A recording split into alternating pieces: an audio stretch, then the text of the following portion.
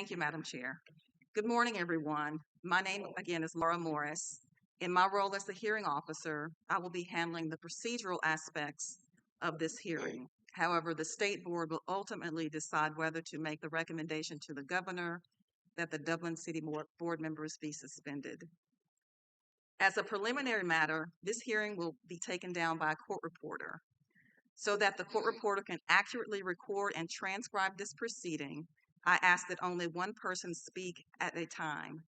For example, if an attorney is asking a question of a witness, the witness should wait until the question is complete before answering.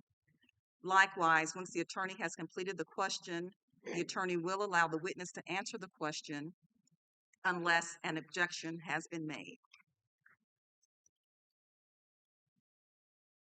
Further, the presentation of evidence and argument will be made by the attorneys for the Department of Education and the Dublin City Board of Education. Members of the public are not allowed to ask questions or make comments during this proceeding. At this time, I ask that the parties identify themselves for the record, beginning with the Georgia Department of Education. David Yonker and Ryan Tyson, the Georgia Department of Education. And for Dublin City? Brian Smith and Mitch Warnock on behalf of Dublin City Board of Education. I would also ask that the state board members identify themselves by name and district.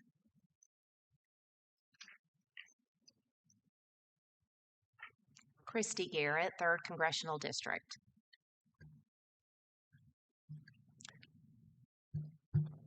Matt Donaldson, 12th Congressional District.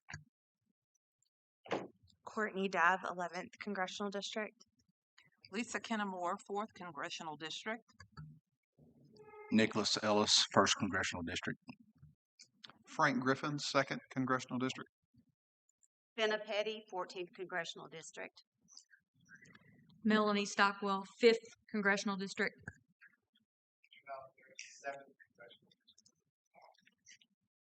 And Mr. Downey online, if you could, please.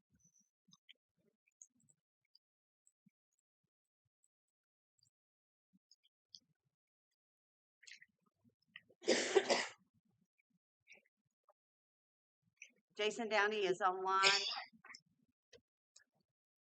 He is the 8th Congressional District. Thank you. Would representatives from the Attorney General's office please identify themselves for the record? Good morning, Kristen Sutherland and Kate McDowell on behalf of the Georgia Attorney General's office. Thank you, everyone. Counsel, are there any preliminary matters that need to be addressed prior to the parties' opening statements? Not from the department. Only issue is the rule of sequestration. In that case, hearing officer, this school is not a member of the Dublin City Board of Education. I'm an elected member. Therefore, she would be sequestered. I'm not sure if you'll have any other witnesses here in the courtroom. The department does not have any other witnesses currently in court. Check.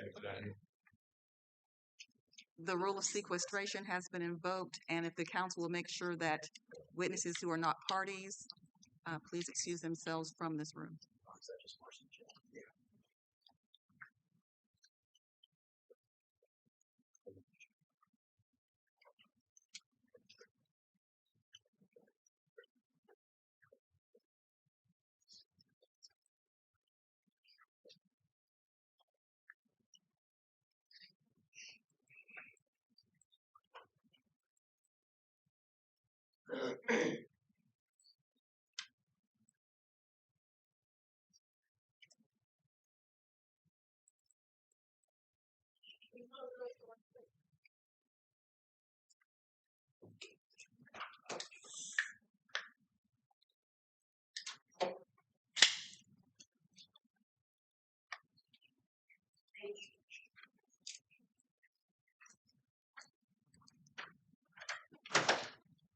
The attorneys have confirmed that their witnesses who are not parties have excused themselves from this room, so we will proceed with this matter. Mr. Yonker, are you ready to proceed with opening? Yes, hearing officer. Okay.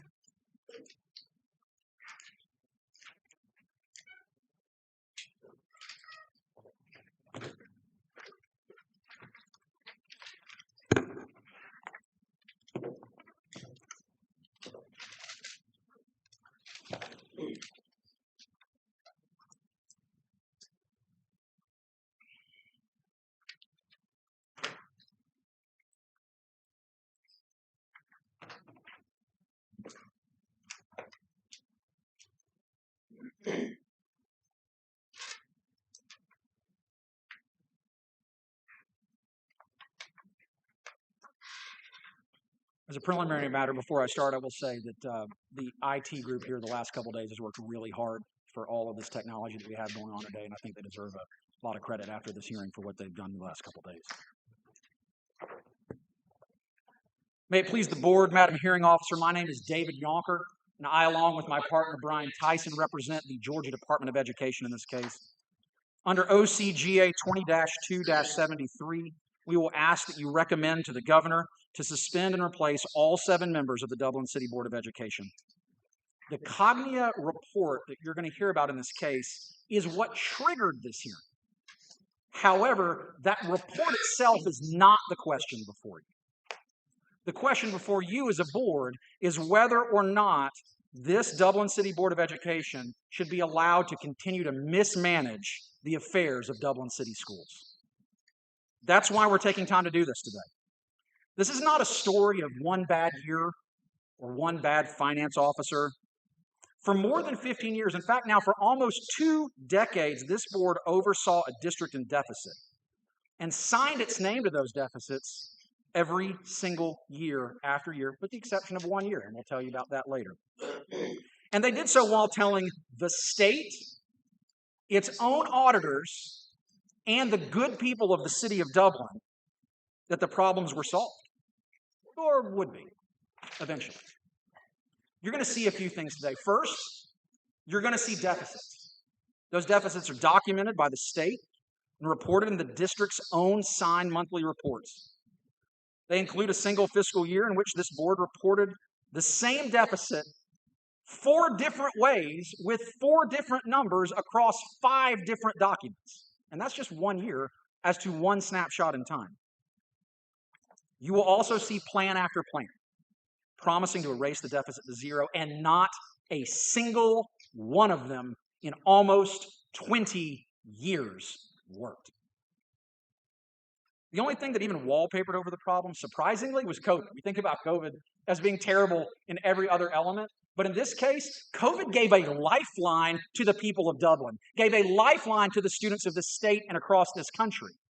However, you're going to see the evidence of how that deficit hole was hidden, and almost $20 million was burned through by this board. Also, deficits shifted between funds. Nearly $20 million in that money was spent on ongoing costs. However, this board issued letters and strategic plans that they approved, things that they signed, things that they authorized across multiple years that actually in writing declared that all the financial problems were solved. And then you will see the reckoning.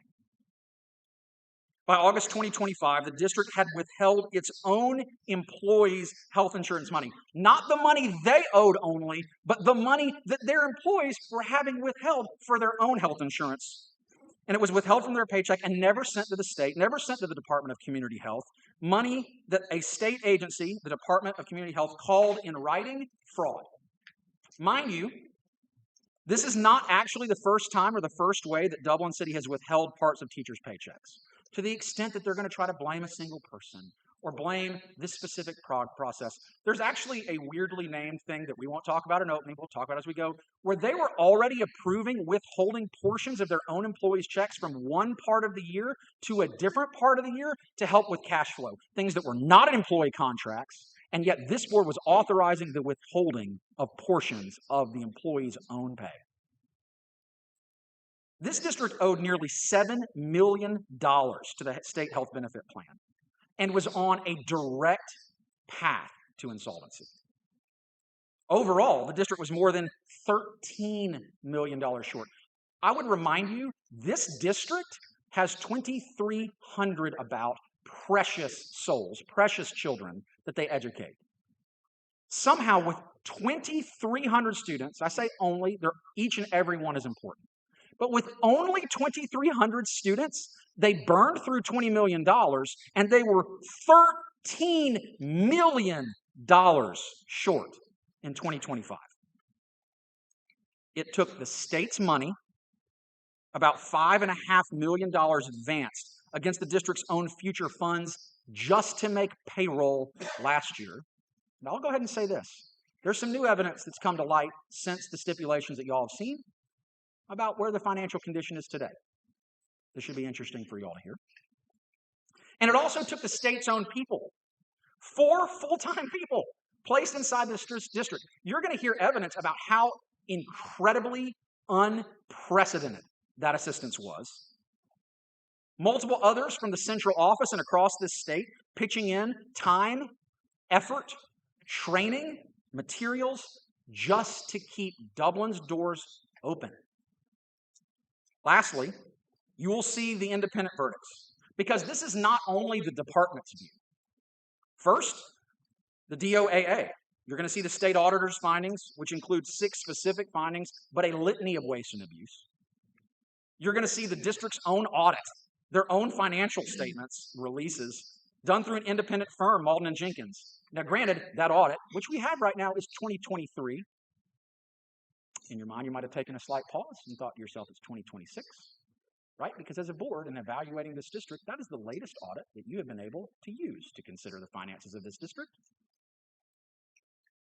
Delivered 2.5 years late in 2026 with 8 findings, and the district concurred and conceded every one in writing. Third, you're going to see Cognia's accreditor's report showing the district and the board failing 7 standards it reviewed. I think that in some writings it's been interesting, or some statements it's been interesting to hear. At a public meeting, one of the board members mentioned, we've only failed 7 standards. They have about 30. They were only tested on 7 standards. They failed 7 out of 7. Now, if this was a school classroom and they got an 100%, that would be good, but this is not the 100% that you want. And to minimize that, they failed these 7 findings that they were tested on, and that is what the evidence is going to show. In addition, 3 other state agencies have preceded you in finding massive problems requiring significant intervention. First, as you know, the Georgia Department of Education, through its people, through its money, through a summary report that you have been able to review. Second, through the Department of Community Health, through their internal analysis of what Dublin City owed, that these board members stipulated to, because these joint stipulations are stipulations that were approved by the Dublin City Board of Education as well. And the district is still paying and will be paying. And third, the Georgia Department of Labor, through its analysis of what they were owed by Dublin City. The members may tell you that they were misled by their finance department, or they didn't know, which is wild to me because of all the signatures that you are going to see in the evidence. The record defeats that. They signed the reports. They certified the plans. The state told them of every concern in writing and in person. In their own words to the accreditor, in their emails, and in their public meetings, this local board acknowledged what they knew. And the district admitted every fault along the way until their denials today. In presenting this case today, we intend to keep this presentation tight. You have approximately 3,800 pages of evidence that have been available for you to review. Now, they've been stipulated, I will say, and the parties have agreed to that. Formally, we will tender them as evidence after the opening statements have concluded, so formally they will be in the record. That's why you see binders on this table. We will then distribute the binders according to the written order issued by this board to bring binders. I know that the parties have agreed, and you've already been provided digitally with information of those exhibits today. We're going to try to keep this tight. I did want to go ahead and walk through what you're going to see. You're going to see approximately 3,800 pages, and it would make sense to you that these need to be discussed. And you might be a little surprised that my opening statement is going to be, opening statement is going to be so short today, but we're trying to get through the day. And I promise you in closing argument, we're going to walk through these exhibits because the children of Dublin deserve for us to walk through these exhibits. Of the exhibits, though, just so you know, of these 3,800 pages, approximately 76% of them is one exhibit.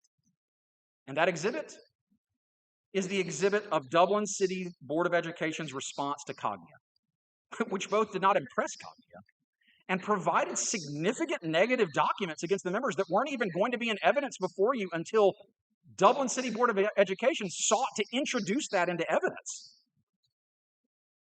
So this is going to be an unusual hearing. You have 76 pages of a joint stipulation that have been submitted to you, which include 246 specific fact paragraphs, which I will applaud all the counsel in this case to get that in front of you so that we're not quibbling or arguing or trying to get through all of those specific facts and numbers during the hearing.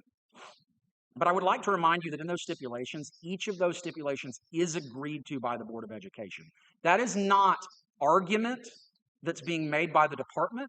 Those are statements that have been agreed to by the Dublin City Board. Now, to their credit, they're not necessarily saying that they agree with a conclusion of X. So if they agreed that a report said X, they're not always saying in agreeing to the stipulations, they're agreeing with what the report concluded.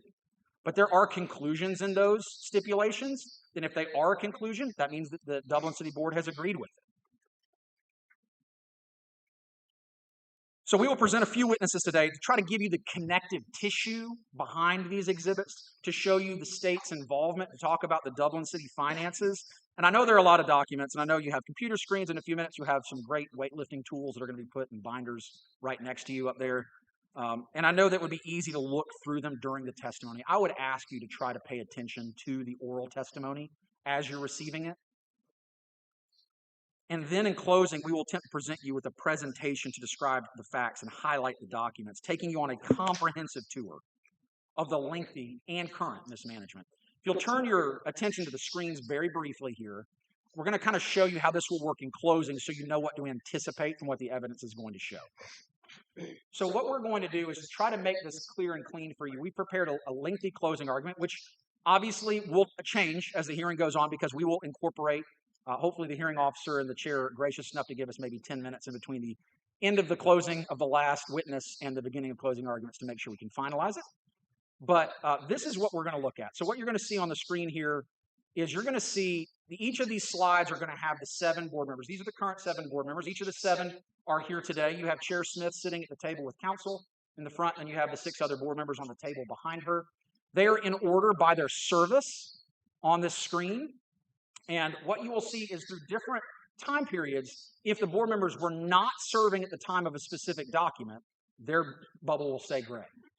If they were serving at the time of a specific document, their bubble will light up in color, and they will have their name underneath it to show that they either signed that document or are present when that incident occurred. So for instance, we would have a slide from 2019.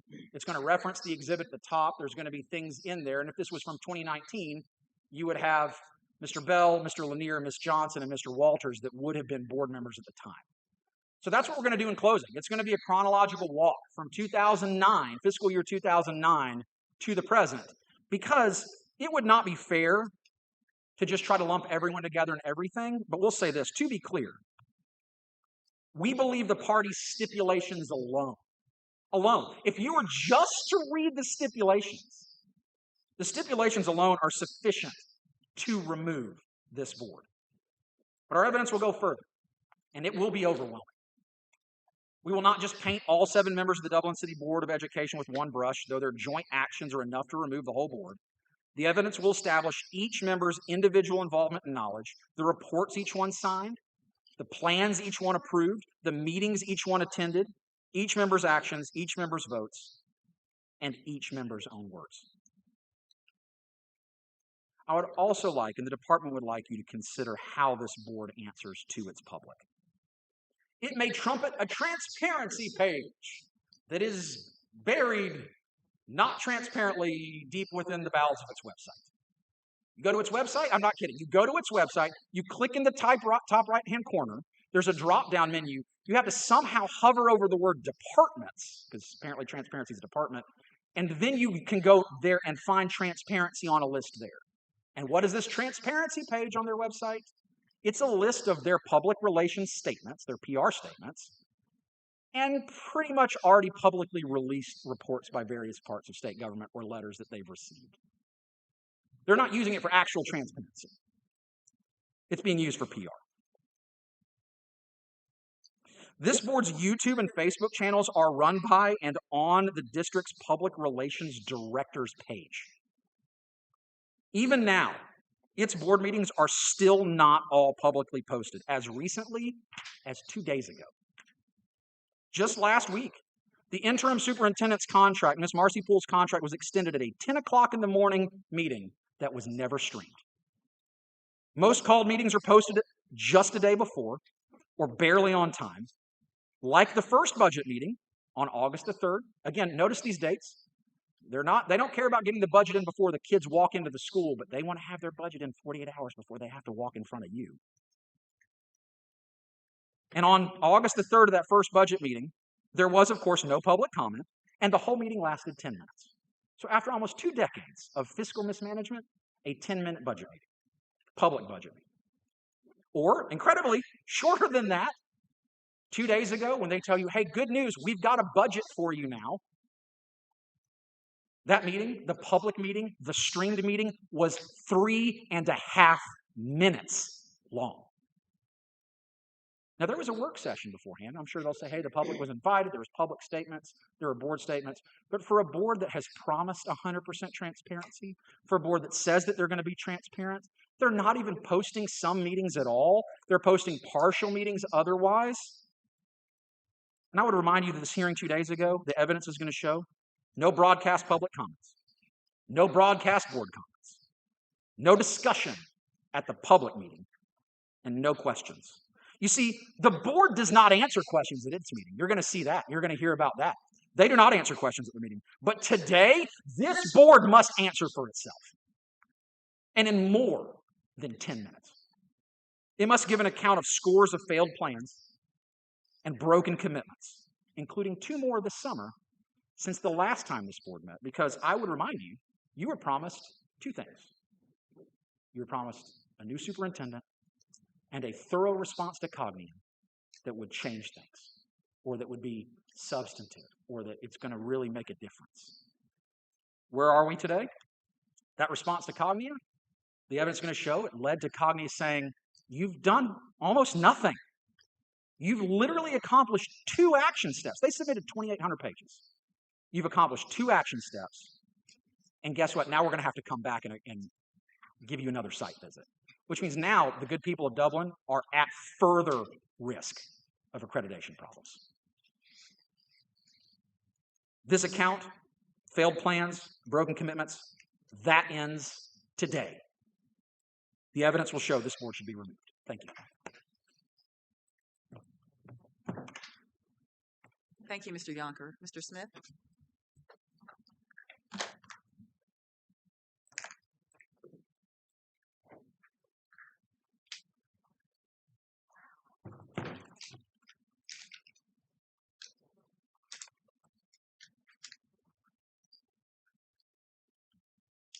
Just have sound connected to it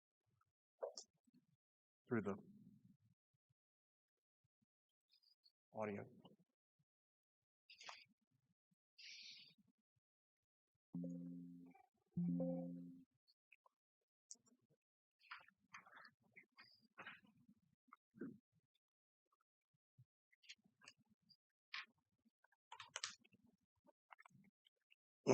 Thank you, ladies and gentlemen of State Board. You're going to hear about 2 key events that define this hearing. They didn't take place 15 years ago. They took place within the last year. 1, District's Finance Director Chad McDaniel deceived, misled, lied to, and betrayed the Dublin City Board of Education. For years, he intentionally and knowingly hid the true state of the district's finances. This is no secret, well known. It's been publicized for over a year. Nobody's hid from this fact. And you're going to hear Chad admitted all of this to the Board of Education on August 18th, 2026. Not only did he hide the fact that state health benefit payments had not been made for over a year, he admitted that he had been told to do so and hide that fact by the previous finance director who trained him. The board wanted a criminal investigation. They got it. Chad McDaniel's still under investigation at the state and federal level. Chad McDaniel's been subpoenaed. He's currently sequestered. So you're going to either hear him testify about his deception, or he's going to take the coward's way out and plead the fifth. The board is glad to answer whatever questions anyone has. And they're going to. And they're not going to plead the fifth. They're not going to be shying away because they did anything wrong. They were betrayed. The taxpayers of Dublin City were betrayed. And this board has fought and worked to resolve and get out of the mess that was created administratively in the district. Number two, I don't know if we would be here today if it weren't for this board's committee of the whole meeting on March 25th, 2026. Many of you may recall at that meeting, you were told that the Dublin City Board is reverting to its old habits. Just a few months after getting hit with a ton of bricks. That DOE was pulling staff that had been assisting the district through the financial crisis as a result of their reversion to old habits. It's a false narrative. But as you'll see, that false narrative was on display at that meeting.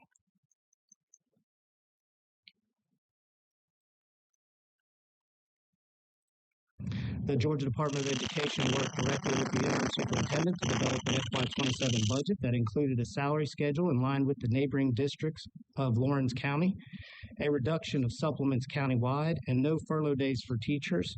Most importantly, this budget was balanced with a $265,000 surplus. Sounds terrible, right? And I know your reactions were right in line with that. You were, most anybody in your position who heard this information would be alarmed at the implications so late in the school year after so much work had been done, maybe dismayed at your powerlessness to do anything about it.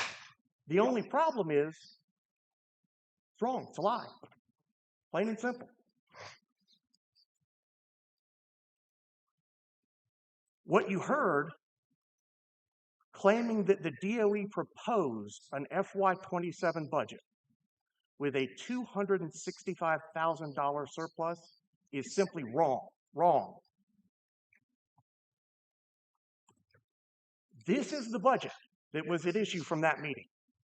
This is what was emailed before the board's March 23rd, 2026 meeting from state DOE folks with the draft budget projection for FY27. Excuse me, FY27.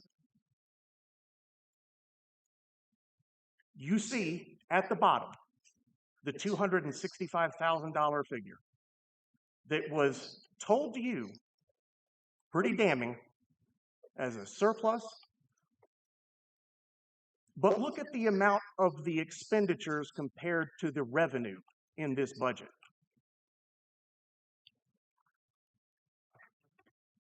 Expenditures exceed revenue. They exceed revenue by, wouldn't you know it, $265,914. This is the DOE's budget recommendation that you were told gave the board a $265,000 surplus.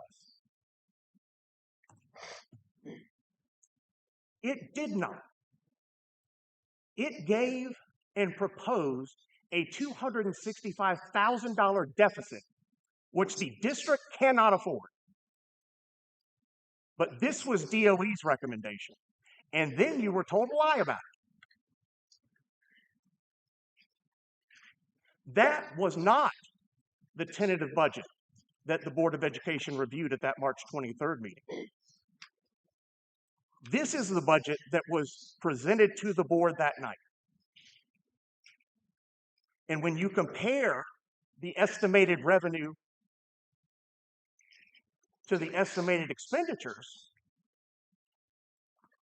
you'll see that that night, What the Board of Education was looking at was not a $265,000 deficit, but a $342,000 surplus. That's what the board was doing. You were told the opposite. This is Dublin City Schools' prerogative. They do not have to follow our recommendations, but this vote added hundreds of thousands of dollars to Dublin City Schools' budget, and that district simply does not have. Let's be clear about this in case there's any confusion. There was no vote. The Board of Education did not approve any budget at that meeting. That is reflected in the minutes, and it was known. This is a tentative budget that was being used to guide future decisions, and it was always subject to revision. The final budget was never presented at that time. And the minutes say no action was taken. And yet you're told this is a board vote for this budget that would have supposedly given a deficit, even though the budget presented to the board shows a surplus. And this wasn't an accident, it was repeated. The original budget recommendations from DOE projected a $265,000 surplus. No.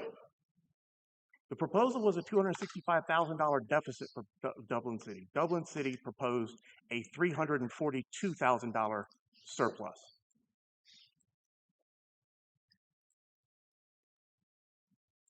This is what they were looking at. This is what they were chastised for. We cannot continue to have full-time staff placed in Dublin City Schools if the local Board of Education and local leadership do not have the will to balance the district's budget. Now, this was framed to you as necessitating the removal of DOE's extra assistance that had been provided to the district. The message is DOE's not going to help those who refuse to help themselves.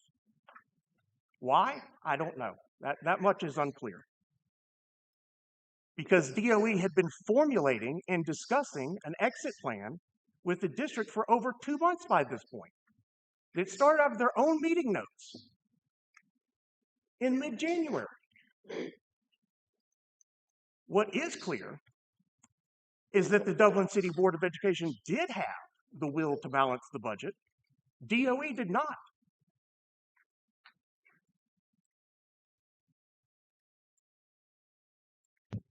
We are committed to the students and teachers of Dublin City Schools, but again, we cannot continue to place full-time staff in the district, which we do not do in any other district in the state, when our priorities clearly are not aligned. That part is absolutely true. Priorities apparently were not in line. The district's trying to get through this problem, and all of a sudden is met with this extraordinary headwind that is completely unnecessary and paints a false picture of the work the board and district have done since the world fell out from under them in August. Not only did the board look at a budget that was going to be balanced for FY25, they're also looking at a budget with a meaningful surplus to allow for contingencies that might come up during the school year, but DOE sent a deficit exceeding $250,000. Some of the misinformation might have been remedied at that meeting. So the question I have, this is a response we received recently, whatever we have not had a chance to look at that. Is there a response to that? So you asked about a response from the district.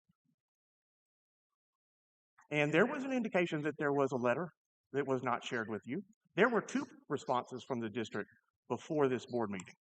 One was an email from board chair Mandy Smith, who emailed Superintendent Woods, Christy Todd, Stephanie Johnson, and Russ Jerome 1 hour after the superintendent sent his letter, and emailed that letter to the district and board containing all of this misinformation. That email with the superintendent's letter was sent at 4:54 p.m. the day before your committee of the whole meeting.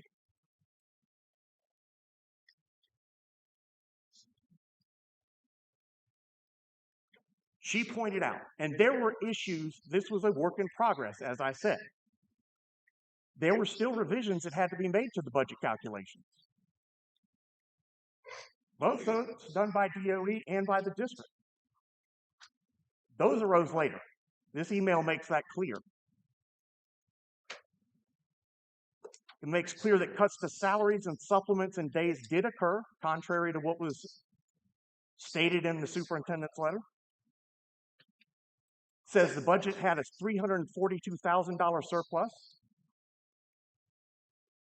It was not until the day after the board meeting, the Dublin City Board meeting, that DOE told the district that after refiguring the numbers, the $342,000 surplus budget would actually impose a $13,000 deficit. That was after Dublin City's meeting that information was given to the district. Of course, that's still far better than a $265,000 deficit, but this board was chastised for it when it was not in front of them.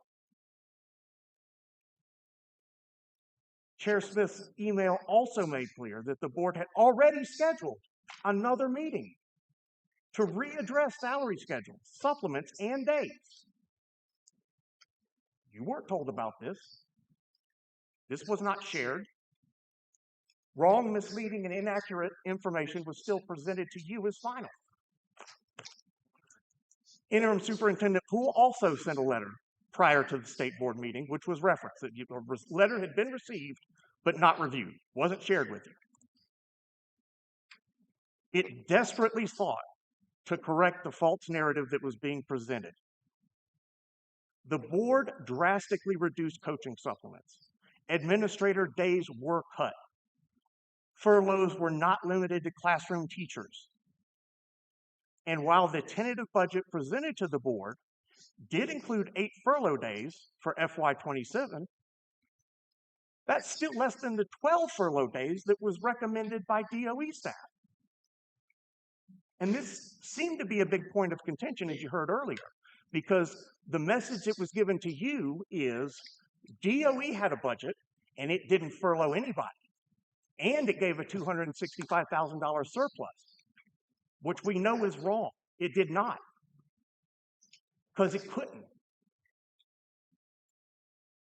Ms. Poole also reiterated what Ms. Smith had said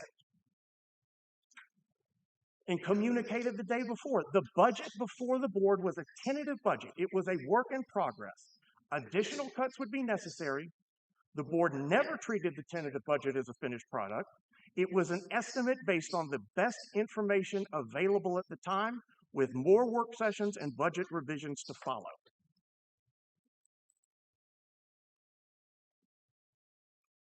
Now, later on, Superintendent Woods sent another letter saying, no, everything's fine. DOE never recommended furlough days. And the line again, at no point did the department propose or recommend furlough days as part of its balanced budget. There was no balanced budget from DOE. There was a $265,000 deficit.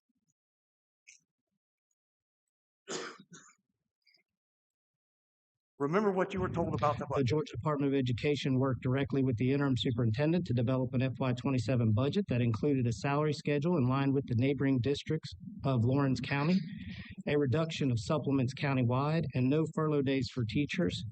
Most importantly, this budget was balanced with a $265,000 surplus. From the beginning, we recommended that the districts create a zero-based budget, but the district was unwilling to do so. For reasons that are unclear to us, following those conversations, changes were made to the budget that had been discussed. The budget Dublin City Schools voted on Monday night included athletic coach supplements, days and principal contracts, and program spending that the Georgia Department of Education had directly advised against. For reasons unknown, the district changed the budget proposed by DOE. Let's look at the two budgets. When you compare the numbers of each and every line all the way down, the budget that was presented to the board that night, the Dublin City Board, had the exact same figures all the way down and included one other factor, the 8 furlough days.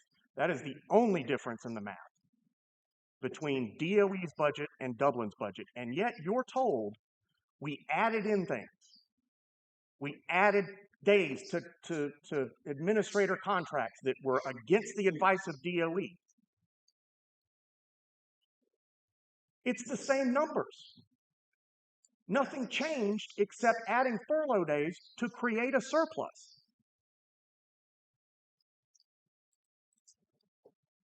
And yet you're being told nobody from DOE even recommended any furlough days. We had a balanced budget without.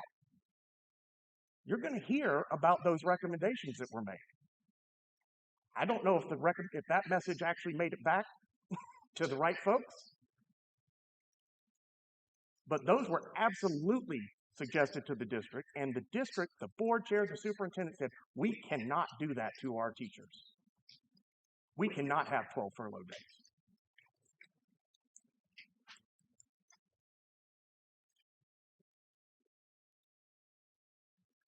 When you look at these two numbers, between a $265,000 deficit and a $342,000 surplus, with the only thing being different in the two budgets, the one that was actually shown to the board and the one that was proposed by DOE, the only difference was 8 furlough days that would reduce expenses by $608,000. Can you guess the amount of money that it takes to get from a $265,000 deficit to a $342,000 surplus? $608,463, the exact amount of those 8 furlough days.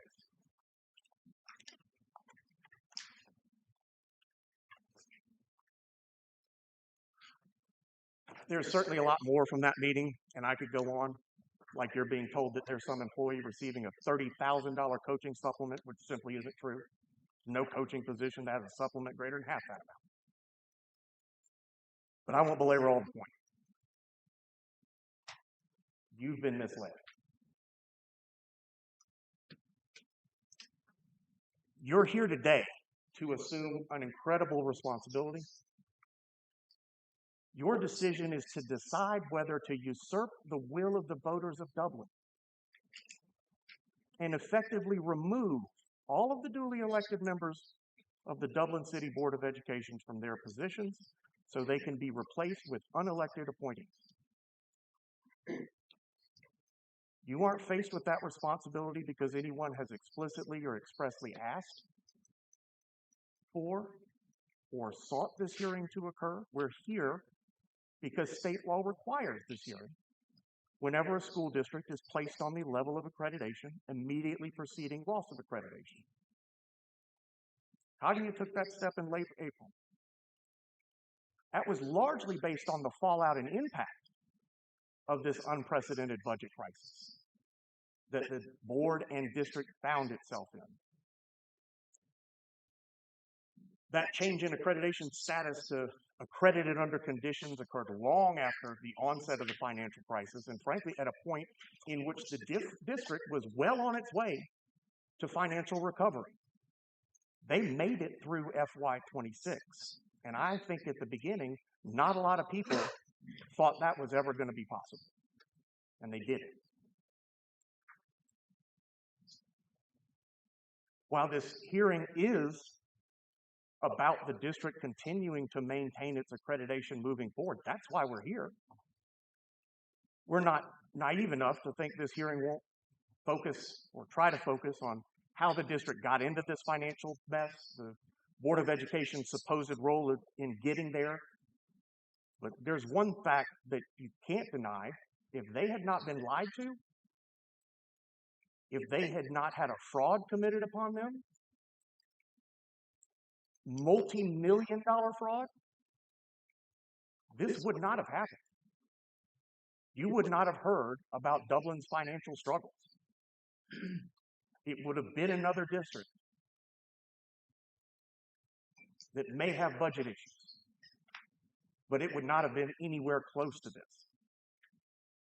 Exactly 1 year ago today, Dublin City Board of Education members believed the district's financial condition was sufficient for FY26. Completely unaware that there was a tsunami headed right for them. 358 days ago, that tsunami hit, and it was revealed to them in a called meeting that the district owed millions and millions of dollars to state health benefit plans and hadn't paid premiums in over a year, including employee share. It wasn't even their money. They were blindsided by this revelation.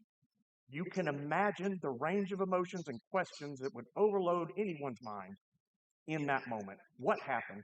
How could this be? Where's the money? Many of those questions, as I mentioned, were immediately explained by then Finance Director Chad McDaniel. He had withheld and hidden that information from the board for years. When board members had properly questioned financial reports, raised concerns about accounts payable, he lied, he covered, he told them their concern was nothing to worry about. He had explanations for why they were financially solvent, for why those weren't issues, why they shouldn't be concerned. Worse, he confessed he had been trained and told to withhold that financial information from the board by his predecessor finance director, Christy Thublin. The deceit went back years. Chad McDaniels quickly resigned. The district's finances were an absolute mess and had to be rebuilt from the ground up. And DOE's folks will tell you that, I expect.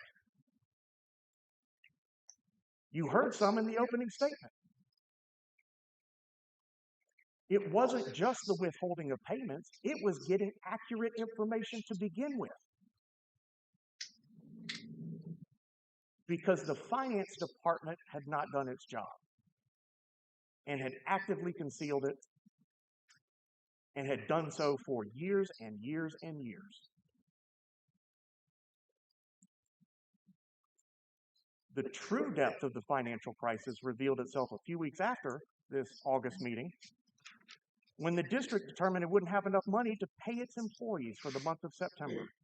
Folks, that just doesn't happen in a school district. It doesn't.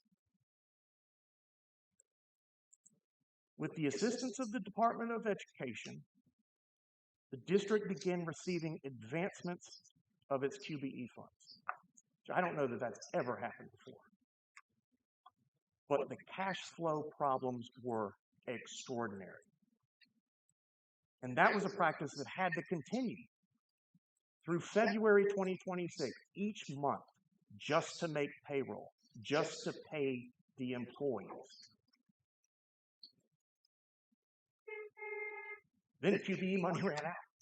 Fortunately, by that time, local tax dollars were beginning to come in after a delay in those bills being sent by the county. And those local tax dollars were able to get the district to the end of the school year. The superintendent resigned. Marcy Poole began serving as interim superintendent on August 3rd, 2026. The board and the district have clawed and scratched their way toward financial solvency ever since. $4.7 million cut from the budget during the school year in October in 2 phases of a deficit reduction plan. Dozens of employees terminated because the district can't pay to keep everybody for the rest of the year. 90%, of the budget is salary and benefits. There's no way to cut without affecting employees. In fact, the district didn't want to. And we're effectively told by the Department of Education, you have to. You have to make these cuts now, or we're not going to help with your advancements. Which means your employees don't get paid because you don't have money in the bank. Termination hearing after termination hearing, these folks had to sit with people they had known that had been in the district for quite a while and were having to be let go, not because of performance, not because they were bad employees,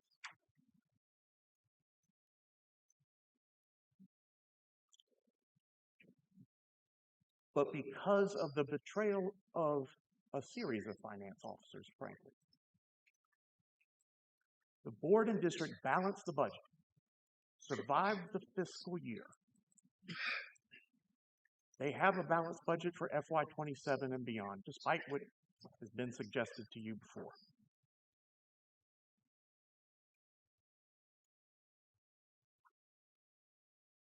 In the midst of the budget crisis, and candidly, I don't know that anyone could understand the sheer volume of extra work beyond just running a school system day to day that has been necessary by the board and administration to deal with all of the tentacles that reach out when you have a financial crisis this extreme and this dire. And in the midst of that, one of those is Cognia conducting a special review of the district in numerous areas related to its accreditation standards.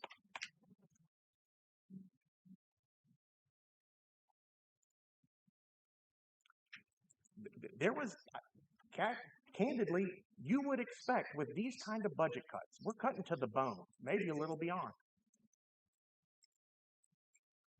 No one in their right mind would say we're going to be offering the same level of care, instruction, and services. We're just going to do it with $4.7 million less. That's absurd. No matter how much you believe somebody's overspent in previous years or overspent in the past, there would be expected fallout. Because we are having to make do with the absolute minimum just to get by week to week, month to month. And Cognia acknowledges they don't have financial standards. What they were reviewing is the impact of those financial cuts to the services of the district, which is expected. Doesn't cast blame on how the district got into the financial crisis, but largely points out here's the impact. There's no reason to believe that that impact is going to stay the same or get worse as time moves forward, especially after all the work the board and district have done, looking forward, looking at now, and fixing the district's finances, and a whole host of other areas. Nothing in the report indicates the issues aren't correctable. Nothing in the report says anything about any Board of Education member even potentially affecting the path to clear accreditation in some negative way. The boards had to make tough, heart-wrenching decisions.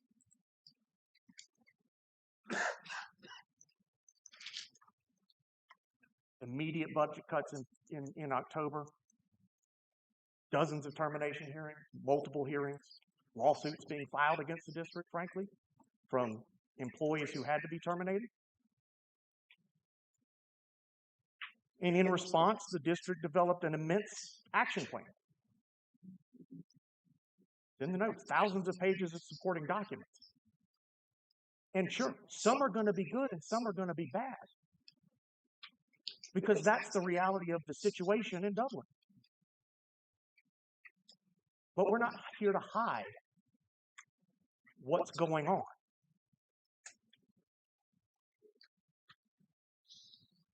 You can, I guess, poke fun at dcboe.org/transparency. Nobody's trying to hide it. Somebody will probably go change a button on the website after this hearing, if that's an issue.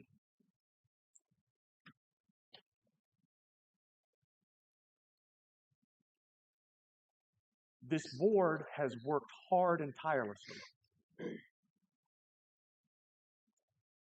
to right the ship. And you're here, 3 board members have been on the board only since 2024 or later. One wasn't even on the board when the crisis hit. They've done the hard work already. They're not an impediment to the district maintaining accreditation. I expect you're going to hear a lot today about prior years of budgets. I mean, that's already been indicated. Claims of overspending, lack of adequate controls, a culture of excess. An encyclopedia's worth of documents to look at and consider. But as you hear and review the evidence, there are 2 key divisions you need to consider. One, to distinguish between actions and communications of the Board of Education before August 18th, 2025, when they learned of the fraud that had been perpetrated on them and the district, and the actions and communications of the Board of Education after that date as they recovered. Maybe the same people, but it's not the same board. Number 2, what communications, information, and concerns were communicated to school district administration, Chad McDaniel in particular, about finances prior to August 2025, and what was actually communicated to members of the Board of Education. To paraphrase a scandal from yesteryear, what did they know and when did they know it?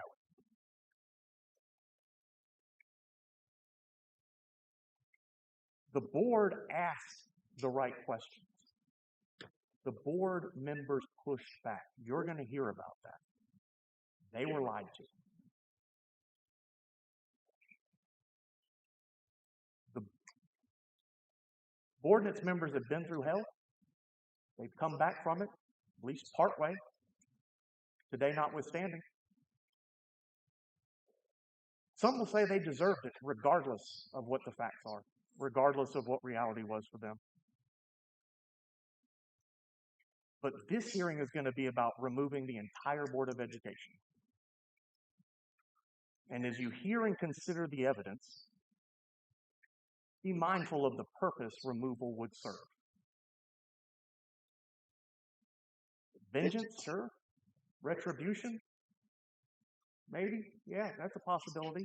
If you're after vengeance, revenge, retribution, I don't think there's anything we're going to be able to say to convince you to let this board finish the work it started. You've got the power to get retribution against all 7 members. That's in your hands. Unfortunately, you don't have the power to get retribution against some of the individuals that are actually responsible in creating this mess. But if the purpose of the removal of the Board of Education and the board members is based on whether or not this board is an impediment to maintaining accreditation moving forward, then there would be no justification to take that action.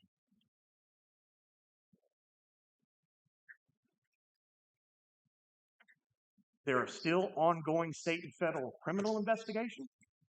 Criminal charges may be coming, hopefully. But these board members are here to be open, candid, transparent, and have absolutely no concern about criminal charges. They're not the target, and they never will be. This board asked the right questions. They pushed back on the budget. They were lied to. A fraud was perpetrated on them too. And that's going to be clear as you hear the evidence today. And you understand they've done most of the hard work to dig out of this hole. And they're as capable as anybody of seeing things through to the end. Thank you. Thank you, Mr. Smith.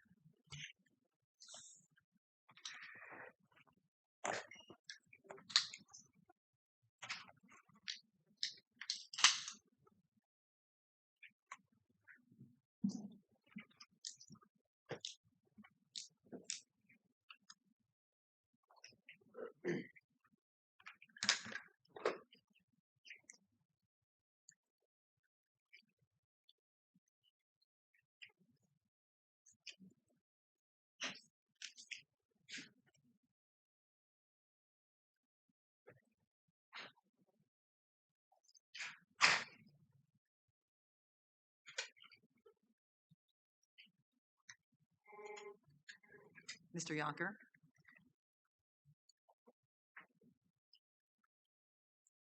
Thank you, Madam Hearing Officer. To begin the presentation of evidence at this point in time, based on the joint stipulations of the parties, the department would tender exhibits 1 through 167 into evidence.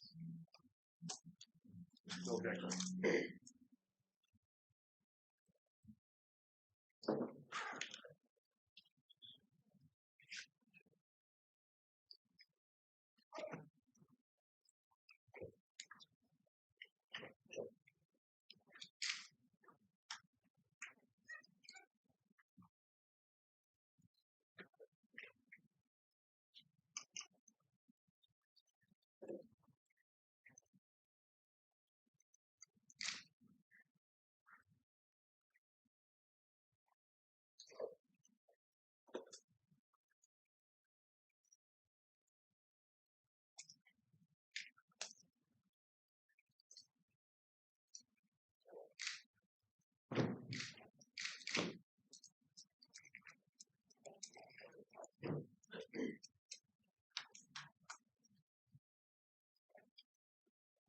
Mr. Yonker, while you're making the distributions, we're not going to leave the room here, but we need about 5 minutes. That sounds good. Just for the record, then, if I could lay things down, then we can just pass stuff out while everyone's taking a break. Yes, that's fine.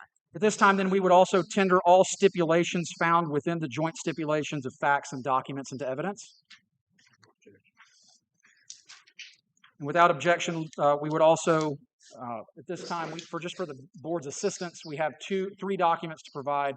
One is a manual copy of the joint stipulations. We know that you've got all the exhibits electronically, but a manual copy that can be utilized if needed by board members during the hearing. We also have a table of contents for those large exhibit binders that are in front of you, which are found on the last couple pages of the joint exhibits. It's just simply pulled forward for a table of contents for ease of use. And then we also have a separate chronological table of contents, which reorders the exhibits in their chronological order to the extent the testimony is covering certain time periods for ease of finding. So with those things, we would move those things, not necessarily into evidence. Obviously, those last two things are demonstratives. We would ask for permission to hand those out while we take that 5-minute break. Permission granted. Thank you. And the stipulations are admitted into evidence as well.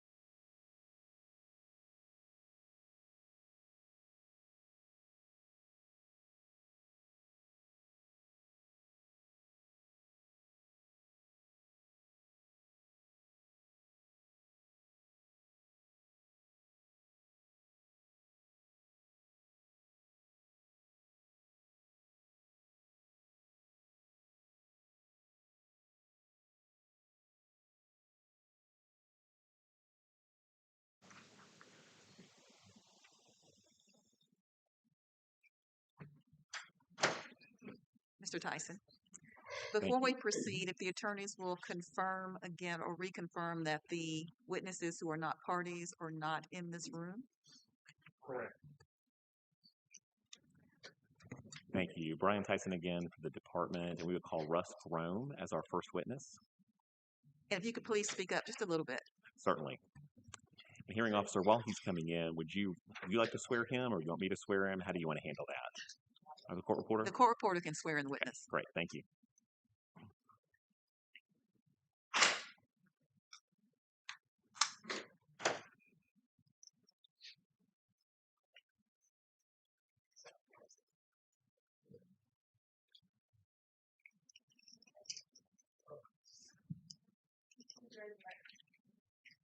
Do you swear affirm that such a statement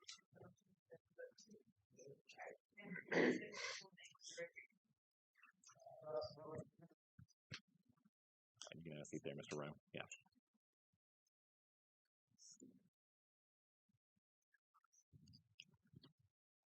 Good morning, Mr. Rome. Could you tell the board, and I think they know, but what your official position is in the department? Yeah, I am the Chief Financial Officer for the Department of Education. And what does being the Chief Financial Officer for the Department of Education entail? All right, I'm responsible for we'll go through the departments. I'm responsible for the School Nutrition Department, the Facilities Department, the Transportation Department, the Accounting Services Department, the Budget Department, the Contracts and Procurement Department, the Financial Review Department, and the Federal Reporting Department. Oh, sorry. Overall, how long have you worked with the Department of Education in the financial arena? I've been with the Department of Education since October of 2006. I started at the state in 2002 at the Department of Audits. In 2006, I came to the Department of Education and have been here since. So I want to begin with your knowledge of the history of the district based on the department's records. Do you know when Dublin City first began showing deficits in its general fund balances? Yeah, they began showing deficits back in 2009. And did you meet from officials in Dublin City or with officials from Dublin City at any point in your current, well, not in your current position, but in your role with the department? Yeah, I believe back in 2017, I was part of the meeting. I wasn't in my current position. I was I think I was the Associate Superintendent of Finance and Deputy Chief Financial Officer. Ted Beck was the Chief Financial Officer, but we had a meeting, an audit committee meeting with our board, Superintendent Williams, the financial officer, I think it was Christy Thublin at the time. There were two board members, I'll recall their names, that were in attendance from Dublin City. And yeah, that was the first for me where I actually was made aware of some of the issues. And it was specifically around the deficits and attempting to get a TAN. And can you explain to the board? Excuse me, Mr. Tyson, excuse me. I don't mean to.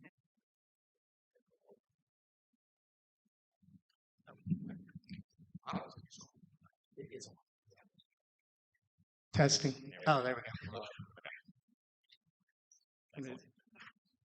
And yours as well, sir. Okay, testing. 1, 2, test. Need to get very close to it. Okay, that I can do. All right, Mr. Rome, could you explain for the board what a TAN is?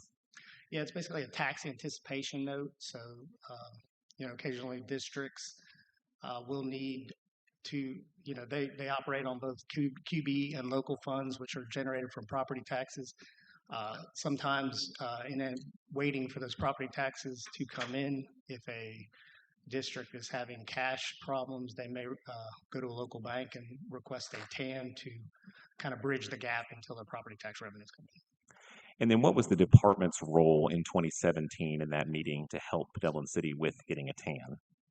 Yeah, so the role, I think, was in discussions with the State Board of Education and Dublin City, the Chief Financial Officer, Mr. Beck at the time, he actually reached out to the local bank on behalf of Dublin City to advocate for their TAN for them, to assist them. They were having some pushback from the local bank and basically giving them some assurances that we would be helping them with getting their QBE funding and assisting them so that the bank would go ahead and sign off and give them their TAN. Do you recall if Dublin City was in a deficit in 2017? Yes, I believe it was around 3.9 million. Do you know what happened with Dublin City's deficit after that 2017 meeting? Yeah, the district continued to run a deficit 2018, 19, and I believe even into 2020. Then in 2021, as with many of our districts, COVID relief funds or ESSER funds came into the state, which were a really big influx of cash for many of our districts. And that actually allowed the Dublin City to, for the first time in a long time, to report a positive fund balance. And can you just explain briefly what types of federal funds, what those were called or referred to? Yeah, they're basically all the COVID money. You could have the HARP funds, the ESSER funds, they had ESSER 1, 2, 3. There were different iterations of the federal funds that were sent out to us, but it was all in response to COVID and getting cash to, offset some of the revenue losses that districts were occurring. Let's shift to August of 2025. Were you notified by the state health benefit plan about Dublin City's non-payment to that plan? Yes, we were notified. So the actual email came into my director, Amy Rao, who then shared it with me, that there was I believe it was around $7.8 million delinquency on their state health benefit plan, for which I believe one of the most concerning to me was the $780,000 employee portion that was not paid. And so the employee portion that wasn't paid was money withheld from employees' paychecks, but then not remitted by the district to the state health benefit plan. Is that right? That's correct. And did you help prepare a letter from Superintendent Woods to the then superintendent about the issues? We did. Okay. Yes. Let's move next to advances on QBE funds. Are you responsible for handling requests for advances of QBE funds by districts? Yes. So we are not allowed to, the Department of Education does not have access to the QBE cash. So any cash that we would need in advance of a normal allocation, 1/12 allocation, we would have to submit a special request to the governor's office. And in order to do that, the request would have to be generated at the district. We would review it and then on their behalf submit a request to the governor's office. During the almost 20 years you've been with the department, how frequently have you dealt with QBE advances to districts? We may have had one or two others before my time as CFO, but that would be it. I think I've had one since Dublin City, but it's very, very rare. And that one was just a 1-month bridge just for their property taxes. Did Dublin City request an advance of QBE funds in 2025? Yes, they did. Calendar year 2025. Yes, fiscal year 26. Yes, in September they requested, I think it was about $1.4 million. And did Dublin City make additional requests for advances of QBE funds? Yes, we basically had to advance QBE each month until January. I think it totaled around $5.5 million, which then fully liquidated their QBE funds. Can you walk the board through what the process is for obtaining approval to advance QBE funds to a district? Yeah, so as I said, this is a pretty rare thing, so there's not like a formal process that goes through, but in discussions with the governor's office and our team, and we noted with Dublin City that this was the only way to really keep the district, sustain the district until the end of the school year. So what we wanted, and the governor's office wanted us to do was basically, ensure that the system is working on their budget, is working on a cash flow statement, and is providing us the details and working towards an end goal of not having advances. So the department was responsible for obtaining these cash flow statements from the district, reviewing them, and then submitting the request on behalf to the governor's office with the support of the Department of Education. Did the department advance QBE funds to Dublin City each time it requested those funds? Yes, we did. Do you anticipate receiving further requests for advances of QBE funds in FY27 from Dublin City? Yes, we do. I believe they should start in October.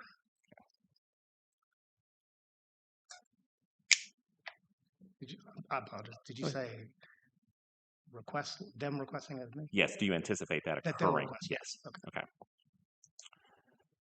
Now, over time, have you provided reports to this board regarding the status of Dublin City's finances? Yes. And was one of those updates you provided on March 25th, 2026? Yes. And were you providing an update on the status of Dublin City's proposed FY 2027 budget? Yes, and as well as an update on where we were with the system and our supports. Can you explain to the board your statement at the time about there being a surplus in a budget that was being considered? Yes, so when we were preparing the statement, it was a joint statement that I read during the meeting from both myself, Dr. Johnson, the various staff members that have been working with Dublin. One of the items I think I noted was passage of the budget in at their local board meeting. As I left, I personally didn't go to the board meeting, so I didn't see it, but it was reported to me, so I was reporting it to the board. We were noted that actually the budget was presented, not passed. So I came back at the end of the budget board meeting and made a note to the board to let them know that they did not actually pass the budget. In addition, I think those of us working with the Dublin City at the time, the budgets were each day daily changes. The budget sheet that I got Jasmine to actually send me, I had reported when we were discussing the budget that was presented, there was actually about a $315,000 surplus. When she sent the sheet, it said $265,000 surplus. However, it was actually a deficit because she didn't back off the supplements. So the spreadsheet should have stated negative $600,000 because it still included $600,000 of supplements that could have been removed, which would have given them a $315,000 surplus. So since the number was lower, I didn't come back and say, we had a budget that was $265,000. We really were around $315,000. And during the development with Ms. Williams, does she work for your department within the department, I guess? Yes. Okay. Was it your understanding that there was a lot in flux at that time with Ms. Williams working with the district? Correct. Yes, there was a lot of. I think she was working directly a lot with interim superintendent Poole, actually coming in, changing the supplements, adding here, taking away here. That's why I say it was in flux. But our contention was, before furloughs, supplements was one of the major areas that we had, recommended that get looked at first. And what was your understanding at the time of how Dublin was handling supplements for teachers and for coaches? Yeah, that was part of. Now, I will say that Dublin did cut. They were well over $1 million in supplements at the beginning, so they did cut down to that $600,000 number. But they, a lot of the supplements that are included, were supplements. I think $30,000 one for coaches. That was. If you go back and you read the letters that Superintendent Woods had sent, of the department, that he was not happy in 26 that we had to furlough and cut teachers. However, in working with a budget in the middle of the year, you're going to have to make drastic changes. Our hope was always that in 27 that there could be a systematic zero-based budget approach to make the cuts in other areas. So, to your knowledge, has Dublin adopted a zero-based budget at this point? To my knowledge, I'm not sure they have. I did hear that they're possibly at the board meeting on Tuesday night. They may have passed a budget, but I have not seen it. What is the deadline for a district to adopt its FY27 budget? Typically, it's done before school, but before school begins. However, this is getting more into Amy Rao's section, but I do believe that the district may have adopted spending resolutions for June and July, which can occur. You can adopt a spending resolution just to spend for your month of June and then July until you can get to pass your budget. Let's turn to some of the assistance that the department provided to Dublin. Can you just walk the board through how many employees the department has dedicated to financial review for the state? Yeah, so dedicated field consultants, make sure. So we have a director and assistant director who are over financial review. However, they're also over grants accounting, which is responsible for all grants over $16 billion in funding that goes to agencies. So that's another large portion of their job. So we actually have 3 field consultants that work with all of our districts on financial review. And how many department employees or consultants did the department send to Dublin City to help it with its finances? Yeah, so I believe it was in October, we actually designated one of those 3 full-time employees to work directly and only with Dublin City. Can you describe for the board what the overall goal of the department was in providing that financial assistance and support staff to Dublin? Yeah, our goal was, I think it's pretty clear from the beginning, is that, and stated in each one of the letters, which was to get the students and teachers to the end of the school year. We did numerous reports. That was our goal, to get in there, kind of look at their books. They had some turnover. At one point, I think their accounting staff consisted of one, I think it was an accounting clerk, not 100% on his title, but he was more of an entry-level accounting person, and they had a part-time payroll, and that was their entire accounting department. So, our goal was to get in there, help them identify, liabilities that were not on the books, because we did find a lot of those, help them, get to a position. We had to work with them on their accounting software they had purchased a software. One of the issues we kind of had to abandon it for 26 was the passing of the 26 budget, or developing a budget, because their system was not set up. A lot of it was done manually, like in spreadsheets and just adding. And so they had the ability in their accounting software to project a budget if you had all your personnel costs in there correct. So we spent a lot of time, working with them to get their, financial software up to date. We sent resources. Our IT deputy sent a resource in to help them with their CPI reporting. When we were doing some of the reporting, we came across a lot of, I think almost all employees were on error. They didn't have the correct years. We had to review personnel files, work with the district, looking at their prior years and clean up their complete files that they could submit for their QB funding. I sent one of my facilities and people transportation consultants out to assist them with looking at, one of the potential suggested areas to look at is they had bus choice routes. So that basically if a kid wanted to choose to go to a different school within the district, they would transport them. So we sent a transportation consultant out to assist them with that. We also assisted them on our facility side with I believe they were looking into possibly getting a new school code. And in addition to, the director of financial review made numerous trips out there. Myself, Dr. Johnson, working pretty closely with interim superintendent Poole. I think and our HR director, I believe, helped something.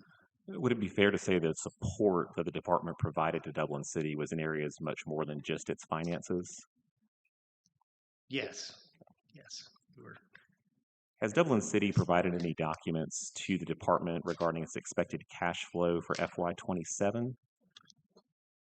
Yes, we actually just got, which will assist us, and we got their cash flow statement for the 27, I believe it was yesterday. I got to see it. Amy forwarded it on to me. Yes. Does that document reflect that Dublin City will be spending more than it's taking in for FY27? Yeah, my initial look at it, like I said, I have not seen their 27 budget, but in dealing with the 26 budget, I had some strong concerns over the document because it had a $171,000 cash surplus. And as everybody probably knows, and each one of my presentations about Dublin City, I would talk about their cash flows and at the end of the fiscal year, how we had gotten it up to close, I think it was 2.7, 2.8 when we, stopped doing the books in April. We had about 2.7, 2.8 million cash left over in 427 to start. Well, the thing to take into mind, one of the concerns is you wanted to grow that number. You want that to get a lot higher because the district, even on a good year, they had 26 was a little different where they got their property tax revenues late. But on a good year, if they got their property tax revenues in December, they still were going to have to operate with about half their revenue until December and their property taxes came in. So you can say their expenses are around $3 million a year. Their QBE is about 1.4 million. So if you only have $171,000 in the bank, you're going to have to ask for an advance in 28 in July, which that's very concerning to me. Does that indicate to you that Dublin City's not made sufficient cuts in its FY27 budget? Yes. So, Mr. Rome, I have just a few more questions for you. In your almost 20 years with the department, what school system in Georgia has had the biggest deficit that you've seen in its annual budget? Dublin City. In your almost 20 years with the department, what school system was provided the most direct assistance from the department regarding its finances and other areas? Dublin City. In your almost 20 years with the department, what is the worst financially managed school system that you have seen? Dublin City. I don't have any further questions. Thank you. Thank you. Cross-examination?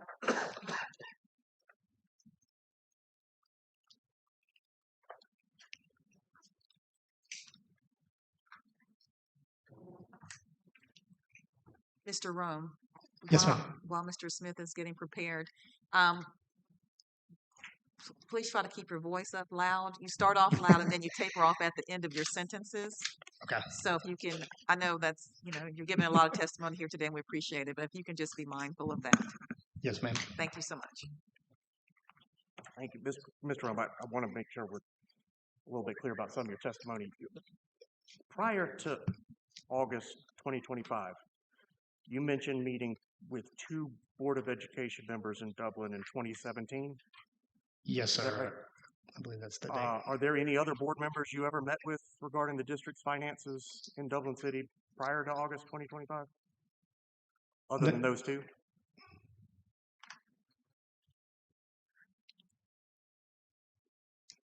A meeting, no. I did have in January of 2020, I went to Dublin City at the request of the legislature to do a presentation on the consolidation. So I may have met a board member there because there was a lot of folks. I knew Superintendent Williams was there. So That was about potential consolidation of the Dublin City School District with the county. Yes, sir. And in essence, eliminating Dublin City schools. Yes, I was asked to go see if there was any savings, QB type savings that would occur and report that if they had questions. Was it your understanding that there's been a push by some individuals in the community to abolish the Dublin City school system and consolidate it with the county? I wouldn't say that I'm aware of them wanting to abolish it, but I would assume some people supported it since they just asked me to go with an attorney from the AG's office to kind of talk about the process. So I was supposed to, tell them if there was what kind of savings they would expect. That kind of. I believe you mentioned difficulty in getting a TAN, a tax anticipation note, at some point in the district. Yes. Are you aware that the local banks in Dublin, in essence, supported consolidation of the school system and would refuse to deal with Dublin City School and offer a TAN? I'm not aware of that.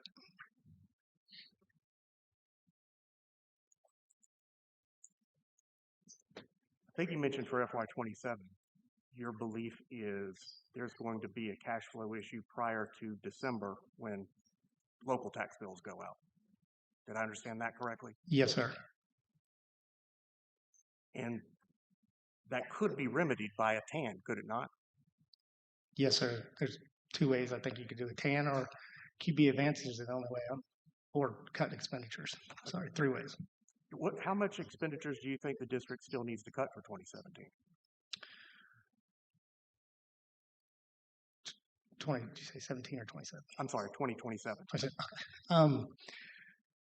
It's getting, I haven't seen their budget. I'm just remembering from their cash flow. So if they would need to cut about 6.5 million, they would have need to have cut about 6.5 million to more.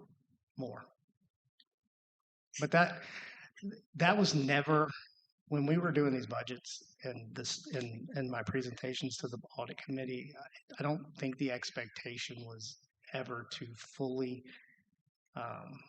be solvent in 27. The hope was by 28. That's why I say when I see this cash flow statement, when it appears it's gotten worse, that makes me nervous. So I would have expected maybe that cash at the end of 27 to be more like a $6 million number, which would have allowed less of an advance going into the next then 28. So that's what when I say is concerning. In 27, you know, while 6.5 million is concerning that's that high, I would have thought there could have been additional cuts made that could have lowered that need. And so your belief is another $6 million should have come out of the budget for FY27. I just want to make sure I'm clear. No. Okay, so $6.5 million would be. We always expected there to be a need for either a TAN, an advance, and still all because when we were working with Dublin City, we were always be looking at what you can, what you don't have to have. So while 6.5 million is the number it appears now, I would have expected it to be lower had they, instituted a zero-based budget and made, strong cuts. It's going to be very hard to get out of the advanced TAN model until they pay back their state health benefit plan. So they're paying a $279,000 additional payment, which over every month. So that's 3.6 million. So once that's off the books, that's an additional. So you don't have to have 6.5. That alone would take 3.5 of it off. So to summarize for FY27, they are spending $3.2 million on stuff they owed from 2 years ago, and that's not going to be a further expenditure after that debt is paid off. Yeah, on the state health free benefit in February, I think, or whenever the 24 months is up, yes, that'll come right off. That'll be a positive on there. And so by definition, the FY27 budget has at least $3.2 million in expenses that FY28 will not have. I believe, if I'm not mistaken, no, I'd have to go back and look at the report. I don't know exactly when the 24 months, it's February, is it February of 28? If it's February of 28, or it may extend a little bit, but it'll certainly be less. And by FY29, there will $3.2 million will not be expended in 29 compared to 27. Yes, that's perfect. This was a multi-year recovery from day one, was it not? Yes, it was always going to have to be. Mm-hmm. When you talk about a zero-based budget, I want to make sure I'm on the same page and everybody else is. When you say zero-based budget, what do you mean by establishing a zero-based budget? Okay, so what we would try to explain is, so if you're doing a budget, sometimes what a lot of folks like to do is just roll their budget over and say, what am I going to need new, and what can I cut? What we were asking Dublin City to do is take a bottom-down approach. I have this many FTEs. I have this many QBEs broken out by 18 different cost programs. You could sit there and you would know what students I need to teach, what teachers do I need to satisfy that requirement, come up with a base amount to operate a district, and then you can look at things such as athletics, supplements, an academy, bus choice routes.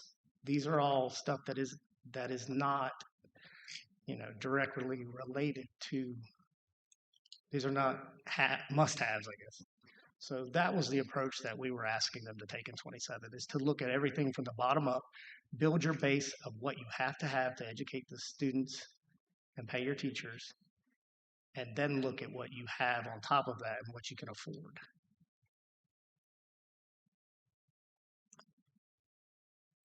So when you say supplements, coaching supplements, you're in essence advocating that there should be no extracurricular activities in the district. No, that's until you've done other payments or you've met a certain level of obligation. Well, I guess that you could say it what I would say is that there would be, if you took that approach and you had a zero-based budget, you could have some supplements, but it's whether or not you furlough, lay off teachers, or you pay supplements. So with this financial crisis that they're in, you're going to have to make hard decisions, and you may not be able to, have all the extras that. So would it be theoretically improper in some regard for the board and the district to choose to have furlough days versus not having a certain amount of supplements or not having a certain amount of extracurricular activities? Yeah, that's kind of what happened. That's their choice. Their choice was to decide between furloughing teachers or supplements or, keeping an academy open. These are all their choices. I think the superintendent, that some of those choices didn't go with the direction that the Department of Education would have hoped they would. Now, when you say keep an academy open, what are you referring to? I think the name changed, but it's my understanding, and it's all Dublin City's choice. We just wanted them to review the expenditures associated with it. So they have an academy, I believe, a gifted academy that they fund and has numerous non-district students in it. What we're asking is that you take a look at what the expenditures. On the surface, it sounds very easy, but their expenditures are not, broken out by, say, location code. So I can't just say this elementary school cost me this much. This one, there's a lot of intermingling. They have teachers that move and teach in one school and then teach in another, and so it's not an easy development to kind of go in and say I have one school open here and it costs this much. So what they needed to do is go a step back further and look at what their FTEs and what their students that they had in their district and build from there. That's so are you aware that the gifted, they call the academy, was a program and not a separate school in previous years, and it was a program under the high school? I am aware because they actually were looking at requesting a facility code to potentially make it a school. Are you aware they have actually converted to a facility code and it's now a separate school? I was until now, but I am now. Mr. Academy's Smith, not gone. Mr. Smith. Yeah. Please step closer to the mic. Oh, I'm sorry. Thank you. The academy's not gone. Yeah, I do know the academy is still there. Yeah, I didn't know. I knew it wasn't gone. I didn't know if it was still a program or a school. And wouldn't it be financially prudent to have that program be its own separate school for QBE funding?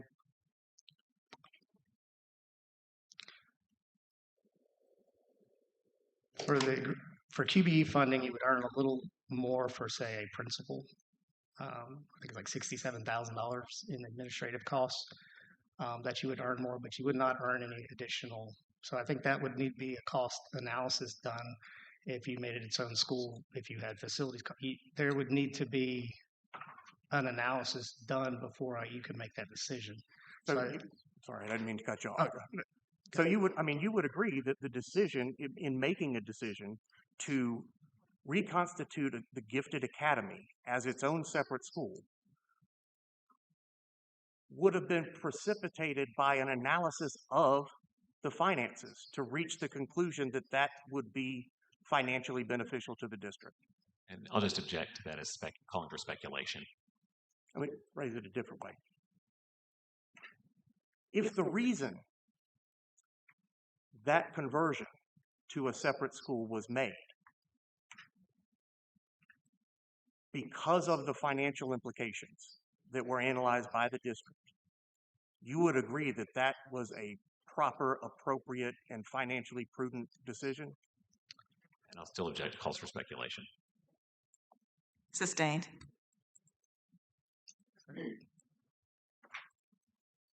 Let me ask about this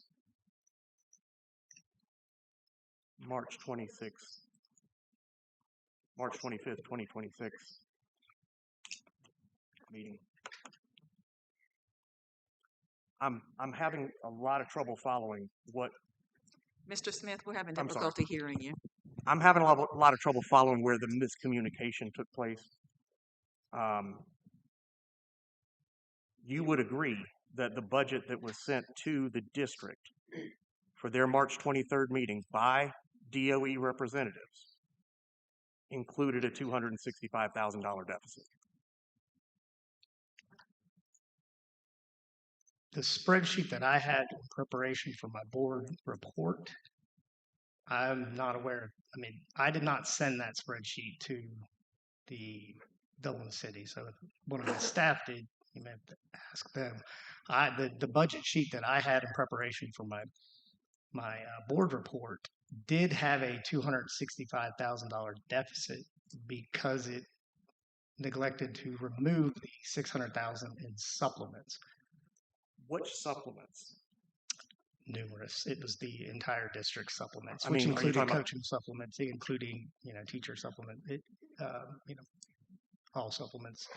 It was a spreadsheet that an ongoing process the entire year that interim superintendent Poole and the financial review staff from the Department of Education and the consultants had been working through. So there was still, it was a dynamic document. So as of that date, it was still, nothing was finalized. It was still going up and down with, interim superintendent Poole. I think in the last iteration that she came back is when the furlough days were inserted in there, and the supplement stayed at around the $600,000 mark. You're aware that there were no differences between the budget that the Dublin City Board looked at and the one sent by DOE other than the furlough days. Every other line was identical. Correct. So where is the $600,000? So in the two budgets, that was the balanced budget on the one end should have removed the other supplements. Then it would have created a $315,000 surplus. The other sheet, which would have been paying for the supplements, has it embedded in their salary expenditures. So it should have stayed on there. And instead of removing those, they removed the furlough days. So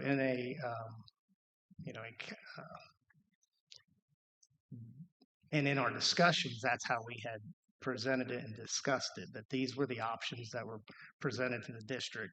They chose to do the furlough route instead of the removing of the supplements. Now, they wouldn't have had to remove all the supplements. They could have removed $300,000, had zero budget. That's all was up to Dublin City. We were there strictly as an advising. This is what our options available to you to take. So how was that reported as a $265,000 surplus that was proposed? As I said earlier, the spreadsheet that I used for my board report, which is in reference here, has a $265,000 deficit. However, it says surplus.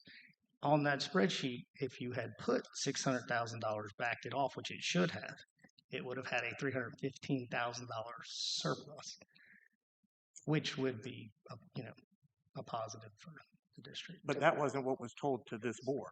This board wasn't told we proposed a budget that had no supplements for any employees, cut teacher pay even more, and had a $315,000 surplus. Was it? Or did I miss that part? I'm not aware of what was reported to the board. I reported to the State Board of Education. Are you talking about the State Board of Education Yes. or the Dublin City Board? Yes, they were reported a surplus. I should have said $315,000 surplus, not $265,000 surplus. But there's no document that shows a $315,000 surplus that was given to the district. The district developed their own budget reports with the assistance of financial review staff. So in those two iterations that we've seen, those are to probably 100. So those documents were changing every hour as different supplements were changed here, like different scenarios were reviewed and examined.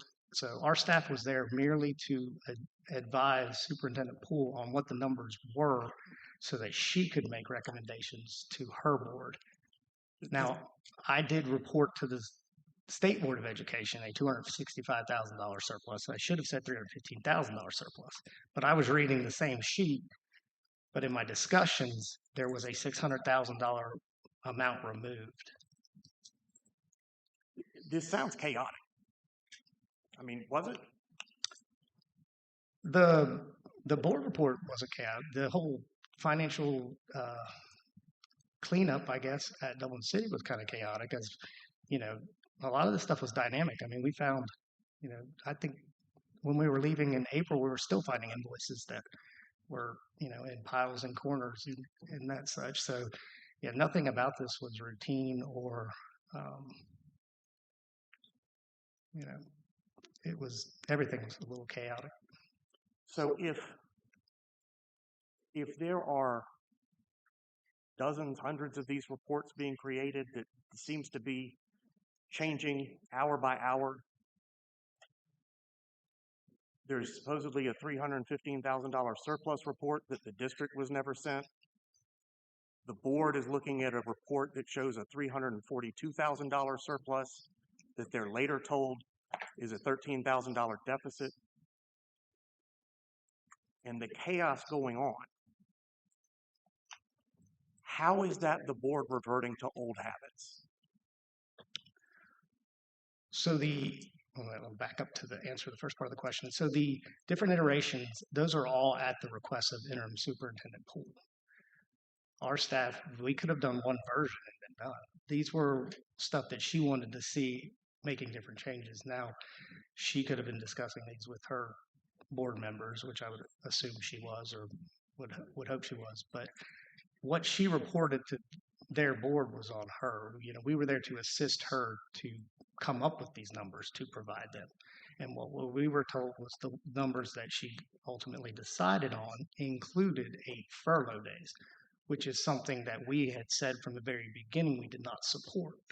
So that's where we said, rather than doing, and we still didn't get any traction on reviewing the major cost areas. No, we never told them to cut anything. We just said we would like for you to review what the costs are and make decisions on stuff such as bus choice, supplements, and the academy, and the daycare. They did close the daycare though. But you're only going to be happy if they make the choice that you want them to make. That's incorrect. I was just wanting them to get a balanced budget. I mean, because it sounds like what you're saying is we don't want any furlough days for teachers, but we're happy to cut their extended day pay, their extended year pay for extra work they do. I think that's a way of looking. I think we would have been happy had they made those exercises and shown that they were attempting to look at all those. To my knowledge, it was never, I mentioned numerous times to those different cost areas. My pupil transportation consultant that went out there, there was nothing you could do about bus choice for 26 because it was already in there, and you'd probably lose money. And you could lose some money on buses. However, there was no willingness to go down that route. We were there to advise and assist, and we kept giving them different areas to look at. There was no traction in reviewing those areas.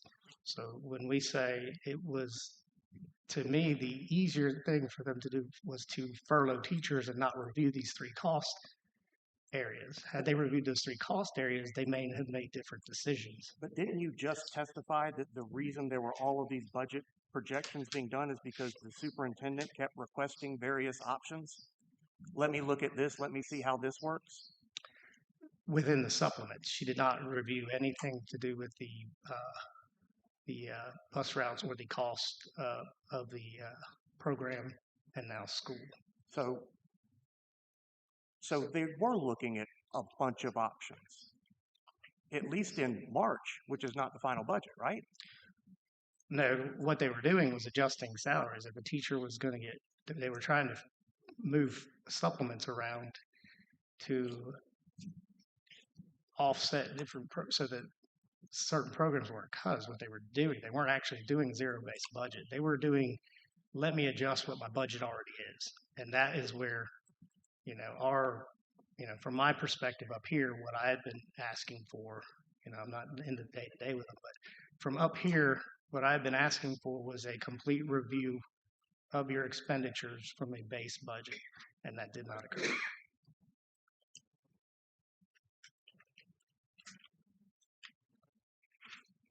To my knowledge.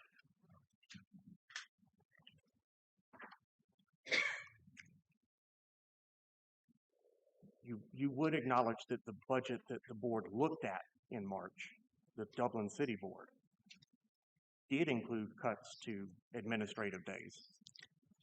Mr. Smith, Correct? can you repeat the question? We could not hear you. You would agree that the budget the Dublin City Board did look at their March meeting did include cuts to administrator days.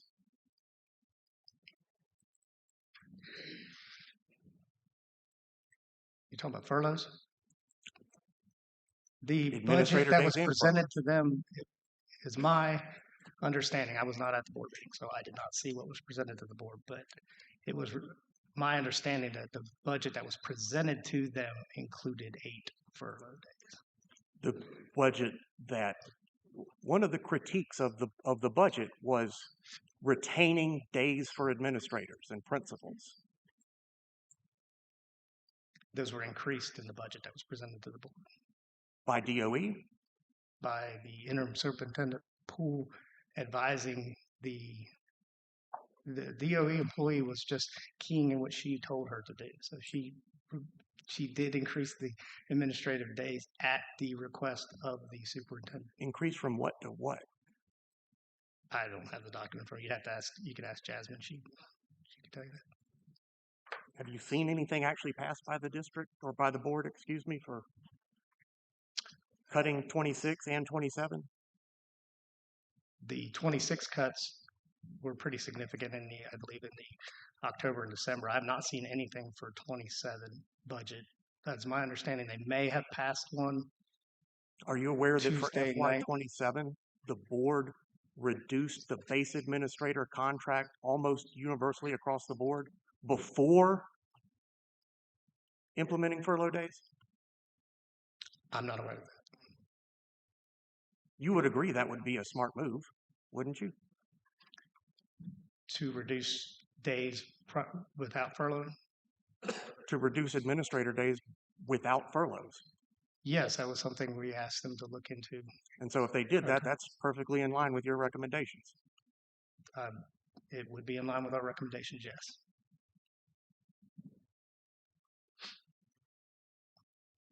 What's your understanding of the issues with accreditation from Cognia? That would be out of my wheelhouse. I'm in finance. I mean, I understand in their interview that they were, reviewing numerous, standards, and they were applying a financial piece to each one, but that's definitely beyond my scope.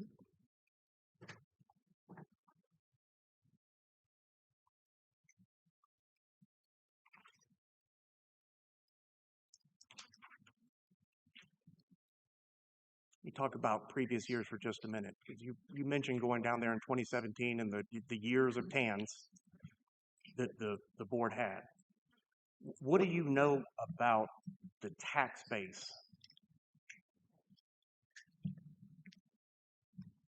in that time period that you were visiting Dublin City? So in 2017, I did not visit Dublin City. They were requested by the State Board of Education to come up to an audit committee meeting with our board, our CFO, myself, our financial review team, and that was when that was the extent prior to August that I had worked. Well, till January when I went down for the consolidation town hall meeting. That was the only meeting that I had with Dublin City. As I said, I wasn't in my current role. I was the associate superintendent of finance. There was another chief financial officer at the time who worked with directly with Dublin City on their TAN. And that was in part because of ongoing deficits each year. Correct. Yes. Are you aware of the city's refusal to reassess property values over a 10-year period in Dublin? So when I was at the town hall meeting for the consolidation hearing, there was a lot of angst from citizens about their property taxes, and I had to inform them that that is not the Department of Education. So that did come up during that hearing, but that is definitely not one of our duties that we are assigned here. You would agree if reassessments aren't done for property values for 10 years, that's going to massively deflate the tax digest for which the local board obtains their local tax dollars to fund operations. Make sure I understand right. It's my understanding from the hearing. Now, I have not reviewed any of these documents, but if you froze your tax base and didn't reappraise your properties for 10 years, you should be operating with a budget that is, relatively, flat. You should know what your revenues are going to be, so you shouldn't have deficits. However, they should have had a pretty big windfall in the year which they were reassessed as the property values all went up. And I do believe they did get in addition to the ESSER funds, they got a few $1 million in additional property tax revenues. 2024, if I'm not mistaken, right? Which is they didn't have a deficit in 2024. I believe they did have a deficit in 24. And where did all of the extra ESSER funds go? 24 of the ESSER funds were gone by 24. They got the ESSER funds in 2021. And I'm talking FY20, where they continued for multiple years, right? ESSER funds, yes, but in 2024 they would have probably already spent most of their ESSER funds, and they should have got. If you're saying no, I don't know, but if they did, that was the year of their windfall. They should have got a few $1 million extra in property tax revenue. Leading up to that, in the years before, because they didn't have TANs after around 2021 for a couple of years. Correct, they were in good shape. I mean, leading up to that, and the year after TANs, when property taxes were frozen, in essence, wouldn't they be limited in the amount of money they could obtain through property taxes each year because there's a 20 mil cap? Well, I think when you say limited, you may not have growth in revenues, but you should know what your revenue is going to be. So, to me, a budget is, I know what my number is. I adhere to that number. So sure, but it's going to be tighter if you can't raise more money, and you're in the meantime increasing students, costs are increasing, and you're stuck. Yeah, that's a local decision. That's why they set that millage rate. Well, yeah. Do you know what their millage rates were? I do not. You don't know whether they were close to the cap for many of those years? No, I do not. Have you worked with any of the current members of the Board of Education in Dublin? I have not worked with any. I met the Chairman Mandy, when I went down for my Cogni interview. That would be.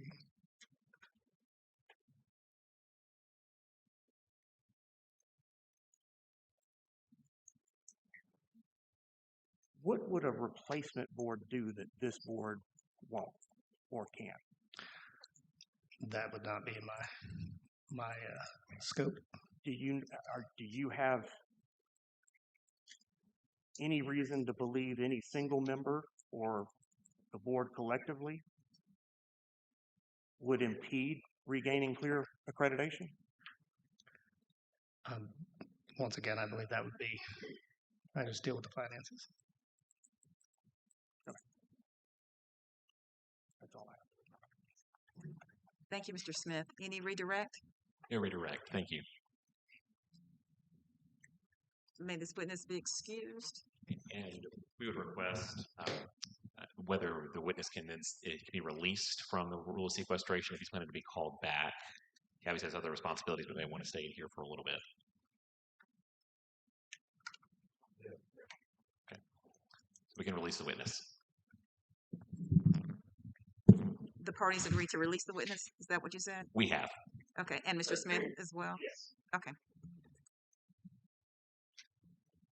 Thank you, Mr. Rowe.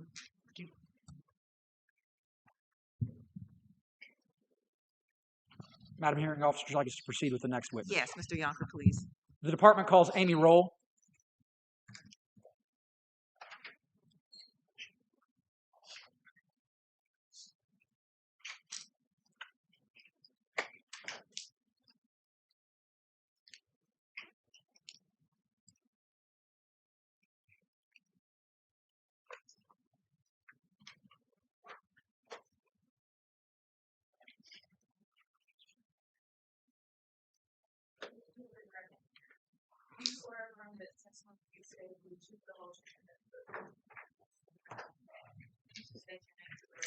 Amy Rowell.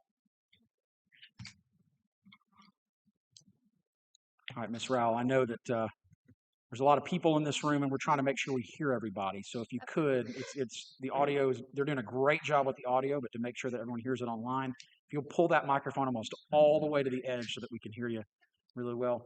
Ma'am, what is your current title at the Georgia Department of Education? I'm the director of the Financial Review and Grants Accounting divisions here within the FBO division, Agadow. Those are a lot of words. We'll get into some of those words here in a minute. But how long have you worked for the Georgia Department of Education? 12 years. All right.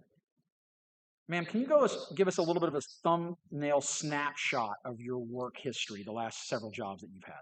Okay, so I began in 2014 with the Financial Review Division. I became the director in December of 2014, and the Financial Review Division is legislatively charged to provide financial and budgetary support to school district finance officers.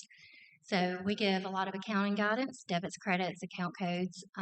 We collect their financial data. We submit it to 3 different national surveys. We also partner with our federal programs in various offices for various state, federal compliance, and we work with new finance officers. Well, we work with all finance officers answering questions on a daily basis. And ma'am, before you worked in that role in 2014, what was the job you had before that? So I was hired as an accounting manager at DOE in July of 2014, and prior to that, I worked for the State Department of Audits and Accounts as an auditor. I started there in January of '98. So would it be fair to say, based on what you told us, that you have been working in finances and auditing and accounting now for about 28 and a half years or so? 28 and a half years. All right.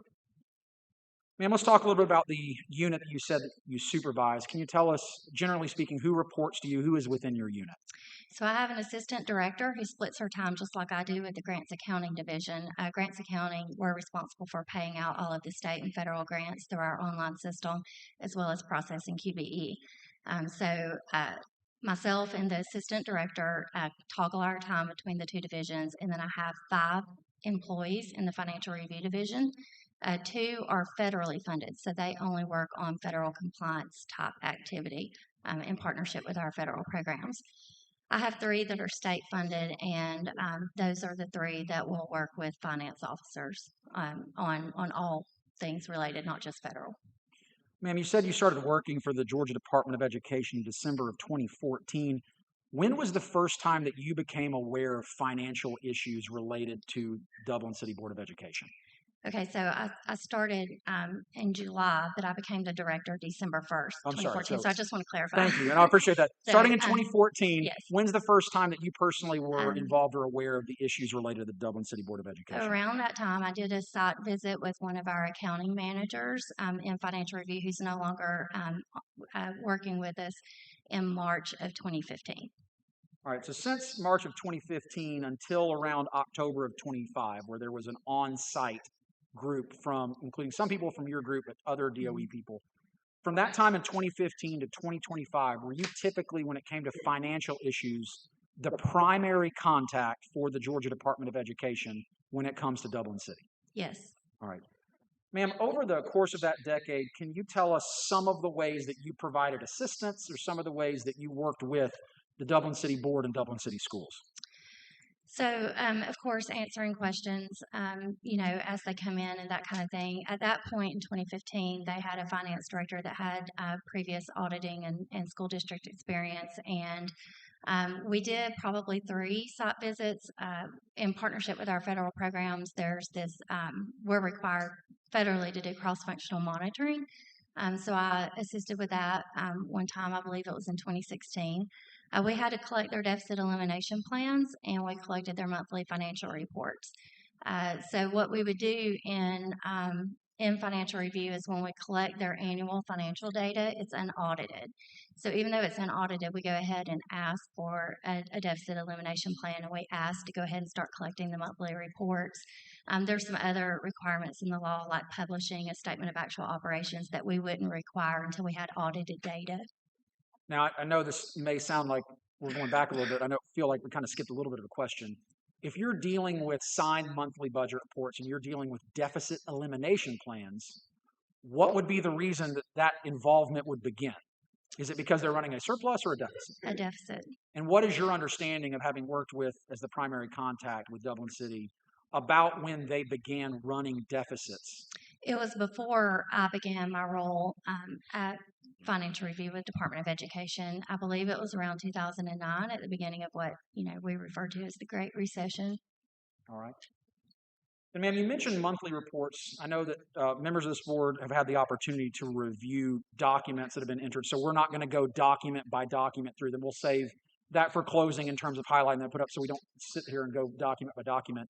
Would you have, though, been the primary person at the Georgia Department of Education that those monthly reports would have come into and that you would have been the one to maintain them? Yes, and my team. I had a team member designated to make sure all of that was filed as well. But yes, they're addressed to me. Now, can you tell us a little bit about the contents of these monthly reports, specifically the sheet of paper that has signatures? It's the general fund, and it's going to have your revenue and expenditures. It's going to have the beginning fund balance for that month, any kind of fund balance adjustments, and the ending fund balance for that month that they're reporting.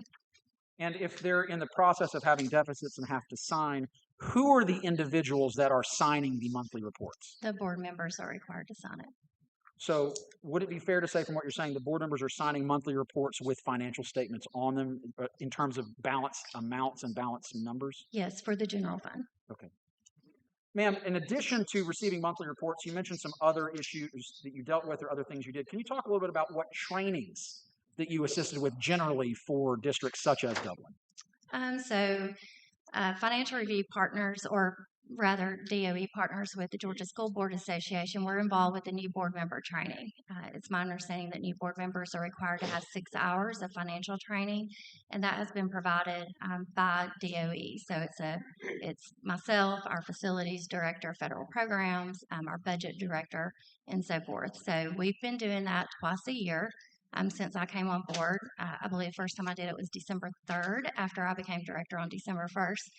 I've also, since I believe 2018, I also partner with GSBA and I'm involved in the annual training for board members. So there's annual financial training for non-new board members. And my role with that has typically been they would have me on the schedule the first hour to present, and then I would leave because they're going to be talking about all things policy and board member related. So I would come in and do updates from DOE. We also participate in finance training, various conferences. We do fiscal year end workshops. We generally do 7 in person around the state. We do webinars, and ever since the pandemic in 2020, we've been doing I believe 2020, I might have that wrong, but the past several years we do monthly open office hours as well. And then just on a daily basis, we're answering tons of questions, emails, phone calls. I mean, that's what we do. We're customer support for finance officers around the state. Now, I know we'll get back to kind of some chronological understandings that you had throughout the years. And there's been talk about certain times that DOE people were on site or not on site. Ms. Rowell, through literally yesterday, have you been providing active, continuous assistance to Dublin City Schools and the Dublin City School Board? Our team has, yes, financial review. All right. And does that include you as well? Yes. All right. And so, ma'am, in addition to the emails you mentioned, requests, trainings, monthly reports, dealing documents for the district, you would have been reviewing or seeing the portions that you'd personally been involved with now since about 2015. Is that fair to say? Yes. And ma'am, were the district's financial problems a recent surprise or a long-running systematic pattern? It's a systematic pattern. I was hoping when we knew that they were out of a deficit in 2021, we were hoping that that was the end of it. Their deficit was so large when we first started meeting in 2015 that we knew it would take several years to get out of that deficit. They did close an elementary school during that time frame. I'm not sure if it was 2017 or 2016. It all runs together. But they had, they made some tough decisions before the pandemic. And then, of course, with the pandemic funds, they were out of a deficit. So we were hopeful that our time worrying about a deficit with Dublin City was over. And ma'am, I want to ask you about your personal involvement. I know that you were involved as one of the individuals whose knowledge contributed to the Georgia Department of Education's summary report. Are you familiar with that generally? Yes. All right. And I want to talk about that report because I know you yourself didn't write that report alone. Yes. Is that correct? Well, yes, I did not write it. Right. But I will say this. If that summary report attributes this crisis not to enrollment or a tax base, but to mismanagement and a lack of financial knowledge and processes and a culture of success, would that be consistent or inconsistent with your experience and what you saw? It would be consistent. Ma'am, in your years and across all the boards that you have worked with, how would you describe the financial health of this district and the condition of the system of this Board of Education? There's not another district that has had this level of financial difficulties for this long, to my knowledge. Not in any of the reports that have been submitted to us. Not in my involvement with other divisions. Not with communication with the audit department. This is the only one that I'm aware of. All right, ma'am, you brought up COVID funds and ESSER funds. I will represent to you, there's been some discussion of ESSER funds before you've come into the room. But generally speaking, can you tell this board what, at least to the extent it applies to your role, what ESSER funds are? Yeah, so the ESSER funds were awarded in 2020, right after the pandemic, and they weren't awarded until fiscal year 2021, but they were allowed to be spent retroactively back to March 13th, 2020, when the president declared a national emergency. So all school systems, one of the allowable uses was continuity of services. And that was important for us back then because our initial 2021 budget that was signed by the governor on June 30th had an austerity reduction. So that was really important for our school districts to be able to have that flexibility. So that was the first amount. And then that was with the CARES Act. And then there was another act, the CURSA Act, where more money was sent. That was over $1 billion. I don't remember the exact amount. And then the largest amount of funding was with the ARP Act. So there were 3 different rounds of funding.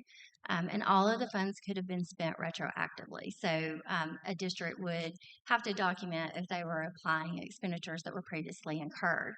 But we had, several districts around the state that would use the funds for just their regular operations. And the austerity reduction was cut with the amended 2020. It wasn't cut in full, but it was cut significantly.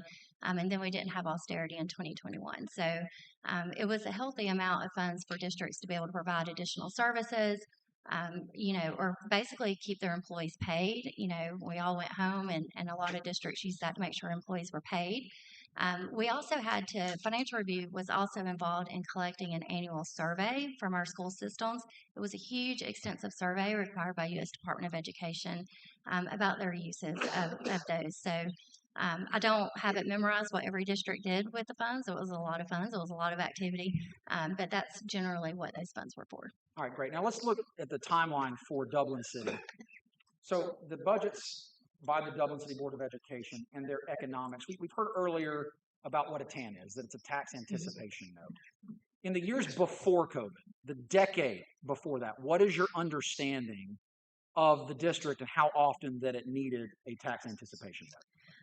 I can't give you a set number of how many times, but it's my understanding that they pretty much needed one throughout that time frame of 2015 up through 2020 because of their cash flow. And ma'am, would you agree with the fact that it's not unusual for a district from time to time to need a TAN. Is that fair to say? Yeah, I mean, it's not it's not something that I would say every district does, but it's not unusual during the fall because what happens is a school district's going to build a 12-month budget, right? And they're going to get about 45% of that funding in one windfall, their tax anticipation or their tax revenue, their property tax revenue. It's going to generally come in December. So you have a school district that's operating for 6 months before they get 45% of their funding in.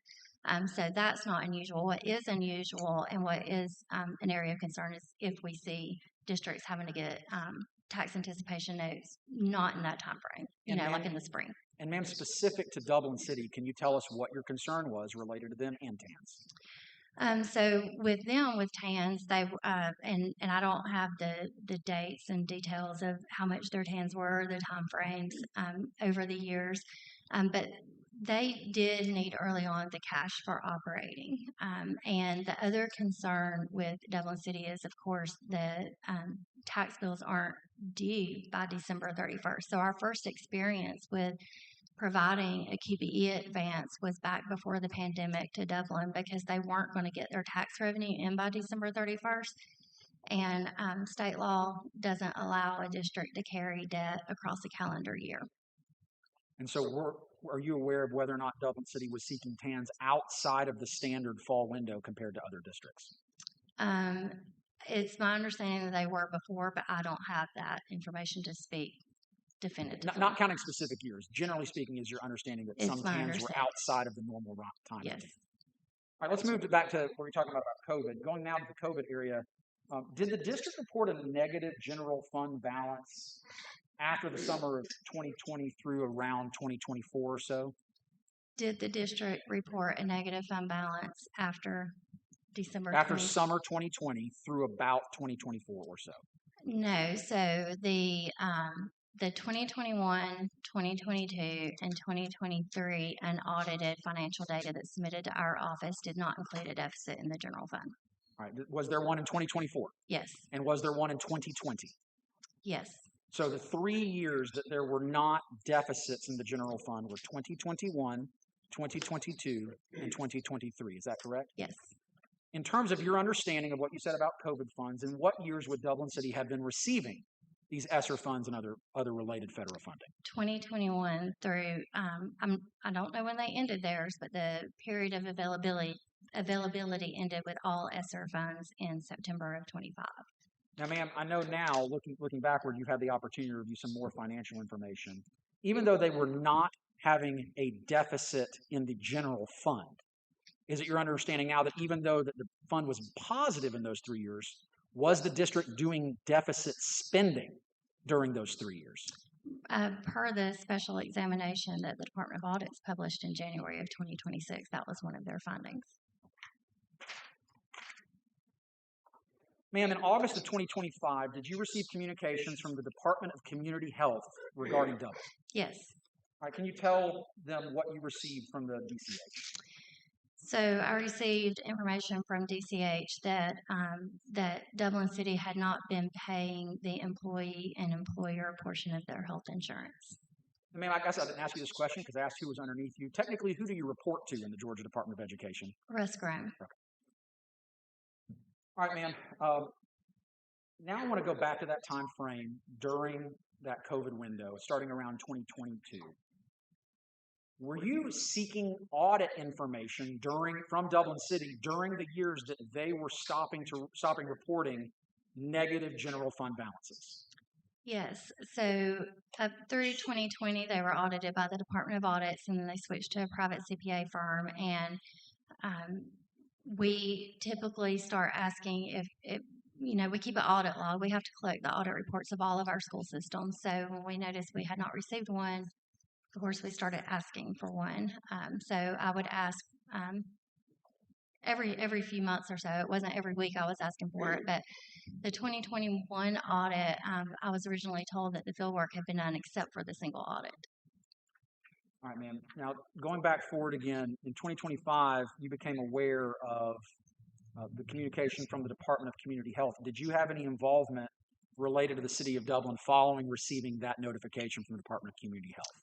Yes. So at the time when we received notification, I had already been in communication with Dublin City asking for their 22 audit and their 23 audit and the deficit elimination plan, because at that point they had submitted unaudited data to us for fiscal year 2024. We collect that around the end of September. So it was in November I sent a deficit elimination letter request to the superintendent and the chief financial officer.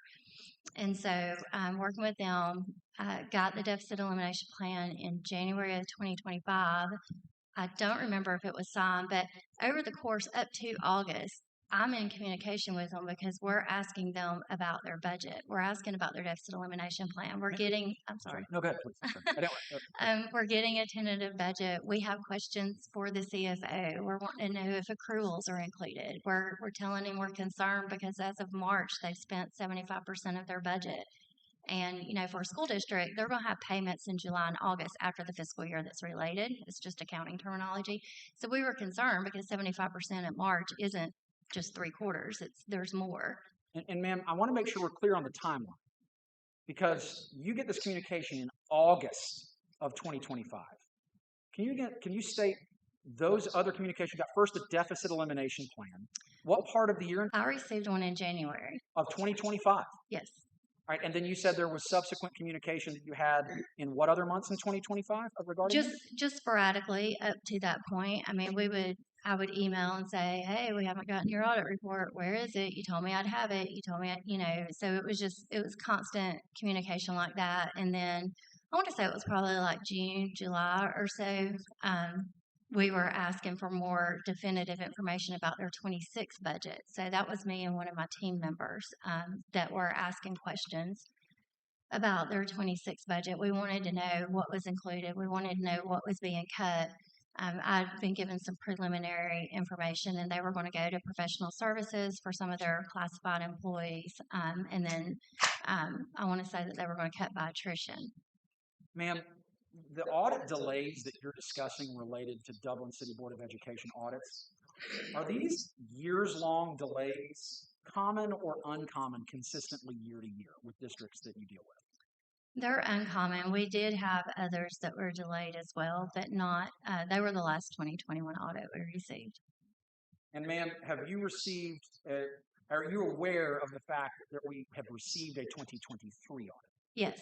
Are you aware of any audit from 2024 at this point in time being finalized? No. Are you aware of any audit from 2025 being finalized? No. Now, if on a cross-examination they were to say, well, there is one, let me ask you this. As a representative of the Georgia Department of Education, are you aware of anyone from Dublin City, a board member, a staff member, forwarding to you any audit from 2024 or 2025? No. I don't believe they've been published yet. Now let's talk about monthly reports in the school year before August of 2025. So the year before you get noticed in August, did you receive monthly deficit reports for every single month of that year from 2024, 2025, fiscal year 2025, signed by this board indicating that there was a deficit? I started receiving them for November of 24, not the entire year, because that's when I started requesting them. And did every one that you received during that year indicate that there was a deficit? Yes. And if I was to tell you that right before this hearing, if opposing counsel had supplemented reports in additional months that you were not providing, and they also showed deficits as well and were signed by the board, would that be consistent with your knowledge of how the board was operating at that point in time during that school year? Yes.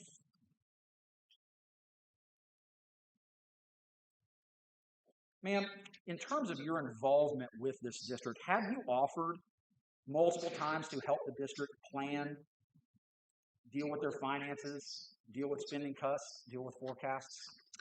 We ask questions, of course, and, I do need to clarify there are 3 that are working full-time to serve every finance officer at every school system in the state of Georgia. So we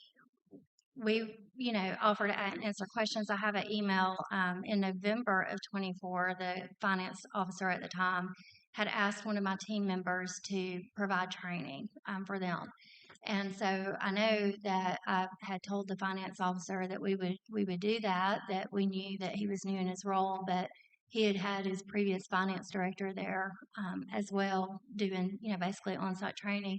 I asked if he wanted something set up for, we generally do once a week, twice a week. And I told him if he needed more, he needed to hire a consultant just because of our limited staff.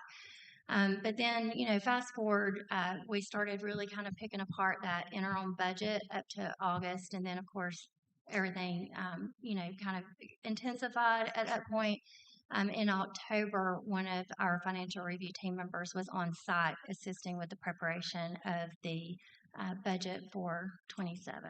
Right, ma'am, I want to ask you about some interactions with the board, trainings where actual board members were present that you were involved with.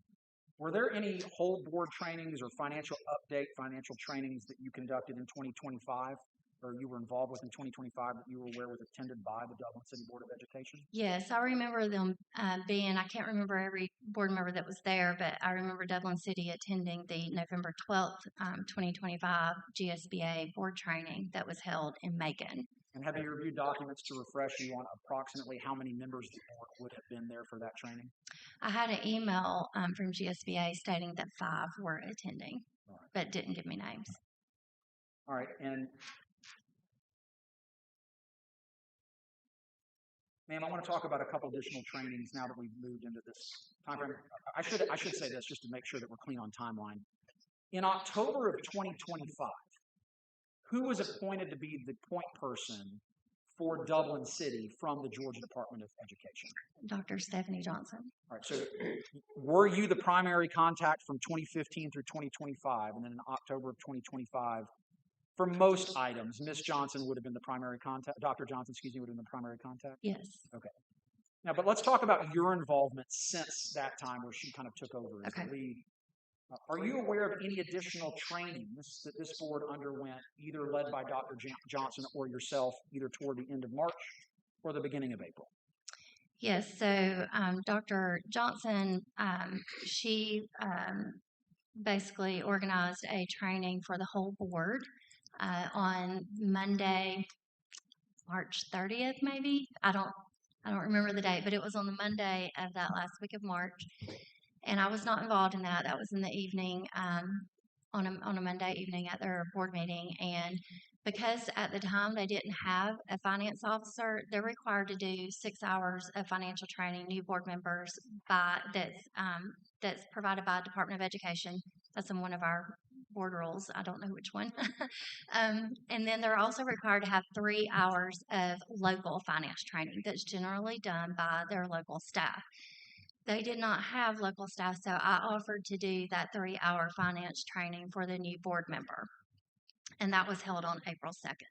All right, and if I was to represent to you, that new board member was Jeff Davis. Are you familiar with him? Yes. Did he attend that new board training? He did. Were there any other members of the board that attended that new board training? Yes, the board chairman and the treasurer. All right, and if I was to represent to you that the chair was Amanda Smith or Mandy Smith, would that be consistent with your memory? Yes.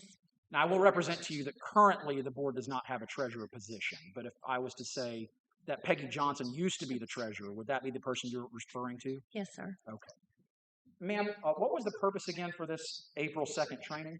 I wanted the new board member to have the required training that they were required to have, and I knew that they didn't have anyone available to do it on site. All right. As part of this training, did you compile a PowerPoint presentation? I did. I used the one that we typically do for new board member training through GSBA, and I modified it slightly. Is that why it says January 26th, even though this training was in April? Yes, I was in a hurry. All right. And ma'am, I will represent to you that PowerPoint presentation has been put into evidence for this board, so we won't go through it in detail, but I did want to talk about it generally. Did you do research comparing building and purchasing procurement policies as part of your presentation? I did. All right. Was it included within your presentation? It was. What did you find out in preparation for that presentation about the Dublin City Board of Education's policies and procedures? So Dublin City's purchasing policy has a long list of items that are exempt from following the procedures. And so I was curious if that was something I would see on others. I did not look at a ton. I looked at Lawrence County because they're in the same county, and I looked at Bartow because that's where I live. And I compared those two just for informational and discussion, because part of the training is, you want discussion.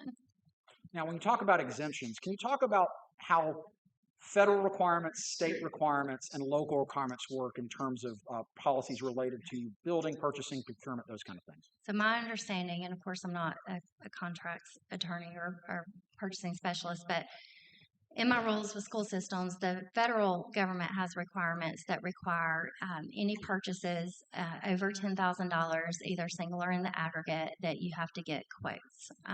And they don't have to be formal quotes. It's just, if you're going to go buy something from Amazon, you show Amazon is cheaper than Staples and Walmart. So that starts at $10,000, and then they require sealed bids at $250,000.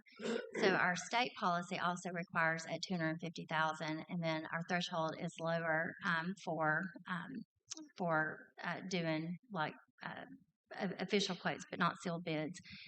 And then the local policy can be more restrictive, but not less restrictive. So with that being said, we have a lot of local school districts that will have a threshold of something very low, like $5,000 for a sealed bid. I wouldn't recommend it, but we have some that's their local policy, and that's okay because it's more restrictive than our state and federal policy. So it's still a local decision.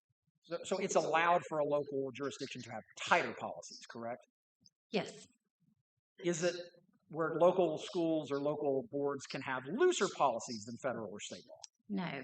What did you find out about these exemption policies that were being undertaken by the Dublin City Board of Education?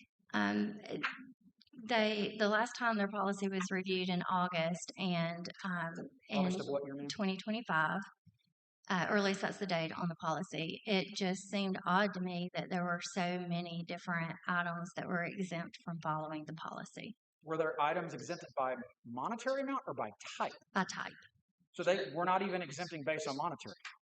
No. All right, ma'am. Ma'am, were some of those policies such as insurance quotes and fuel purchases and textbooks? There were a lot of them, yes, but those were included. All right, ma'am.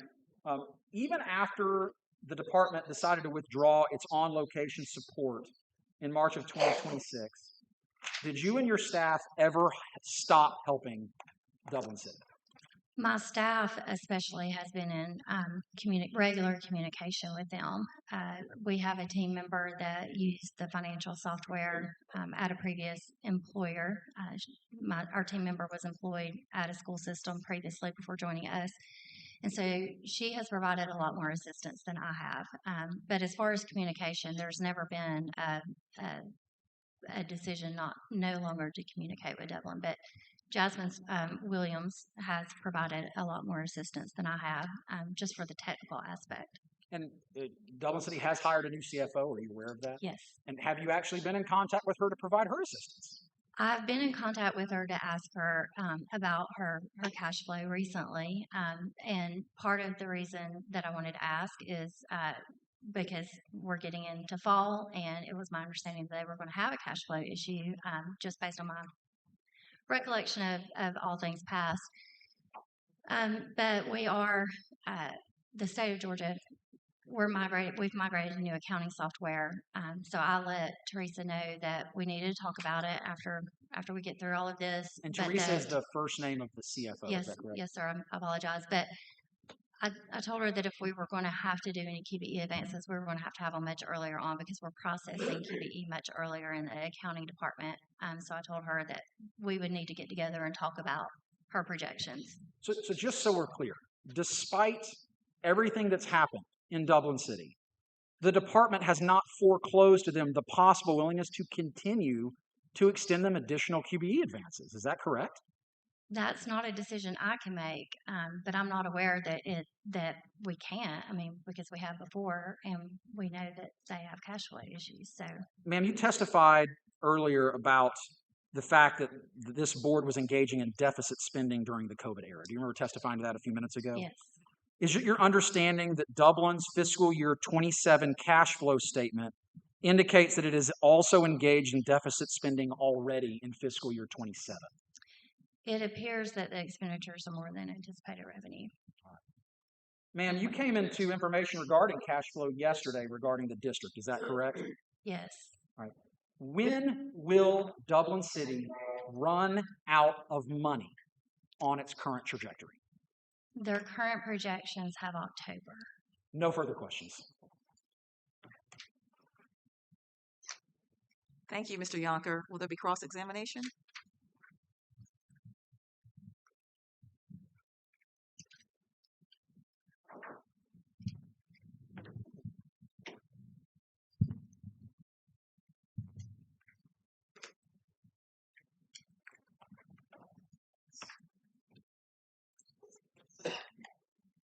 Ms. Rowell, how frequently would you say deficits are run by school districts in Georgia?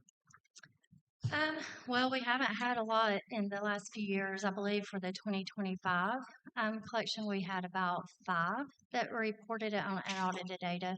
The other 4 were state charter schools.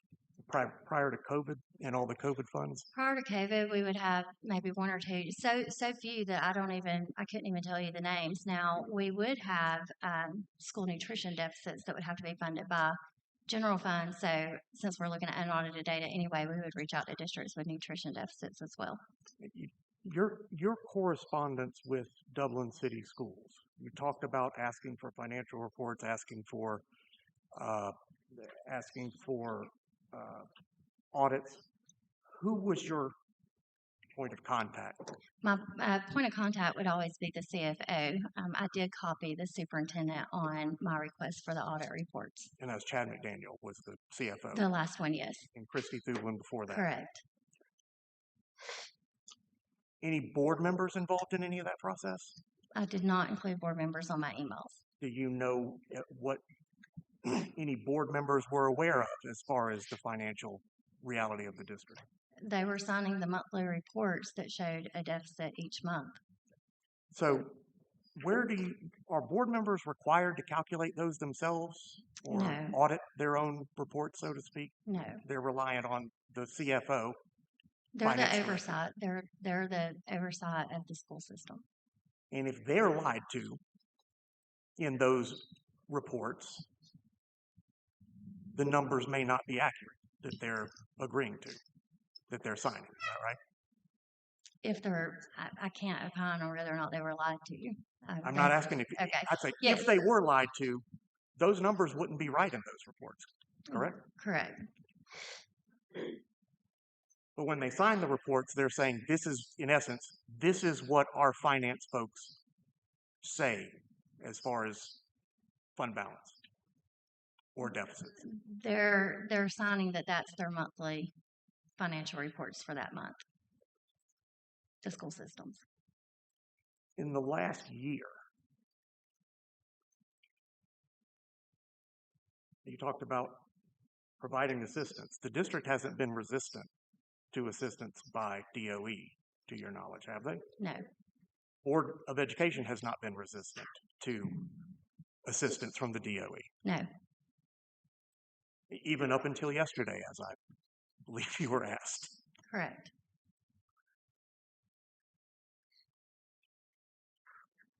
You talked a little bit about the DOE summary report that was issued, and I believe back in October, November, that you assisted. I just want to read one line of the beginning of the section, fiscal context before August 2025. It says, while Dublin City Schools has experienced periodic financial challenges, these prior issues never approached the scale or severity of the insolvency identified in mid-2025. Does that sound like a fair statement that would have come out of that report? I have not read the report since October. So that would seem to indicate, do you agree that what happened in August and what was revealed with the state health benefit payments, or lack thereof, was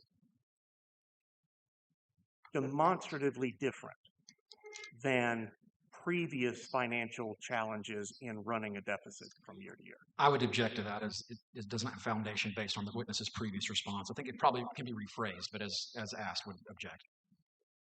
Do you believe that,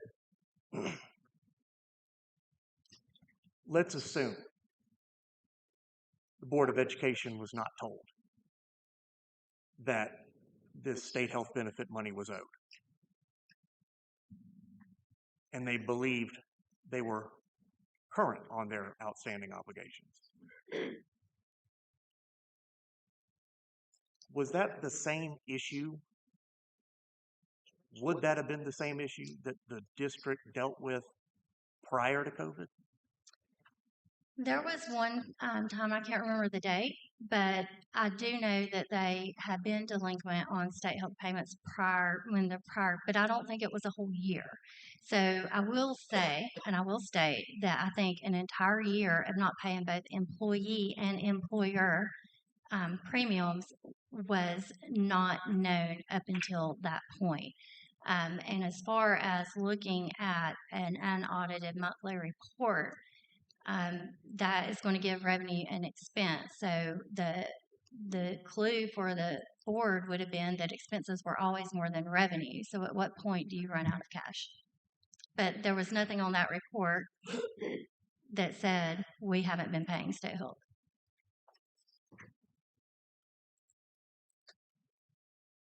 When it comes to financial audits, are you aware of any board member or action of the board preventing those audits from being completed in a timely manner? No. And isn't it true that in the wake of COVID, the Department of Audits began recommending school districts have private auditors because they were so backed up? I can't speak to that. I'm not sure. Do boards of education generally provide documents and information to auditors? Board members? Can you ask that again? Do board members individually generally provide information and documents to auditors? No, but the board chair will at least be in the exit conference. After the audit's completed? After the audit's completed, yes, But sir. it's up to the finance department generally, or administration of the district to provide Administration. that. The FY22 audit, I believe, was the most recent one that was received prior to this crisis in January of 2025. Does that sound about right? That sounds right. And isn't it true that FY22 audit had 0 findings? That is correct. And there had been a few findings in FY21, and those were indicated in the FY22 audit to have been resolved. I will speak to the 22 audit did not have findings. I don't recollect the 21 because I thought the 21 was finding free as well. So I can't confirm your statement. So at least as of January 2025, and I will acknowledge this is not the most current fiscal year that they're looking at, Right. but the most recent audit they had in January of 2025 said 0 findings. Correct.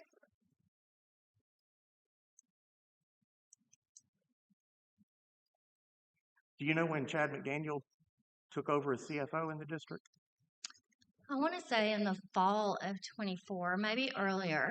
He was there working with the previous finance officer before that finance officer retired. So our dealings with Chad just kind of transitioned. But by the time I sent the deficit letter in November of 2024, I sent it to him. Yeah.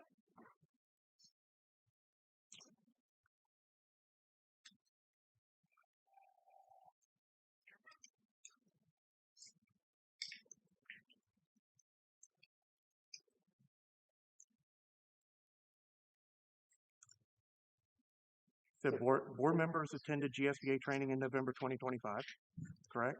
Yes. March 30th, there was board training. It was a Monday evening, yes. Are you aware that the board chair had reached out to Dr. Johnson to specifically request training? I wasn't in those conversations. Now, I talked to Stephanie Johnson and the board chair about the training on August 2nd that I was going to facilitate, but I don't know what transpired to get the big training on Monday. that Monday. You have any reason to believe that the board and the district are not receptive to advice and consultation from the DOE on financial matters? Am I about Since the board October or of the school 2025. system? Either. Mr. Smith, if you would let the witness answer the question before interjecting. Thank you.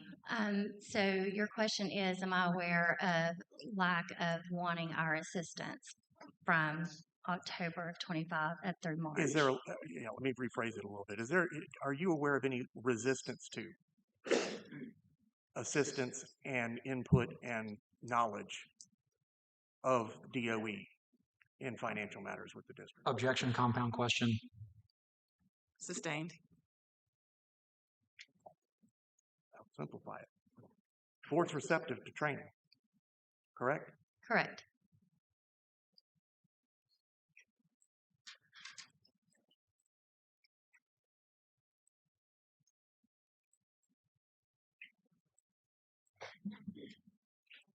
Typically, a school system in a good financial standing would have a certain fund balance at the start of the fiscal year, correct? We generally recommend that the fund balance, we say around 2 months of operating capital, which would be around 16 to 18%. But we also, talk about cash flow. You have to have more cash flow at the beginning of the year because of, everything up and running at the beginning of the year. So, yeah, you want to have a balance in the account as of July 1st. Yes. And part of the reason for that is because your expenditures for the fiscal year begin, but your local tax dollars do not come in for several months, even in the best case scenario. Correct. So it would be expected, at least in July, probably August, maybe even into September, that for those individual months in a district, revenue would still be less than expenditures on a month-by-month basis. They could be, yes. Yeah. Otherwise, you wouldn't need much of a fund balance in July if you were going to get more revenue than expenditures. Yeah, fund balance and cash flow are two different things. So, we can get technical about it, but yes, you need fund balance. You need cash flow in the beginning of the year. You need fund balance in any month of the year because you don't know what's coming. You don't know what's going to happen. But all months are not equal. They are not all equal with revenue coming in. Correct. And isn't the point of a TAN because there are months where expenditures are going to exceed revenue? Correct. So having a July, having an August in any school district where for those months expenditures exceed revenue, that's not a red flag, is it? I would be more concerned about those than I would be August, September. July, I don't know. But yeah, you're right. You're right. We are not going to be we're not going to intervene at that point. You're right. That's correct. Right.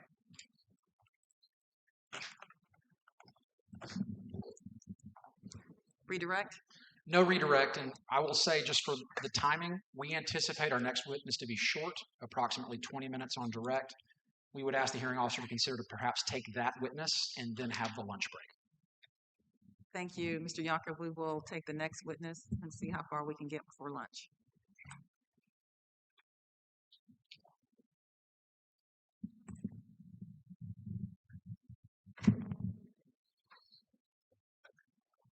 So the department next calls Jasmine Williams. And if I could get the screen to display.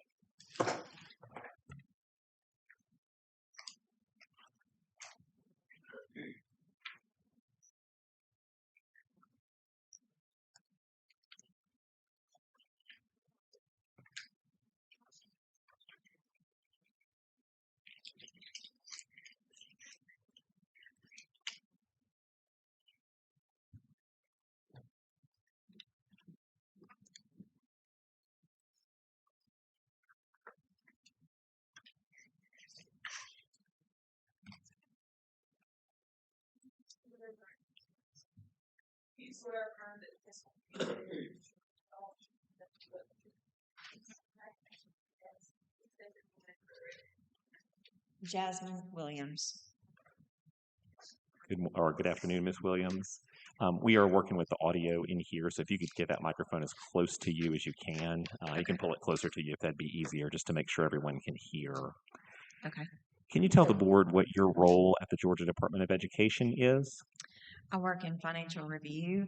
I'm to assist school districts in their assisting in reporting their finances, specifically for submitting reports that Godot is required to send to for federal compliance.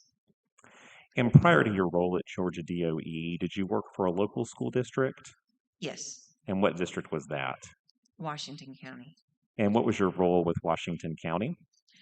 I was accounting manager, and the last 2 years I was controller. Would it be fair to say that you're familiar with how accounting works for local school systems in Georgia? Yes. Did the Department of Education send you to work on site in Dublin City? Yes. And do you recall approximately when that was? It was in mid-October. Of 2025? Yes. And can you just describe for the board what you found about the financial systems when you arrived there? The financial systems were not being utilized appropriately as far as their functionality. So, for example, the budget module was not really being utilized at all. Accounts payable, there were account numbers that didn't comply with the state chart of account requirements. They were using program codes that the state does not have. They were reporting, for example, they were coding a revenue as an expense. Things were just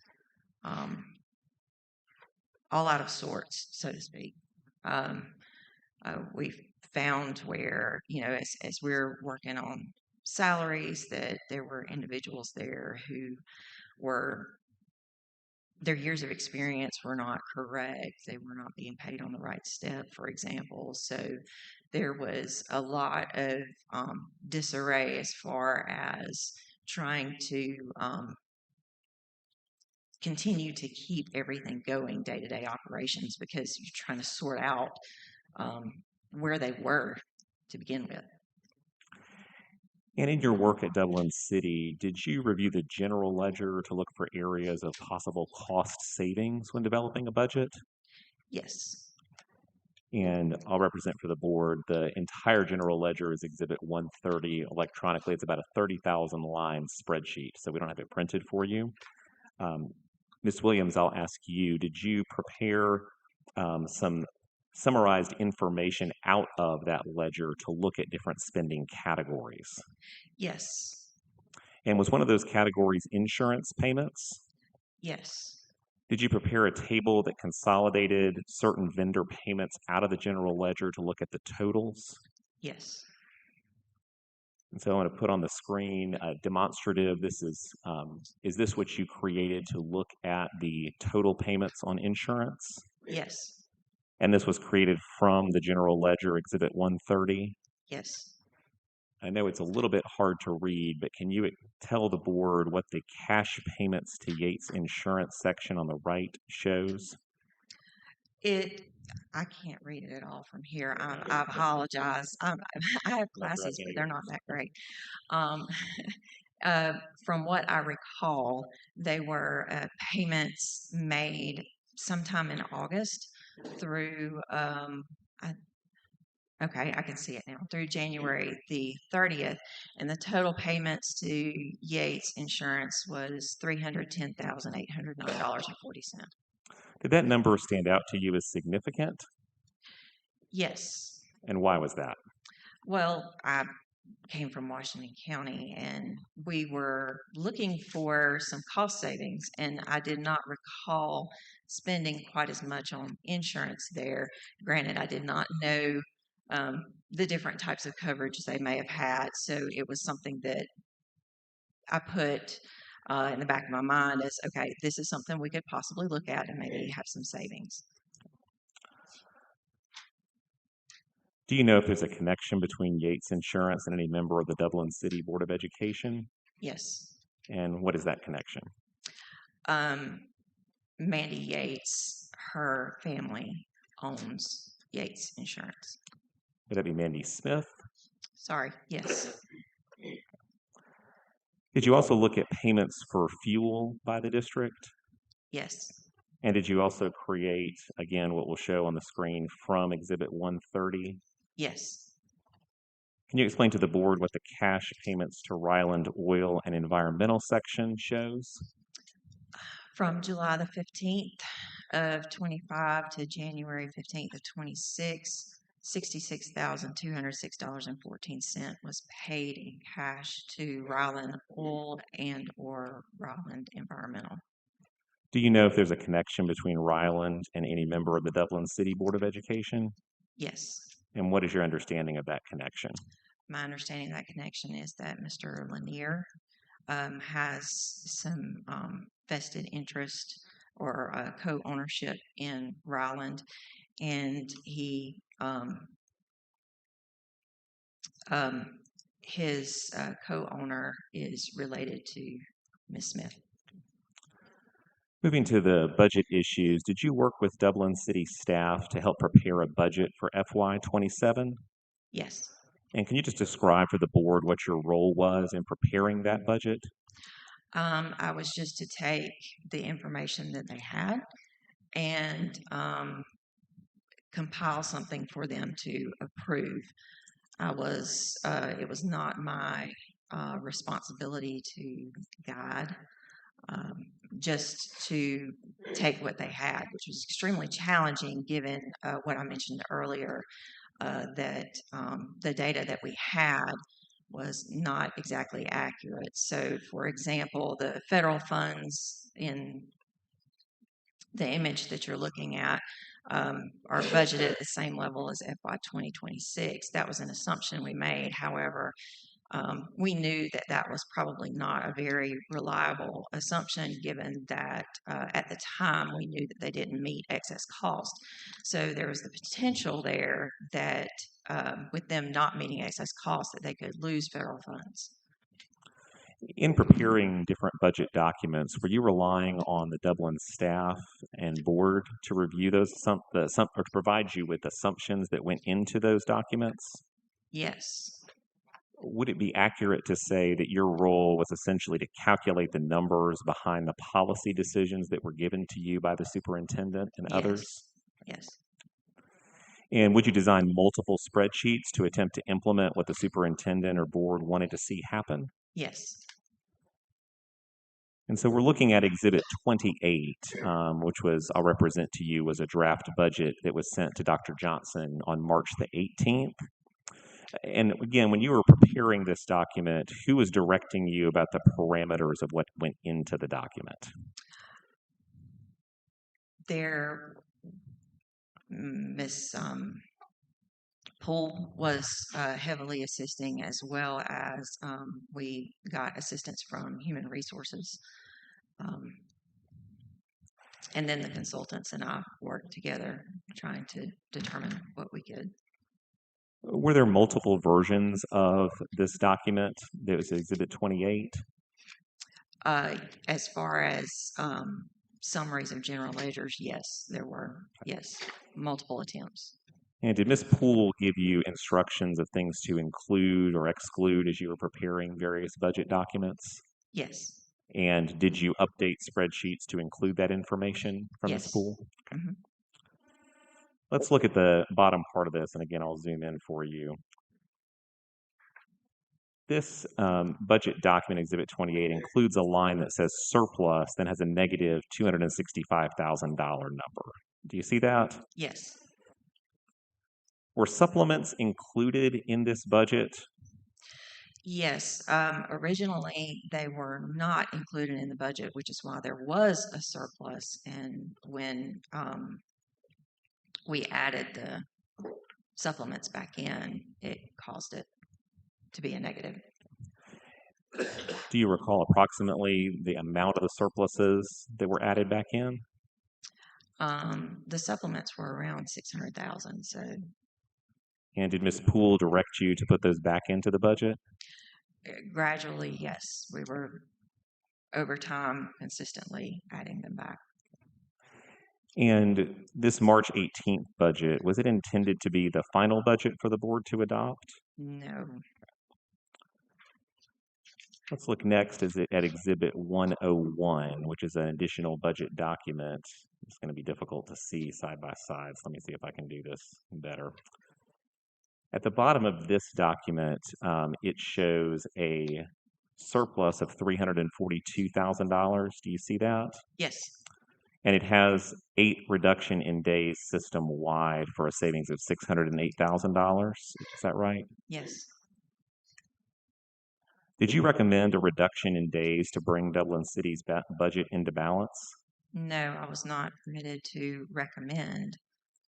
I was there to give scenarios.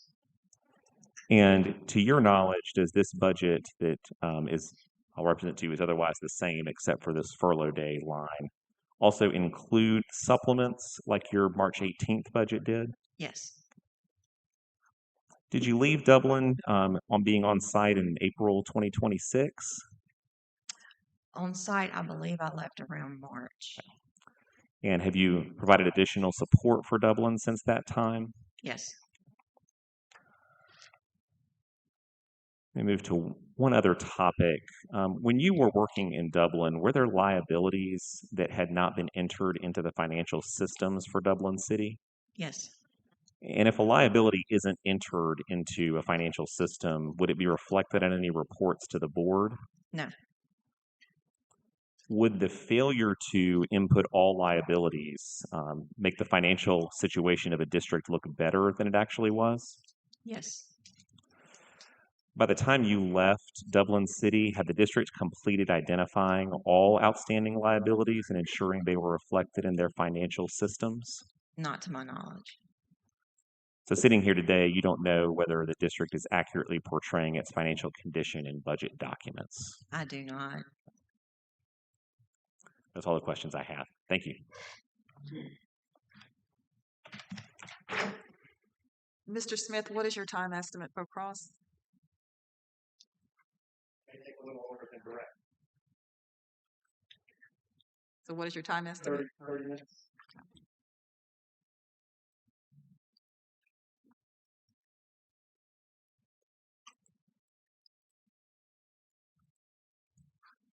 In light of Mr. Smith's time estimate, we will go ahead and recess for lunch. It's approximately 12:21, so if we can be back in here by 1:15? 1:15, we'll reconvene.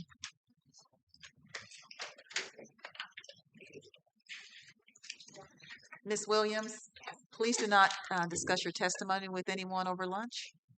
Thank you.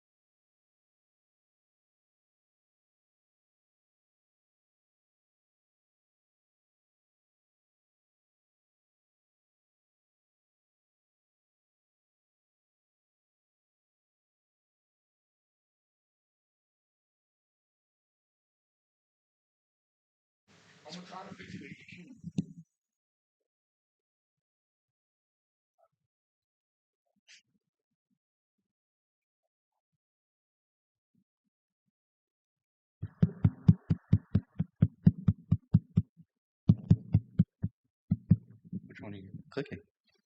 Test, test, test.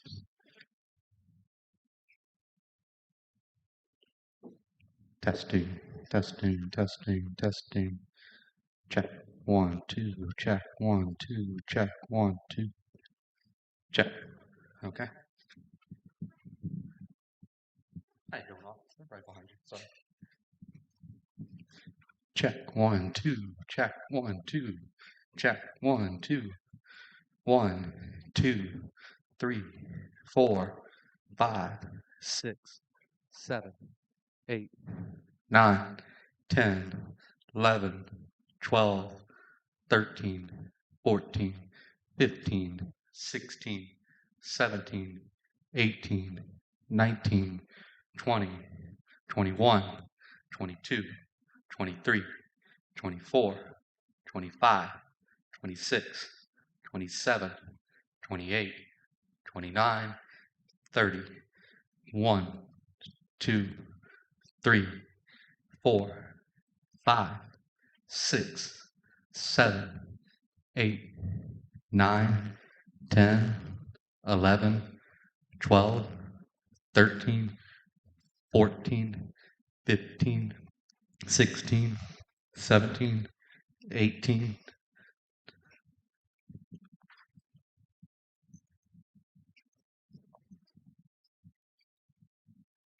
Did you hear that little crack?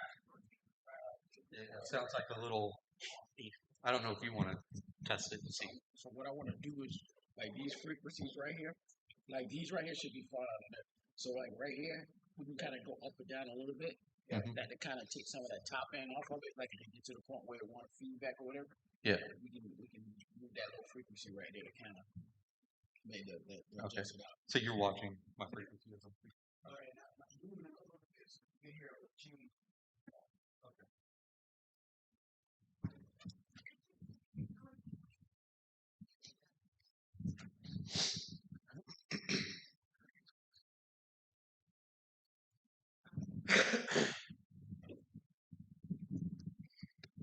One, 2, 3, 4, 5, 6, 7, 8, 9, 10, 11, 12, 13.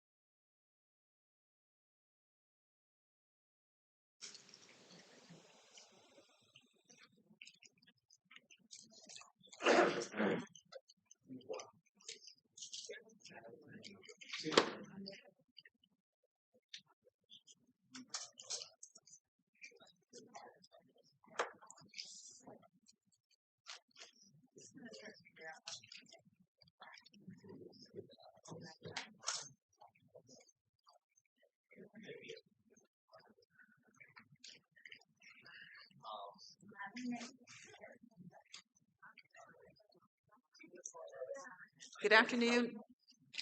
It is 1:20 p.m. and we are ready to proceed with the cross-examination of Ms. Williams.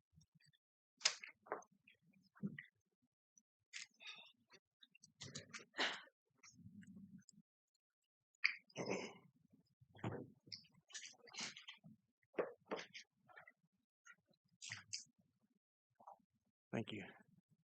Hopefully I can keep this a little more succinct than I planned after the break. Ms. Williams, you remember telling Marcy Poole and Dr. Johnson that you think the district needed 12 furlough days in its budget in around March 2026? No. You made no recommendation? You made no suggestion, no discussion about furlough days? No.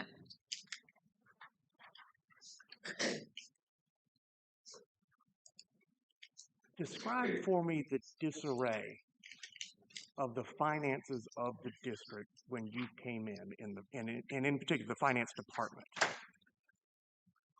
As in staffing or? Anything. Well, I said it earlier. The records, the staffing, I the addressed accuracy? that earlier. There isn't much more to elaborate on it, but the records were, as you said, in disarray. There were revenues that were coming in that were being coded as expenditures. They were not effectively utilizing the state chart of accounts. They had revenues coded to the wrong fund. It was brought to my attention that there were employees that were paid at the wrong step, or they were paid for the wrong number of years experience. All of the things that I mentioned earlier. Do you know whether any board members were aware of those facts? No, I didn't communicate with the board members. Okay. I communicated with Ms. Poole. So you would agree that based on what you saw in the finance department, it's hard to tell what the actual financial situation was before or after August 2025. That's correct. You mentioned the liabilities not being in the budgeting system and that making things look better financially? Not the budget system. The liabilities weren't on the ledger at all. This is yeah. So that made things look better financially? Yes. And would I be correct in assuming reports were created off of that ledger for the board? I can't speak for that because I didn't prepare them. You don't have any reason to believe that all of those extra liabilities that weren't in the ledger were still being reported to the board? I don't know what was being reported to the board. I did not attend board meetings, and so I don't. I'm sorry, I do not know. You made some accusations, I guess you implying board members are somehow benefiting from the district even in the midst of a financial crisis. Is that the intent of the testimony regarding the board's vendors? No. I'll object to that. Mischaracterizes her testimony. Mr. Smith, can you restate the question? Debate in two different ways, yes. I'll restate it. Were you trying to imply that board members were engaged in inappropriate or unethical activities regarding the district's finances? No. Do you know when the district started purchasing insurance through Yates Insurance? No. Do you know whether that's been done since 2015? No. Do you know whether that predated? Oh, since 2015? 2015? I can tell you what they did in 2026. And I can tell you what they did. I observed that they used, let me rephrase that. There were transactions to Yates Insurance in 2026 and in 2025. The other years I cannot account for because I was not looking. It was not my responsibility to look backwards. My responsibility was to assist them in moving forward. So you wouldn't know that the district had been using Yates Insurance for almost 10 years before Ms. Smith was elected to the Board of Education? No, You wouldn't be aware that Ms. Smith is estranged from that part of her family and hasn't spoken to them in years, would you? nope. So why bring that to the board's attention, the state board? I merely find it coincidental, and it does not look appropriate, but it is not my responsibility to determine whether or not it is. How does that not look appropriate? In the event that she, well,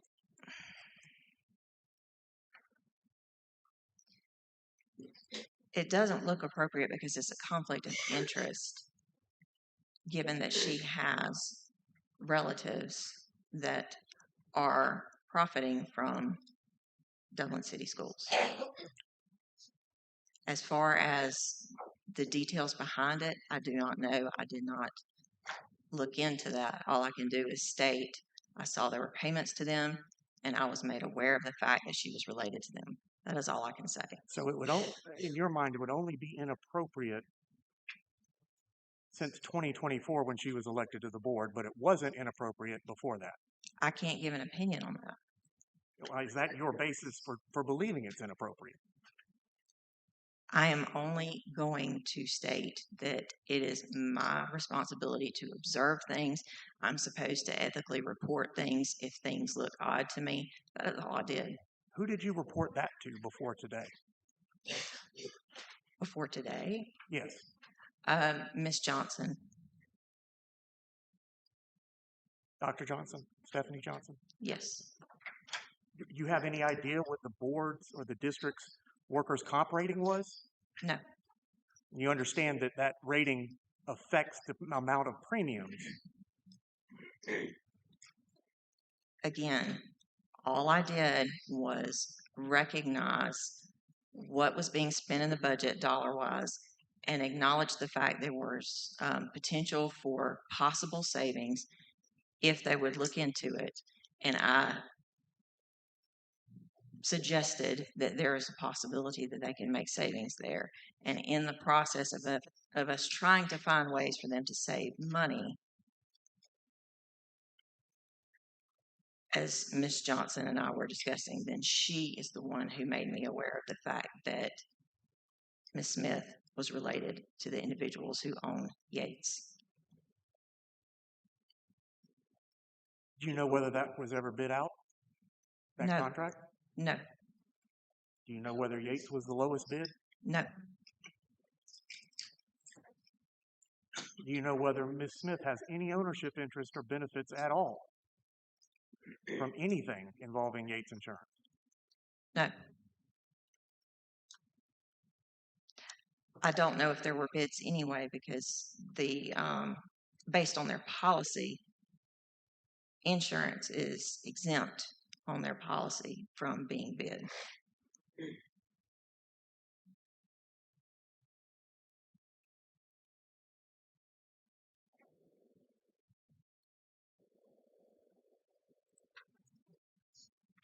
That's about Ryland Environmental. What do you know about the ownership of Ryland Environmental? I know that Mr. Lanier owns it, and I know that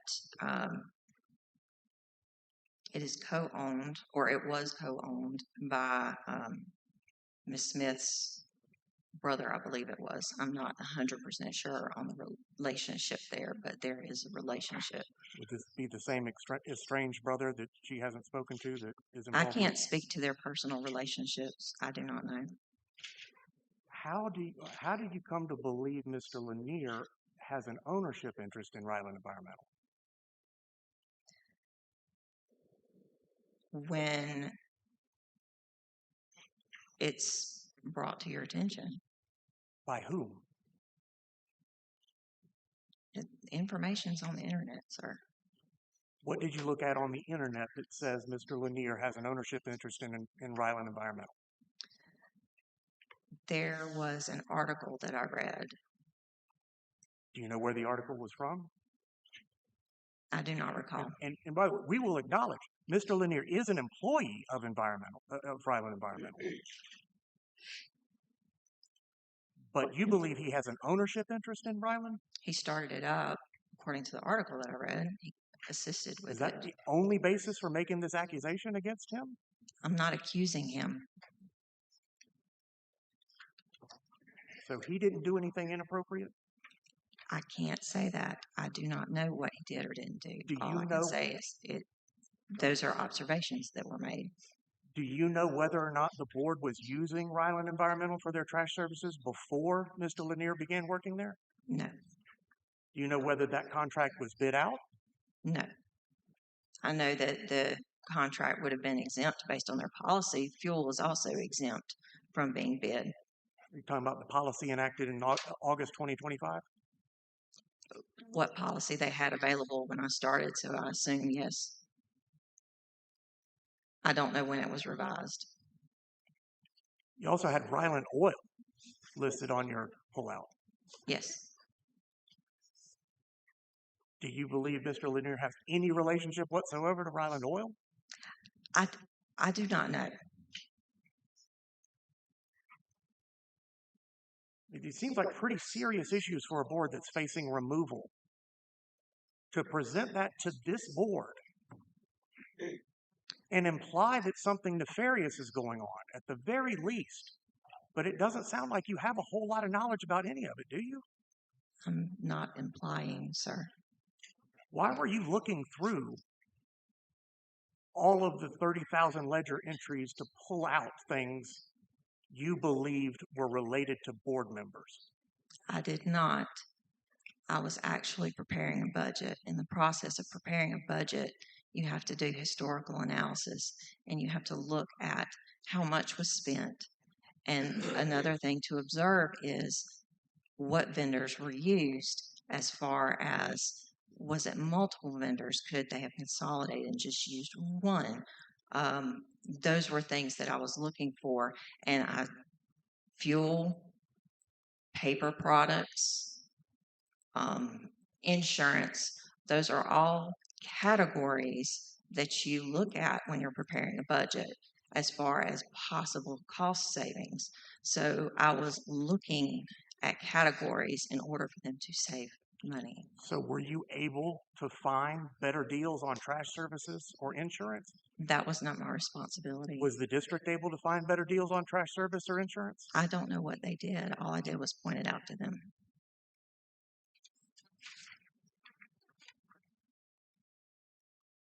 All I could do was make suggestions. I was not there to tell them what to do. Did you tell the superintendent or any board member you were concerned about the relationship between these vendors, allegedly, and board members? I told Ms. Johnson, and that would have been Ms. Johnson's responsibility. Go to March 24th, the day after Dublin City's board meeting, where they looked at a tentative budget for FY27.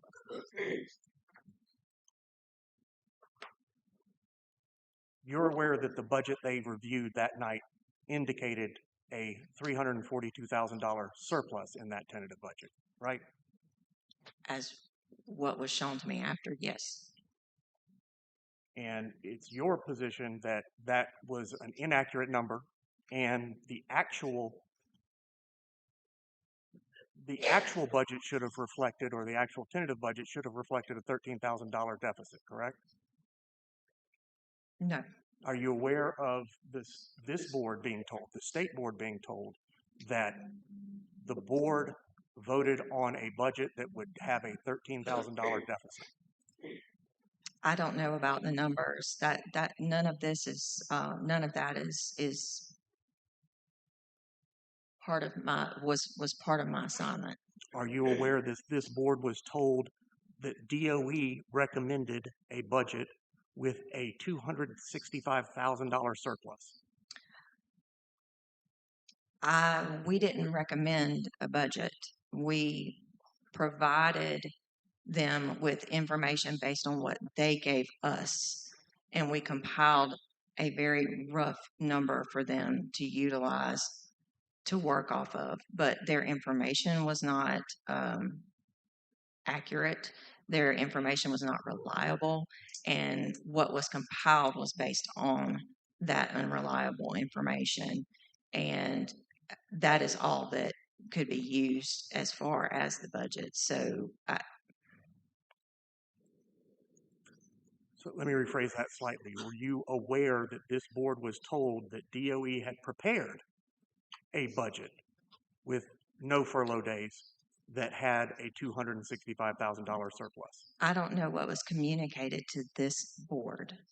Again, that is not my responsibility, sir. You were, in fact, the ones creating the budgets, correct? These tentative budgets? Sir, I was not creating the budget. What I was doing was compiling information for them based on the data that they had. It was their responsibility to tell me what they wanted where. So that you were drafting the budget projections For them based on for their them. numbers, yes. And based on their requirements. And March 18th, you sent one of those to Stephanie Johnson, Russ Crome. Yes. Correct? And that was forwarded to the superintendent. Yes. And that budget showed, that tentative budget showed a $265,000 deficit. Yes. How was that later reported as a $265,000 surplus? From what it appeared, it looked like they added reduction in days after what was submitted to us. The district. When you say they, you mean the district? Yes. And that showed a $342,000 surplus. I don't know the exact number, but yes, it showed a surplus. But that was the line that I recognized that was not within what I sent to Ms. Johnson.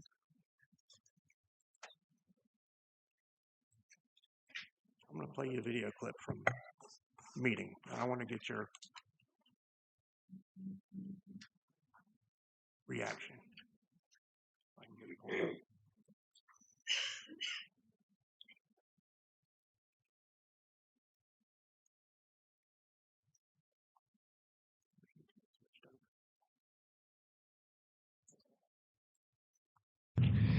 First of all, Superintendent Woods has been clear from the beginning that our primary goal was to ensure stability for students and teachers in Dublin City Schools, essentially to get them to the end of the school year.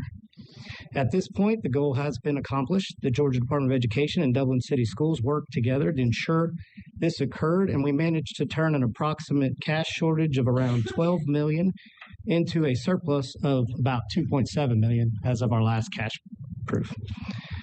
However, as expressed in the letter he sent yesterday, we are extremely concerned that Dublin City Schools is returning to their old habits. The FY26 budget is balanced, but it appears the district and board are unwilling to make the tough decisions necessary to balance the FY27 and 28 budgets. The Georgia Department of Education worked directly with the interim superintendent to develop an FY27 budget that included a salary schedule in line with the neighboring districts of Lawrence County, a reduction of supplements countywide, and no furlough days for teachers. Most importantly, this budget was balanced with a $265,000 surplus. Having heard that, you would agree that is not accurate. Actually, I did not. Ms. Johnson and Rusk and Amy, they were strongly advising Dublin City to eliminate their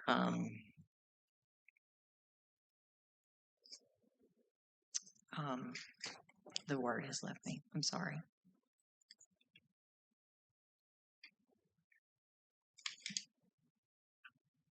Oh my goodness. I apologize. Their supplements. They were advised to take out their supplements. Had they taken those supplements out of roughly $600,000, what was presented to them would have been balanced. However, because those supplements were included in that number, that is why it ended up not being. You're talking about their $342,000 surplus. that they had presented to them at their March 23rd meeting. That included the reduction in days, Yes. and it included the supplements, yes. And that was based on this budget template you had created that had a $265,000 deficit.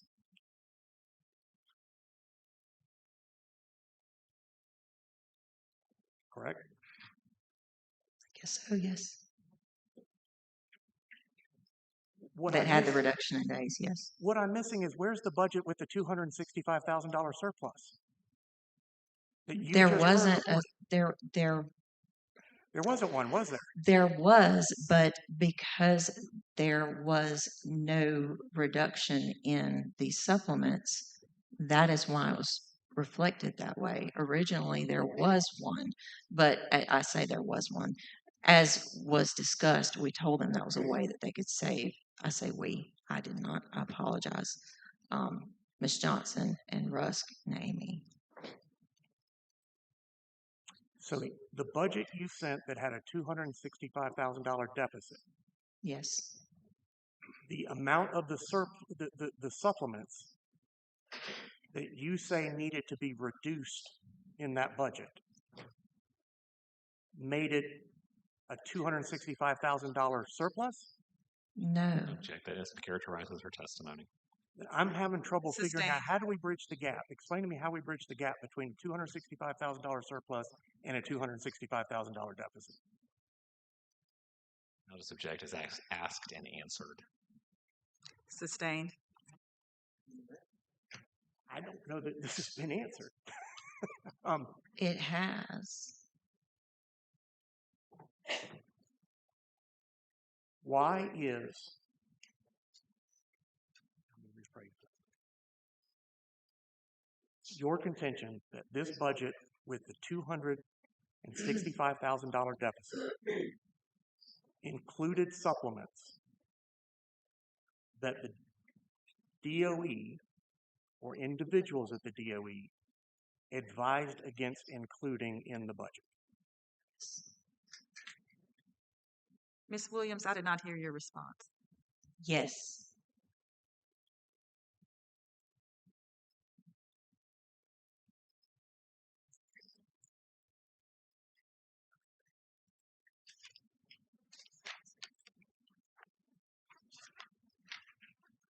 Try to get the screen share to work differently.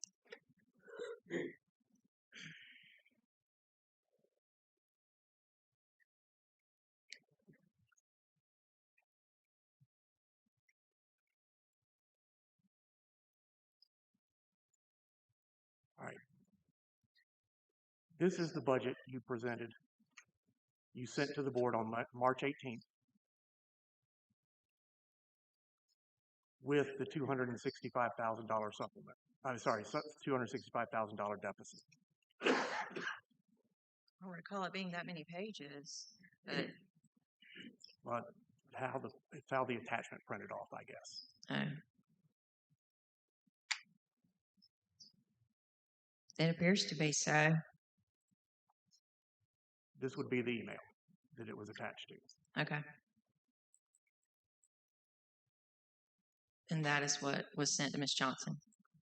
And Ms. Johnson sent to Ms. Poole. Yes.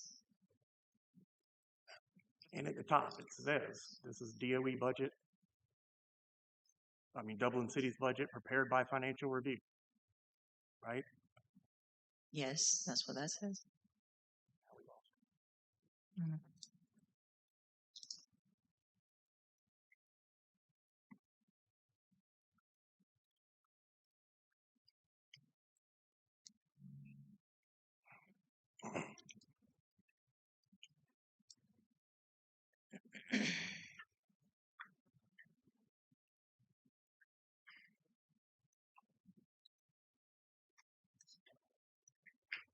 It's just freeze.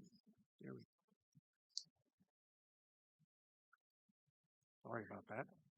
Just having a little trouble thinking.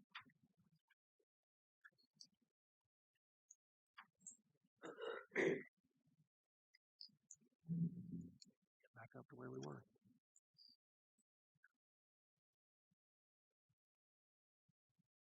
And then right below it, it says, Salary projections based on Lawrence County salary schedule with proposed adjustments based by interim superintendent. The schedule results in a significant decrease in salary to many employees. We currently do not think this salary scale will be sustainable for Dublin City. Most likely, they will need to include additional supplements for current employees to retain this staff. Do you see that at the top? Yes. Does that not say you need to add supplements to this budget, not take them away? No, it does not say what they need to do. It says they will need to include additional supplements. That is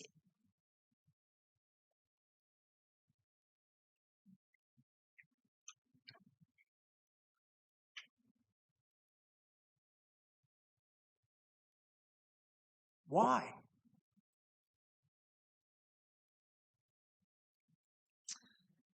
And that was put in there in order. I say that was put in there. I did not put that in there. Who put that in there? It's in your email. It is. Ms. Rowell assisted me in preparing that. But that is for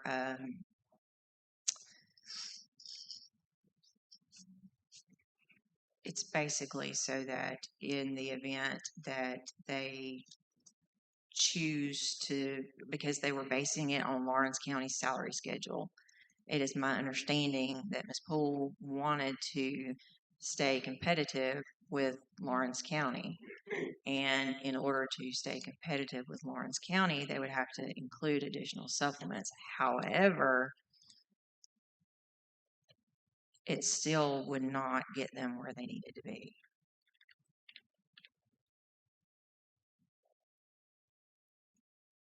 And yet, do I understand correctly? DOE's position with this budget with a $265,000 deficit needed to have supplements taken out of it. Please repeat that. This budget with a $265,000 deficit needed to have supplements removed from it. That was your testimony, right? Yes, that's correct. And it says additional supplements may be needed or will be needed. Again, we could not tell them what to do. All we could do was give them different scenarios. So the scenarios, that is also why the last line above it says does not include a reduction in day of 1 day that is estimated at however much I can't see from there. 94,000. So what we were doing was giving them different scenarios. It was up to them to decide how they wanted their budget to be reflected. So we did not advise them. I did not advise them as to what they needed to do. I was preparing what they wanted. And you think because of that, they had various options and they chose one of them, and that's perfectly fine, right? That was my job. I don't have an opinion as to whether it was fine or not.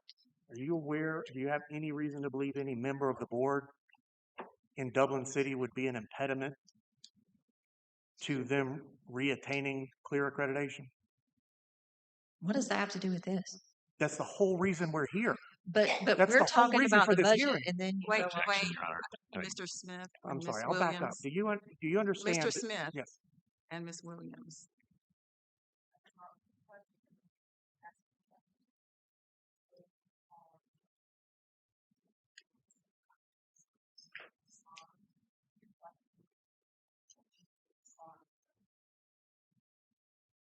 I'm sorry, and I'm not even pressing the button. So, do I need to repeat that? No, Did you all hear me back there? Heard it loud and clear. Okay. Ms. Williams, do you understand that the reason for this hearing today is because Cognia has placed the district on the level of accreditation preceding loss of accreditation? Yes. So you are aware that the reason for this hearing is because this board may recommend essentially removal of the Board of Education in Dublin City because of those accreditation issues. Yes. Object to the extent that calls for a legal conclusion on Ms. Williams' part. Are you aware of any member of the Dublin City Board of Education you believe would be an impediment to the district reattaining its clear accreditation. I'm not going to make an opinion. That's all. Redirect? And I have no redirect. Could this witness be released? Mr. Smith? Thank you, Ms. Williams. You are excused.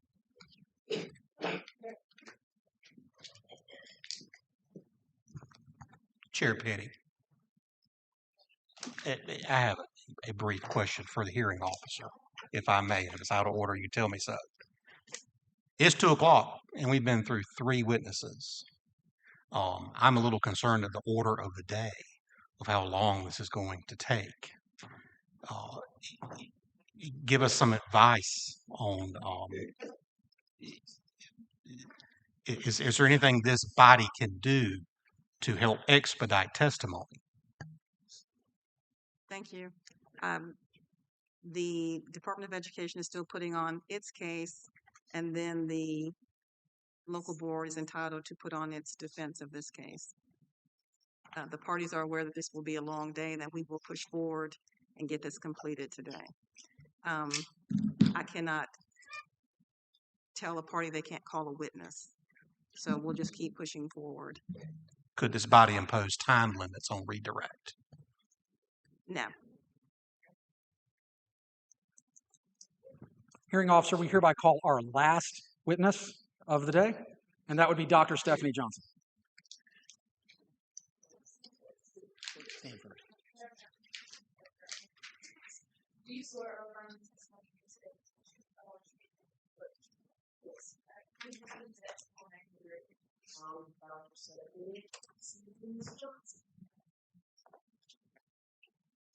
And Your Honor, we do have other witnesses subpoenaed for possible redirect should they be needed, but this is our last case in chief witness. Thank you. Deputy Superintendent Johnson, or I guess now I should say Superintendent Johnson, can you tell us your current title through today? Yes, I am the Deputy Superintendent and Chief Turnaround Officer for Georgia Department of Education. And ma'am, starting tomorrow, you have a different title, isn't that correct? Yes, I will be the Superintendent of Rockdale County Public Schools. Congratulations. Thank you. Now, wait, you said you're starting tomorrow. Yes. Well, tomorrow's not the first day of the school year in Rockdale, is it? No, it isn't. Ma'am, why are you the Deputy Superintendent of the Georgia Department through today? Because I wanted to make sure that this board and hearing officers, that you heard the truth about what went on in Dublin City, and that there was a voice of the 72 employees that lost their job in October and with education and more now, and that someone was the voice of the children that had those outdated resources, and the people who aren't in this room today, they would have never called as witnesses, who were heavily impacted by decisions made by this board. Superintendent Johnson, can you please provide us with a thumbnail snapshot of your work history? Yes, so I have been, guess I'll start as a mother, but I have been a teacher, counselor, assistant principal, principal. I've been the deputy superintendent, Georgia Department of Education, chief turnaround officer, and I have been special advisor to Dublin City Schools. I have been the key leader for the organization, the agency for building school and district effectiveness. All right, ma'am. As an employee of the Georgia Department of Education, when was the first time you remember coming into contact with issues surrounding the Dublin City Board of Education? Well, the main issues around within this role, it would have been last week of September, beginning October, but the superintendent, Fred Williams, did reach out to me a few times asking, did the state have money over the past between 2024, 2025? He would call every now and then and say, are there any grants available, any money available, like those type things. And we would go and provide support, but not additional funding. Am I too loud? I do talk loud. You're doing great. Okay, just checking. Teachers are all loud talkers. All right, ma'am, I want to focus your, oh, sorry, Fred Williams, I know his name has come up a couple times in the documents. When you said superintendent, who was Fred Williams the superintendent of? Of Dublin City Schools? All right. Was he the last permanent superintendent of Dublin City that you're aware of? Yes. Okay. So, ma'am, let's fast forward to that October 2025 timeline. When did you first arrive in Dublin? Just when first? In October, around October the 6th, 2024, well. Sorry, 2025. And 25, thank you. In October 6th, 2025. All right. And did you receive a special title based on what you were doing specifically at Dublin City Schools? Yes, I was asked to serve as the special advisor to Dublin City Schools. All right. What was the first thing that you did when you arrived in Dublin on October the 6th? The first thing that we did was we met with the staff, and when I say we, it was Christy Todd joined me, our chief of staff, and we met with the Dublin staff at the central office. Then we visited all of the Dublin schools and met with the leaders and any teachers and office members that were present at that time. Now, I know that it's going to feel a little disjointed. I will tell you, there are a lot of exhibits and evidence, so I'm trying really hard to only ask you questions about certain windows that would be in addition to the exhibits that we have here. Okay. But when you say that you talk to principals, everyone here is going to be looking at documents showing that the State Department pulled out of the city of Dublin with permanent staff on and around the beginning of April 2026. Are you familiar with that? I am. Okay. In terms of your contact with principals, do you still maintain contact with principals and providing assistance even after the pullout? I do, even the ones that left. I'm still in contact. I hear from someone from Dublin every day. I don't think there's been one day that someone from Dublin has not reached out to ask for, it could be anything from resources, additional support, some kind of we had a really great relationship when I was there with their office staff and with their school staff. Ma'am, you mentioned visiting with the principals. Did you visit every single school in Dublin? We did. We visited every single school in Dublin. On that first day, we also visited all of the offices as well. We met Amanda Smith that same day as well. She was in the Human Resources Department's office that day. The chairman was in the Human Resources Department. Was there something strange about that to you? She was not the chairman at the time. She was going through the files. They were determined they had already made some cuts, and she had the papers in her hand. And Amy Duke, who at the time was the Human Resources Director, she said, we're in here trying to get these cuts done, and they were working on reduction in force and looking for personnel that were going to be reduced. So Amanda had like a little stack of papers, and she introduced herself and was, very nice. But we did think that that was maybe not appropriate for a board member who would have had to vote on, those personnel decisions, being in that Human Resources Department with access to, the information, that typically internal staff would have. Ma'am, you mentioned Ms. Duke, the Human Resources Director. Based on your experience there, how would you characterize the relationship between the chair and the now chair, Ms. Smith and Ms. Duke? Dr. Amy Duke, she stated, she says, well, she's one of my best friends. And that was just the way that she said it. And then Marcy Poole shared with me when I mentioned to her, because she was the interim superintendent at the time, and typically your interim superintendent would lead anything or make some kind of, or say, hey, you got to get out of here, the state's here, or whatever, even if they were doing something wrong, and she didn't. And she says, well, they're like best friends. Ma'am, let's talk about Ms. Smith. To your understanding, was she related to any vendors of Dublin City? What I was, came to my attention was, and I'll tell you how we found it. This was actually all when we were trying to find the documentation for the 2023 audit with Malden and Jenkins. So no one from the old financial staff was still on campus. So we were in the office pulling all the documentation, looking for receipts, anything that the audit was requesting from 2023. Betty Corbett found a folder and it had the insurance quotes inside, and there were like at least 3 in there. And we looked and we tried to figure out, why did Dublin go with the highest quote? So of the 3 quotes you saw, I saw this with my own eyes. And so Jasmine Williams was with us at the time. She was on site with me that day. And she said, I bet you, I mean, you know, when we work in finance, we go in and we clean up messes in this districts in Georgia. So typically where there's smoke, there's fire, as people typically say. And I believe it was, I can't remember if it was Jasmine, it might have been me that said, guarantee you, somebody on the board or Fred is related to whoever has this highest quote. Because why would you go with the highest quote when they're offering the same things?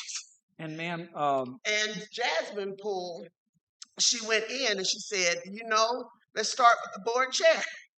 Do you know what her maiden name is? We pulled it up, found it on like her Facebook. It was like Yates somewhere. We pulled it up and Yates was the owner. Then there was a family picture with Amanda with her family. And it was like, here's the Yates, the insurance company, Amanda, this is where the relationship is. And then the second time that we found something dealing with Amanda, and she was honest on this part, where she said, my brother, this is when they were doing the reductions in force, and there were like teachers, like your teachers who are in reading and elementary and all of this, they're all losing their jobs. Well, there were a couple of members of the board that wanted a couple of the coaches to not lose theirs, but they would have fallen into that reduction in force. So Amanda says, my brother's willing to pay for 3 of the coaches to remain and not lose their jobs. Well, when we looked into where that pay came from, it came from a company called Ryland, which was owned by her brother and one of our, now I want to just say this. I can't tell you that Mr. James Lanier owns the company, but we received the district office staff were stating that members of the district office staff were stating that he owned it. Some community members said that he worked for them, but we know that there's definitely a correlation of Amanda Smith and James Lanier to that company, Ryland, that sent the check for those 3 coaches.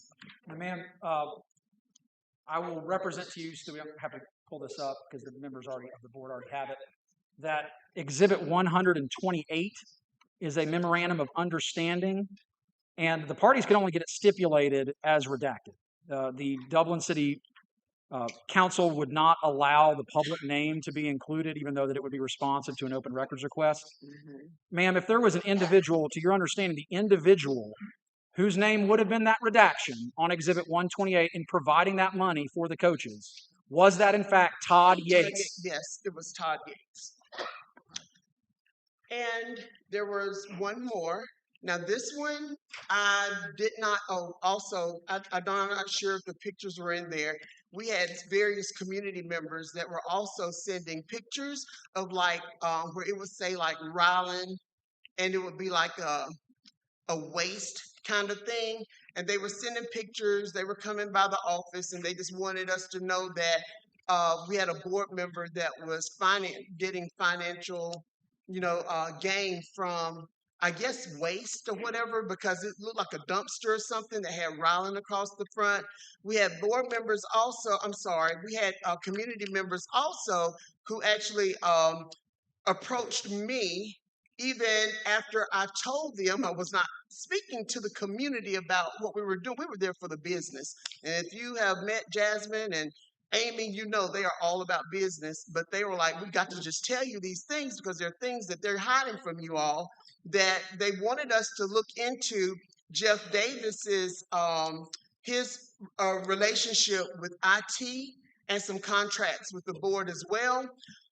I did not look into those, but that was brought up by community members while I was there, and they specifically told me you've got, also, and the people who work in IT at Dublin City said that there was something there also. Ma'am, let me turn you back to the fall of Okay. 2025. Can you please tell me what your regular work week or what a regular work week would look like for you in the fall of 2025? Yeah, well, I'll tell you this, I went there with the guidance and the directive to help them around the implementation of the financial plan that we developed for Dublin City. The very first time I met with them, like I got there on the 6th, by the afternoon of the next day, I realized that, and I'm getting ready to just literally say, no person left in that county office understood anything dealing with FTE, finance, REP, EIP, any of the financials that go in. Before I left the first day, I had already found them $500,000 in just how they had not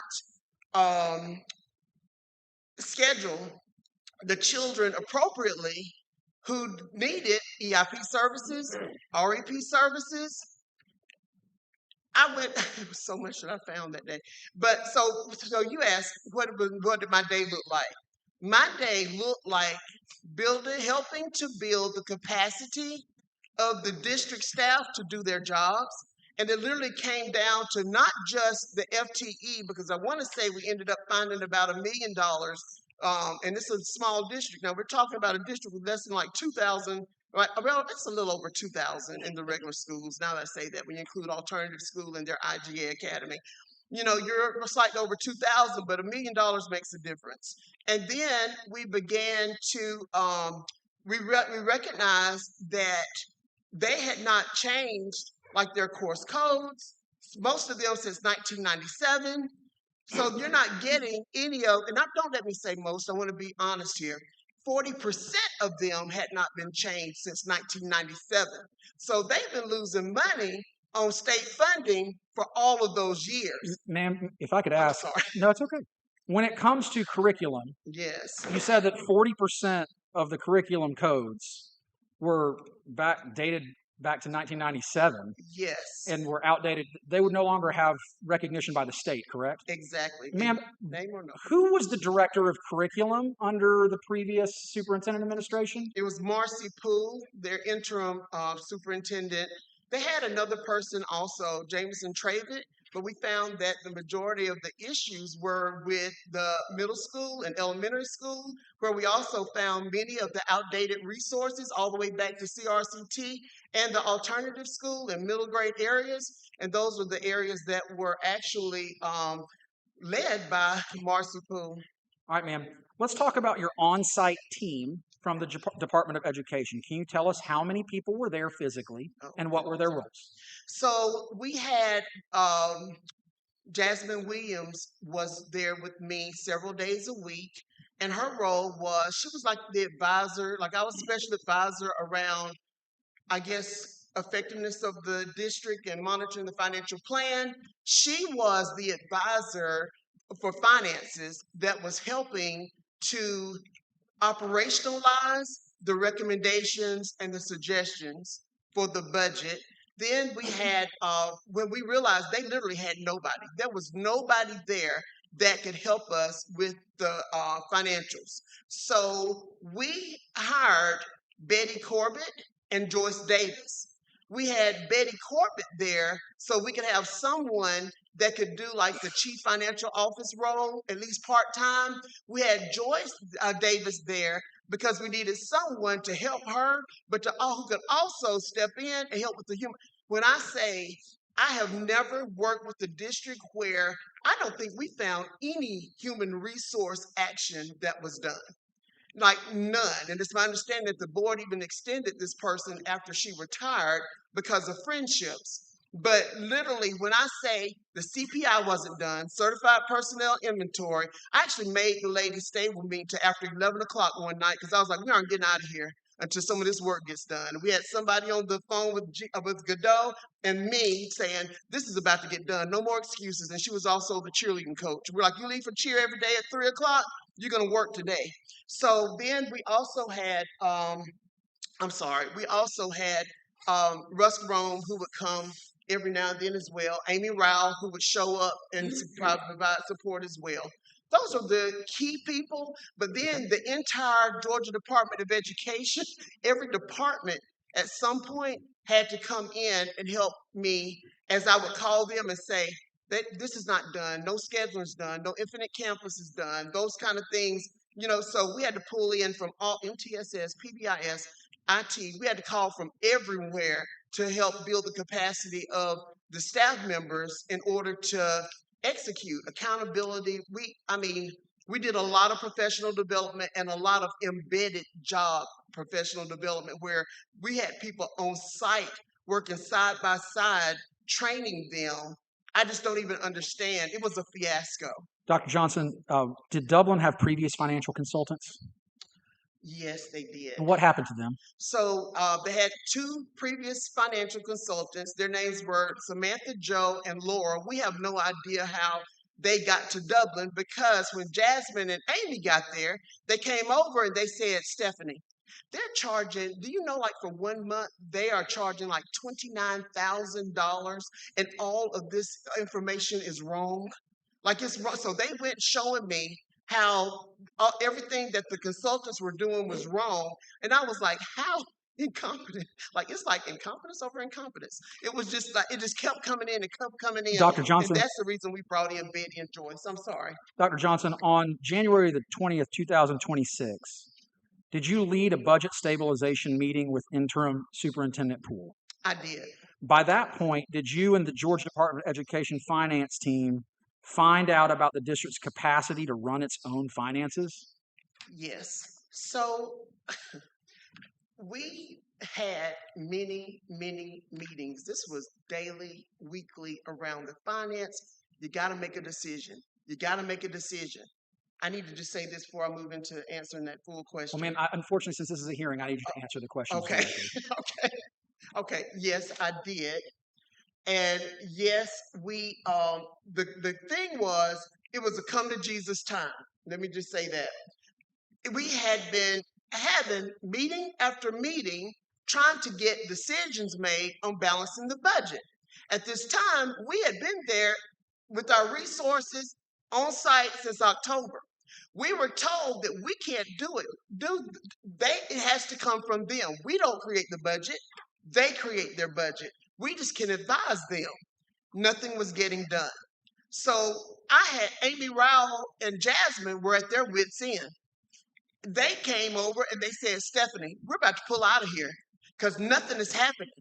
Yet we were being told, we heard Marcy telling the board everything was going great, everything was going well. Like they were, and we were like, what? What do you mean? All of these lists of things that we keep asking you, this list is growing because you all are not executing and doing what we need to do in order to get out of here. Dr. Johnson. So that's the reason we had the 20th meeting. Dr. Johnson, did Ms. Poole communicate anything to you about whether or not that she would take certain recommendations to the board? Oh, she did. And this began at the very beginning. And I'll tell you this, we walked in the door in October. I walked in. This wasn't even my wheelhouse for the most part. I said, you got to do something with IGA. Got to do something with these supplements, these bus routes. Budget is balanced. But that was just Marcy and I talking. She said to me, I can't take that to my board. I can't take anything dealing with IGA. Trust me, we would end up losing people. And that's when she broke down that a lot of the people were from other counties that they understood that the majority of the kids there weren't gifted or whatever. But that's what kind of brought in like your high profile families and things like that. And that they were going to keep, even though it was like only 180 something kids there, they weren't earning any money when we pulled it out. We ran a ramp with them to try to show them that you're taking money away from the other schools. By doing this, you got to come up with another way to do this if you're going to do it. And then we said the coaching supplements.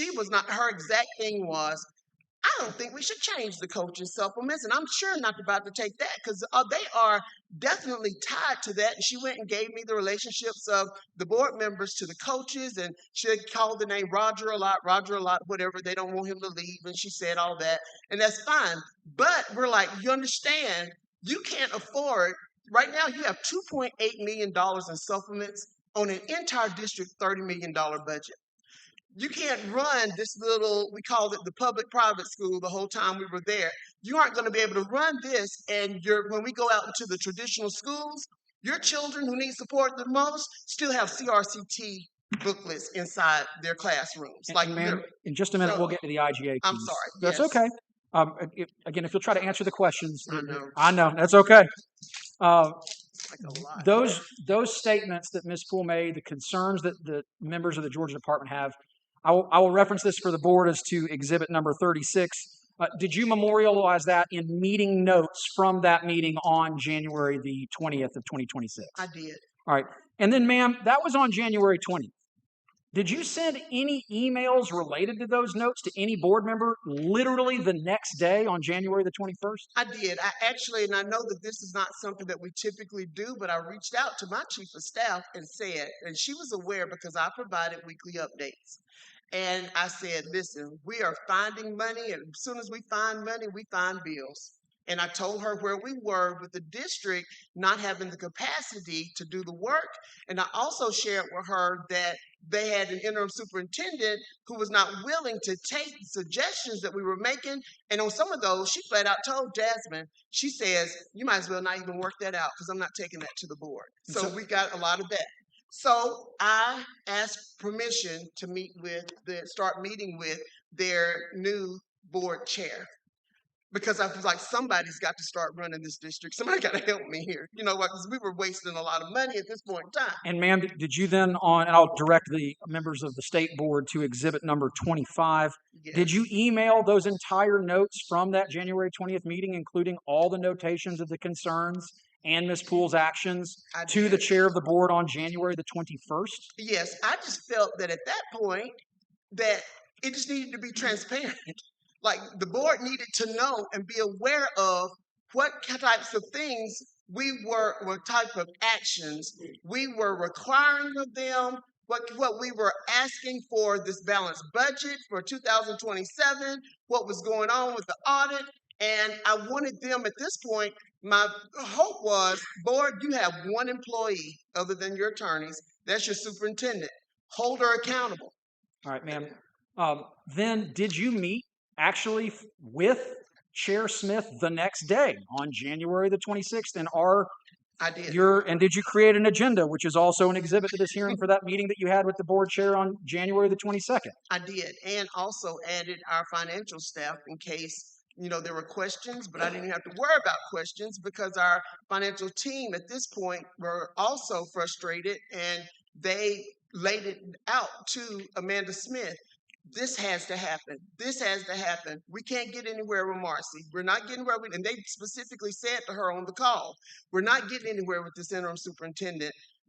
And then we started pushing them to say, when are we going to get a permanent superintendent? And that's when I contacted GSBA and asked them if they would conduct the search for free because they didn't have any money to do one. Well, so this search that they just had for superintendent that failed, it was you that actually secured it for them at no cost through a third party? Called Sam King, myself, and asked, but I had already asked at the beginning when I first got there. I reached out to Sam King at GSBA and asked if possibly all support to helping this board could be waived this year.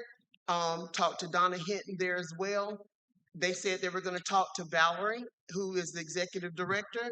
Got a call, and they said, we are willing to waive everything to help provide support.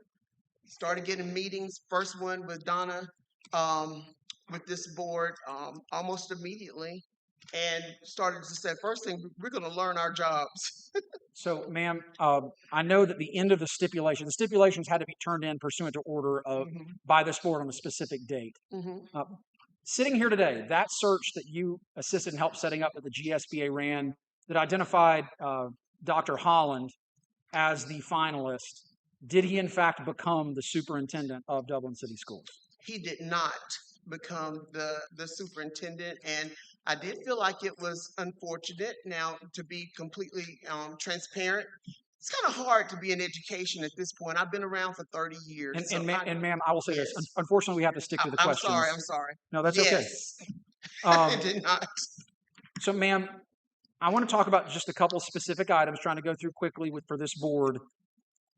Did you understand whether or not major primary district staff had ever been formally trained on basic systems like Infinite Campus?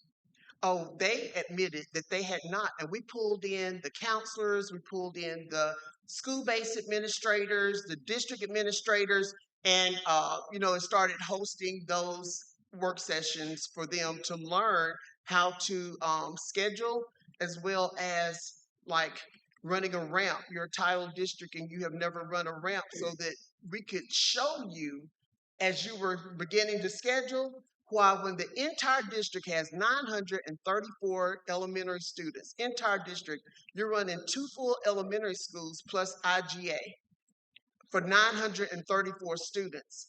We were getting almost no funding, so we wanted to just show them in the training of, you have no Infinite Campus training, you have no ramp training, you're just doing things willy-nilly and not earning any money. And ma'am, did you find out whether or not any district leadership understood federal excess cost or maintenance of effort requirements, and whether they were even going to fail to meet excess cost? The only district in the state of Georgia that did not meet excess cost is what district? Is Dublin City Schools. All right, ma'am. Let's talk about IG. Okay. Ma'am, there have been a lot of statements made by various board members about things that were not state recommendations at multiple meetings. Have you actually continued to watch, I guess some of, whichever ones have been streamed, have you continued to watch those since the end of your term on site? I watched some. I haven't watched all. And ma'am, based on the statements, it sounds like some of the board members have said that you have recommended these changes to IGA that they've installed. Ma'am, can you tell me, did you make a definite recommendation with IGA to turn it into a magnet school? No, and I'm very glad that you asked me that question because I want to clear this up.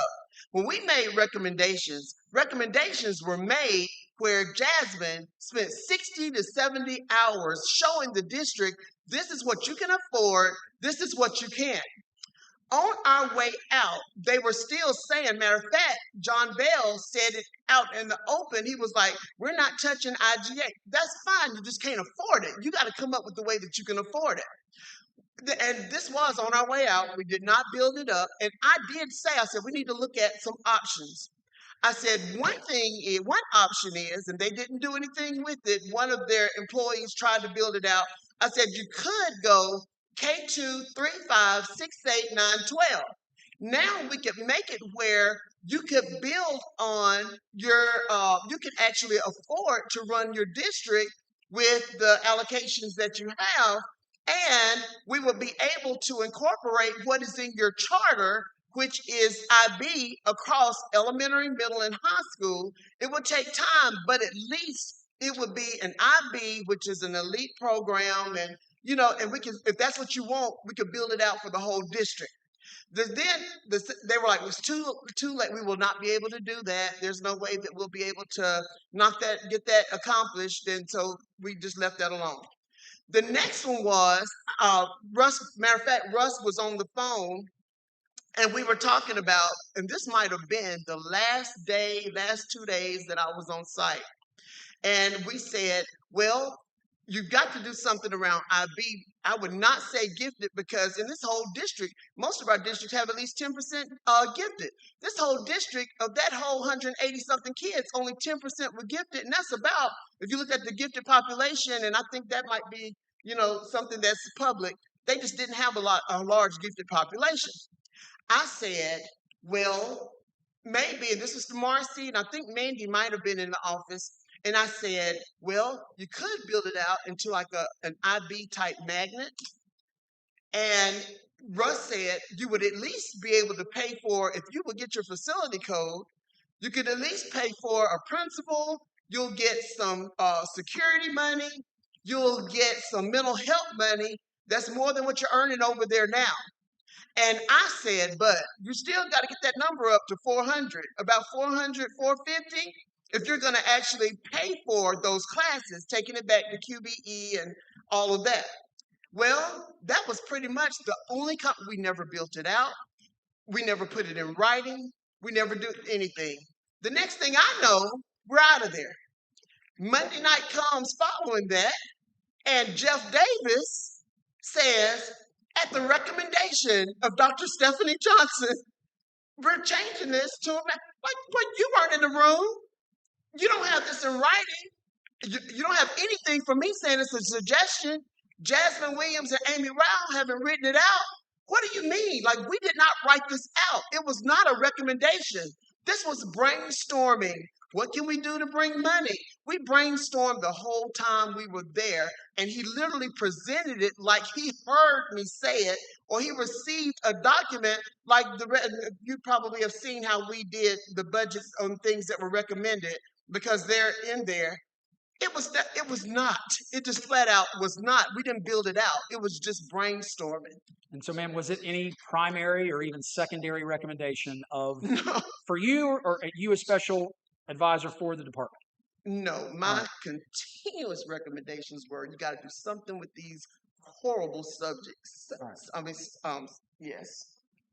Ma'am, since you mentioned Mr. Davis, I did want to ask, at any specific board meeting, did you end up having an opportunity where Mr. Davis confronted you at any point in time? Yes, I did. And thank you for the opportunity to share this. So this was, I had been on the phone with GSBA, and I was asking them around guidance around how should we get the board on board with knowing the facts of what was going on. I was making sure we weren't crossing the line between leadership and governance. I had been on the phone with Donna Hinton for about an hour, and she said, this is what you need to do. You need to go in there and you need to just tell the truth, Stephanie. You need to let them know. The budget is not, like we aren't moving with this budget. At this point, we've met with Marcy. We've met with Amanda. You all need to just be aware of this is where you are. She says, and then you also need to tell them that it's perfectly fine for a board to have like a budget committee, a superintendent evaluation committee. I took notes. And so she's like, she wrote out all the committees at the budget that they could have possibly had. So the board meeting starts that night. Matter of fact, I'm on the phone with her waiting on the board meeting to start. It comes in, and Amanda always asks, she said, right when they would go into executive session, and I realized that they didn't put me on the agenda. They were asking that because I don't think they wanted the public to really hear what was going on with the state. But she kindly asked, she said, Dr. Johnson, do you have anything you want to share with us before we get started? Because typically they talk about, personnel, legal issues, and those things. And I said, well, yes. So I started sharing the issues we were having and the fact that at the time, Marcy was not telling them, we got to do something with IGA, we got to do something with coaching supplements. That information had not come to the board. When I started talking about IGA and the fact that we were going to have to build that out, we got to build the rigor over there, talking about those things, and we have to make some changes there. All of a sudden, I know he called me a name. I don't remember the exact name, but then he goes and he says, some whatever it is from the state who just likes to hear herself talk. He gets up and he starts saying, my kids went to IGA. And so I'm literally sitting here thinking, I just shared with you that your children in all of the schools don't have resources. You didn't meet excess costs. You all have an interim superintendent who won't even bend on this budget because she doesn't want to pull resources. And you're sitting, but he starts he's like this, and he starts coming toward me like this. There are two ways that he could have gone. It's a table. There's a table this way. There's a table this way where my podium is. He's like, boom, like this, and he comes right for me. And then, I wasn't sure, Mr. Walters, one of our board members, he said, so he stood up and he says, I thought I was about to have to karate chop him. And so after the meeting, I know Amanda was embarrassed because, to be honest, she really was trying to communicate. I think it was a lot of the things that gotten away from them. And she called us to make sure I was okay. And she says, I asked him, Jeff, what made you act like that? And yeah, so I'm still like, whoa, I'm going taking me like right back there. But I mean, I was fine, you know. Ma'am, based on all of the years of experience that you had and the districts that you've assisted, has any district in the state ever needed the level of resources of the Georgia Department of Education that you're aware of the way that Dublin City has? No. I have no further questions. Cross-examination? Okay.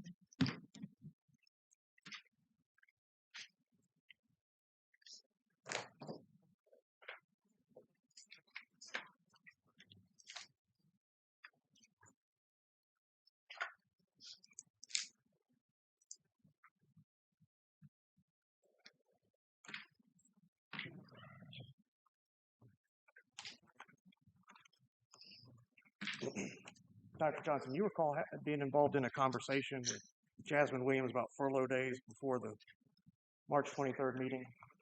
Not with Dublin Jasmine City? Williams. Who'd you have that conversation with? That was Marcy. So should I finish the conversation, tell you what happened? I don't know. I'm just asking. Okay. You had a conversation with Marcy about furlough days. It was Marcy. So Jasmine had completed, and she had been sick. And she said, it took me 70 hours to complete this last budget write-up. And when I got this to Marcy, she had removed like the supplements and all of that. She says, when I got to Marcy, she was like, I want to This is what she was telling you. This is what Jasmine's telling Then you. we walked into Marcy's office Okay. and it was confirmed. So we got in there and Marcy told Jasmine to put those supplements back. Jasmine said, Marcy, if I put these supplements back, you would have to furlough like 12 days in order to balance this budget. So just to be clear, Jasmine Williams said, you're going to have to furlough 12 days to balance this budget. She did If not you put know. these No, supplements in? No, Wait, Marcy wait, asked wait. how much, I want to make sure I can make this. Dr. Johnson Mhm. and Mr. Smith. Mr. Smith wants to get his questions out, and Dr. Johnson, I understand you want to answer them. We can only have one person speaking at a time. So I'm going to go back to Mr. Smith because at this point I don't even know what the question was.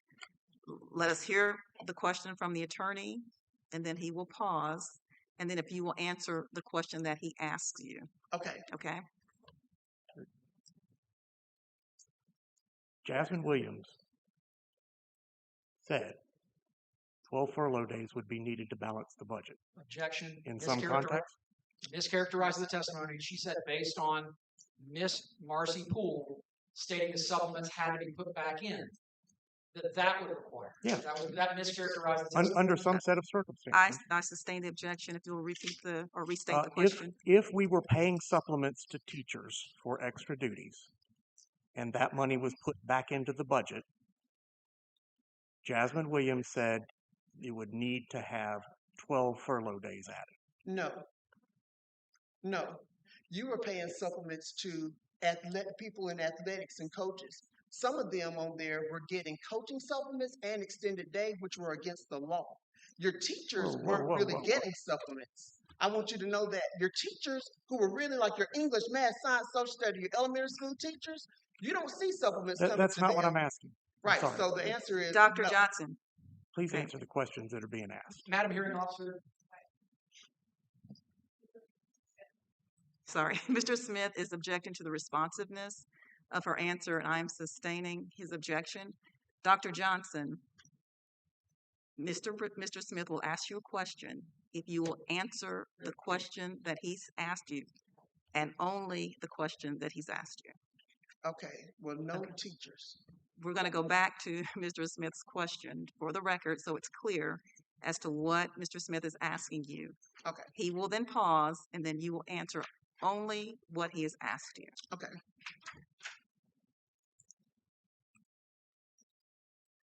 Ms. Poole wanted there to be some measure of supplements for teachers for additional duties in the budget. Is that correct? Some. Yes, some. Jasmine Williams said with those supplements in the budget, 12 furlough days would be needed to balance it. Is that correct? Not like that. So if I answered it, How was it? okay. The way that it was that we had removed the majority of those athletic supplements in order to balance it. Marcy said, you got to put those back in. Jasmine said, the budget won't be balanced if we put, and she was not speaking, Marcy wasn't speaking for teachers. She was speaking for athletics. A matter of fact, the statement that she made after that was, do you know these coaches work late with these kids and that they don't get to go and get doctorates and EDS degrees and all of that? So they should get their supplements. Now that's a direct quote that came from her in that office that day. For the additional duties. So, correct? Well, excessive, right. But it's for additional duties. But not for the necessary teachers without athletic duties. There weren't any extra supplements built for them. Now, wait. I just wanted you to know that it was not for teachers, it was for athletics. Well, coaches are teachers too, are they not? It wasn't for teaching duties, though. So are you saying you're upset that teachers that didn't have extra duties were not getting supplemental pay for extra duties they didn't have? Not at all. Let me tell you this. If you saw that data, you know that there needed to be tutorials, but they didn't have any in place. Pull the Title I records. They didn't have any of those after-school tutorials in place for your regular students who actually performing low and were beginning. I'm asking about coaching supplements. Okay, I'm not talking about Title I tutoring. No, we're not arguing here. It's not. Get on track. I understand. Let me just reiterate again to Mr. Smith and Dr. Johnson. Just answer what he's asked you. If he wants to ask a follow-up question, he will do so. Okay. But it's not your responsibility to give him answers to questions that he has not asked you. Yeah. It's kind of hard when the answer is not. It would lead to something that's not factual. He's asking you questions. If it's a yes or no question, then your answer should be yes or no. If he wants an explanation of your yes or no response, he will ask you that. Okay. Mr. Yonker. Respectfully, hearing officer, I believe that the rule in the state of Georgia is she does get to explain even if it is a yes or no question. Okay, but I need for her to answer his questions first. Okay? And then if there's a response that is briefly responsive to the yes or no, that is one thing. It's another to spend 5 minutes on something that's not related to what he initially asked her. Okay, is everybody clear on that? Okay. Mr. Smith, we're going back to your question. So Dr. Johnson, you will pause and then you will answer his question. Okay. So were you or Jasmine Williams recommending that there be no coaching supplements in the district for those extra duties? No, not no. So some? Some. You're aware that coaching supplements were drastically cut for FY27, are you not? After. I am aware that Amanda Smith put her foot down and basically said, you got to cut these supplements.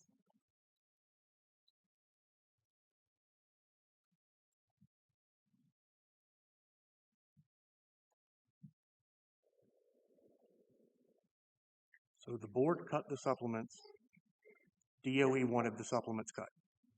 They had to be cut, yes, sir. And that's what the board did. Right? I can't say the board did. What I can say is that Marcy then took it to the board. Took some, but I can't tell you how much or whatever. I can just tell you what was shared with me. Now, if they voted on them in a meeting on April 13th, it's in the documents, then I was gone at that then time. those would be supplements that would be in line.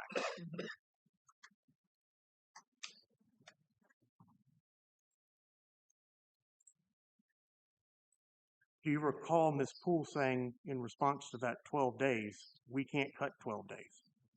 No, she was the one that suggested it. And she says, build that out to see how much they'll cost. and how much that's going to put back in there. So Jasmine built that out and she showed him. Then Marcy said, how much does one day cost? Let me see how much one day costs.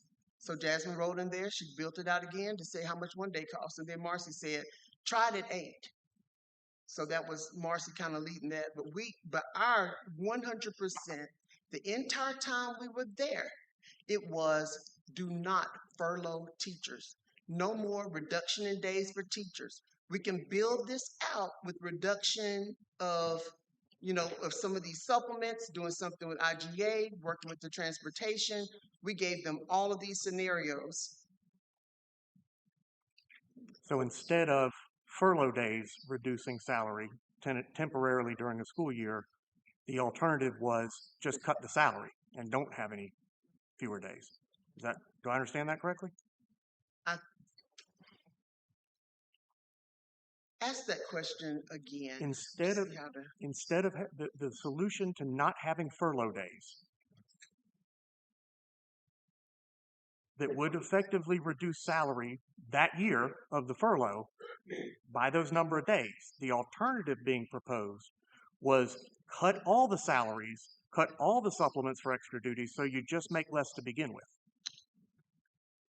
Is that right? Yes, but may I continue? Please. Those supplements were outrageous. They were like $30,000, $20,000 plus an additional 30 days. There was the longest. Matter of fact, I had superintendents calling me down while I was there and saying, hey, have you ever heard of like a director of football operations? There was like 15 coaches, 12 coaches, 10 coaches on those. I mean, and then they were getting these double-digit supplements plus the additional days for coaching supplements. So the supplements, it was like $2.8 million coming out of their local on a $30 million budget for the whole district.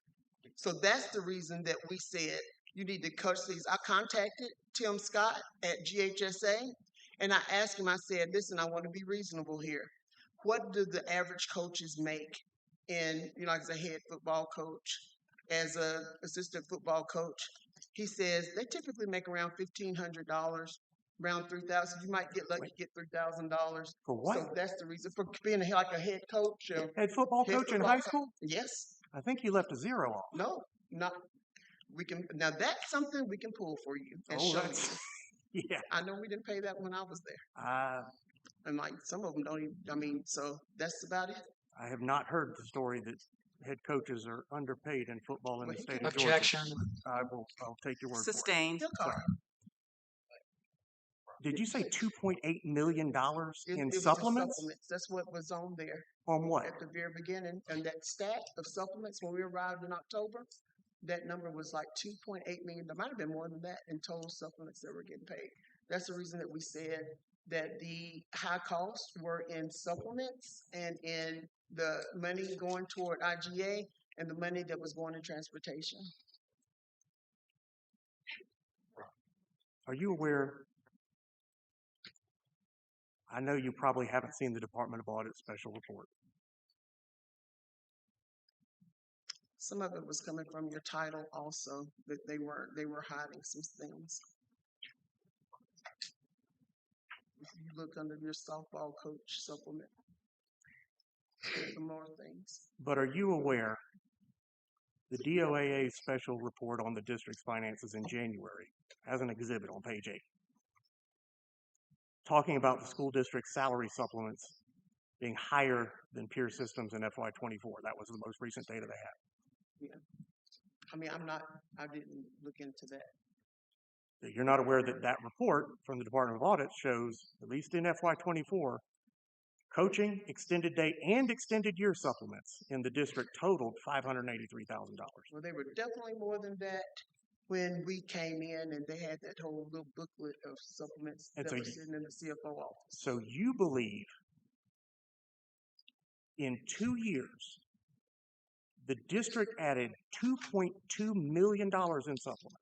I think that they probably hid for some coaches. Things, to be honest with you. I think that they did a good job of not always being transparent. Well, if they hid them, how did you find them? Oh, we found a lot while we were there. So we found something just about every day. You believe $2.3 million in coaching supplements were added?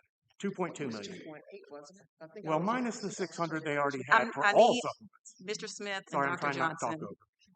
over. Apologize. Let me. We need to get through this hearing today. I need for you to ask the question, Mr. Smith. Dr. Johnson, wait until he finishes. Then you may respond. And then, Mr. Smith, if you have a follow-up question, please ask it at that time. But if you're just going back and forth like you're having a conversation, we're not going to get through this because I'm, excuse me, I'm going to have to stop and keep recorrecting or correcting you all on this. So, Mr. Smith, if you'll ask your question, and then Dr. Johnson, Yeah, let me you shift can gears a little respond. bit. You talked about these vendors that you seem to believe board members are somehow benefiting themselves on. You said you're looking for audit documents for FY23 when you came Yes. across Yates Insurance, Right. and I assume it was for that audit. Am I incorrect in that regard? I don't really remember, to be totally honest with you. I just know at that point we were, and I know that you'll probably talk to Betty later on to see, but I know that we were working on the audit in the conference room, and then we were back in that CFO's office trying to find the documents for the audit, and that folder was there. Are you aware of how long the district had been using Yates Insurance? I'm not aware of that. Are you aware of when Ms. Smith came on the board? I probably knew that. I know she shared it with me, but I don't remember.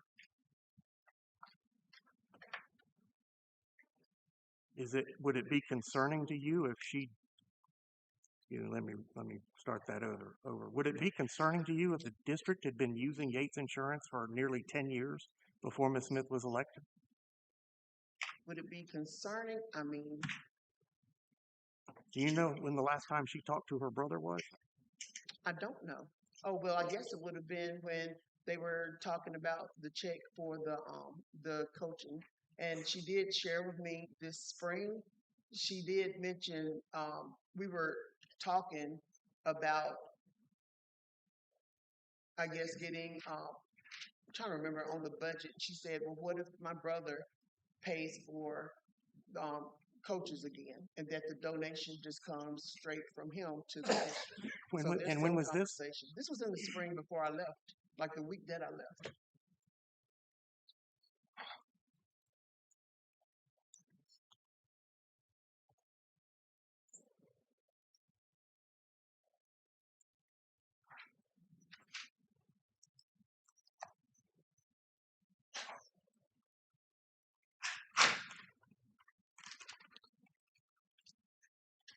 I'm going to take a little bit of a risk in asking this question, but I was having a hard time following the IGA discussion, the Irish Gifted Academy that's been converted to a magnet school. What was your recommendation for IGA? Really never made a recommendation, to be honest, because I shared with you what I actually said. My main recommendations that I made, we never built out. Where I said, you're going to have to turn this into something that at least aligns with what you're saying you're doing in your charter. Your charter flexibility says that you're building out IB. So I made the recommendation for them to build it out utilizing a PYP, MYP, DP model, and it's my understanding that they did not do anything with the IB components. Does that have anything to do with whether IGA is a magnet school or a program within the high school? Well, yes, it does. The reason I say that is because so the thing is, IB is not just high school; it can be middle and high. And so because charter flexibility is for the whole district, they didn't have any evidence that they were doing anything around what their charter flexibility was for the elementary and middle. That's the reason that I made that suggestion. But what does that have to do with having a magnet school in and of itself? I'm saying that you mentioned that. You asked me, did I make a recommendation? What was my recommendation? And so I shared with you what I actually recommended. The Dublin City Schools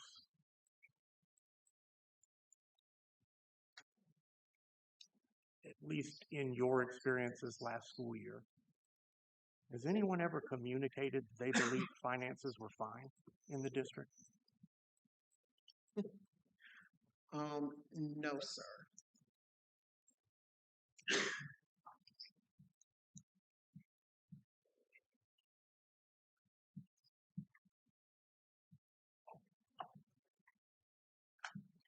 What were your recommendations when you met with Ms. Smith that you would, excuse me, let me rephrase that. What were the recommendations you made when you started meeting with Ms. Smith that Ms. Poole would not bring to the board? Wait a minute, say that one more time. I'm not I believe you understanding. testified Ms. Poole would not bring things to the board you were Right, she would recommending. not at the very beginning. And so you started meeting with Ms. Smith. Mhm. What were the recommendations you brought to Ms. Smith that Ms. Poole had refused to That bring we to the had board? to do a zero-based budget. That we nickel and dime 2026 to get through the year, but it was time to move to 2027. It was a fiasco with all the decisions before. And I said, you are going to have to create a zero-based budget. We have got to go down to what can we afford inside the classrooms, beginning with the traditional schools. And then we've got to build it up, and we've got to build an organizational chart that matches the needs of the district. I mentioned to her also, Marcy, I said, you realize your district doesn't have even like a district social worker. I named all of these components. We had a lot of issues that were going on. She wouldn't recommend any of those things or that within the organizational chart. She said, this is what we're going to do. As people resign, we just won't fill those roles. But that's not the way that you build out a zero-based budget. That's not how you make sure that children are taken care of. That's not how you make sure that resources are purchased. But she kept saying that to me, to Jasmine, and to Amy, and all of us knew you can't build a budget out that way. It does reduce the budget, does it not? Not effectively. You can do a lot of things, but if it's not effective, then why do it? We already were children were not being taken care of in Dublin City, and neither were your teachers. What was your solution to that during the FY26 year?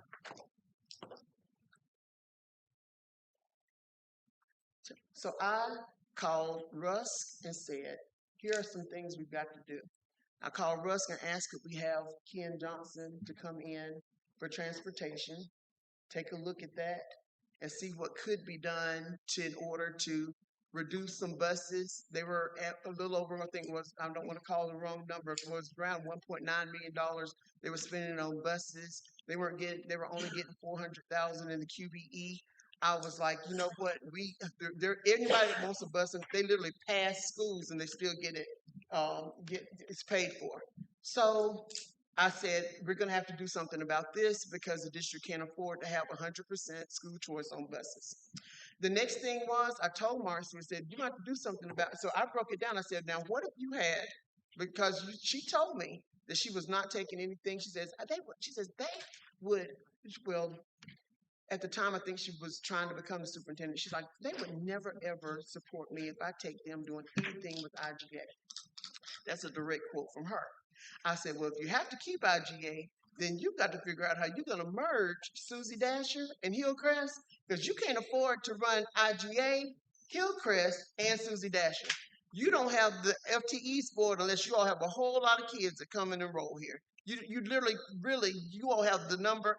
In Georgia, many of our schools have 900 elementary kids in one school. So to have three, they literally couldn't afford it. So I told her, I said, you're going to have to do something with that. And then the other thing I told her is that we needed to look at districts across Georgia, and we needed to look to see what they were paying their coaches and what they were paying in supplements to their administrators, and that we needed to see if we could match it. She did. Dublin didn't have the money to pay that. And so I told her probably 5 or 6 times, y'all can't keep up with the Joneses right now because you don't have the money. You're just going to take that all the way down. People who want to stick with you, they'll stick with you. They'll still get their state salaries or whatever. But right now, you all just don't have the money while you're paying that $300,000 a month to state health benefits, on top of not being able to, pay out the rest of your debt. So reduce a lot of pay. Right. So those are the main things I said over and over and over again. You know that there was I think you mentioned CFO search and difficulties getting a CFO. Are you aware that multiple individuals were offered the position that it applied and were rejecting it? I was there. I am aware. Yes. So the delay in hiring CEO was not because there was no effort being made, was it? No, but we definitely posted. I even posted it on my Facebook, trying to help them find a CFO. People were calling and saying it's just too big of a mess. You know, the people that we knew who were credible, they didn't want their name tied to Dublin. Do you think if there were different members on the Board of Education, people would have taken the job? Yes. Why? Because I'm just going to be totally honest with you. You're asking for an opinion, so I'm going to give you one. People have shared across the state of Georgia, they're not happy that this board has taken no accountability and that they did not hold that superintendent accountable and they didn't hold Which the one? chief, the one that Fred Williams? the one that their employee, there was no, they allowed him to resign with that and give him a payout without saying either you're fired or you're going to go clean this up. And that has been also from your Dublin City teachers, your administrators, your people across Dublin. Everyone's like, they have not held themselves accountable at all.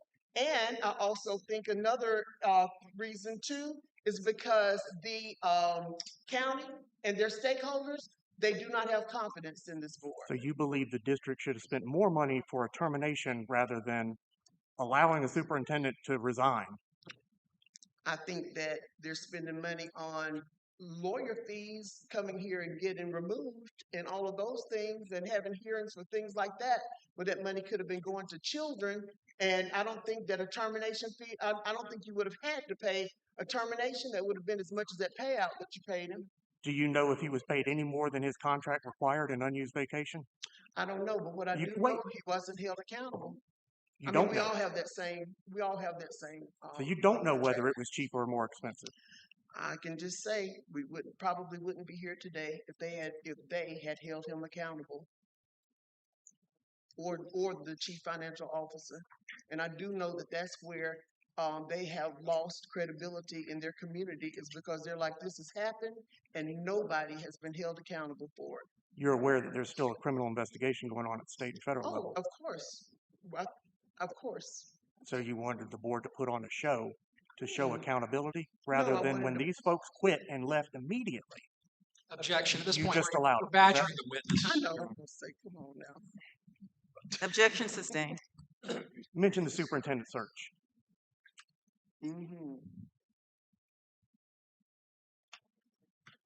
Are you aware of why that didn't come to fruition with the finalists? I know the whole story. Yes. What do you know about the salary demands? Okay, so thank you for sharing this, because I stayed in touch with the candidate throughout the whole thing after he was announced. So if you go into the portal, it shows the former superintendent's salary to be slightly under $295,000, plus paying into TRS and paying for a number of benefits, $1,000 a month transportation and such. So Dr. Holland was currently making around $215,000 in Marietta City. And on his first one, where you go back and forth on the contract, I think that he requested like $225,000. He said that he knew at the very beginning he wasn't going to get as much as Fred Williams, but that that was somewhere around what he requested. Well, the first thing I also know is that if you pull the application for the superintendent search, it said on the salary piece, it says competitive salary and benefits on the application. It does not give a window. Well, what I also know is that he did not receive from the attorney like a rebuttal or anything or any communication at all until the 13th day of the 14 days, where I just went through this before I even was named. I'm already getting information from the attorney. So I know day one, they're like, what's the salary? You send it back, then they send back. You got to go within this window. To send it back, I had an attorney also in my search. You go back and forth until you agree. They totally, I mean, like totally ghosted him. He said that he contacted you all and actually said, I could do, he said they sent back and said $168,000 and $75 a month in transportation, whatever it is. Well, he says they literally ghosted him. He says it was no coming back, no anything. He said, so I reached out and I said, I could actually work with for like about $190,000. I could bring that down if that's your number. He said they literally wouldn't talk to me. The next thing that I got was a letter that they made public. They sent the letter on the same day to him that they made public and tried to make it seem like he was making outrageous demands. Even at 190, he would have been one of the lowest paid superintendents in the state, but he was willing to come down off of 215 to 190, and you wouldn't even go back and forth with him and and say, hey, is this not? We'll take it at 190.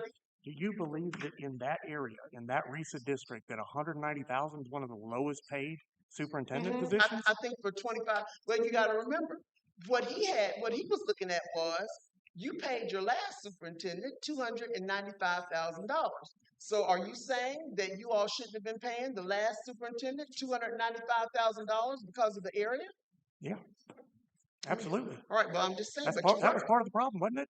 Which is a problem with your board. They were making. But bad they're not decisions doing it and anymore. making bad. Mr. Smith, I'm sorry. Mr. Smith and Dr. Johnson. Mr. Smith, can you give me an estimate on the About length three of your? more. I'm sorry, I didn't hear About you. 3 more questions. Okay, so we got about 3 more Well, questions. other than a couple extra.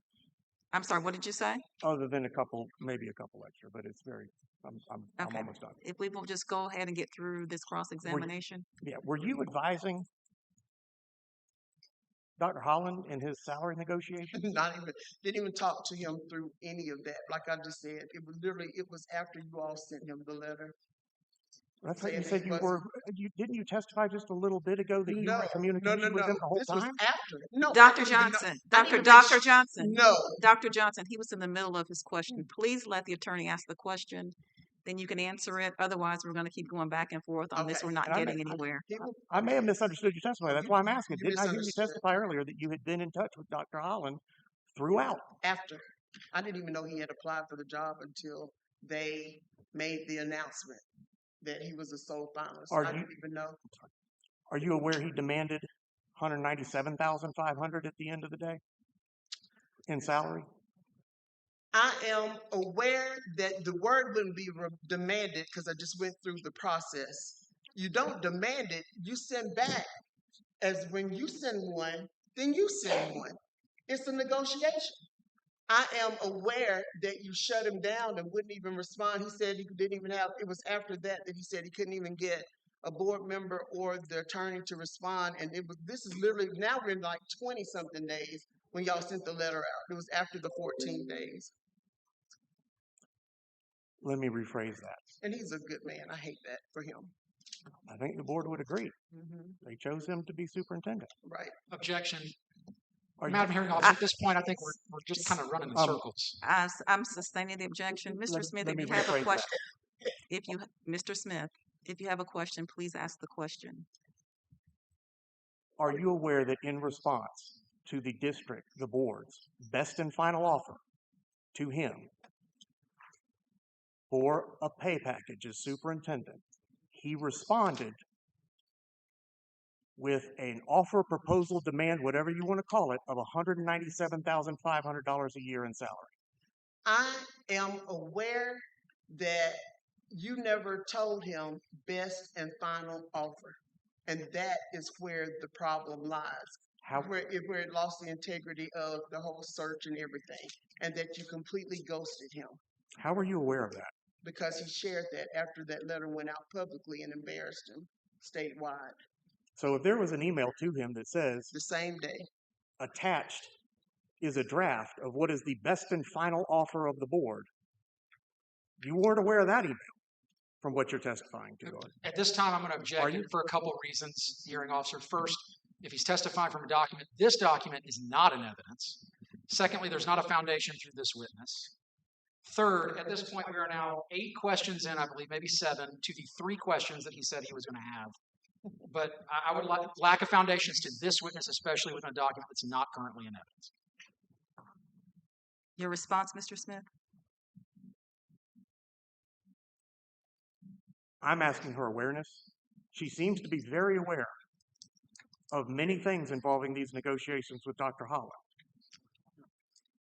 That's what you made public. So, I am cross-examining her, and we're entitled to that, I believe, to the depth and breadth of her knowledge that she's testified about. If she's got all this knowledge, she doesn't get to just say the part she wants to say. Okay, but are you asking her based upon a document that's not in evidence? I'm asking her based on future testimony. But no, there's none of these documents are in evidence. None of what she's talked about is in evidence. I will allow the question, but if you will just please streamline this so that we can conclude this cross-examination. I'm trying to ask very simple yes or no questions, and I'm not getting very simple I yes or appreciate no that. answers. And I don't apologize think for you're that. asking yes. Dr. Johnson, Dr. Johnson, Are you aware? we cannot have commentary. Okay. Just answer the questions once he asks you a question. Thank you. Without additional context, are you aware that Dr. Holland also asked for, demanded, proposed a $550 a month transportation allowance, a $10,000 reimbursement for professional expenses, all amounts paid by the board for gold level health insurance, and other monetary benefits in his pay package? I did not I Okay. did not discuss all that with him. You would agree it would be financially irresponsible to overpay for a superintendent, would you not?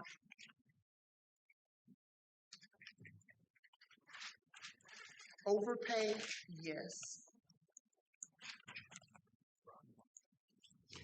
Any redirect?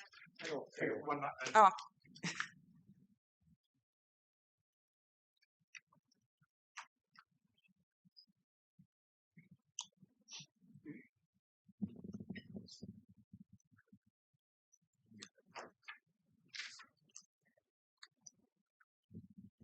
Has the board not been receptive to training while you were in the district? Now, let me Let me rephrase. Have they asked for training? I know that I suggested trainings. Now, I don't remember them asking.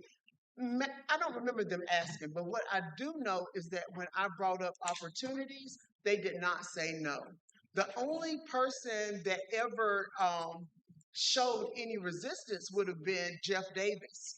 And I did show, matter of fact, to the point that like it was his first real training in budget.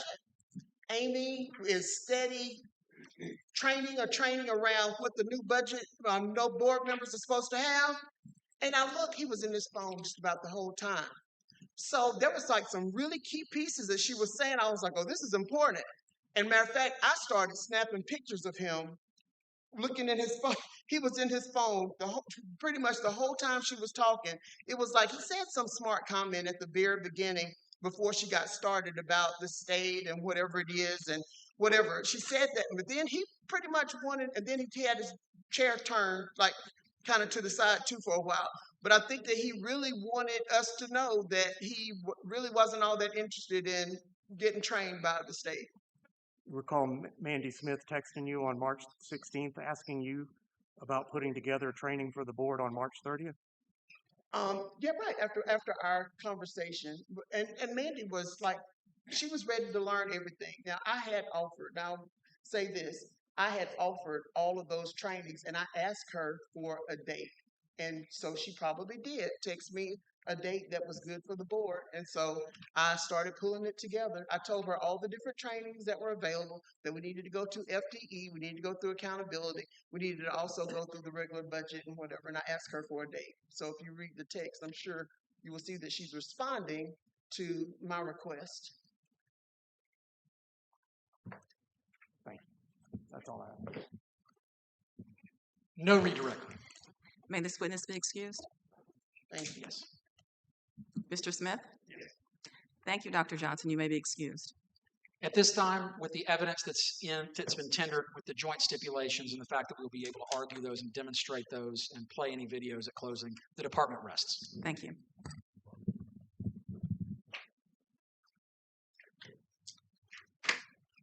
Okay, we're going to take a 5-minute stand up and stretch break, and then we're coming back to begin the defense portion of the case.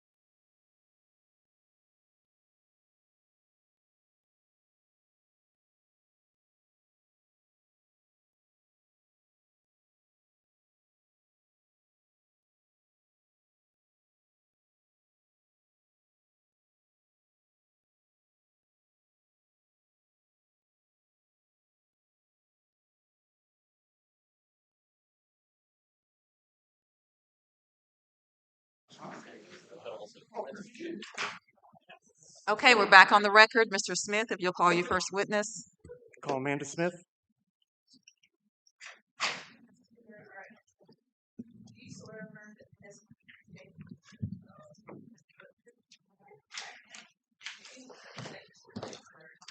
Amanda Yates Smith. Ms. Smith, just for probably been apparent, but you typically go by Mandy. But I think Correct. Amanda has been said a time or two, and Mandy's been said a time or two. You were elected first in 2024 to the Board of Education. That's in the stipulated facts. Tell this board, why did you decide to run for the Board of Education? I'm an education major. I've always been involved in community. I'm the board member for Stepping Stones, the board member for Communities in School. Education, I have a heart for it. And I had time now that I was not working to fully jump into something different. And I was asked to run, so I did. Took it consideration and ran. Prior to August of 2025, what was your understanding and view of the district's finances? I knew we were in a deficit. We were working a plan. We were moving forward. I thought we were okay. I thought that we were coming out of it because we were working the plan. I certainly didn't know the extent that I found out about in August. In that reference to the August 18th meeting? Yes, sir. What were you told about that meeting leading up to it? It was regarding health insurance. Anything else? No, we were just having a called meeting regarding health insurance on Monday. And then walk me through what happened at that meeting. At that meeting, Dr. Williams stated that he got a phone call from the Department of Health and that he wanted Chad to explain what happened. And Chad and he were on the phone together. This is prior to Chad giving his explanation. And our health insurance premium has not been paid for a year. I sold health insurance up until 2022 at Yates Insurance. I have no involvement with them. I knew how dire this was. I was upset. Chad told us that he was told not to tell us from the previous CFO. I literally said, this is the nail in our coffin. We had taken so many hits from the community regarding our millage rate, regarding anything that Dublin City Schools did. And I remember almost speaking in tongues because I was so upset with him. And he said, well, I was told not to tell you. And I said, well, this wasn't a surprise birthday party. This is serious business. And in what world would not paying health insurance for a year, over 30 days, be okay? This is not okay. And he just kind of shrugged and said, well, that's what I was told not to do, was to not tell you or the superintendent. What was the board's reaction and response? We were furious. We were extremely upset. We knew that this was going to be a huge hit on Dublin City Schools. we were irate. Did you know the depth and extent of the crisis at that moment? No. Did it get worse? Yes. How so? We actually found out that the deficit was a lot worse. The amount that was due, I'm not sure that we knew that Monday night that it was $7 million or $6 million and some change. So then when the state came in and told us that we were actually in a $10 million deficit with a projected ending the year with a $13 million, I mean, what do you say? How do you respond to that when you're thinking that you're working this deficit plan and you trust the people that tell you that and you don't know any different? I mean, you're fighting for a system that everybody else is fighting. And you're, for lack of a better word, you're drinking the Kool-Aid and thinking that you're coming out of it and everything was okay and you were working the plan. And, we were told that he did pay the employee part of it. We just weren't notified that it was either that day or the following day that he paid the employee part of it. Well, did Chad have any reaction to confessing this to you? I actually said, well, Chad, now we know why you had heart problems. He had, I think, a stent or two put in and had been out doing that. And I said, well, if you're keeping a secret that's this big of a burden, no wonder that you're having heart problems. I mean, I don't know how you slept at night. Did he have any acknowledgement of that? Objection, hearsay. That you could see? He just said this is what I was taught to Objection, do. hearsay. Your response, Mr. Smith? Her observation of his response. She literally said, he said. Objection sustained. We'll ask Chad. When did you learn the district didn't have cash to make payroll for September 2025? September 2025. Mr. Smith, we cannot hear you. Oh, can't hear me? Sorry. We cannot hear you. Sorry. What was your understanding of how the district would have to proceed financially in order to remain solvent and make payroll? At the time, we did not know that we could not get a TAN. We were told later on that the reason there was another $3 million round of cuts that were needed to happen in 2.5 days is because Dr. Williams could not secure the TAN.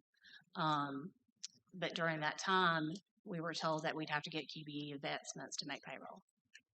And did that continue for several months? Yes. Until QBE advancements were expired? Yes, run out? until there was no longer any QBE to advance. Now the district had to develop a deficit reduction plan. It's in the record. Correct. It was done in 2 phases. How quickly did that have to come together?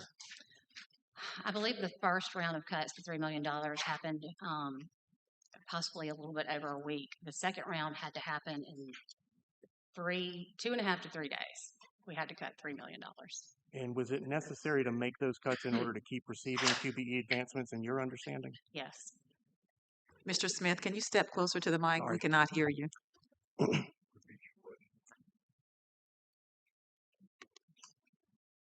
Your understanding that you had to make those cuts in order to continue to receive QBE advancements? Yes. Cut during the middle of the year approximately $4.7 million? I thought it was closer to 6, but At least in payroll? yes. And it eliminated dozens of positions in the district. Did it not? Correct. What were the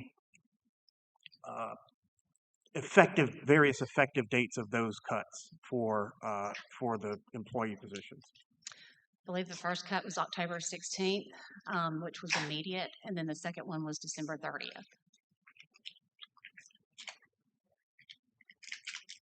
Was it the intention of the board to try to limit as best you could the impact on employees, or was there some other motive? I think the RIF was decided by the superintendent and local or building level admin on how they would cut. Our overall objective was just to keep the doors open and do what was best for the students. Certainly we wanted to limit how much of our staff and teachers took, but at that point in time, we really didn't have an option. I mean, we had to do what we had to do to keep the doors open. that involve termination hearings before the Correct. board. You approximately how many of those hearings do you recall having to go through? I know 6, maybe a couple more.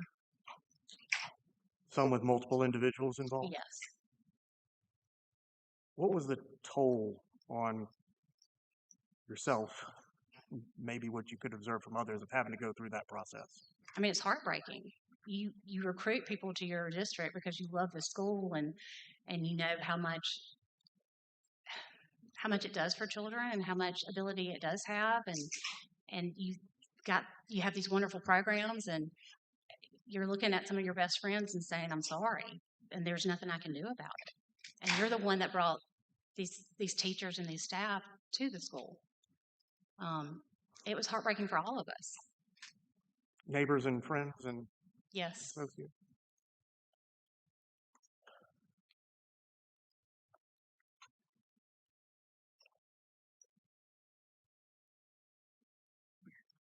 Let me talk about some of the testimony we just heard. What were you doing in Amy Duke's office in early October? I sold health insurance until 2022. Dr. Duke had a problem reading the health insurance sheet and knowing how to group the employees that had not been reconciled correctly for years. I mean, one employee had been dead for 3 years and we were still paying health insurance premium on. So she asked for my help and assistance. I had nothing to do with the reduction in force. And I gave it back. I gave the health insurance back to her, and I said, Amy, you really need to call the state Department of Health and talk to them about what's the best way to reconcile this and go forward and how to group and how to look and determine all the symbols and, groupings and group numbers. And I said, it's best if you call them. Nothing to do with personnel? Absolutely not. Do you recall meeting with Dr. Johnson that day? I do. How did that meeting go? It went well. No concerns raised by Dr. Johnson? None. And we were happy to have Dr. Johnson in the state. We still are happy to have their assistance. I mean, it hasn't stopped just because they're not in our building. Let me ask you, when was the last time you spoke with your brother? 4 years ago.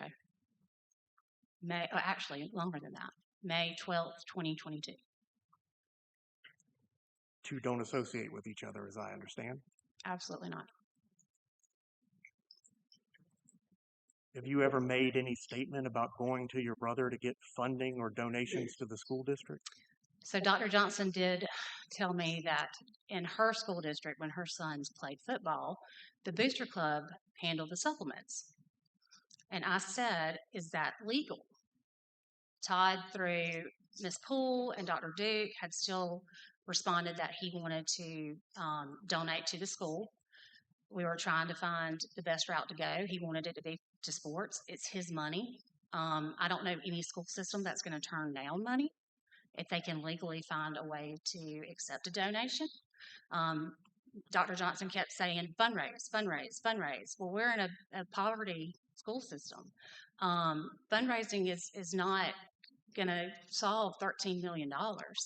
But anything that we could get, we're going to certainly take. So I mentioned to Dr. Johnson, I said, would it be legal if he paid the booster club, a touchdown club, the amount that he wants to give? And they handle, since these coaching supplements are such a huge deal, and yes, they are high. They were high. And we had way too many coaches. We have since fixed that situation. I said, but since it's such a source of contention, what if we asked him, or y'all asked him, to donate that amount to the booster club, and they handle everything with the coaching supplements? It's a win-win because it takes it off our budget. It takes it off our board, and they handle it. Dr. Johnson gave me that idea. She then turned around and called GSA, and somehow twisted it that I didn't want these children to read, and that was not what I was saying. I was just trying to find every way possible to help this budget, to help the school system, to satisfy the fact that Todd still wanted to donate funds. And to be clear, I think you said this, he contacted Ms. Poole. Yes. you had no conversations No. at all about it. No. Are you aware of any negotiation about what it would be for in terms of a donation? No, the original donation, the contract was put in front of me at a board meeting. I had no idea that it was coming when he That's when paid you- the 3 coaches. That's when you first were made aware of it? Yes. Is that when you were first made aware that it was your brother making the donation? Yes. And it was your understanding, his idea, specifically to fund 3 employees who were coaches? Yes, it's my understanding that all the parents of the football players were extremely upset about these 3 coaches that were included in the RIFT. And Todd offered to do something about it and keep them on. These coaches take these boys to church. They feed these boys. They clothe these boys. They take our wrestling coach picks up boys or picks up students at 11 o'clock and helps them with jobs, and takes them home because they don't have transportation. Like, our coaches are not only teachers, but they're also mentors to these children. So what was the other option the board had if it wasn't going to accept these monthly donations to pay for these 3 individuals? There wasn't another option at that point when we were presented that contract. This is what he wanted to spend his money on. And as long as it was legal to do, I didn't have a problem with it. I mean, again, we're keeping 3 coaches / teachers / mentors employed in our district who had children in our district who were a part of our community. I mean, to me, it was a win. I hate that it was associated with me. I had no dealings with it. Otherwise, their positions had been cut, had in fact been cut in the Yes. deficit reduction plan. So they Yes. just wouldn't have worked there if we didn't No, have they this would be donation. gone. Correct. Since August, and I know this is a broad question, so I guess we can get down into some details, but walk through some of what the board has done to try to remedy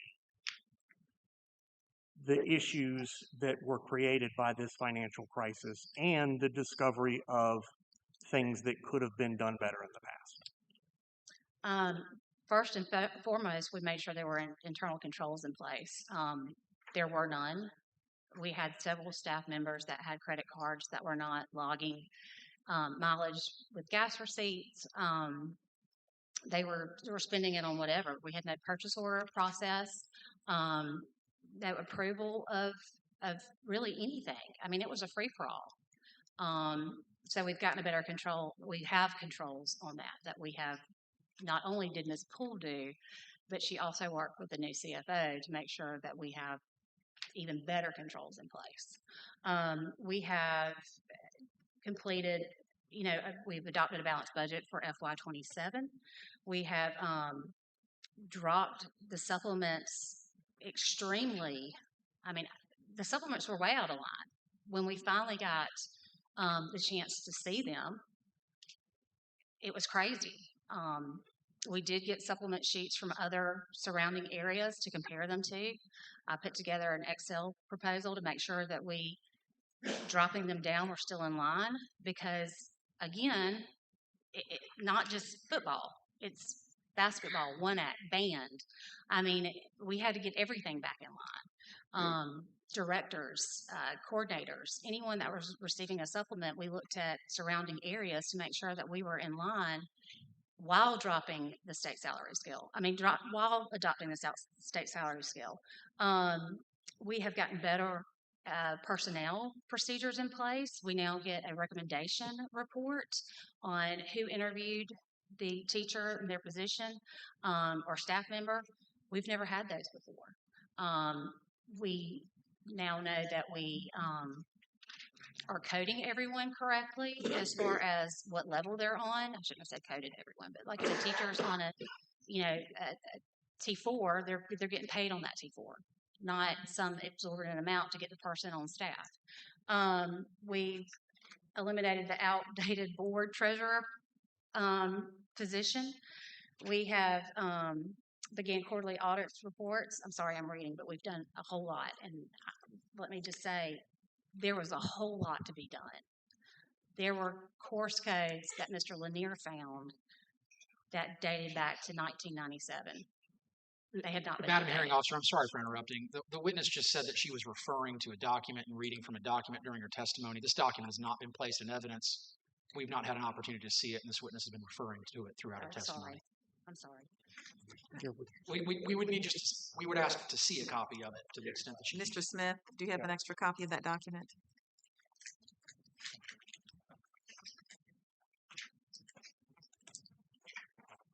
Thank you. Tell me about, you implemented a ramp Correct. process. What is that?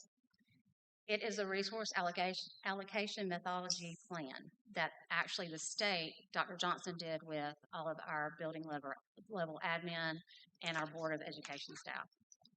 And what's your understanding of how that works? It's my understanding that they look at the allotment sheet and see actually what we get and make sure that we are in line with each school based off what we receive from the state. Would it be starting with what positions do we need? Right. Based on funding? Correct. Not based on previous years? No. Hearing Officer, I'm sorry, I've tried to give a lot of allowance to this, but multiple times opposing counsel has been starting to lead his witness through these questions with yes or no questions would ask, since this is direct, to direct the witness. The objection to leading is sustained.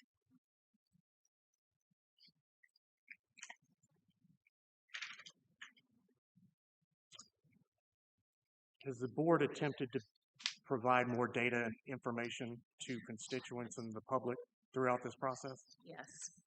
We have implemented the transparency page, and if we need to move it, we can, certainly. We're not trying to hide it anywhere. We now have a relationship with the paper and the news outlets. They receive anything they ask for. That's within legal limits. Rodney Manley is our paper representative, and he comes to every meeting. He gets a personnel packet and anything else that's in our packet that we can legally give him. I'm available for questions at any time he calls. Before this, we were told not to talk to the paper, not to talk to news.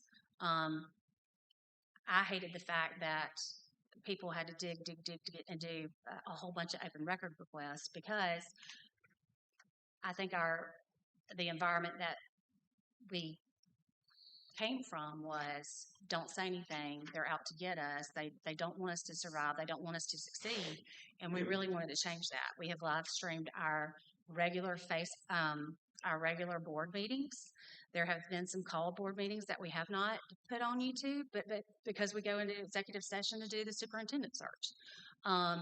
It would literally be 3 seconds of us saying, call this meeting to order and go into executive session. If we need to do more, we certainly will. We are having town halls. We are putting out brochures about how we're funded. We're doing everything we can to be more transparent, to secure the trust of the people. And we know we have a lot more work to do. I mean, there's still things that we are finding almost every day. I don't know how we were functioning. You became board chair when? January of 2026. About 7-8 months in at this point? Correct. Tell me about some of your meetings with Department of Education folks, Dr. Johnson in particular. So I met with Dr. Johnson and Christy Todd, Russ Grom, Jasmine, Amy Rao. They were on Zoom. Dr. Johnson and I were in the office. They listed some of the issues we had. They stated that our Board of Education staff or Dr. Johnson did, said that they were lazy and they were half doing things, fill in the blank. That we were always a nice little office of lazy people. My concern was that Christy Thublin and Chad had such a control on every component of that Board of Ed office. And my question to Dr. Johnson was, well, are you training? They've never had a job description. They've never known their duties. Are you walking beside them and training them, or are y'all just doing it? Because she was saying how frustrated the state was that they were not, that they're just having to do everybody's job. And so we had long discussions. I met with her every week. I developed a spreadsheet to satisfy anything and everything that she brought up. I put on the spreadsheet. We put when the date was completed. She even sent me a text message after I shared it with her and said, "I love this spreadsheet." I mean, we talked almost daily. We met weekly. There were some, pushed back a little bit about the salary schedules and the supplements, but we handled it. I think the biggest concern was making sure that we didn't cut too drastic and lose teachers, which happened. We've had to really dig to find positions or for people to fill these positions. But our staff have worked, this board has worked, our teachers, they're, for lack of a better word, tails off to get back where we needed to be. Are we perfect? No. Is there some more stuff we need to handle? Yes. But we're continuing to move forward and do everything we can to make the system succeed.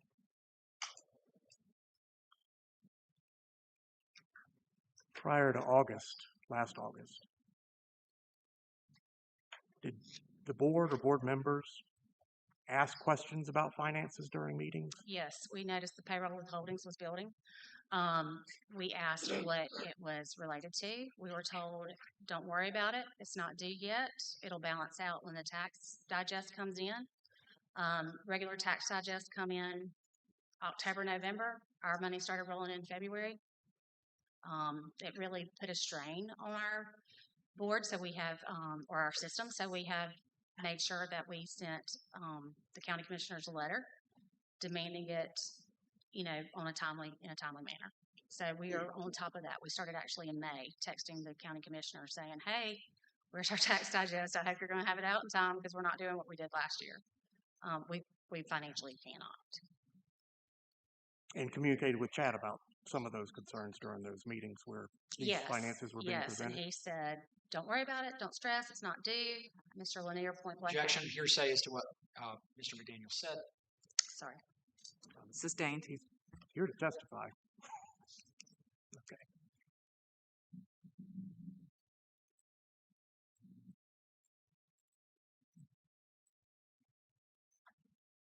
Do you understand now whether or not the information being given you by Mr. McDaniel was accurate? I don't think anything that he presented to us was ever accurate.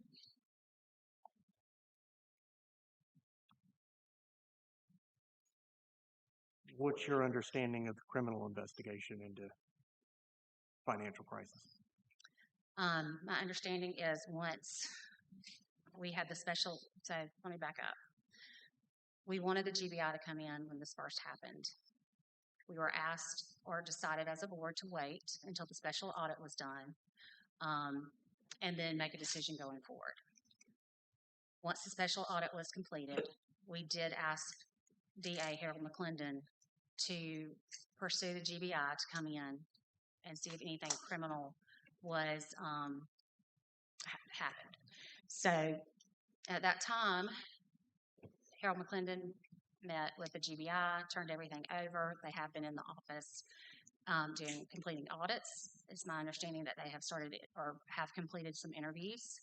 I know that it's not in our local GBI office. I know that it's in Atlanta. I cannot find out any more information about it. It's very tight-lipped, but I do know that it's moving forward.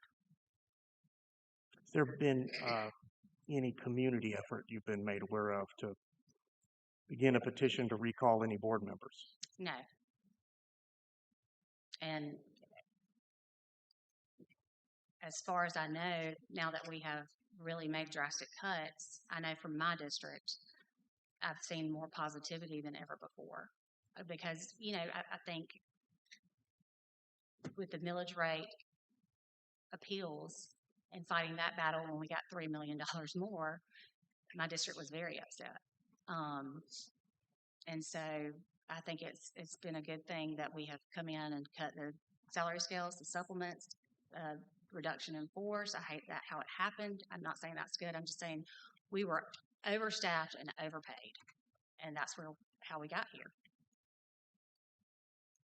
Do you believe the board as a whole or any current board member will be an implement to regaining clear accreditation? No. Do you believe the board as a whole or any board member makes it less likely the district will regain clear accreditation than another appointed board member? No, I think we all bring a unique attitude and mind.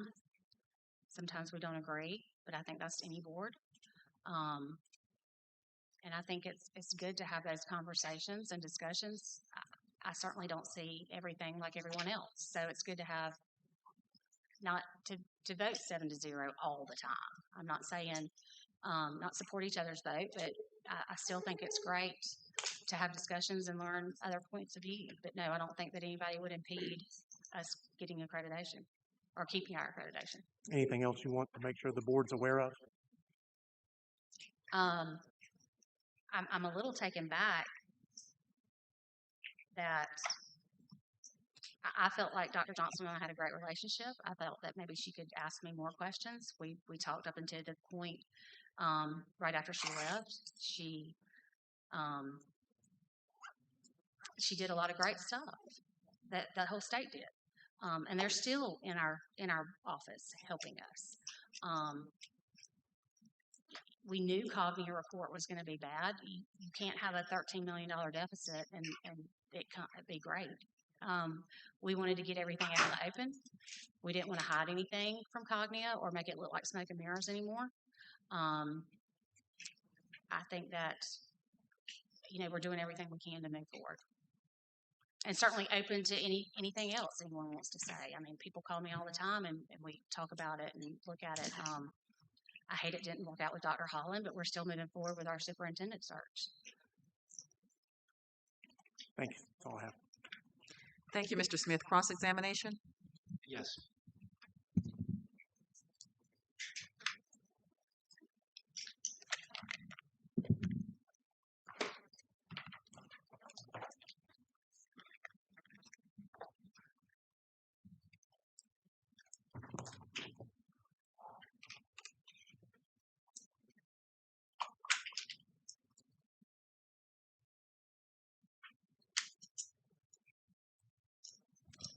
Ms. Smith, you've chaired the board since January 2026, correct? Correct. You were first elected in 2023 and took office in January of 2024. Is that correct? Correct. As chair, you preside over the board's meetings, correct? Correct. And you approve the agenda for those meetings at the beginning of those meetings, correct? Correct. And you sign the board's official financial reports to the state. Is that correct? Correct. Maybe agree with me that the board has adopted a written code of ethics. Is that right? Correct. And that written code of ethics is on Assembly. Is that right? As far as I know, yes. Right. And Assembly is the website connected digital platform. Is that correct? Correct. Okay. Whether or not it's housed fully there, you have adopted a fully baked code, in your opinion, correct? Yes, sir. Okay. And the board also has a separate written conflict of interest policy for its members as part of that, correct? Yes, sir. That policy requires you to disclose any personal or financial interest in a matter before the board, correct? Yes, sir. The board also has a bids and quotations policy governing purchases, correct? Yes, sir. As chair, you are responsible for the board's compliance with its own policies, correct? Correct. Ms. In Smith, fact, excuse me, Ms. Smith, please speak up. Oh, sorry. No problem. Thank you. and in fact, you read, I think, one policy every board meeting as part of that compliance effort, correct? It's a board norms and protocol or a board board code of ethics. And you read one every meeting, is that correct? Yes, sir. Okay. Now, on direct, you mentioned that you said you were working on a plan in 2025. When you said you work on a plan, was that the 2025 deficit reduction plan? Yes, sir. All right, because I want to make sure we have several plans, so let's be clear about which Oh, one. I know how many. Yes, sir. There are a lot. You do know how many plans? I don't know. I mean, I haven't kept count, but there have been a lot of plans prior to this August 25th. And you'd agree with me that not a single one of them has been successful, correct? I'm not sure I can answer that. You're not aware of any successful deficit elimination plan, is that correct? It was my understanding that we would complete the deficit plan and then go right back into a deficit. So you do believe that there were times that a deficit plan was successful, or you do not? It's my opinion that they were successful. Okay. All right, ma'am, you signed the board's November 2024 financial report to the state as part of your duties as a board member in reviewing those reports, correct? Correct. Ma'am, that report showed an end of period general fund balance of negative $6,901,125 in November of 2024, correct? I'd have to review the document. Do you I remember mean, off of, if it's signed by me on that day, then yes. do you remember signing any report approximately $7 million underwater in 2024? Yes, but we were told when we asked that the millage rate, the tax digest has not come in. This was not due yet. It will all balance out. Don't worry about it. It's okay. And you, as a board member, accepted that explanation. Well, when you have a superintendent and a CFO in roles, and they talk about how much school finance is different from regular finance, and they're in the position, you trust that person. I mean, I can't micromanage and go in and look up everything. That's not my role. Right. So you say you should not micromanage staff when there's a $7 million deficit. When we're told why there's a $7 million deficit and lied to, we've asked all the questions we can ask. So would you agree with me that based on the knowledge you have now, that statement that we should not micromanage when there's now aware of this level of problem is something you probably shouldn't say or do at a board meeting now with the knowledge you have? Is that correct? It's no. That's correct or incorrect? I'm sorry, it's correct, yes. You understand that Mr. Lanier and Mr. Davis have said almost that exact same thing in recent board meetings in 2026 about trusting things that staff have been put in front of them, that they're not there to micromanage. Literally the exact same thing you just said you should not do. You're aware of that, correct? You're saying now. Correct. They were saying back then, don't micromanage. Like, we're not allowed to micromanage. I understand, but what you just said a minute ago, that you now believe that when you understand a problem is so big that it does in fact require a deeper level of looking behind things, correct? Knowing what I know now, I'd probably ask some more questions or want more information. But I know now that I have a person in place that I can trust. I see. And you thought you had a person that you could trust back then too, correct? Correct. All right. Ma'am, you signed a report in December of 2024 indicating a negative $7,302,200 balance in the general fund, correct? Yes. You signed the board's monthly financial statements throughout fiscal year 25, correct? Yes. In fact, that would have been 10 months where y'all would have met during the school year. Is that right? Correct. And every single one of those fiscal year 2025 reports shows a deficit, correct? I believe so. And in fact, all of them shows a multi-million-dollar deficit, correct? That were always explained, yes. Now, you had an interview that you allowed to be taken in your kitchen in January of 26 by the local news media down in your part of the state, correct? In Dublin, yes. Yes, and by that time, you were aware of a significant amount of financial information. Is that right? Yes. Well, yes, I know more now than I did in January. Well, actually, if you look at that video, you're actually holding the DOAA report in your kitchen on camera in that interview. You're aware of that, correct? Yes, I was there. Okay. So, ma'am, you said in that interview that in August of 2025 that the district and you were hit with a wrecking ball. Do you remember using that language in that interview? Yes. All right. Signing those 10 monthly reports in 2025 along with those balances to you, you believe did not provide you sufficient notice that there were financial problems within the district. Is that fair to say? They were always explained. All right. And it was not to the total of 10 million or 13 million. And we did not know the health insurance was a year past due. Now, ma'am, 7 months before the state health benefit plan crisis, or the wrecking ball, as you said, in January 2025, you signed the fiscal year 2025, even though it was in 2026, corrective action plan as well, correct? In addition to the deficit elimination plan. Yes. Okay. And by signing that, you certified the board had approved a plan to eliminate the budget, eliminate the deficit, correct? That was our goal, yes. And you'd agree with me that both of those 2025 plans failed, correct? I'm not sure. I'm not sure what occurred out of that. I'm sure if there was still a negative deficit, then yes, we did not obtain the goal. Right. Ms. Smith, will you please try to I'm speak up a little? sorry. Thank you. Ma'am, you've signed, I believe that there were 2026 fund balance reports, but you understand now, because I know you discussed it in one of your meetings that you did post online, that y'all stopped sending these monthly fund balance reports to the state in fiscal year 2026. You're familiar with that, correct?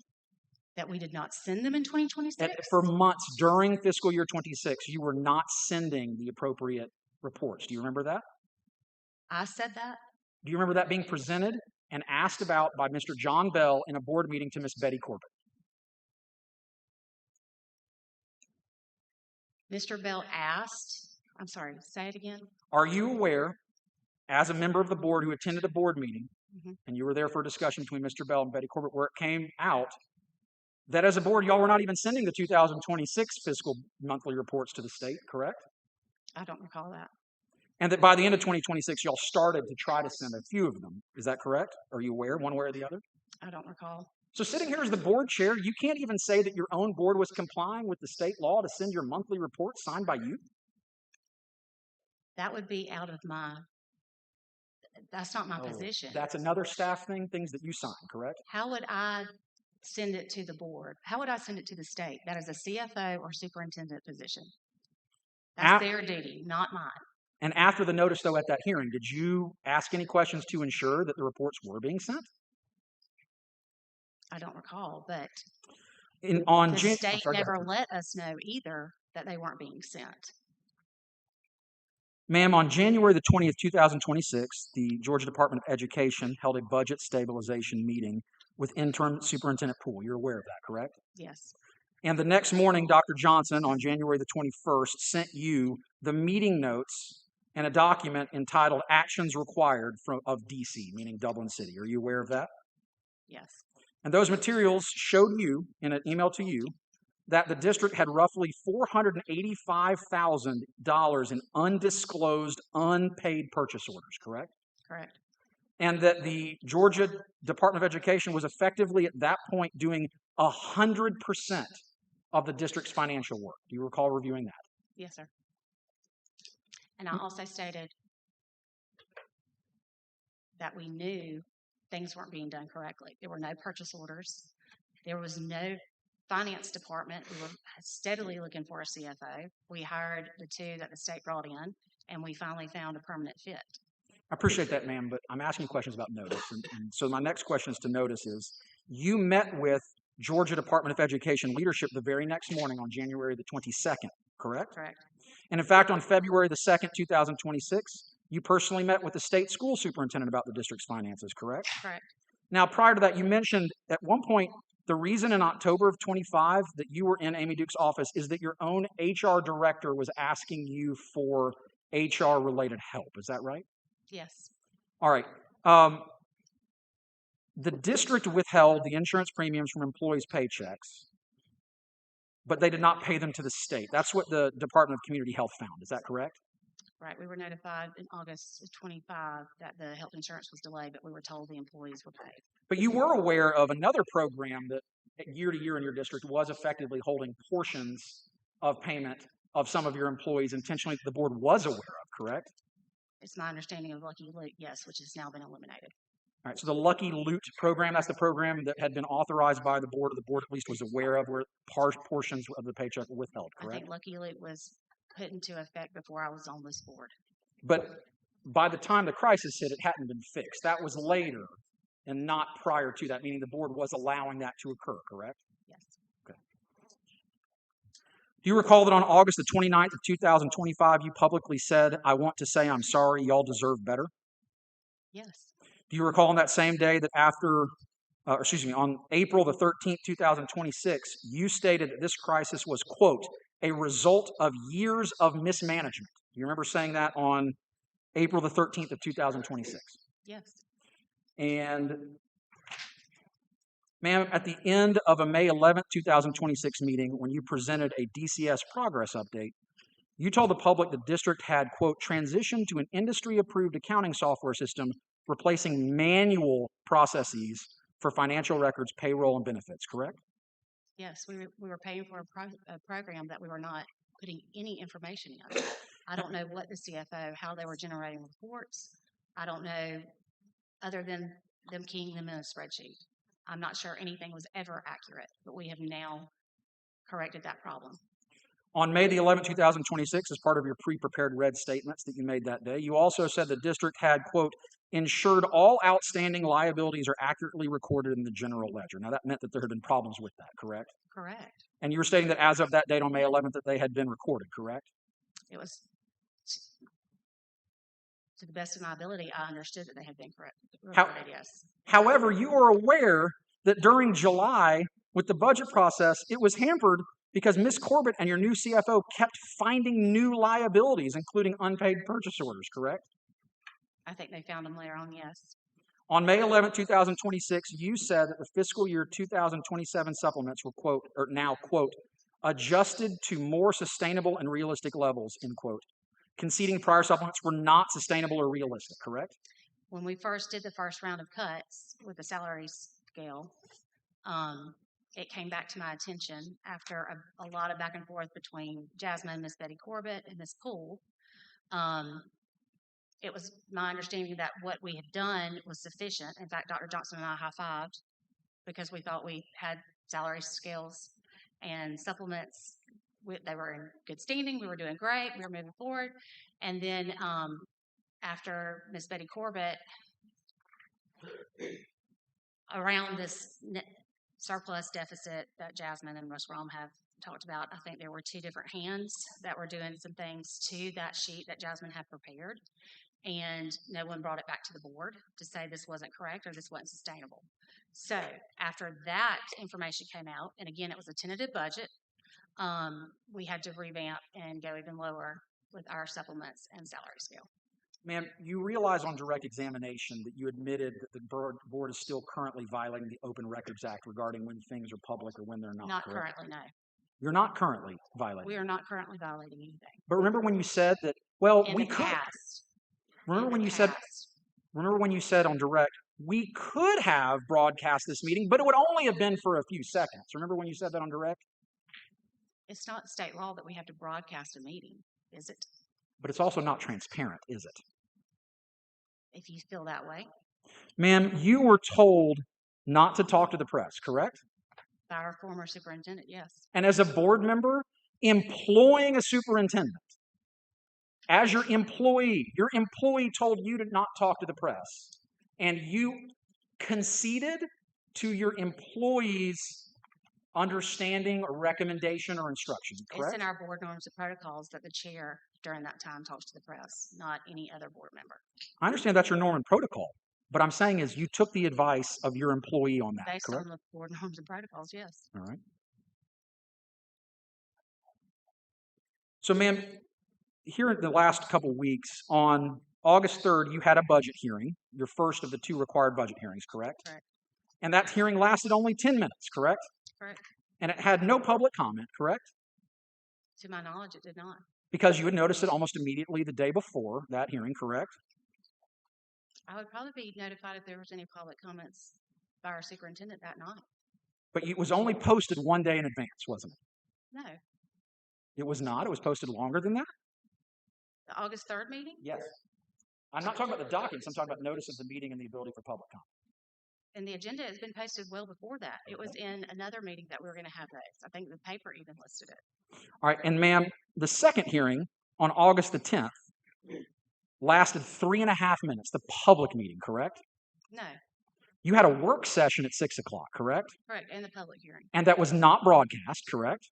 Not to my knowledge, no.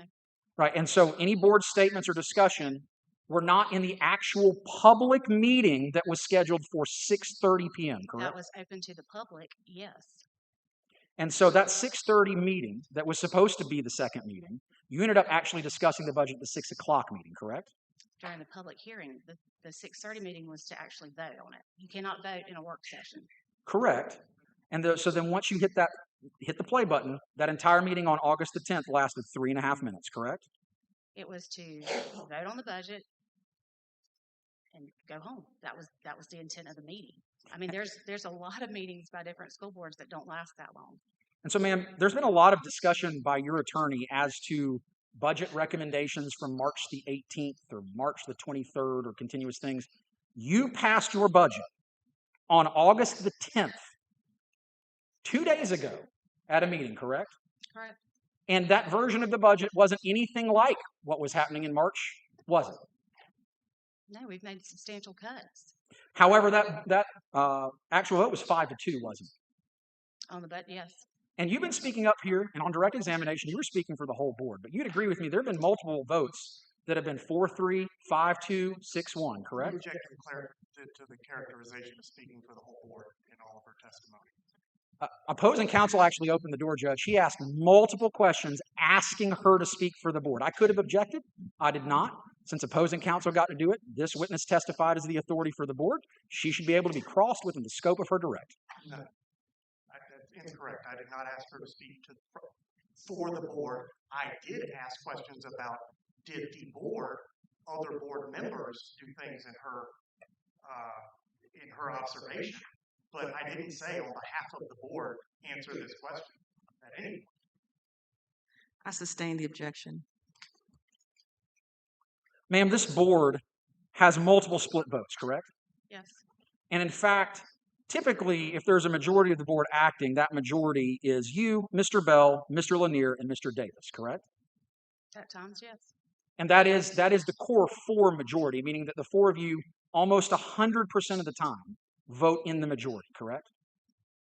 I don't know 100% of the time, and I don't know how many votes were 4-3 lately.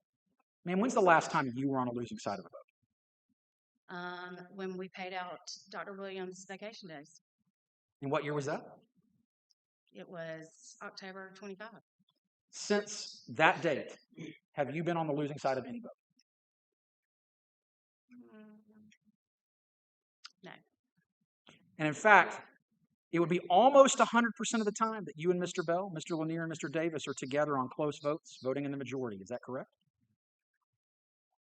Let me object to the relevance of this whole line of question. I'm not sure what the difference of opinion of board members has to do with any of the issues here today. Certainly not anything that's part of the accreditation report. When opposing counsel asks questions about impediments and things impeding, he can't then ask broad, open-ended questions and not expect crosses. When you have this board chair at an open meeting saying that other board members have problems remembering things, which leads to a second board member asking this board member, are you calling me stupid? The agreement or disagreement of this board, its ability to function, is an impediment and is a absolutely valid ground for cross-examination. Can you restate your question for the record? Sure. Well, I don't know what my last one was, but I can tell you what. The one to which Mr. Smith objects. I was asking questions about her, Mr. Bell, Mr. Lanier, and Mr. Davis voting together as a solid majority in close votes. What part of it? I overrule the objection. Is that correct? I mean, there's 5-2, there's 4-3, there's 6-1. I mean, we're not going to agree all the time. If we did, we would be right back in the position we were in. And ma'am, I'm not asking about agreement. You would agree with me that the day that the board considered this restructuring of IGA, that in that meeting, it was a 4-3 vote for both the restructuring of IGA and the movement of a majority-minority elementary school, correct? No, it was not a majority-minority elementary school. All right, we another voted school. on IGA and Moore Street. Moore Street is our alternative school. Sorry, your alternative school and IGA, those were 2 4-3 votes, correct? Correct. And at that hearing, you had multiple members of those 3 say they had no idea what you were voting on, they didn't have any information of what was happening, and asking basic financial questions during that meeting. And those were the 3 that were in the minority. You recall them making those statements at that hearing, correct? So the week before that hearing, I stated, I hope our team... Madam Hearing Officer, I would ask that the witness answer yes or no and then be allowed to explain the answer. State the question again. Ma'am, you would agree with me that the 3 members that were not in the majority were asking for things like basic financial information and an understanding of what they were voting on at the meeting that ended up being 4-3, correct? They did ask that, yes. However, our staff member, Ben Lanier, put together a proposal, and Dr. Fleming, who was over federal programming, for the recommendations that I asked the week before or stated the week before in our board meeting. I hope we have recommendations on IGA and Moore Street. IGA has always been a source of contention in this community. Mr. Lanier put together a proposal. It was presented that night. Dr. Fleming put together a proposal. It was presented that night. Dr. Johnson actually called Mr. Lanier the next day and said, "Great job on that proposal." If they chose not to vote in favor of it after seeing the presentation, I don't control that. No, ma'am, you don't control that. However, you actually in that public meeting and in trying to defend why they did not have that information, asked Mr. Lanier, how long before this meeting on this major restructuring did you finish this presentation? And he said 1 hour before the meeting, correct? Correct. I'm sorry, go ahead. Because it was coming down to the last minute. This was a recommendation that we had to make IGA sustainable in its funding. So we were losing teachers, we were losing students. We had to do what we needed to do to regain the confidence. Was it the best decision? You know, looking back, I'm not 100% sure how we could have presented it and had any different opinion in some of the community. It's always been seen as the way to bring the white kids back to Dublin City Schools. It was set up for failure because it was a program. The state also said that we didn't have a budget to sustain 8 buildings. So in moving IGA and making it a school, we sustained more funding. We actually closed 1 building and moved Moore Street to a better situation. We have another SRO on campus there. It's our alternative school. It was a win-win. However, when asked basic questions like how much money is this going to save by one of the 3 dissenting votes, you had no financial data to provide, correct? There was financial data in that presentation. To the answers to the questions of the minority. I'm not sure that we could give that information at that moment. And yet you voted on the largest restructuring of schools in your district in years, correct? No, not in years. We closed an elementary school, Saxon, 10 years prior. We were the only district in our area that was actually growing. We were trying to speak to the fact that the state recommended grade-banded school systems. We didn't have an elementary school large enough to do pre-K through 2nd. Ma'am, you were here a few minutes ago in the courtroom when your own counsel, on his own, in examination, laid out with a witness the discussions that your board had with a superintendent finalist candidate that fell through, correct? Correct. And he went in detail through that. You were here for that, correct? Yes. Including the fact that your former superintendent was making, with benefits, over $300,000 a year, correct? I think he said $295, a little under $295 with benefits, yes. $295 is a base, but there were additional benefits. I'm not sure how much those are, no.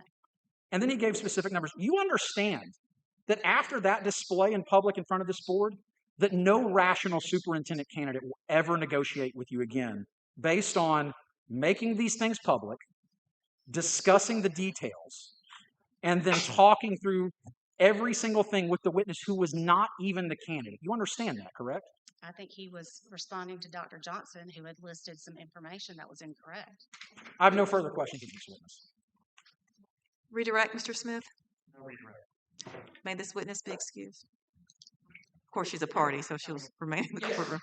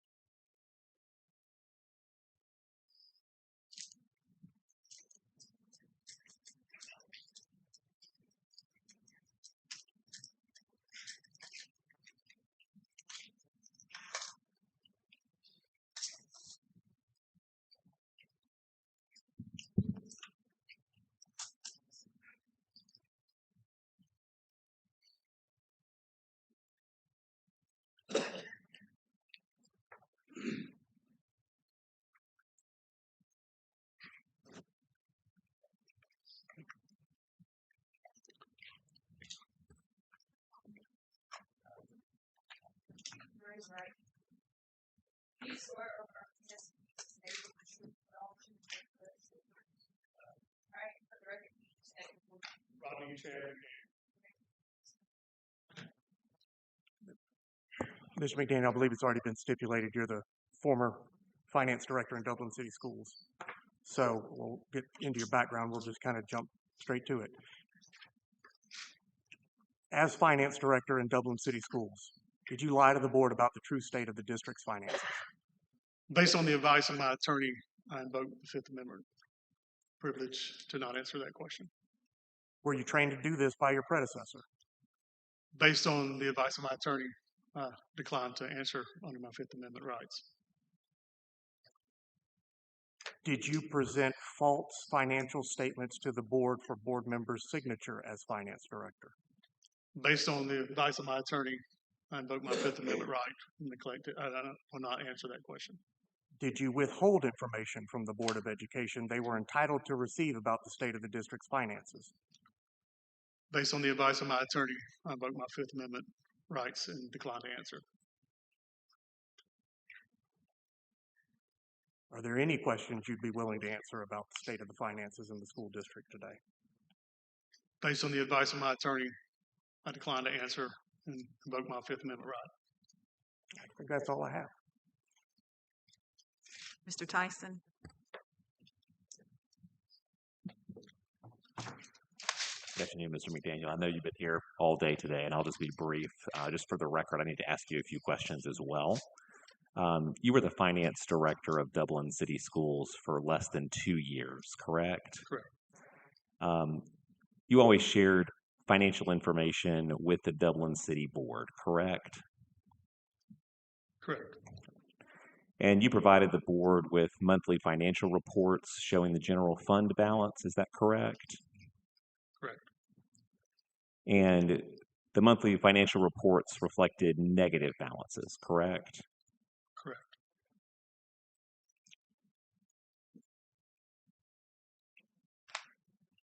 And you always provided the board with accurate information about those balances to the best of your knowledge, is that correct?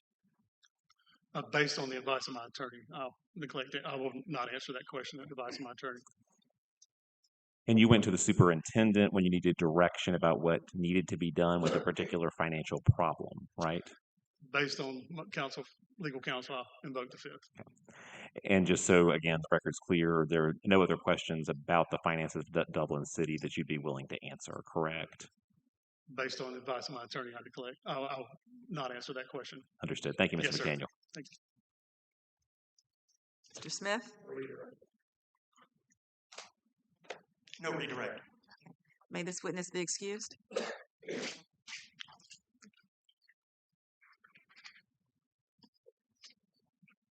May this witness be excused?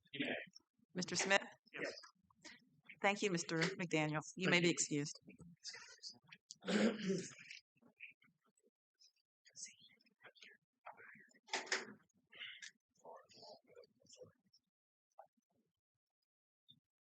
You call James Lanier. Do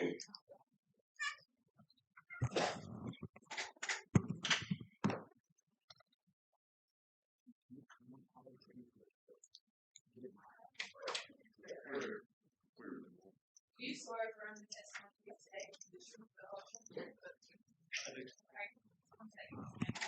James Freeman from yes. Can y'all hear me?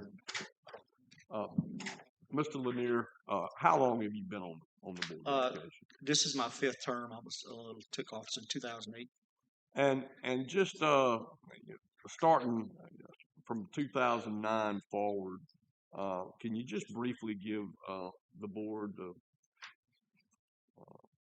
a brief history of the finances? We've been carrying a deficit, year in and year out. Can you speak to that a little bit? Obviously, as everybody knows, back in 2008, we had the what they call the Great Recession.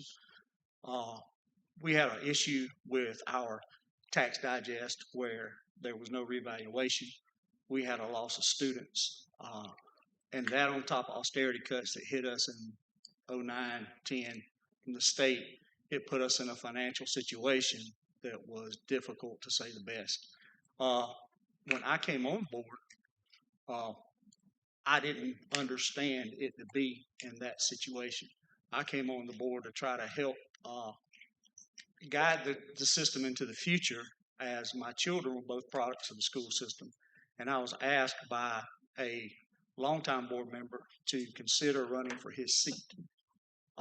So I took that opportunity to run for Board of Education, and then I began to try to educate myself on school finance, because as it was stated here earlier, school finance is different than any other kind of finance you've ever dealt with. And me being able to manage a profit and loss statement in a business is completely different than what we deal with on a school board.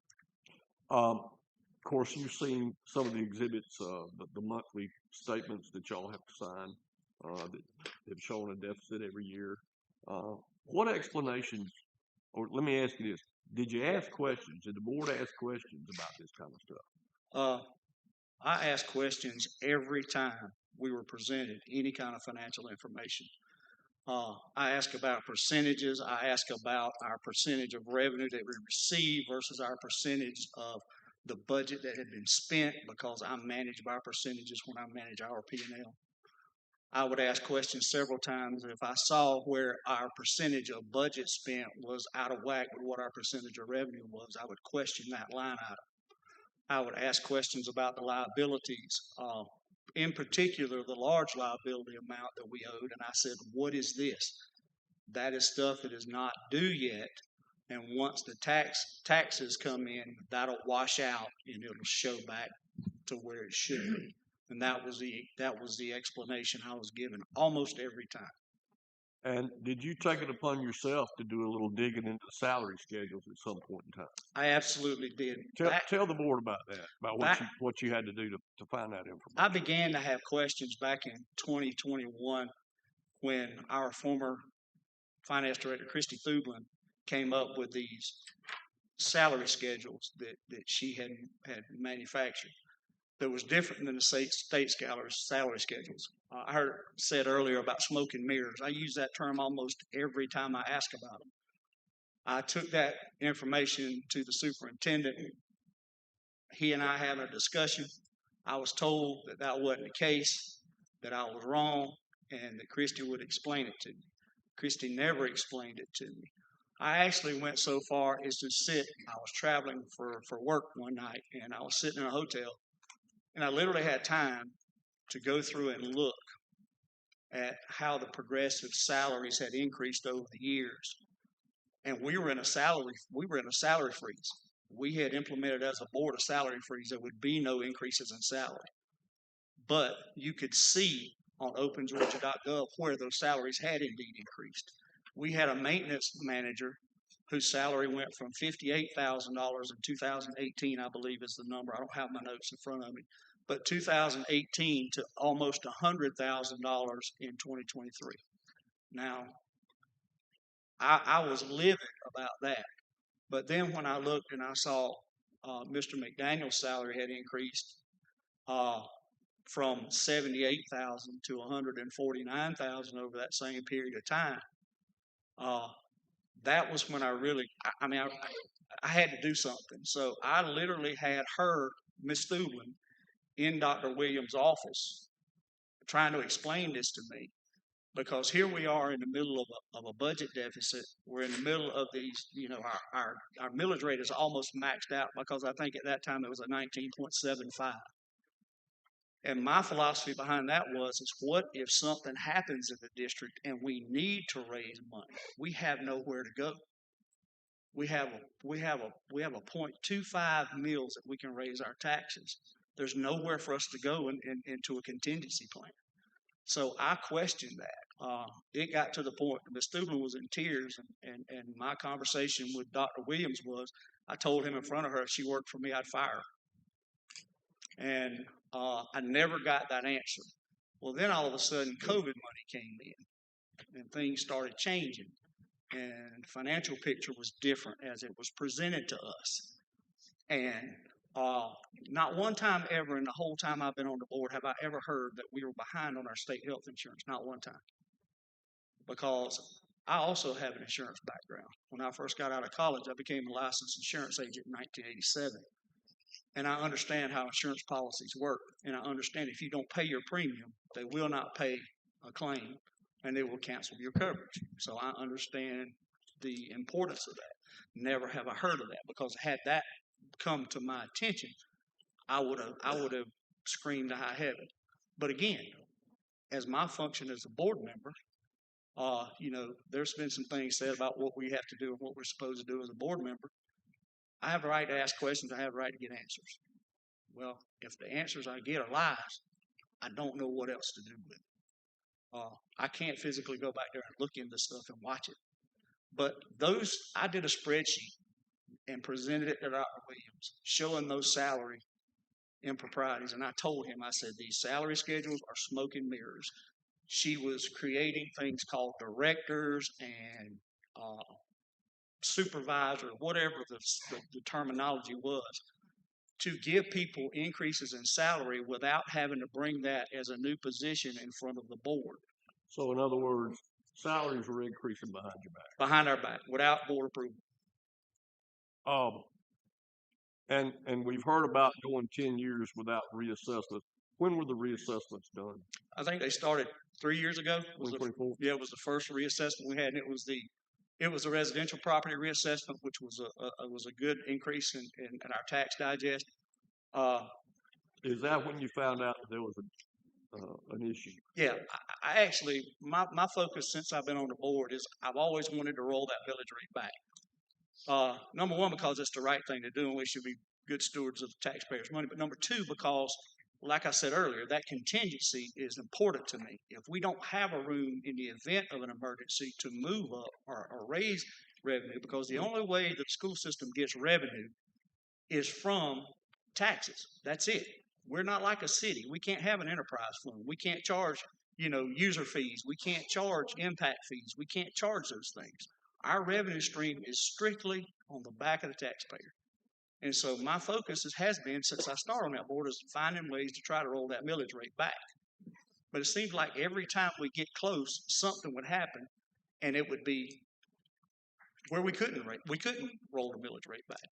But what you were talking about, I went in thinking we had about a $1.6, $1.8 million surplus after the Is code. that what the board had been led to believe? That's what the board had been led to believe. Not only did we not have that, actually, let me rephrase that. No, it was an $800,000 surplus. That's what we were led to believe. But then when we went in there, we found out we had a $1.8 million deficit. And that was told to us in the office, sitting there talking to Dr. Williams one day. It was like an oops. And I specifically told Mr. McDaniel when he took that job, which I was not in favor for. I told him, I told Dr. Williams he wasn't qualified. I told him he wasn't prepared. I told him we needed a professional financial person to handle that job. I told him one of the main things I said, I do not want a surprise. Let me ask you this. Was he voted on? No. Tell the board how he ended up in that position without y'all approving him. Those salary schedules, as we talked about, he was moved in. Miss Thuglin had a health issue. And we were told as a board she needed him to be in there to be able to sign papers and stuff while she was out seeing about her health, which I completely understand. But he was not going to be named as CFO and assistant superintendent in charge of finances or whatever her title was. Because I told Dr. Williams specifically, I said, I will not be in favor of Mr. McDaniel taking Ms. Thublin's position. So they found a way to get him approved by manipulating those job titles to have him move into that position without board approval. And we did not vote on that. I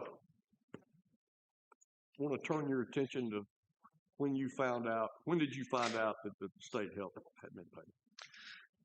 It was a Friday. Well, I found out there was an issue on a Friday.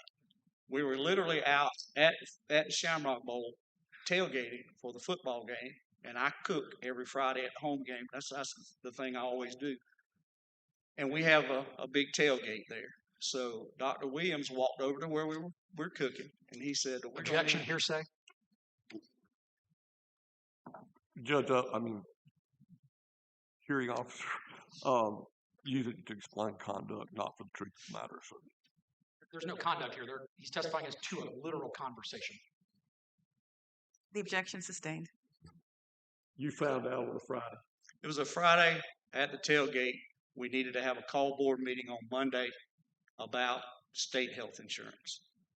In my mind, I thought that state health had sent us a mid-year increase as they did a year or two prior when they raised the health insurance premium, but did not notify us until after January, and we had to go back and pay that increase retroactively. That impacted our budget as well, and that happened. And I assume that's what was happening again because we were being told from the higher ups to expect a state health insurance increase.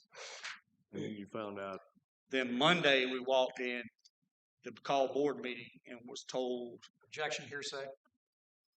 But if he was told by Chad McDaniel, Chad's been here to testify. He can testify to that. That's still hearsay. He effectively did not testify because he invoked the Fifth Amendment. I sustain the objection. And Mr. Warnock, if you will please speak up a little bit. Yes, Thank ma'am. you. In any event,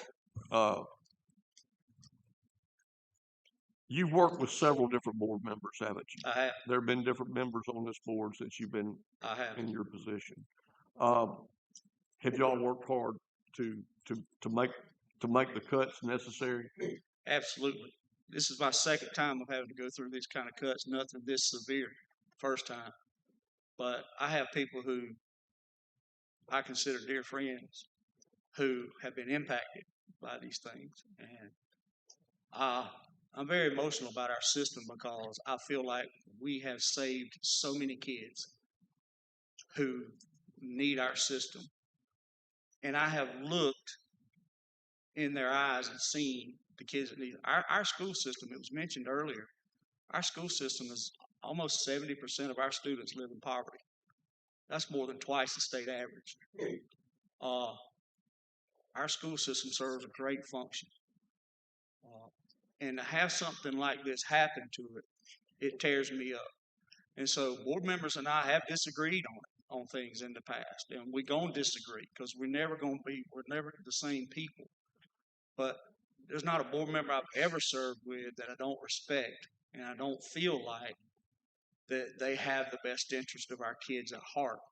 I just feel like sometimes we disagree on the methodology that we need to use to deliver that. Is this board capable Absolutely. Of serving the citizens? Absolutely. And I do want to ask you one more thing. Do you have any ownership at all in Ryland Enterprise? At Ryland Environmental? No, I don't. I'm sorry, Ryland. I wish I did. I honestly wish I did. No, I'm just a municipal marketing manager for Ryland Environmental. My job is to go out and sell our product to municipalities all over the state of Georgia. We've been very successful doing that. Todd Yates owns 100% of that company. He started in 2014. I came to work there in November of 2015 after my children's mom passed away suddenly at 43 years old. My daughter was 13 years old. I was working out of town, and I would have to come home on weekends. And my daughter didn't want to leave Dublin. She loves that system. She loved that system, and she wanted to graduate from the same school her brother graduated from. And I didn't know what I was going to do. I drove from Dublin to Hilton Head to work every day for a little over a year, and it almost killed me. And being a single father, trying to raise a daughter without a mother and drive that far, it's something that it's hard to do. Well, so there was an opportunity that came about at Ryland, and Todd had started the company and was growing, and I had experience in that space because I was working with a solid waste company at the time, and it gave me an opportunity to come back, be a part of that. I was able to watch every softball game my daughter played in high school. I was able to be at every school function there, so she never had to look up and somebody not be there for her. And have you benefited? I mean, is there anything nefarious about the contract with Ryland and Dublin City School? No, truthfully, Todd probably gives back 10 times, 100 times more than we ever bill him. And does Todd have kids in school? He does. Actually, the name Ryland is his son's name, and his son is the starting quarterback on our football team this year. He has been at Dublin City Schools for most of his school life. And Todd is a graduate of Dublin High School, proud Dublin graduate of Dublin High School, or actually not a graduate, but he attended Dublin High School. He changed schools back. He had a terrible accident on a football field his junior year and broke his neck and literally had to learn to walk again. And so Dublin High School has always been close to his heart, his family's heart, his father's heart. And he's always been a huge supporter of that system. Is it, are you asking this board to let y'all remain and do your job that you've been elected to do? Yes. I can't tell you how many times I've been told I should just resign from this board or I should quit. Well, I don't have that quit gene in me. Sometimes it's a problem because, you know, I just don't quit. I committed to the people in the city of Dublin to complete this 4-year term, which was my 5th one. They had confidence in me to allow me to do that. And I just don't want to leave the system in the situation that some people without its best interest put it into, if I can do anything to help it. I don't have anything further. Thank you. Cross-examination? Yes.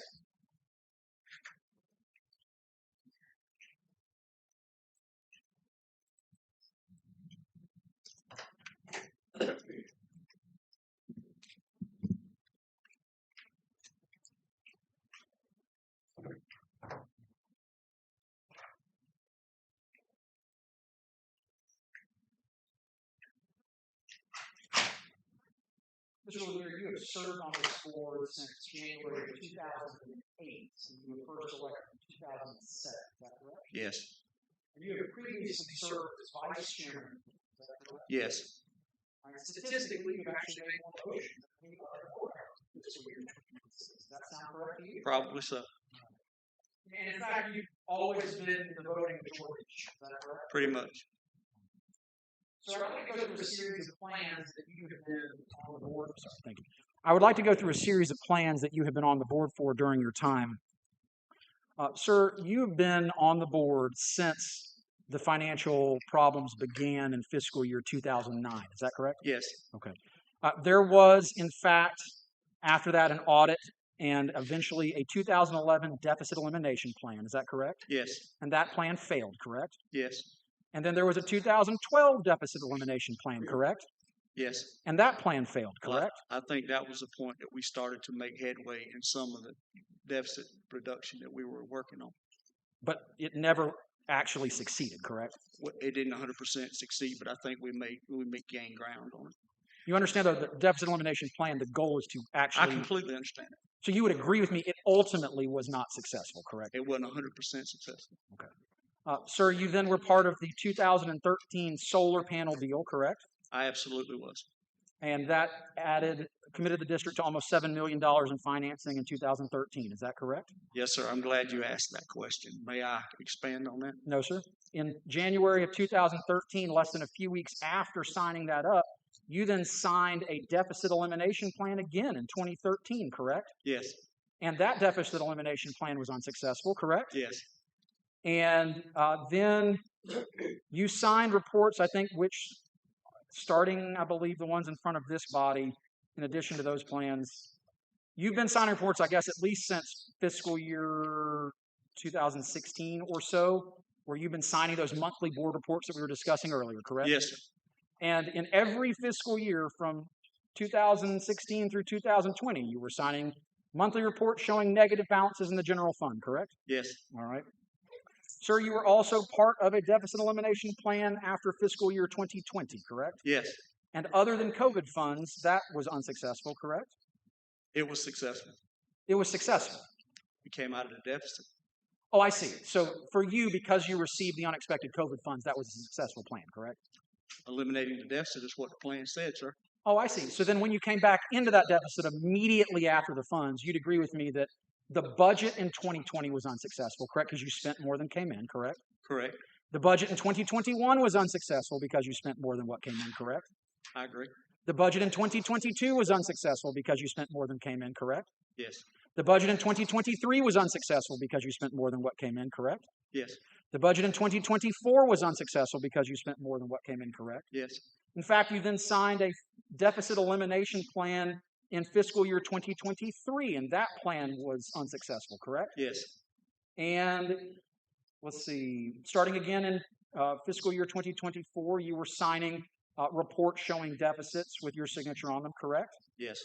And so you would agree with me, I think I already talked about the fiscal year 2024 budget, but if I did not, you'd agree with me the 2024 budget was unsuccessful, Yes. correct?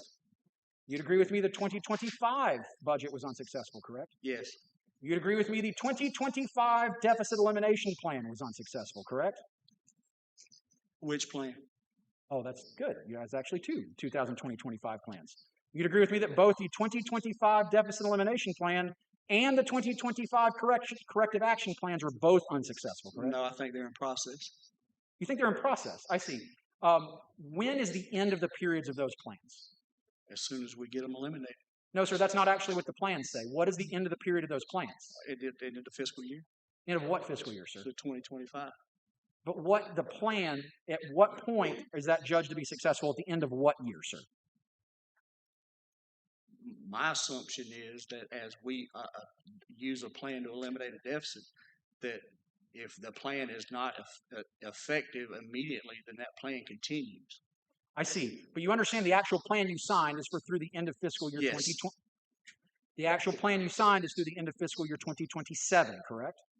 The 2025 Yes, plan. yes, yes. And by your own financial plans of your CFO and the testimony here today, you understand that by the end of fiscal year 2027, even following your own budget and your own plans, that both of the 2020-25 plans will be unsuccessful, correct? Yes. You'd agree with me the 2026 budget was unsuccessful, correct? Yes. You'd agree with me the 2027 budget was created and passed, or sorry, not created, excuse me, was passed after the deadline in which you were supposed to adopt a budget, correct? Our newest CFO was not comfortable with the numbers that she had. I would rather pass a spending resolution to make sure that those numbers are true, that we get, and pass a budget that we can understand is truthful, rather than the ones that you have already referenced that was all smoke and mirrors, as I said before. I appreciate that, sir, but that was not my question. That's my answer. Well, I'm going to ask you the question again, and if you will not answer, I will ask the hearing officer to instruct you to answer. You will agree with me that you did not adopt a budget within the time that you were supposed to adopt a budget for fiscal year 2027, correct? If we are allowed to pass a spending resolution, then we have adopted the budget when we're supposed to, after those spending resolutions have passed. At what date have you been instructed to turn in a budget by? I don't recall that date. Sir, you've been a board member since 2008. You don't know that by by the end of June, we have to have a budget. July 1st is when our year starts. Mr. Lanier, please let the attorney finish his question. I'm sorry, excuse me. And then you may answer. Yes, Thank you. Sir, you'd agree with me, based on your knowledge and lengthy experience, that you were supposed to have a budget passed by the end of June of 2026. Yes. And you did not, correct? We did not. Okay. Sir, you said on direct examination that when you had questions on your whole time on the board, that you were trusting the staff and the people giving you answers, correct? Yes. And that it was your feeling, I believe the phrase that you used, that finances would eventually wash out. Is that correct? That's exactly what I was told. That's the terminology that was used. But it didn't in 2009, did it? Nope. And it didn't in 2010, did it? Nope. And it didn't in 2011, did it? Nope. And it didn't in 2012, did it? Nope. And it didn't in 2013, did it? No, sir. And it didn't in 2014, did it? No, sir. And it didn't in 2015, did it? No, sir. And it didn't in 2016, did it? No, sir. And it didn't in 2017, did it? No, sir. It didn't in 2018, did it? No, sir. It didn't in 2019, did it? No, sir. It didn't in 2020, did it? No, sir. And you engaged in deficit spending between the years of 2021 and 2023, did it? Didn't you? Yes. And then again, returning to deficits, the numbers didn't wash out in 2024, did it? No, sir. And they didn't in 2025, did it? No, sir. And they didn't in 2026, did it? They are working that way. That was when we found the problem. Sir, 2026 is over. I'm not talking about 27 yet. You'd agree with me for fiscal. Yes. And sir, I respectfully, if you'll let me finish the question before you answer. In 2026, they didn't either, did it? Yes. And sir, I notice you're interrupting me a lot. This is not the first time we've seen this. You actually yell sometimes at people in your board meetings, and you've done that in public comment even the last couple months, haven't you, sir? Excuse me for being passionate, but yes, I do. All right, sir. You think it's okay to yell at the public, sir? If I'm being yelled at, sir? Sir, I've seen the video. I hope so. That gentleman was not yelling at you, was Yes, he? he was. Okay. Sir, I've you seen the video as well. I was there. Sir, you testified that you were not aware of any problem with the state health benefit plan prior to this time in August of 2025, correct? Correct. You understand that part of your own financials that you have produced in this case that are exhibits related to 2023 show that you were not appropriately paying the state health care plan in 2023. You understand that, correct? No, I don't. Oh, you don't? No, I Okay. don't. Sir, you're aware that's in your own financial documents that you released as of, you served on the board in 2023, correct? Yes, sir. And you served on the board in January of 2026 when that was published, didn't you? Yes, sir. And you would agree with me it's important when you get audits to review your audits, isn't that correct? Oh, absolutely. And if an audit says you have no financial controls, then you should do everything you should to be able to take care of that, shouldn't you? Yes, sir. And in fact, you would agree with me that it requires immediate action whenever there is an audit that says that there are no internal controls, correct? Yes, sir. I have no further questions to this witness. Redirect, Mr. Warnock. No. Thank you, Mr. Lanier. Thank you.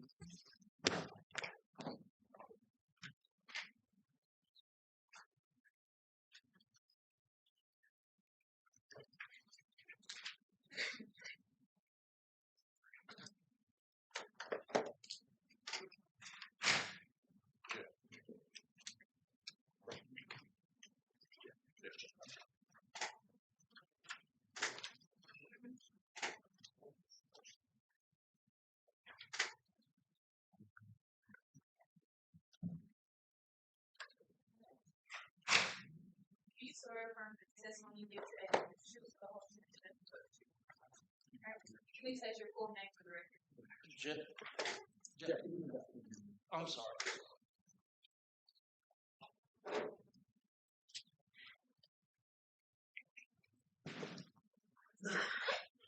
Jefferson Irwin Davis IV.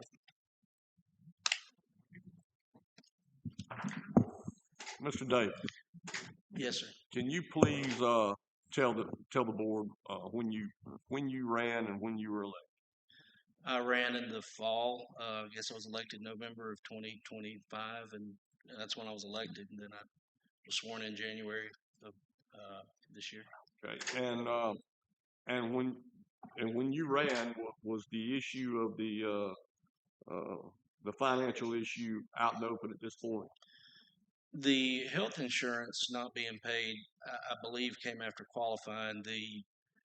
What got me my radar up was the big reval that came that increased the digest so much, and the millage rate had been at 19 and a quarter.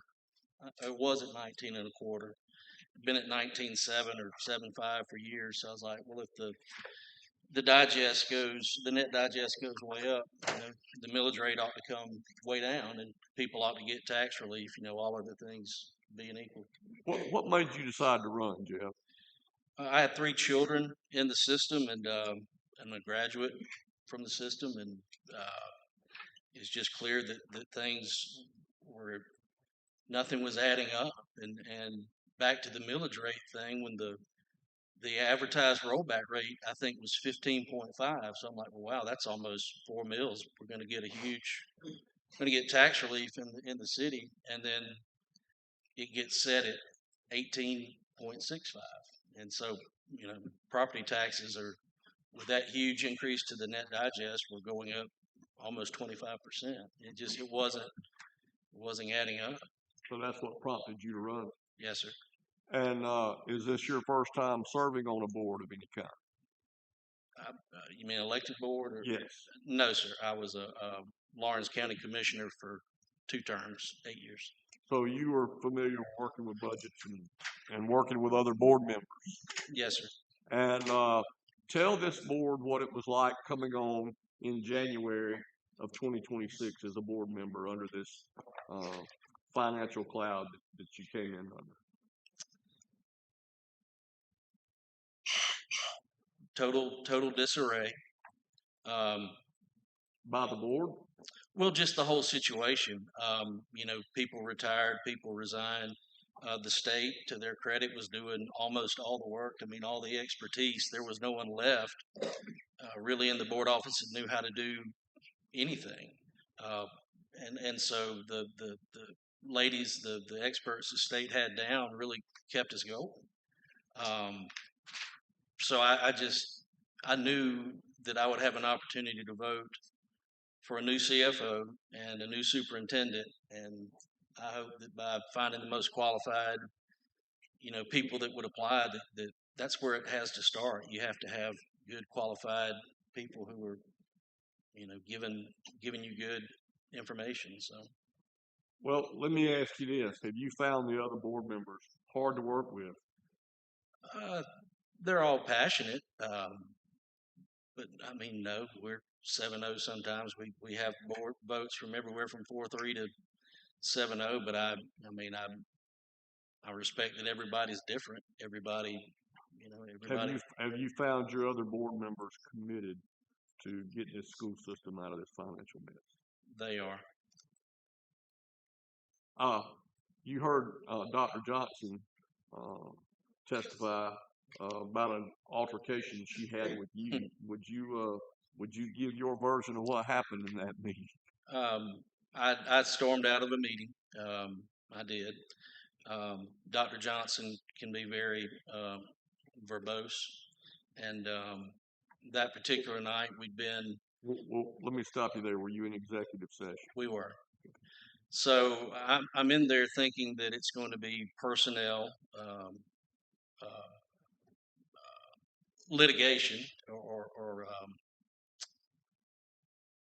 real estate, and she went on for at least 30 minutes about how dirty the schools were.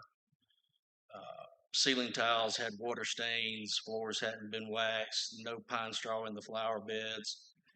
And I'm just sitting there waiting to get to something we can consider and act on. And then it turned into what really made it where I couldn't stay anymore. She said that the gifted teachers y'all think you have are not even that good. And that just flew all over me because my son at the time, or he's still my son, but I had 3 kids in the system. My oldest son was a benefit. He was full IB at Dublin High. He had amazing teachers, and I even asked Miss Johnson for my seat. Then how do you explain the success that my own son has had here at Dublin with all these great schools he's getting in? And I know these teachers. I just don't appreciate that. And then she immediately reversed herself and, oh, I know, I saw that. That's wonderful. And it was just too much. And I said, I got up and I walked around the table. The podium was there. The door was there. I'd say she was at 11 o'clock. Doors at 1. I never went at Miss Johnson. I said, as I was walking out, I said, y'all can stay up here all night. And I said, you can stay up here all night and run your mouth if you want to. I'm not going to listen to it. But I did not go at her. That's not something I do. Do you know of any or any of your other board members impediments to getting the school system back on track? No, sir. Do you think they were given bad information? I do. Even the lady I ran against in our debate, that question came up, and the question was, how did we get into this situation? How did Dublin? And she immediately said we were lied to, and that's the one thing that they've all agreed on, and I've come to believe it myself. Do you believe you're getting accurate information now? I do.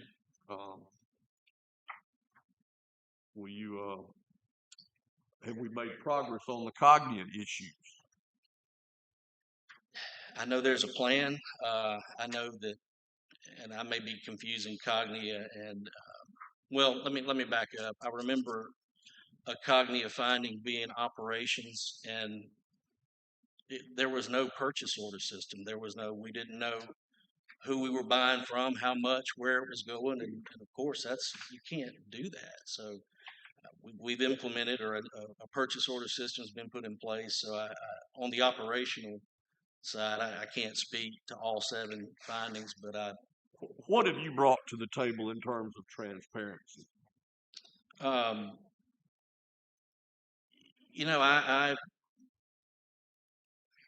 pushed for, before I was on the board, the meetings weren't streamed. They weren't on Facebook Live. And I've always felt if it's a public meeting and the public's entitled to attend, why not put it out there? We don't, so I made the motion and it was a 7-0 vote. And now we stream our board meetings if we need to do the work sessions, or if they're hard to find on the website. That's not deliberate. We certainly, I would be all for improving that, making it better. But streaming the meetings for people who can't be there was a big push of mine. I've known Mr. Manley with the Courier Herald since my days at the county. He's got a job to do. He's a very good reporter. He's very fair. He has taken me to the woodshed. And it's taken us to the woodshed, and rightfully so. But there's nothing I have that he should not have. And after every meeting, I give him whatever's in my packet, and then after we vote on personnel packages and it becomes public record, I get those to him, the approved packages. And I will say that the Courier Herald about February wrote an editorial saying that we were promised radical transparency, and that's what's happened so far, and we hope it keeps going. So I've just tried to put it out there. But if our website needs to be retweaked, certainly but everything we do needs to be where everybody can see it. It's people's money, it's people's kids. Are you asking this board to keep y'all in place to let you do the work that you were elected to do, Jeff? Mr. Warnock, please speak up. Are you asking this board to not suspend this board and let y'all do the work that y'all were elected to do? I'm not sure. I've prayed a lot about this. If y'all think getting rid of me or anybody will help these kids, I still have children in the system. I love all the kids, but I ran because of mine. And my daughter crying, saying, "Daddy, why'd my teacher get fired? Is this teacher going to get fired?" And I will say the previous board, I didn't do that. They made the cuts. They did that, and I give them, I admire them for doing their duty. That was a big part of it. But there were other rounds and supplements, days, pay scales, but when your daughter and my 2 sons play baseball together. Daddy, is Coach so-and-so going to be here? Is he going to lose a son? I don't know. He's also a science teacher. But I will say, if y'all think me being gone will be better for these kids than get rid of me, I can't speak for anybody else. If I didn't think I could have helped, I wouldn't have run. I wouldn't have taken, and I said in the campaign, I know what I'm stepping into. I know I'm going to be second guessed, ridiculed, mocked, who stole the 13 million. I don't enjoy that. I know that comes with it, but I did it because I wanted to help that system and my kids, but certainly all the kids. But and do you think you have helped the system? I do. Do you think you have more to help or more to give? If I'm allowed the opportunity, I will. But if there's a better solution out there, I'm all for it. No further questions. Cross-examination? Yes.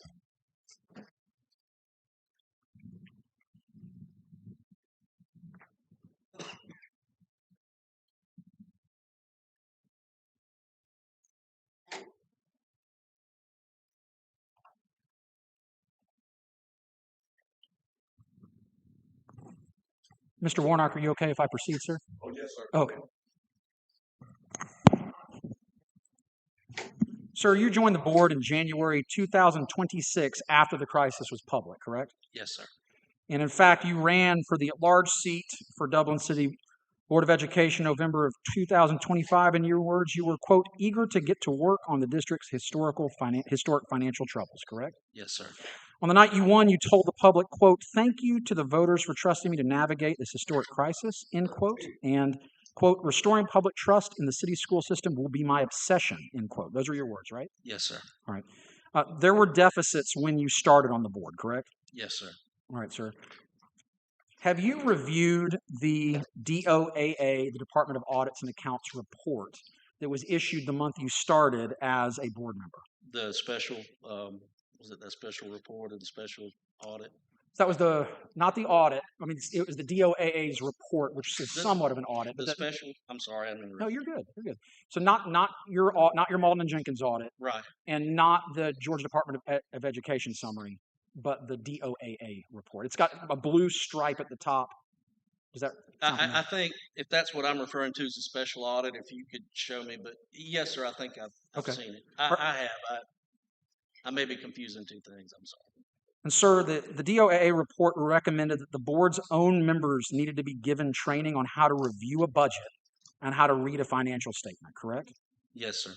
Sir, you attended a, quote, financial training for new board members, end quote, on April the 2nd, 2026, correct? Is that the one with Ms. Rowell? Yes. In Dublin? Yes. Yes, sir, I was there. Okay. And it was designed for you as the newest board member to teaching you how to read an audit and follow procurement rules, correct? Yes, sir. Amongst other slides. Yes, sir. Okay. Sir, the district is once again seeking a tax anticipation note. Is that correct? Yes, sir. We would not be opposed. I think there's some holdup with the audit, but yes, sir. We need a TAN.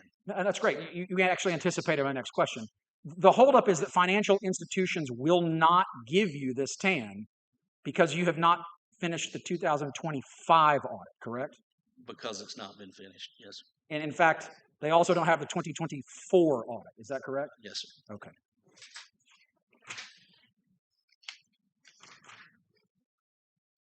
Sir, at an April 21st, 2026 meeting, you told the public that board members are, quote, not here to micromanage, correct? I don't object to that. I very well may have. Sir, you said in that same meeting that the decisions that you were making, which at that time dealt with IGA, right, quote, comes down to either trust the staff or not. Remember saying that publicly at that meeting? I don't remember, but I don't deny that. What staff are we talking about? Well, at that meeting, you were talking about Mr. Lanier, and I believe Ms. Fleming. It was the second staff person. The recommendations with the, yes, sir. That sounds like I said it. And in fact, you also told directly to the public, as part of board member comments, that you believe the staff know better what to do than you do, correct? When it comes to things of that in the weeds, yes, sir, I do. I have no further questions. Nothing further. Thank you. Mr. Davis, you may be excused.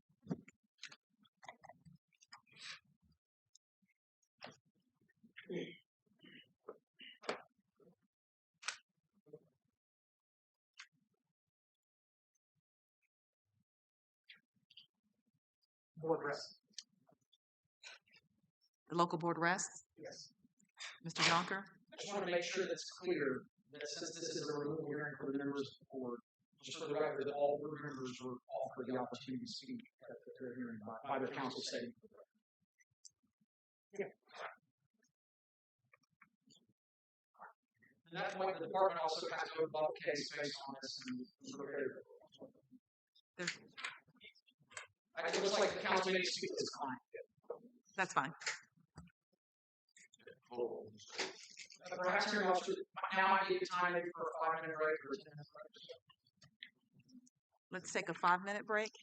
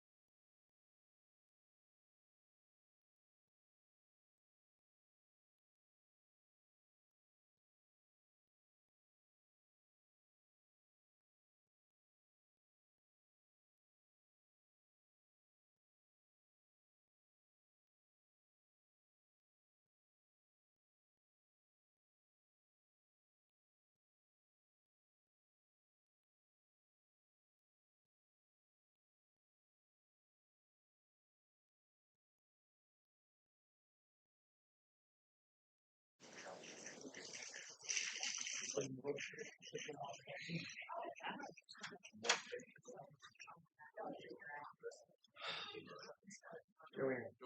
thank you, Peggy. Miss Peggy, we know what you do for.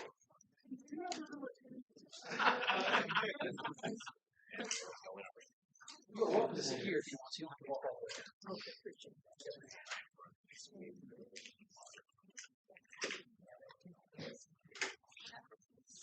Okay, we're back on the record. Mr. Smith?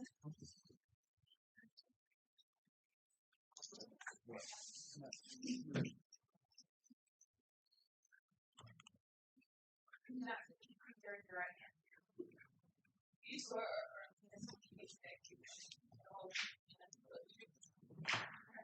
If you just add your full name for the record.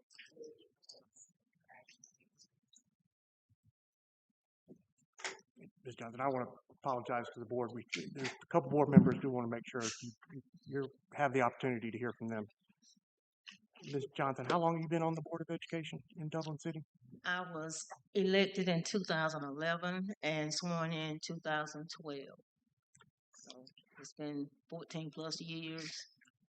You're familiar with the previous deficit spending in the district? Yes. We had a deficit when I first got elected to the board. And that's continued many years, has it Yes, not? it has. You've been reelected multiple times during that time frame, haven't you? I have. Was the board aware at all about the severity of the district's financial situation before August of 2025? We were aware that we had a deficit, but we were not aware that the health insurance, the benefits were not being paid. And so when it came out, it was devastating for us because already we were upset that we found out we had a deficit. You've heard some testimony and some questions today about the board not being unanimous on all their decisions as of late. Yes. What do you say about that? What's your view of that circumstance? Well, particularly the circumstance with the IGA and Moore Street, that occurred because I did not realize that's what we were going to be voting on. It was on the agenda stating IGA and Moore Street, but that's all was on there.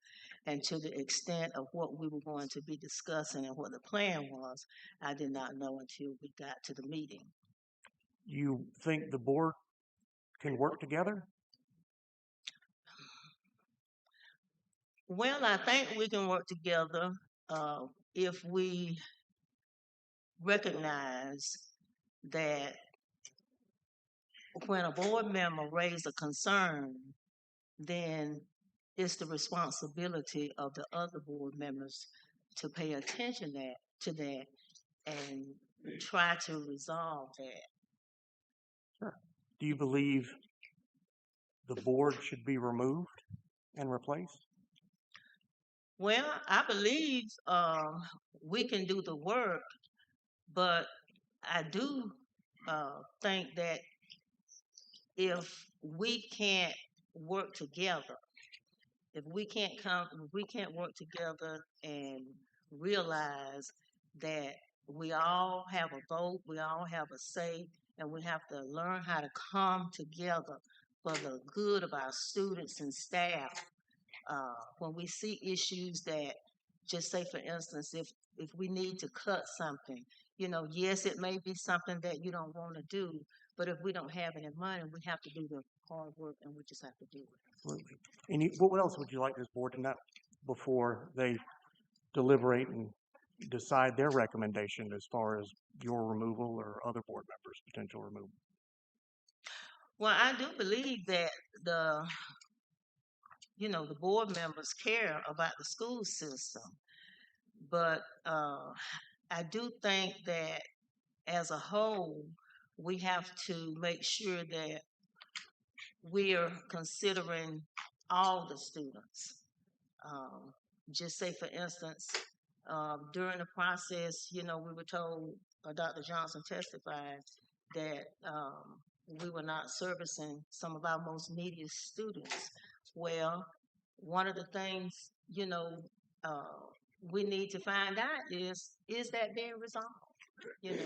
Because it's one thing not to know, but then it's another thing once somebody tell you that, then you want to ensure that this situation is being resolved and we're not going to carry that on into another year. But then by the same token, if a board member asks for information, that board member should be able to receive that information.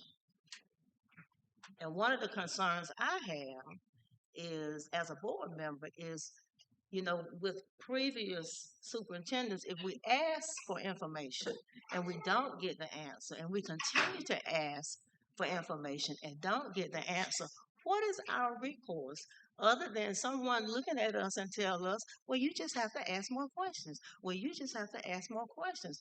What is it that who can the board members report to say, hey, I'm asking the superintendent for this information and I'm not getting this information? What do I do? I know that in the end we're going to be held responsible. We're going to be held responsible regardless because we are the board. But what is the recourse that I have as a board member when I can't get the answer to the questions that I am asking? If we are looking at budget and I want information so that I can tell that we're voting on a budget that's going to benefit all the students, what recourse do I have as a board member? Who do I go to? I can't micromanage. I can't force them to do it. What am I to do as a board member? Who do I go to say, how can I get this superintendent? Because it's not hard. It's not easy for sometimes board members to come together to demand something from a superintendent, because you may have some that like them or some disagree with you, and therefore you may be divided. So that's why I ask, what is our recourse? Because something has to be in place, not just for board members, but how do we also hold the superintendent accountable when they won't give you the information and you don't have the cohesiveness of the board that you need to cause that to come about? That's probably one of my biggest concerns. That's all we have. Mr. Tyson? Thank you. Good afternoon, Ms. Johnson. It's been a long day. My name is Brian Tyson. I'm one of the lawyers for the department. I want to start where you left at the end there about requests for information. You've made requests of the current interim superintendent for information and haven't received it, right? I have. You have? Okay. And I'm sorry, you made requests and have not received it, is that right? I have made requests that I have not received, Okay. yes. And you spoke about the reorganization of IGA and the moving of Moore Street School, and you opposed that in part because you hadn't gotten enough information, you felt like, right? Right. I felt like we did not have enough information at the time. We wanted to know how much it would cost. We wanted to know what we would gain, because already we had been asking questions about IGA. We wanted to know the cost and couldn't get that information. But then when they brought the idea on, when they put the restructuring of IGA on the agenda, along with moving Moore Street School, to a wing of the high school, then they began to say to us that indicate that the IGA was taking funds away from the other schools, which is what we felt, but we had no documentation of it. And so we just didn't want to go from IGA doing what we were doing and then to a school doing the same thing, just to call it a school. And I'm not anti-IGA. I'm gifted, and I'm not anti-IB. It's just that we were in a difficult situation with our finances. We just really didn't have any money, and I didn't want to vote on something that would put the school in debt further. And after that vote, that was a 4-3 vote, It correct? was. Okay. And after that vote, you said that if the board couldn't do better, it would need a change in leadership, right? Yes. And you called for the resignation of Chair Smith and Interim Superintendent Poole, is that right? I did not call for her resignation. Okay. And you also said if you felt as if changes couldn't be made, that the state board should remove you from all of you from your roles, right? Well, I did say that, and I went back and I saw it again, and I still feel that way. I believe we're capable of doing the job, but I also think that we need to recommit to doing the job that I know that we can do. And do you feel like the entire board has made that commitment? Well, I can't speak for everybody, but I have shared my concerns with the board about uh, the voting that has occurred, the split vote, you know, and wondering if we can get past that. I mean, it's a real concern that I have, and the reason I say this, I'm not saying this to hurt us. I'm saying this because I do care about the school.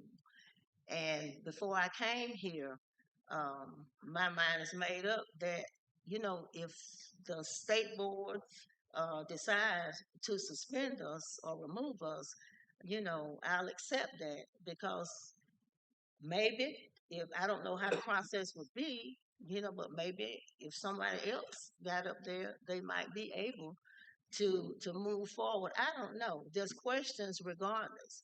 The only thing about us being removed is I don't think it's a good idea that all the board members are removed at one time because even with elections, they're staggered, so that you'll always have somebody up there.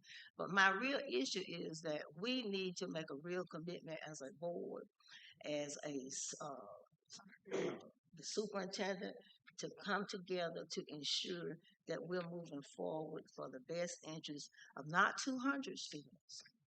We have 2,300 students.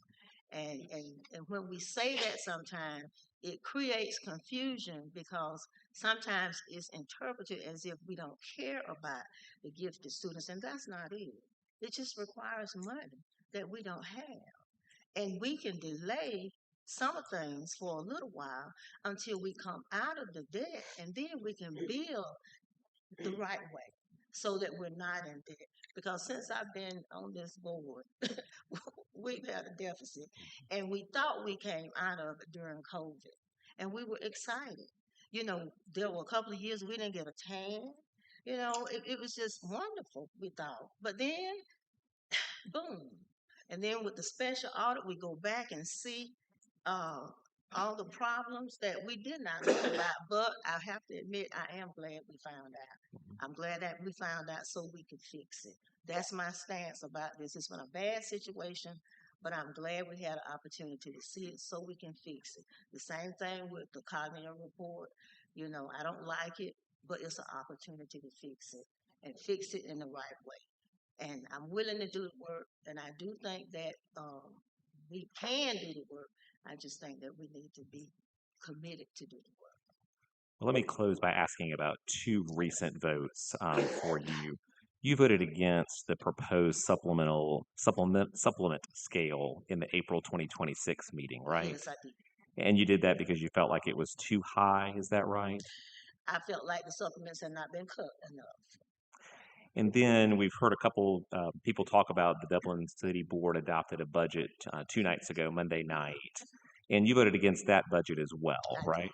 And why did you vote against that budget? I voted against it because I had requested some information through the superintendent. I wanted to see numbers to show the amount, the money that they were going to be spending on each school, because it kept being in my mind what Dr. Johnson said about we were not servicing our most neediest students, and I could not get that information. I asked more than one occasion.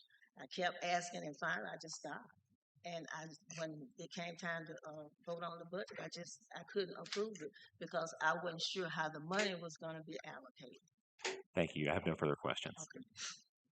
Okay. Redirect. Yeah. When it comes to you asking for money, explain. You were, or excuse me, asking for information. Superintendent explained that information didn't exist. Well, she didn't say it didn't exist because And when I'll object here for hearsay about what the superintendent said. Well, wait, we had hearsay about the superintendent wouldn't provide something, and now if I ask if I'm they did overruling explain it, the objection is overruled. when I first asked for the information, I sent Ms. Poole an email asking her if I could get that information. And she said, she didn't say the information wasn't available. She said she didn't think that they could have the information for me by that night of the meeting. And so when the first hearing, I did ask, I think Ms. Poole was absent, but I asked the CFO and she said she would get it, but she didn't have it that night. She knew what I was talking about. Well, then I asked again and I didn't get it. And I didn't get it and I didn't get it. So it has been explained that, the money received is in one check and all of that. But my question is, since we've already been through this and we ended up in a deficit, we have to have a budget. We have to know how much each school needs so that we can provide for their needs. And I just want to know, as a board member, what is it going to take to make sure that these schools have what they need to provide the education for our students? And I just think that I ought to be able to get that information. I don't think, I don't think I'm asking a hard question. have you ever been trying to think of how to ask this, frankly? Has it ever been explained to you that the information you were seeking, that document exists, but it just wasn't being given to you? Well, I don't think it's been explained to me like that. I mean, there have been some explanation that I've heard recently coming up to the hearing, but I just feel like in light of everything that we're going through, the seriousness of the $13 million shortfall, all of the financial issues that we have gone through and everything that has been covered. I didn't like it. I was embarrassed that sometimes, all those feelings. But it's like, okay, this is where we are. So what can I learn from this since I'm in the middle of it? What can I take away? So I have to take away to do a better job. Because so far, what they've been telling us, ask more questions. So that's what I'm doing. But if I ask the questions, I have to have answers so that I can make a better decision and not just be given answers that's going to be in favor of what somebody wants me to vote for. Okay, I think that's all I have. Thank you, Ms. Corbett.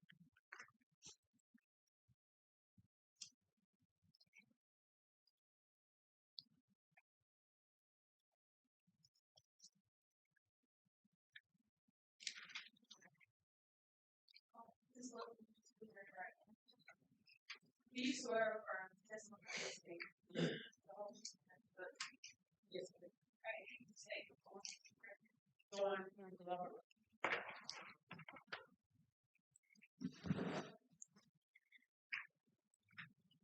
Ms. Glover, you've been on the board for 3 years? Yes. Is that right? Do you believe this board can work together to resolve issues raised by COGDI in their report? Yes, I do believe. You are one of the individuals that's been implied are always on the losing end of votes before the board. Is that a fair characterization, an unfair characterization? What would you say about that? I would say it's an unfair characterization, but whether it's on a losing team or a winning team, but we all are a board, and sometimes we just don't agree, but it's not saying that I was on the losing end. What do you want this board to know and be aware of before they make their recommendation about possible removal and recommendation for suspension of the Board of Education in Dublin City?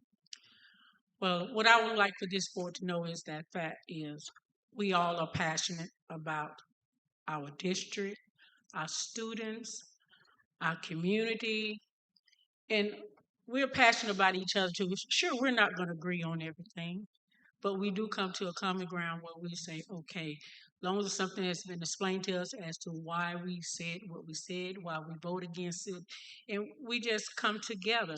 But if we just work together, we can work this out. If we get that opportunity to work it out, we can work this out.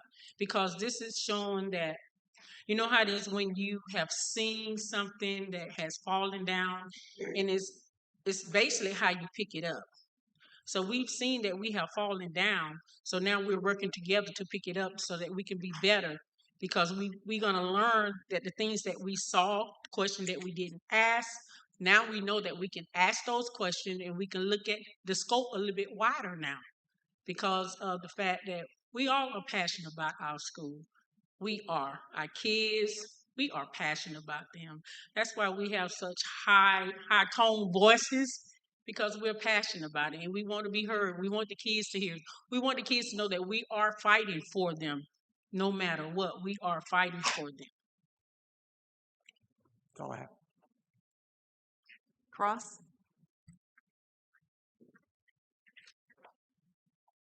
Good afternoon, Ms. Glover. Good Brian afternoon. Tyson again. I know you've been sitting here throughout the day today. I'll be brief. I just wanted to follow up on some recent votes that have happened, like I did with Ms. Johnson. You voted against the supplement scale for FY27 in the April meeting, correct? Correct. And that was because you felt the supplements were still too high, right? Yes. And after that meeting in April, you agreed with Mr. Walters that leadership needed to change for Dublin City Schools, right? I said yes. I agree with him because it's true. It's my opinion, but not his opinion, not based off of his opinion, but it's something that I felt as though that because we were not having that communication that we need, we had a breakdown in communication. But we've all worked through that. We are working through that. There's sometimes we don't get what we ask for, but yes, I did say that. And then the budget vote that was Monday of this week, you voted against the FY27 budget, right? Yes. And why did you vote against that budget? Same reason I just said, because there are information that we ask for that we don't get, and how can I make a clear vote on a budget when we ask for numbers? That's what you're basing your budget off, the numbers. If I ask for a number as to how many kids are in this system, how many kids are in that school, how much is bringing in, how much is taking out, those are the things that you need to know. So in order for us to operate the school in a good functional way, we need to know those things. We need to know how much it's going to cost us to have this principal, how much it's going to cost, whatever the ins and the outs here. We need to know. We need numbers. Thank you, Ms. Glover. I don't have any other questions. Okay. Redirect? No redirect. Thank you, Ms. Glover.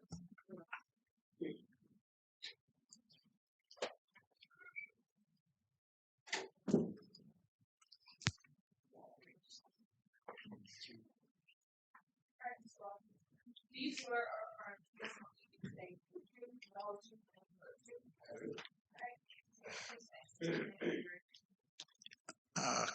Yes, Kenny Walters. Mr. Walters, at the interest of time, I'll just jump right into it. What do you want to tell this board?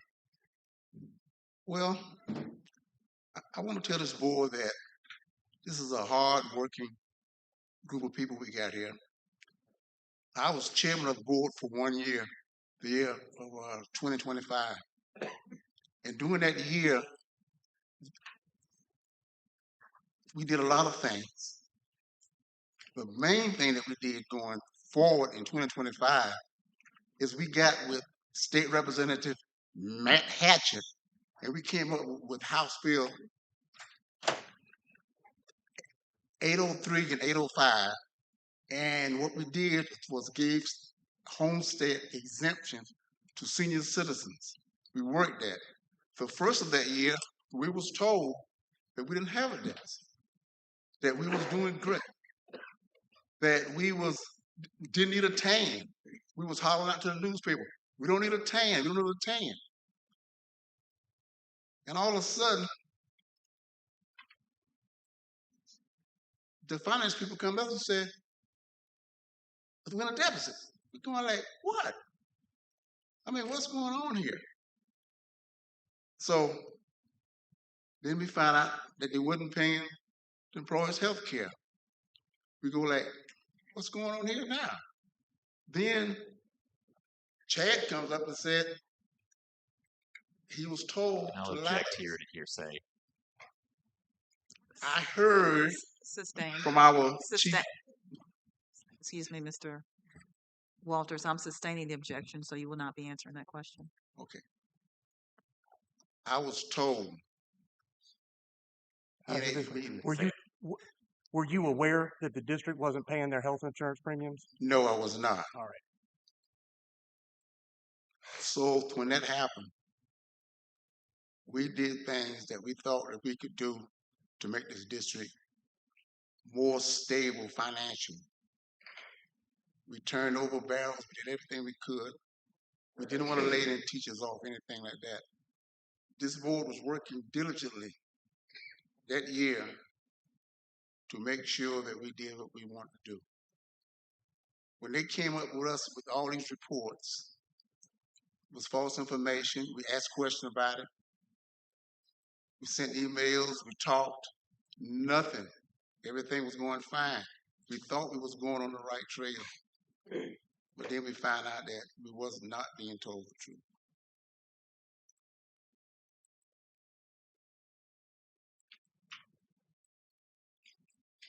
You believe the board can work together? I know we can work together. We have some very dedicated people on there, smart people, people that has influence. Yes. You believe this board is the best path forward for accreditation? Yes. That's all I have.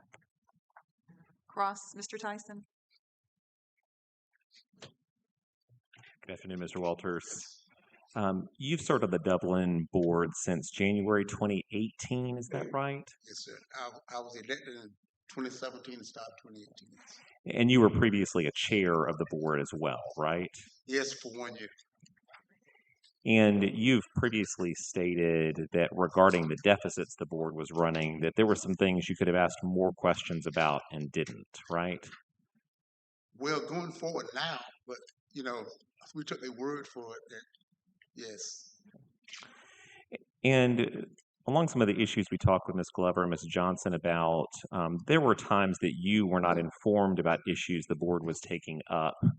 For example, Moore Street and the reorganization of IGA, right? Yes, with an explanation that it could have been simply explained earlier, and I guess we can take a little blame for that because after we had the vote, I talked to another board member, and he asked me what. It was a simple question. He said, "Kenny, if you would have just told me about it, we could have put it off. We could have asked to put it off and let everybody understand exactly what was going on." Yes, we could have did a better job in explaining. I think we need to get our communication better between the superintendent and the board. What happens, our previous superintendent, if he didn't, he said the worst thing he wanted to see was a 4-3 vote, particularly on race line. It just eats him up. So the sooner we get a superintendent that's experienced, know to deal with crises and do stuff like that, then we got a group of people that I feel that we can work together. We just got to slow down, take it back, and stop giving the impression that I got 4, I can do what I want to do. No, we just need to sit back with some experienced people, say, y'all need to talk about it, sit down and explain it, sit down and answer the question. If you can't answer the question, at least get back and say, this is what's going on. I personally, I deal with a lot of contract negotiations. I work for the Steelworkers Union, and that's what we do when we don't understand stuff. We sit back and talk about it and not just go overboard in doing it. This board is capable of doing that. We have people that got good business sense, care for the district, So I believe we can work together. Yes. And after that meeting about the IGA reorganization, you called for the resignation of interim superintendent Poole, right? I said our leaders has failed us. I didn't particularly call for a resignation. I said our leader has failed us because we didn't get back and get all the information on the timely manner. Thank you, Mr. Johnson. Mr. Walters, no further questions. No regret. Thank you, Mr. Walters.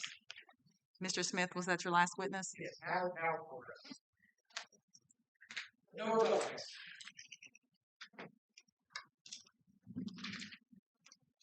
To confirm, Mr.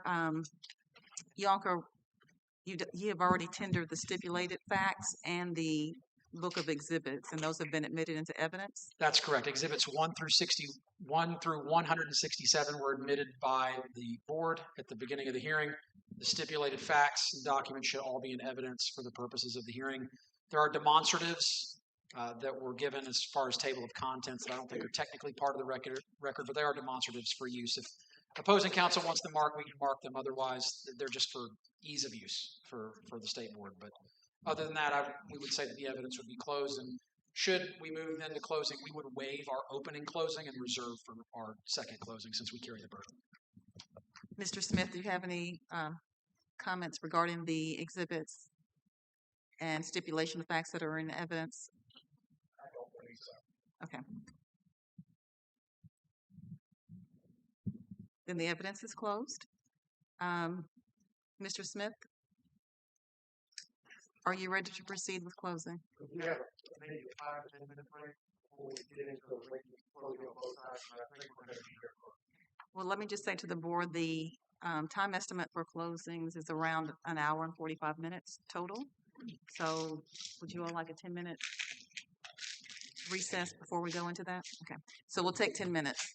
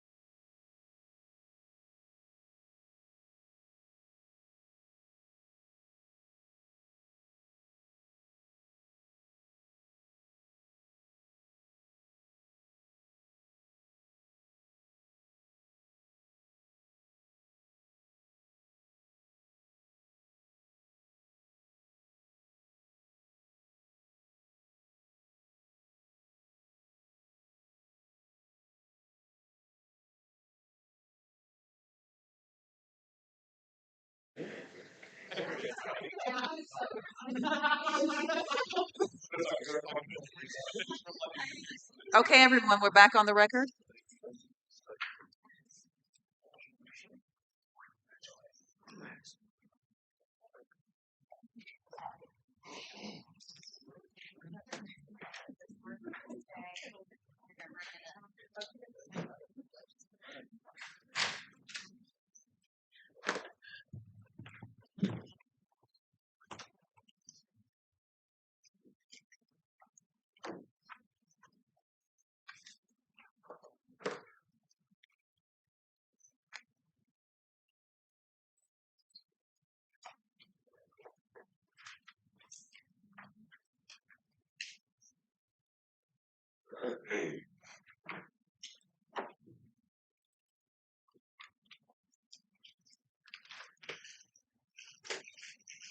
Are we going to be able to connect to the screen?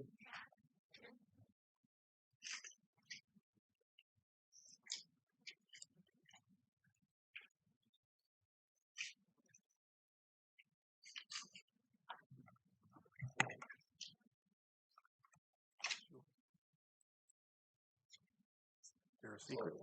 No, the. Okay. Oh, it is. It's connected. It's just not on the screen. Do we know how to?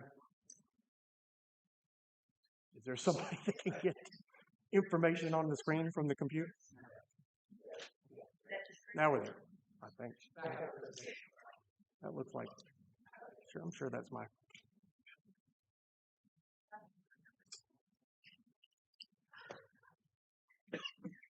All right.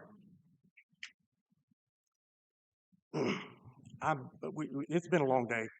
Could have been a longer day, but it's been a long day, and I know you know that, and I appreciate everybody's attention. I'm going to try to jump in as quickly as I can. There's going to be a few things you need to understand about today's hearing and about what you've heard. Number one, this is about accreditation. This is not about the past, from the sense that decisions made many years ago cloud things in the future. I think this was a perfect storm that came together and devastated the district and devastated the board. There were deficits in place for years. You've heard about that. I mean, there's no shying away from it, but we're not here because the district ran deficits. We're here because of accreditation. And I think it's important to understand the Cognia report and important to understand the district's response to that, which is ongoing. The systemic issues that were identified by Cognia in their report are not overnight fixes. A lot of them are directly attributable to the fact that the district didn't have any money. When they say there should be more of this or more of that resource, there absolutely should. Everybody will agree to that. The only reason those resources weren't in place during their review is because there was no money, because a fraud had been committed against the taxpayers, against the public, against the school children in Dublin City Schools, and against the Board of Education. Something to understand about the Fifth Amendment. Very rare that I get an opportunity to see someone plead the Fifth in person, representing school districts for a number of years. In an administrative proceeding like this, you can infer that Chad McDaniels is pleading the Fifth because he's got something to hide. You don't get to do that in criminal court, but you get to do it here. And you saw him sit up here, took no ownership, answered no question, avoided all responsibility for a crisis he was the ultimate catalyst of. And it predated him. He was trained to do that. These are issues that have been underlying finances in the district for years, and it was hidden from the board, potentially in a criminal manner.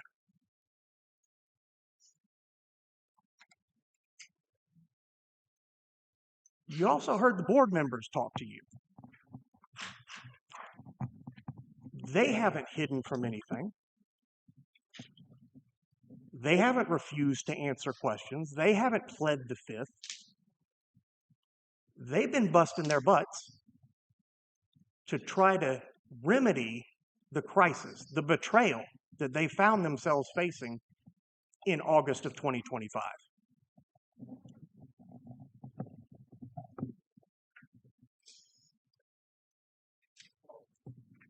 Let me preface some of this by saying I don't get another chance to talk. And the nature of this proceeding, when we stipulated to 4,000 pages of documents, 2,700 of which are responses to Cognia within a 2-month period in response to their report, I got no idea what the next presentation and argument is going to be. And I have no doubt there will be documents put up, there will be things that weren't explicitly addressed through testimony, and that's the nature of it. I have to trust in you to be skeptical since I don't get another chance to respond. You're going to hear, and we've already heard about deficit after deficit. We'll go through the years 2011, 12, 13, 14. This plan never came to fruition. That plan never came to fruition. What you won't hear is that accreditation was an issue during any of that time frame, because it wasn't. This is not about deficit spending of prior boards. This is not about whether someone else shoulda, coulda, woulda done something different in another year.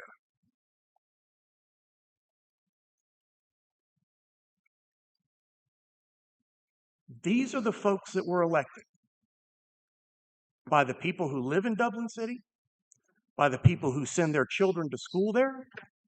Those are the ones that have the right to decide who they want representing them. That's a democracy. And your role here is to decide whether there's a high enough bar that's been met to say those people shouldn't have the say that they just had. We've got folks that have been on the board for 8 months. We've got folks that have been on the board 20 years and everywhere in between. But they were all elected. And the issues relating to accreditation are not about the board at all. That Cognia report doesn't recommend removal of board members, doesn't say that board members were directly responsible or an impediment to getting out of their accreditation status. And the district has worked enormously and continues to work on a path forward. And I think what you've seen overall from day one is progress, constant progress. Perfection? No. We're not here today to pick apart this decision or that decision. That's not your role. Every board of education, somebody can criticize a decision made. It's not to second guess the board. They had tough decisions to make. They have not shied away from, they've made tough decisions. They've had to look neighbors and friends in the face and say, I'm sorry, you're going to lose your job. And I don't think any of them have relished that role. But they care about the kids. And it's not just caring about the kids, because anybody can, I've heard that. And I've heard that from people where I thought, yeah, that sounds great. Show me. But that's what they've worked to do. There's a lot of second guessing that can go on for anything that happened before August of 2025. But we know they've been lied to. We know it's been covered up. And we know that once it came out, this board has not stood in the way of recovery. Some people at DOE may disagree as to how the budget should be balanced. And I'm candidly not sure what the position is, because I keep hearing you didn't do this right. We don't like the way you did this. And then hear, but we're not here to tell you what to do. It's up to you. It's your decision. But then if it's not exactly precisely what was recommended, well, how dare you? How dare you furlough teachers for 8 days instead of just reducing their salary across the board? I mean, those are local decisions. That's what they're elected to do.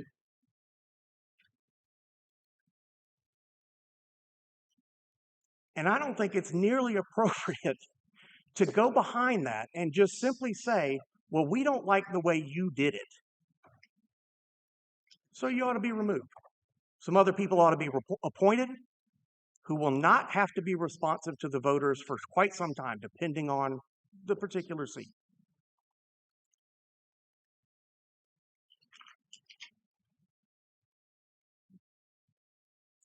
You didn't hear anything from anybody from Cognia. Nobody came here and said, here's the problem with the board. They're not going to be able to fix this unless you replace the board or remove the board. Nothing. And we're here about Cognia. We're not here about the deficit in 2017. We're here about accreditation. And I'm not going to go through. I mean, these reports are lengthy. The recommendations from Cognia are lengthy. But I'll invite you. Look at what's recommended throughout. And this is just a summary of the various areas and the directives that Cognia issued to the district. This is from Exhibit 43. That's the Cognia report. Exhibit 132 is the district's action plan. It's extensive. The summary is extensive. But when you look, the district's laid this out. Here's what we're doing. One directive at a time to fix these issues. Develop district-wide communication plans, monthly financial updates to staff, families, board members, community stakeholders, financial dashboard on the district website with budget summaries.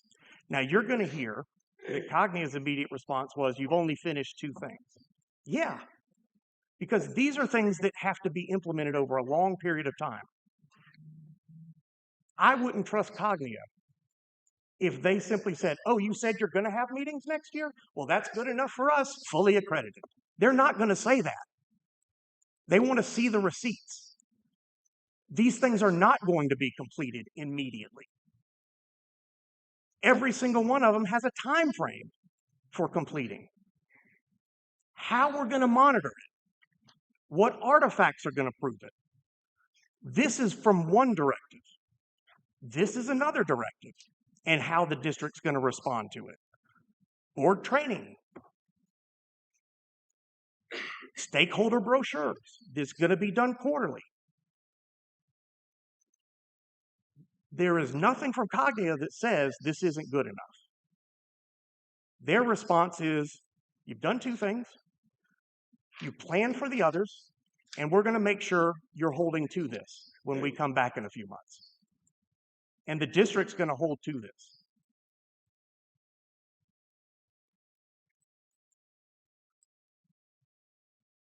Reestablish Superintendent Advisory Council, conduct community town hall meetings, conduct stakeholder meetings.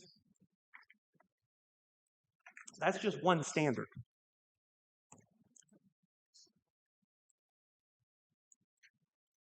I'm not going to read this to you. You don't want me to sit here and read this to you. But I want you to understand this is what this hearing is about. This is what the board supports. There is nothing that you have heard today that will give any credence to any idea that any board member is going to have 1/10 of 1% of any kind of creation of any kind of difficulty in implementing these things. Cognitive had a lot of directives. You didn't hear a board making excuses. You heard a board tightening up their shoes, getting to work. That's the fact of the matter. And there is a lot of work still to be done. Replacing them, not going to change that.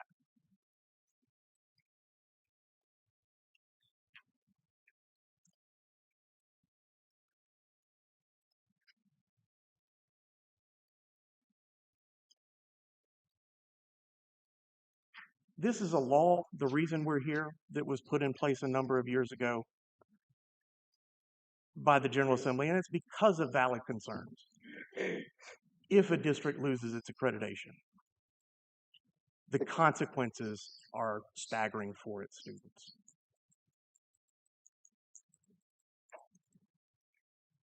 Historically, issues that have led to probation,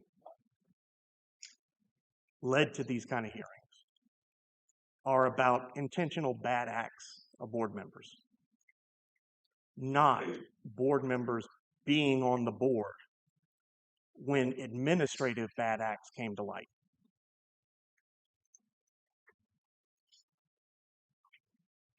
I don't know of anything you would have heard today that would say, board just can't wait to go back and spend more money.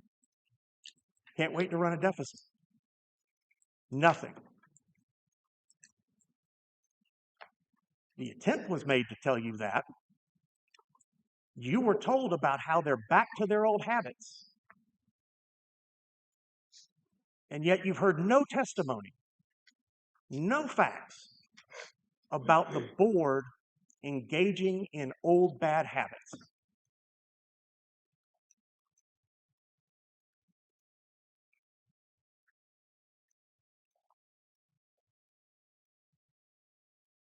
They've done a lot of the hard work, frankly. I mean, having to balance that budget in the middle of a year, and the fallout's still going on. I'm supposed to be in court in Dublin tomorrow arguing one of the cases.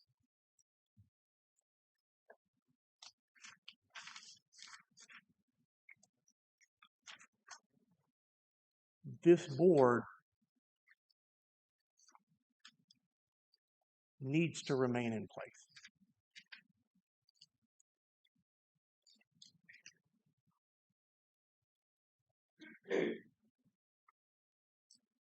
If this board is suspended and removed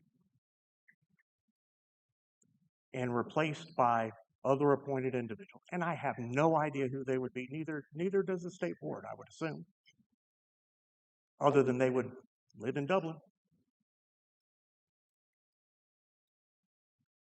What benefit would 7 totally new people coming in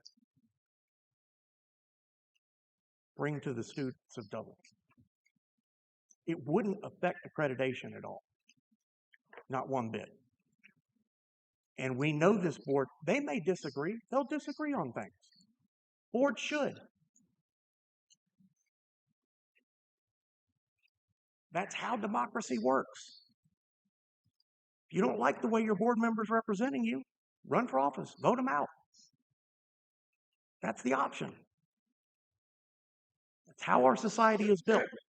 And I'm not to suggest that there's not circumstances, dire circumstances that may come up where you have a board member or multiple board members acting in a negative way, where that voting cycle can't wait.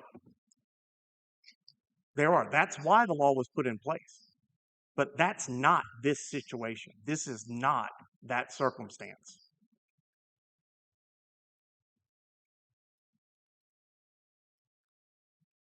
There is no reason to believe that this board or any board member on it is going to be an impediment to reattaining accreditation. They're just not. I don't know what you're about to hear. I have no idea. I know it's going to take a while, and we're going to be listening to it for a while. I don't get to respond. So my hope is we've at least been able to convey a solid understanding of what the board has been trying to do, the transparency they have been trying to achieve, the communications they've been trying to achieve,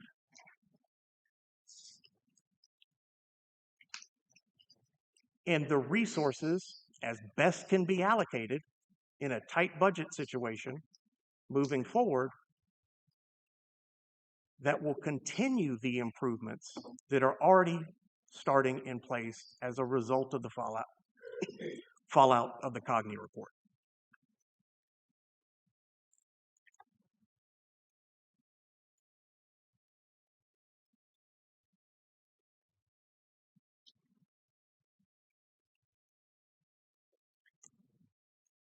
I think the students of Dublin deserve it. The teachers in Dublin deserve it. It's time to end the chaos. Dublin doesn't need it anymore. Thank you. Thank you, Mr. Smith.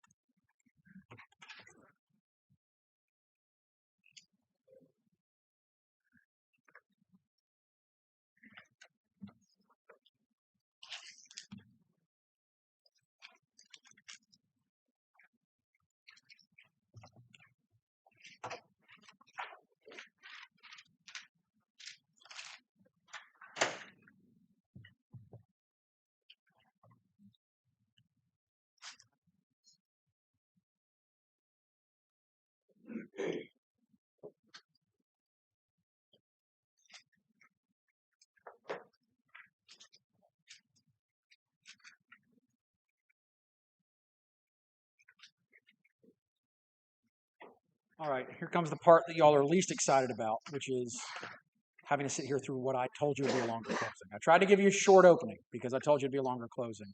But it's the part that you really need to pay most attention to. Because we're going to do the exact opposite of what the Dublin City Board of Education did, which is actually look at the documents. You were told, don't worry about the contents. Don't worry about reading this. We know they're lengthy. You can just trust us. You can just trust her. Does that sound familiar? Well, just trust us and our plans, because they won't fail this time. Hopefully, even though you've already heard some board members say they don't even know if they should continue. Some board members say we're not getting information. You heard people say the budget adopted 2 days ago after a conceded. You heard Mr. Lanier say we're looking at 6 years of straight failed budgets. Failed budgets. 6 straight years of failed budgets. And you heard multiple board members say they didn't even know the numbers going into this year's budget. But trust us. And this is not a case about accreditation. What a strange statement. This is a case about the suspension of the members of the Dublin City Board of Education. So I ask humbly that you look at the details, that you look at the documents, and I know you have. So let's take a quick tour. I say quick, we'll make it fast-ish, because we have to start back in fiscal year 2009. All right, so if you notice, as I promised, what we're going to do is the year is going to be on the top left-hand corner. You're going to see the exhibit number in gold, the top left-hand corner, that this document, whatever document's on the screen, is going to come from. You're going to see a title there, and then you're going to see the document on the screen or the summary on the screen, and then pullouts. On the bottom of the screen, you're going to see the board members currently serving that were serving at the time of the operation of this document. So in this case, you'll notice Mr. Bell and Mr. Lanier are highlighted. because they were on the board in fiscal year 2009. Notice Ms. Johnson is not. This document itself is from 2015, so she would be, but we're referencing fiscal year 2009. So whatever action is being referenced, whatever underlying year is being discussed, unless it's specifically noted, we're only highlighting the board members. Why? Because today is not about vengeance. What a bizarre thing to say. Rusk Rome is trying to think about whether or not the state of Georgia can provide more QBE advances. Amy Roll is on the phone yesterday with their CFO. Stephanie Johnson is in regular contact with their principals. And somehow this Department of Education is executing vengeance over this board? What a bizarre concept. Let's get back to 2009. All right, so this is where we start. We start in 2009. And then where do we go after that?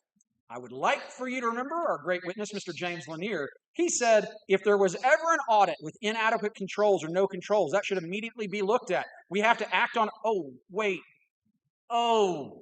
that was in 2010 with the audit of fiscal year 2009, saying those exact things that Mr. Lanier was asked about. And notice who's lit up on the bottom of that screen, Mr. Lanier. Because in 2010, you'll see up there at the top, it's got the date of the actual document, is September 30th, 2010, but it relates to fiscal year 2009. It's the audit for it. Exhibit 109 specifically shows, again, this is 15 years earlier, inadequate controls over financial reporting, inadequate controls at the central office, cash and cash equivalents, revenues, receivables, receipts, failure to adequately maintain capital assets, deficit fund balance. Look at this list. This could be today. And this is from 2010. Again, we're running a deficit in 2010. We're running a deficit in 2011. And then we start seeing the parade of reports and plans. This is the deficit elimination plan, March 14, 2011, based on the deficit in fiscal year 2010. You see here that all of a sudden the Dublin board says, hey, great news, we're actually not even going to have a deficit at the end of fiscal year 2011. Again, notice signatures on that document, Exhibit 59, which include the signatures of Mr. Bell and Mr. Lanier. In 2012, we have a board report, as y'all have seen before, looking through these documents. And it was signed by Mr. Bell, Mr. Lear. And you'll notice this time, and there's a star here. I'll just quickly go through why. Ms. Johnson signed the report. I will say the fact from this report relates to a time before her service, but she certified the number as part of her signature, which is why she's lit up on this screen. But notice this. We're in 2012, and we're $3.3 million in the negative in 2012. Now, you're starting to seeing some bouncing around of these signatures, but look, we've got another plan, another deficit elimination plan for fiscal year 2011 that's passed in fiscal year 2012.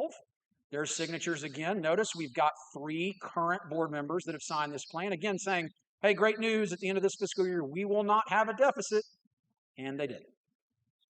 All right, so these next 3 slides, I guess I should preface it before, because it's wild, if you've not dug through this. So in preparing for this trial, there was discussion at one of the board meetings recently about this solar panel deal. You may have heard about a solar panel deal. There were some questions today. This is a wild story.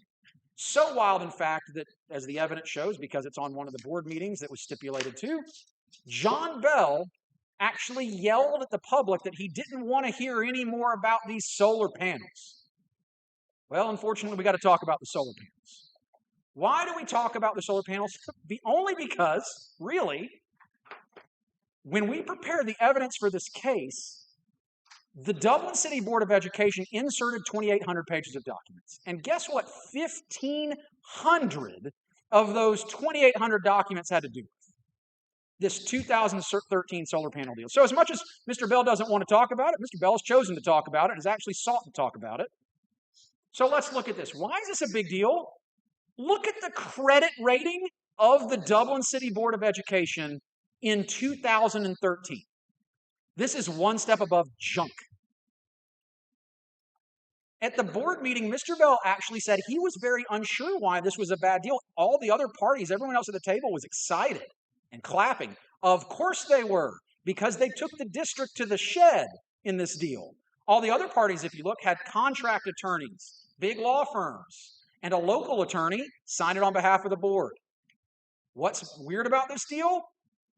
The payments for this are for 25 years, and the documents and evidence show we don't even know, and we'll say we don't even know, there's no way to confirm this, whether the panels even work today. And they're paying through these through the year 2037. But because of the bad credit rating, for some reason, a district that now has been, again, reminding you in a deficit situation for almost half a decade at this point, is going to pay out $7.5 million. Of that, look, it's to repay a almost $3.6 million bond. So to repay a $3.6 million bond, they are going to outlay $7.5 million. Of that, about $7 million, just under $7 million, are debt servicing.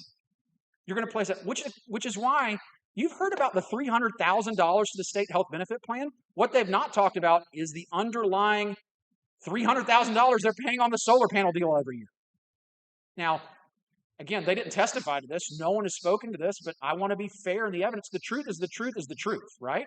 So in fairness to the evidence, their statement saying, we've tried to find our way out of it. Well, they got locked into it. And notice 3 of the 7 current board members signed on to this deal. All right, so we're still in fiscal year 23. Again, notice the timeline. I'd like you to notice the timeline. We've got 2023. If you look at the actual underlying dates of the documents here, 2023, and just after that, they're signing a deficit elimination plan. Hey, at least this time they're not saying it's that year.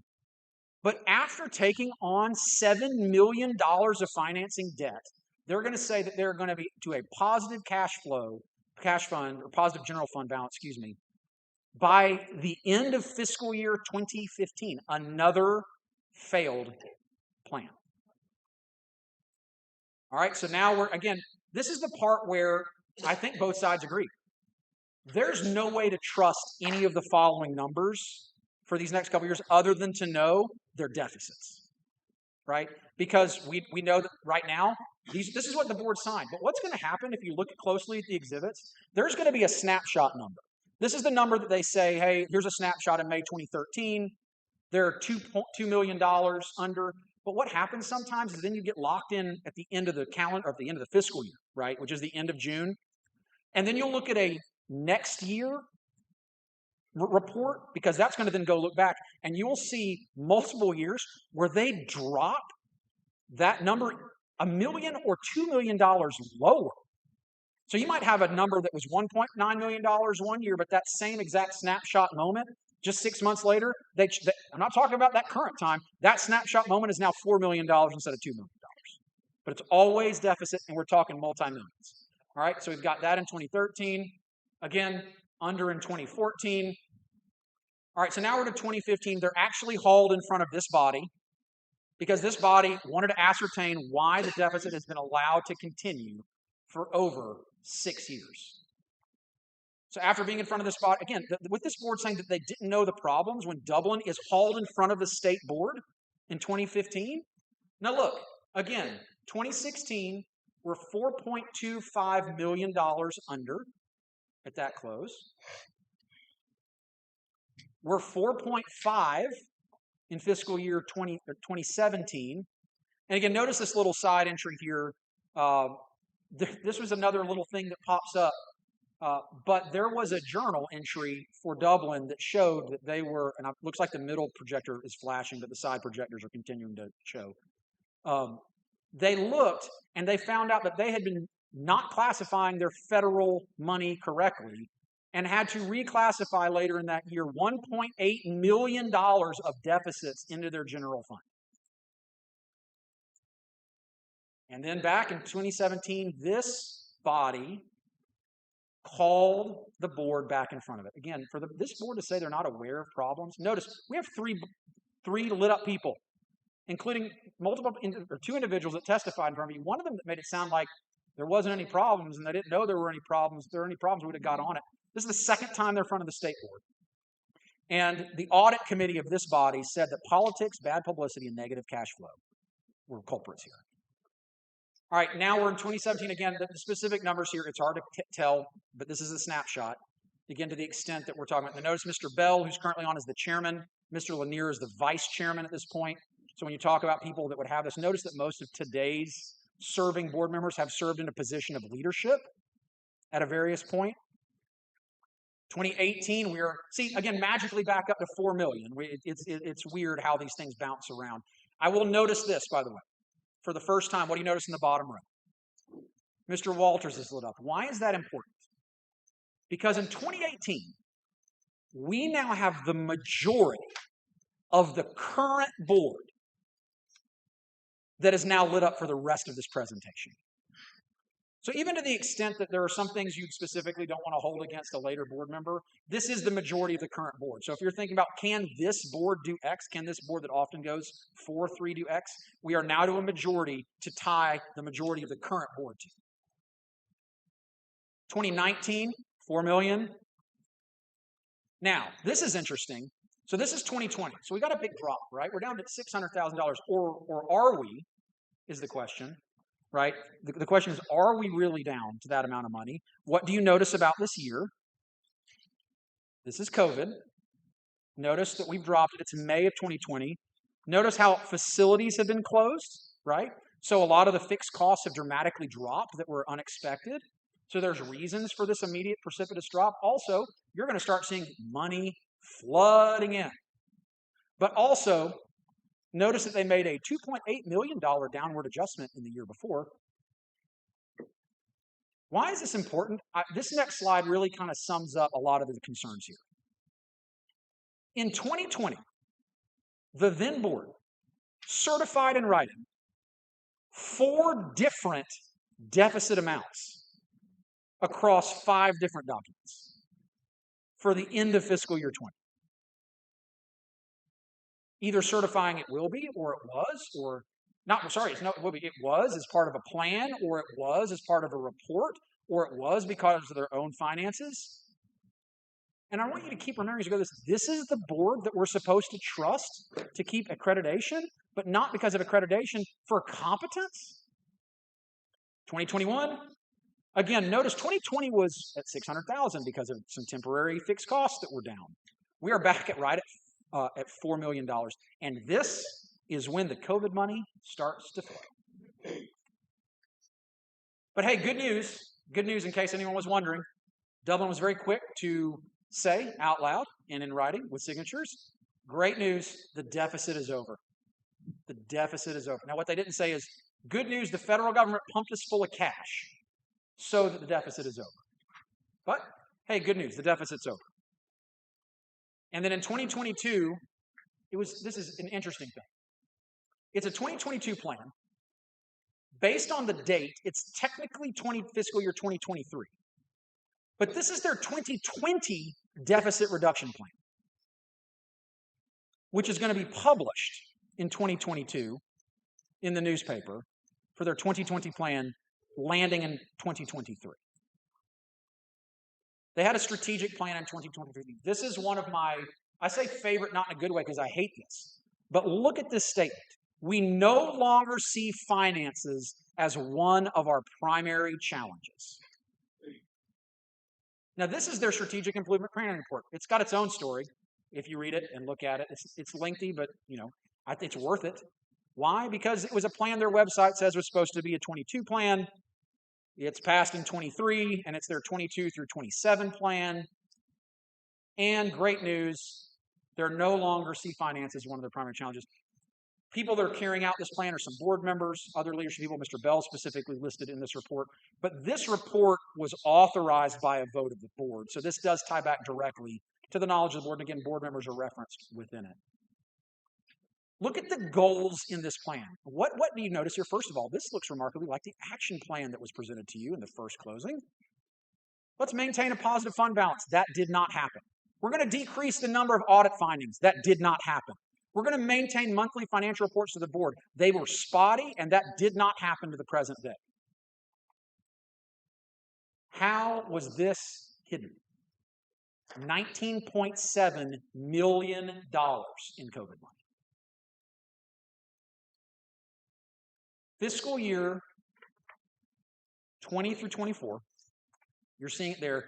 They put 55 employees, later 40 employees, on the payroll straight from this fund.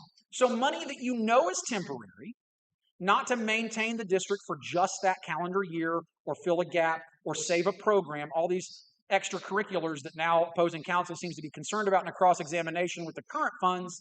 This was to keep all those things afloat, but they hired staff with it, and the staff was going to go away. These kind of funds were not hidden from the board. So this, you're going to see some great charts. This is from the Department of Audits and Accounts. This is from the DOAA report. Because I do want to be fair, because the truth is the truth is the truth. This is a snapshot of fiscal year 2023. First of all, the board amended their budget 53 days from the year end.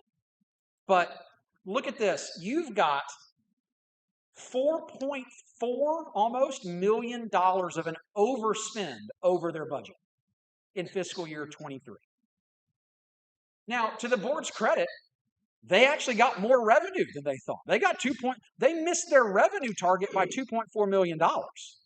Now, if things are frozen, I don't know how that works, but either you've got more money coming in than you thought, but effectively, your budgeting process is the pits.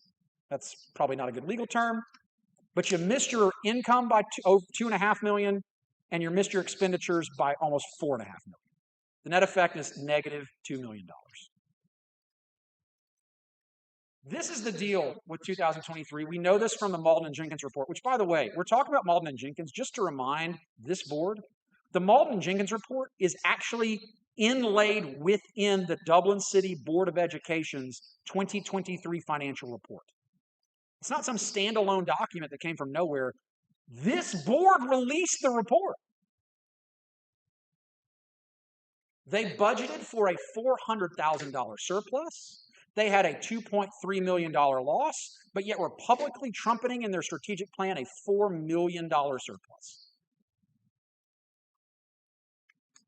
And this is the comparison to its peers. The DOA did a great job looking at similar jurisdictions. I think it is important to note Dublin City's location within our state and their contemporaries, and they are spending $3.5 million more than peers. You heard a lot of it was extended day, extended year, and coaching. And the note is with limited to no review. All right, now again, I would like to go back here. Let's look at the bottom of the screen here. We now have 6 lit up bubbles because we have Ms. Smith and Ms. Glover that have come onto the board. So while some of the underlying facts may not apply to everybody, now the report's coming in, the knowledge base comes in, applies to everybody. In 2024, and again, these members were there in 2024. Look at these positions, by the way. Other similar jurisdictions had no PR people. Dublin had 2. They had 2 plant directors, and they had 2 people in accounting where other places had 1. You got that right. They had 2 people in accounting, and this is the financial situation, and other jurisdictions had 1. By the way, that's just a nice little chart there at the top left of showing how much money went directly to staff and how they were overstaffed mainly in the central office. All right, this is interesting. So remember, Ms. Smith testified. She testified being hit with a wrecking ball in August of 25. These are all of the reports. I know it's hard to read. You can't really read them. They're in there one by one in your. But I lined them up this way to show you. The board signed monthly reports. Now I'll say this too.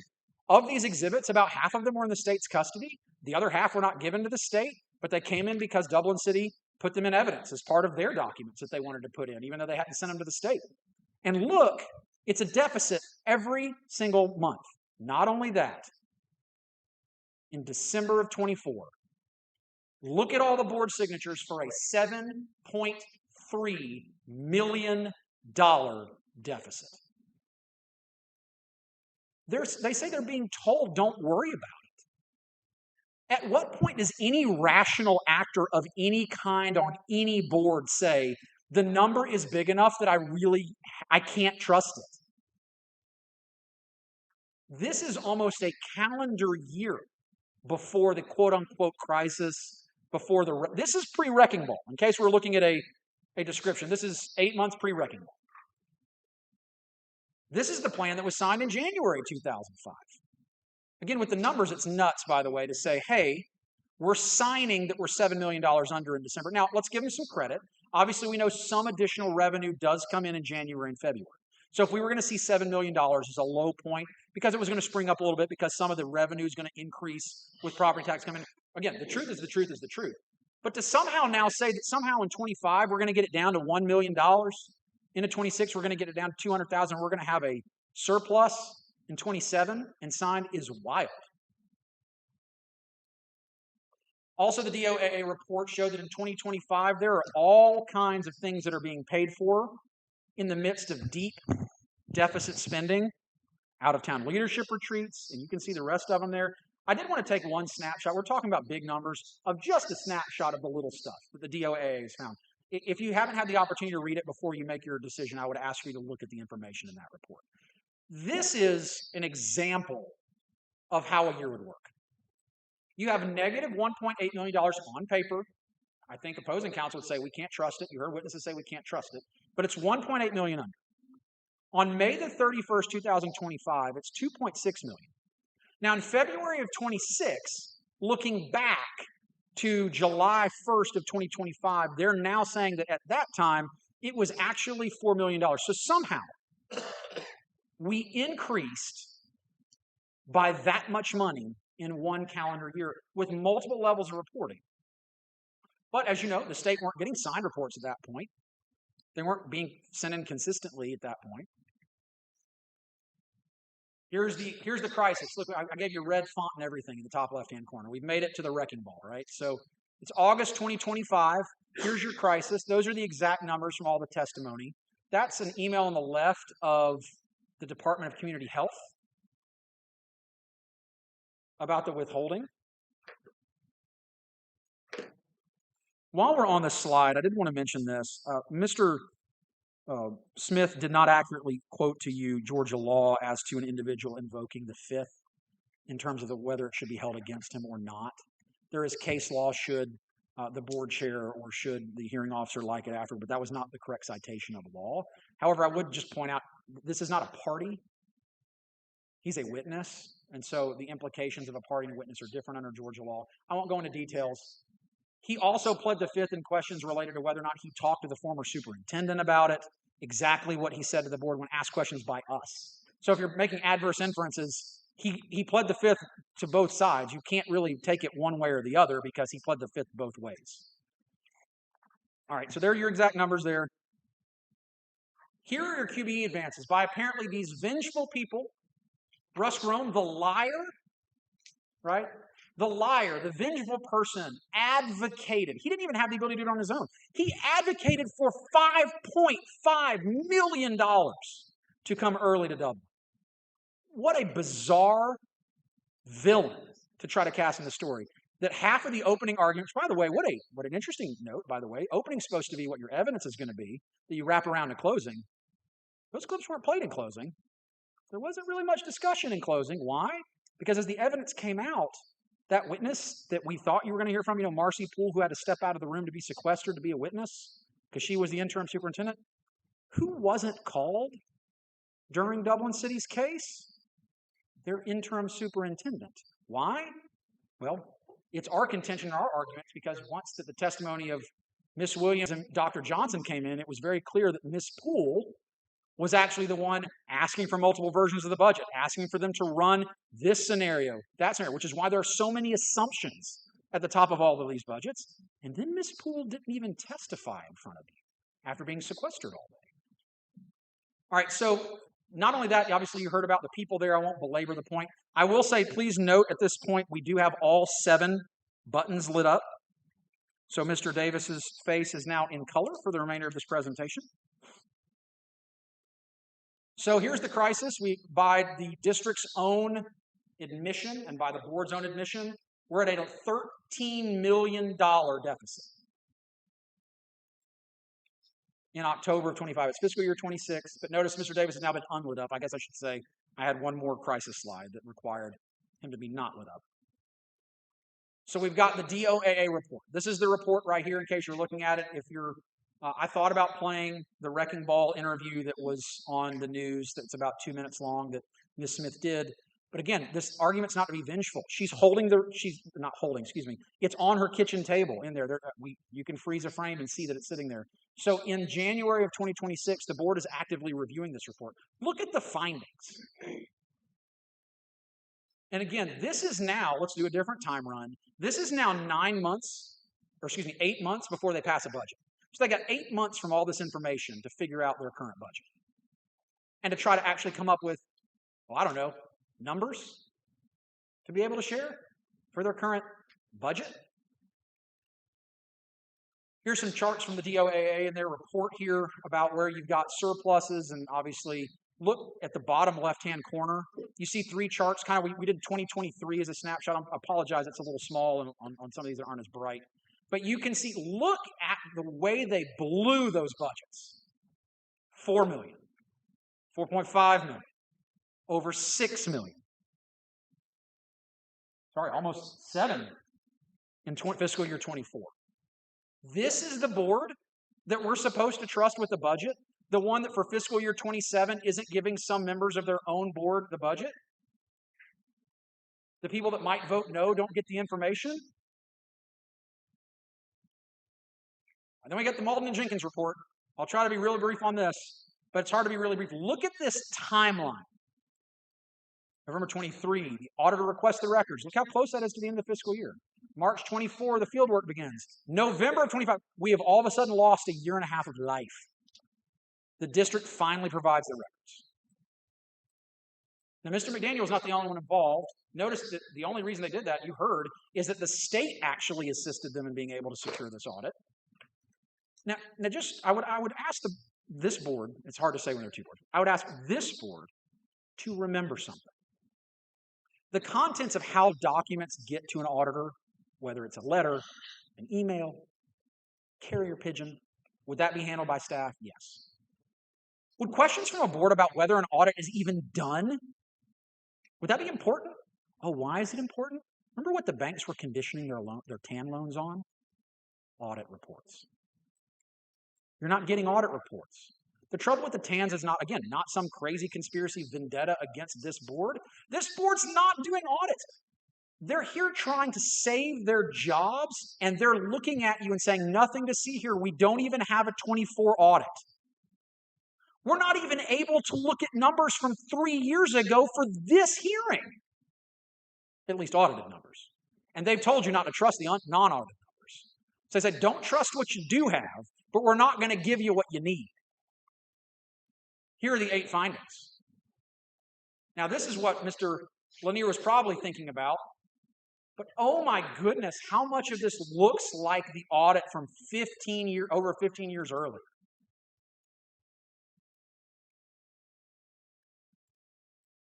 And you've seen a lot of this. And when I look up there and I see Title I funds, federal compliance problems, finding $500,000 by the state just within a couple days of getting there, not being the only district to be able to not comply with certain federal grants or special education issues, the only one in the state, you heard. I think about the children that would fall underneath that category and not see that as a title. And what's the response of Dublin? What's the response to this massive audit? Check out this. This is really great. They concur with everything. They agree with everything. Again, like I said, until today, they've pretty much agreed with most of the findings, except now that their job's on the line, they're like, everything's great, everything's good, it's getting better. Sounds remarkably like all the plans that have failed. So this is a slide about that magical report. The other thing that was an opening that, again, was dropped in closing by the opposing party. This is the report. Why is it dropped? Because the rest of the report is a dumpster fire for Dublin City. Because it shows that the Georgia Department of Education was doing 100% of the work. And it's not even just that they didn't have financial staff that knew what they were doing. They weren't getting help from the staff that was there, to the point that they're talking to the board chair. So when the board says we didn't know and it's getting better, even if all of that was true, which these signatures show that it's not, in January of 26, that's 8 months ago, The board chair was brought in by the Georgia DOE and said, you got to do better. We're not getting what we need. You don't have what you need. Here are all these reports. Here's what you're not doing. They gave it to the chair in writing. There's the email. If you're looking for the email, if you're looking for the exhibits, it was sent to the chair. Here's the piece we didn't really talk much about today. In March of this year, you've got the Department of Labor saying, oh, by the way, there's another $500,000 that the district owes. Now, are you hearing about all of these various different liabilities? No. Why? Because a lot of them weren't logged. But even when they're logged, the board can't even remember all of their liabilities when trying to tell you what all of their liabilities are. You heard board members struggle to even tell you what certain report names were during this hearing. And this is the board we're going to trust?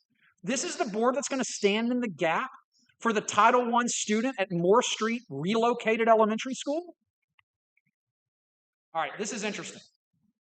I know that some of you on this board would think like I would, which is, okay, I want to make sure I'm holding everyone individually responsible. Mr. Yonker, help me understand this. This is the sign-in sheet for the April 2nd, 2026 training. You've already heard that Mr. Davis does not have the temperament to serve as a board member. You've heard how, even by his own admission, he rushed out of a room. He said that he was going to be obsessed with fixing things, and he couldn't even stay to the end of a meeting about the major possible reorganization of his own district to save it. But still, the Georgia DOE is looking to train him and to help him and this district. Now, there are some photos in there. Not a lot was talked about. You did hear Ms. Johnson say something interesting when she was cross-examined. Mr. Davis was not paying attention. So if you're like, Mr. Davis has only been there for a few months, how do we know he doesn't have the temperament? Well, some of you probably glossed over this when you saw these photographs, but we have the lovely montage that Dr. Johnson talked about where Mr. Davis was staring at his phone the entire meeting. There it is. Pictures of Mr. Davis staring at his phone for his own training that's targeting him. Various slides throughout the presentation, including detailed spreadsheets. Here's the slide as part of the presentation that shows you the difference in exemptions of what the policies and procedures are of Dublin compared to others. Now, look, you heard very clearly, Ms. Williams, we did not try to stretch some truth. We didn't try to say that we believe for sure that there's some mysterious wrongdoing with Yates Insurance or Ryland Oil or Environmental. But what we are saying is, how can you have confidence the board's going to follow policies? You have been given policies related to code of ethics, conflicts, and did you hear any testimony that any of these board members talked about their connections to these vendors? Even if estranged, the policy is to reveal them. The policy is to declare them. But instead, in differentiation with federal and state law, they're going to exempt entire aspects, and insurance is at the top of the list. And it's at the top of the policy. Notice they don't go in ABC order. Now, why that would be? Does that precede the chairwoman? Absolutely. I'm assuming it does. You heard testimony, though, of other bids other than Yates that were lower, that were ignored, or at least not chosen. So the evidence you have before you is that Yates, with a higher bid, got the business, and we don't know why. Now, could it be some other local politic reason? Could it be some other thing? Yes. But again, you have to have confidence in this board. So these board members that are related to the vendors are not disclosing it. It's not on the minutes. Oh, the minutes. Sorry, we didn't even talk about this. Cognia, in talking about the minutes, what's been put into evidence with you that opposing counsel mentioned, it's actually, some of them are not even the original minutes. They're amended.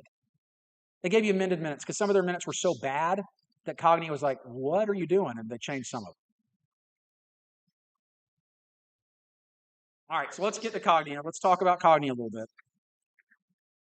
I want to specifically answer actual statements made by the Dublin City Board of Education in their closing argument. They said this is not about the past. And it's not about the past in terms of trying to hold board members accountable or think about removing this board for things they weren't related to or things that they didn't fail at. But this is about the past because as a board, you are going to exercise judgment. You are going to consider facts. You are going to consider numbers, all the things that this local board has not done. Opposing counsel said, you didn't hear from Cognia. Well, of course we didn't hear from Cognia. They stipulated everything. Everything came into evidence. You got the whole report. You got all the emails. You got all the letters. Why would we hear from Cognia? In addition, Cognia has not been an issue before. That's actually not true from the record you do have.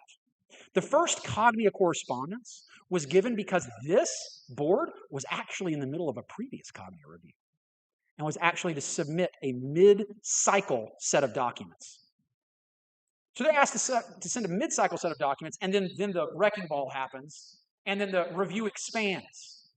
But you're going to see that. So to say to you as this board, there's never been problems with Cognia before, is not true. Not only is it not true, it's belied by the record in your possession. Opposing counsel said the Cognia didn't say to remove the board. They didn't say the board was an impediment. Well, of course not. Again, that's not what Cognia does. That's not their job. Statutorily, it's not their job. That's your job. And with this board, knowing the reputation of this board, how this board's act, this board does its job, and it wants Cognia to do its job. Cognia's job was to give you information. And what did Cognia give you? Oh, it gave you a lot of information. We're going to try to go through this as quickly as we can, but you do have to look at this. Opposing counsel said there's Wisconsin improvement. Improvement of what? Consistent as to what? There is no improvement.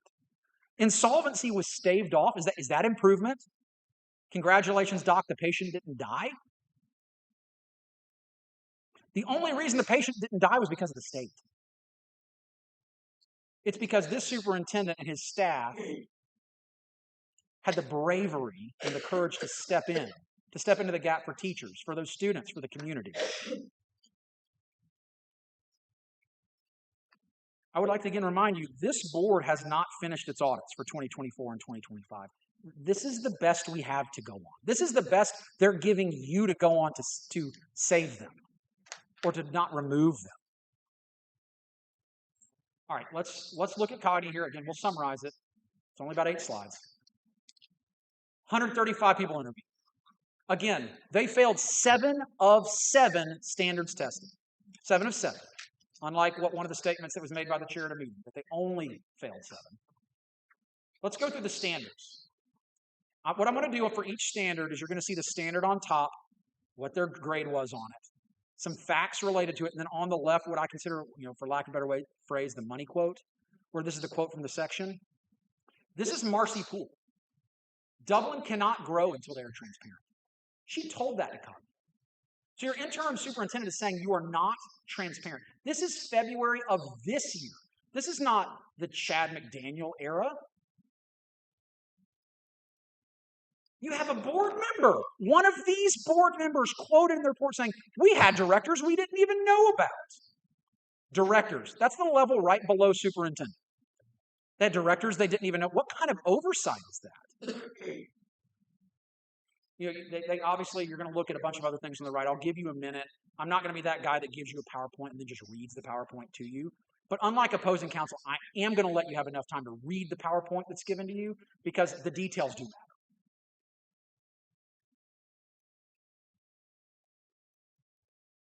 Now, you notice, by the way, just as a quick note on the bottom right, the treasurer role was taken out. The treasurer was Peggy Johnson. She's not the treasurer. They're looking to do, obviously, with the CFO and other things to move that. But to have that was a strange thing. And also to say that was one of their major achievements. Hey, great, we voted on one of our current board members not to have a ceremonial title, but we're going to put that down as one of our greatest achievements since the crisis.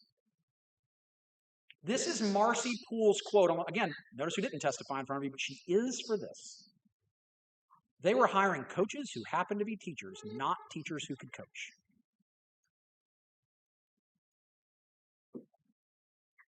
Look at the difference with peer systems. Look at how little review there is.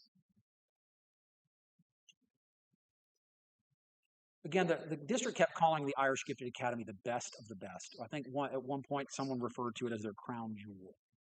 It's very clear that their energy and effort here has all gone toward IGA. And that's not to say that IGA wasn't something that I'm sure was lovely. because I'm saying was, because apparently it's changed. We'll talk about that in a minute too, but all the energy going in that direction. I want you to notice a couple things too. When they put up slides like this and then the district action plan that looked vaguely like it was somewhat written by AI, except for what the actual steps they've achieved were, only two have been done. What did you notice all the way down? Oh, we're going to do this in 26, 27. 26, 27. 26, 27. It sounds like one of my son's kind of things, but they're telling you, hey, trust us with this action plan. Nothing's in process. Nothing's in process here. We're a couple months into the new school year now. Opposing counsel said, during looking through this and looking at the action plan, any downgrade in accreditation at this point is catastrophic to their students. Yes, we agree. And Cogni is coming back. And is this the board that needs to sit in the chairs when they come back? This district is already cash flow negative for 27. Now, you did hear the state say that can happen from time to time. But if you are the district that's on the line here and you keep saying like everything is critically important, they're going to run out of money in October.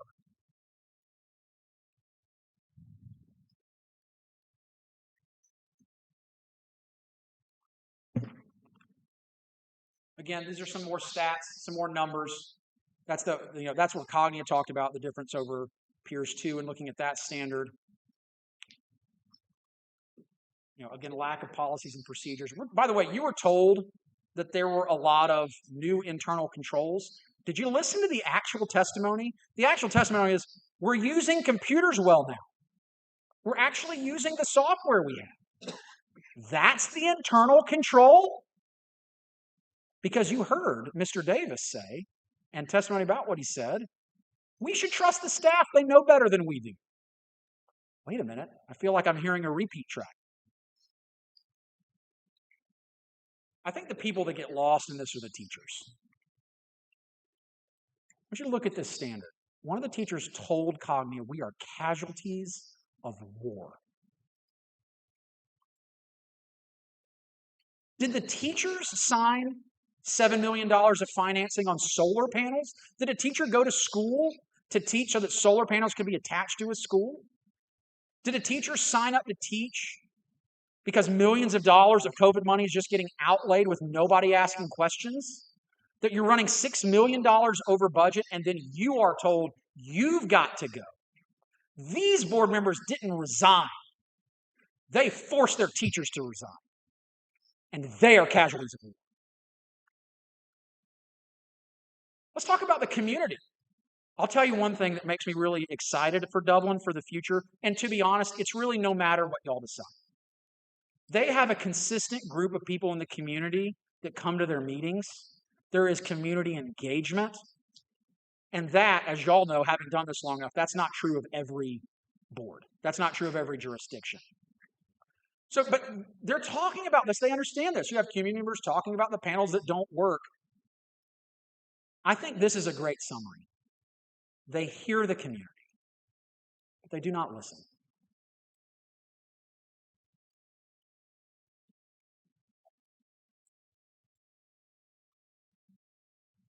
You're talking about magnets, IB programs. There's not enough people to fill those locations, those kind of things. We're going to talk about that in a minute. Let's do one summary slide to talk about Cogni. 7 standards, all failed. And then they send 2,800 pages of documents. They're lovely, spiffy. They even used color spreadsheet for their action plan. This time the action plan is going to be in color, so that's great. Unfortunately, only completed 2 action steps. You were told 2 things. As a board, this board, was told 2 things at the last hearing in Savannah. We will have a superintendent, and we will give Cogni a response to make them think about things. They have no superintendent, and not only was their response to Cogni unimpressive, Cogni is coming back. This is interesting. This is actually Mr. Ben Lanier, who's in the courtroom today, who, from everything we've seen, he himself is doing a good job for the district. He prepared a PowerPoint presentation on IGA. This is the infamous presentation that I think Mr. Lanier worked very hard on. I think between Mr. Lanier, great people like Dr. Fleming, there are good people in Dublin. But look at this. Look at these statistics. And they made so many concessions. There are other slides that Mr. Lanier, other people have made. Things like, we got to stop making up course codes. There's one slide that says, we have to stop calling so-and-so in the office and just telling her to make us up a course code. That was on a PowerPoint slide. It's on a PowerPoint slide that you have in your evidence, in case you want to dig for it. But this is wild to me. This is what was put together right before a 4-3 vote. And then when basic questions were asked like, how much money are we going to save? Oh, I don't know. I think at some point some person said, we think maybe $1 million? What a absolutely bonkers round number to then force a vote. But isn't this interesting? Just a little bit after this vote, in another board meeting, John Bell, and again, these are admitted through stipulation, John Bell stated to the public when he was hearing opposition and thinking that they were just to try to get the pressure off, don't worry, they're just changing the name of IGA. Their crown jewel. Notice, by the way, with all this presentation, I even feel bad about it. We keep talking about IGA. I hope those teachers at Moore Street feel like what they do every day is worth it. Let's talk about 27. These are the things that are not in your documents because this, obviously these issues came up more recently. We've got the new fiscal year. We've got the board's failed superintendent search, which I know I asked this in a question. I have no idea what superintendent candidate would want to go to Dublin now. Based on the way that Dublin's council raked someone who was not here over the coals. Somewhat of integrity in Marietta City. And I'll be honest with you, I'll share a little bias. I used to represent Marietta City, a previous firm. And to take Dr. Holland and talk about him like that, and to say, oh, I'm only doing it because Dr. Johnson said this. That man offered to be a superintendent. He said, I will run into this. And notice, even when opposing counsel was trying to get Dr. Johnson, he said, well, his highest was 197.5. By concession of the other side in a document that was never offered to you, even after invitations testifying from something not in evidence, could have put it in evidence, didn't. That man was willing to take more than a $25,000 pay cut to move from Marietta to Dublin for these kids. Now, are there reasons financially, potentially, to say no? Yes. Now, if you can't afford something, that is a reason to say no. However, this search was funded by a third party, right? It's the Georgia School Board Association who funded it at the request of Dr. Johnson, another thing the state got for them that they flushed down the toilet. Dr. Williams' salary, the old superintendent's salary, was public. It is publicly accessible information to get Dr. Holland's current salary. So you told a man making a little over $200,000 who was offering to come under $200,000 that he wasn't willing to come low enough? That means you baited and hooked him. Because you offered him that job with competitive salary and then offering him with competitive salary to yank it away from him because he won't take what was it, $165,000, something like that? A pay cut down to that? Or for sure his lowest investment still was dropping him lower? Now, if you can't afford it, you can't afford it. But if you can't afford it, you don't twist people for weeks. Or in this case, ghost people for weeks. So where are we left today? We got a budget rush through 2 days ago that board members don't even have confidence in what the numbers are, that they don't have information about the numbers. After this entire thing, you have a board that says we need to come together. They couldn't even come together on the one basic document. There are two functions, as y'all know, that boards have to do every year.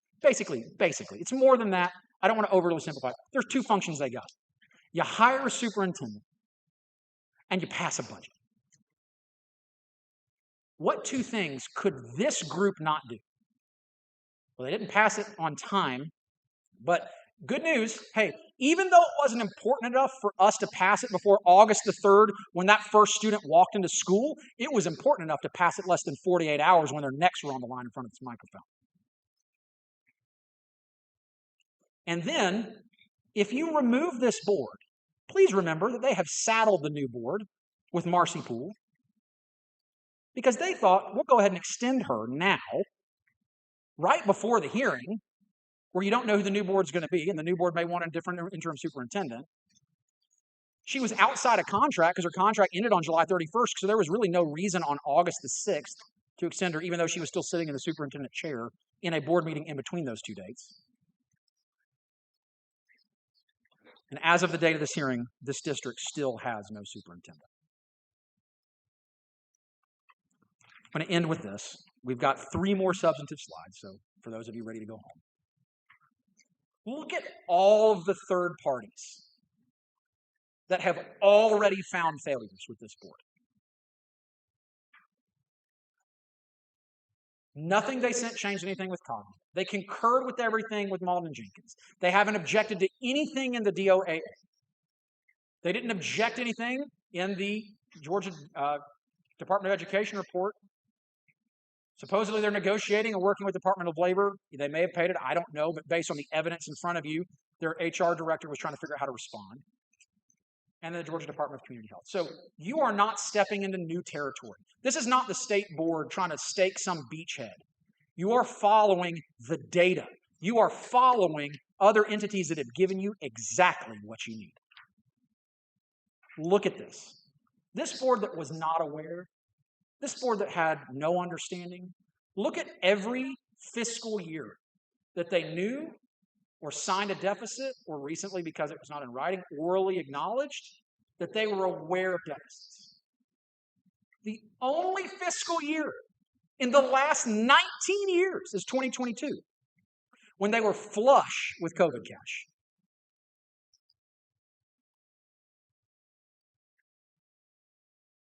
Now, I will say, just for clarity's sake, 2023, they were dealing with other deficit issues, and they were dealing with some debt issues, and we find out later it's worse. So I don't want to confuse you. I don't want to step out too far and say in 2023 that they're specifically acknowledging that. But you did hear from Mr. Lanier, they are acknowledging deficit spending for every year, 21 to 23, while they were receiving COVID funds. All right, so that's backwards findings, right? Those are backwards findings. But you have to think about the future. You have to think about moving forward. How in the world can you trust this board? Ms. Smith couldn't give you a single example of a successful plan. Mr. Lanier and I probably started annoying you with our back and forth, where we talked through every single failed plan. Accountability comes today, not vengeance. Accountability. And to be honest, a desperate attempt to get in the mud, just like the Department of Education has already, to fight for the students of Dublin. I'm going to end with the literal exact same quote that my opposing counsel did. It's time to end the chaos. Dublin doesn't need it anymore.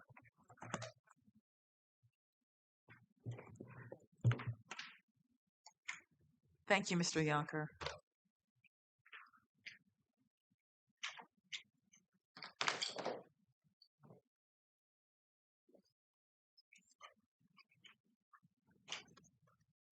I need a motion to go into executive session pursuant to OCGA Section 50-14-2-1, OCGA Section 50-14-3B2, and OCGA Section 20-2-73A2.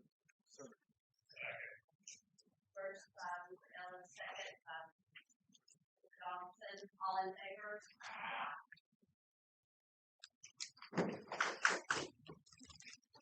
We will take a recess while the state board goes into executive session.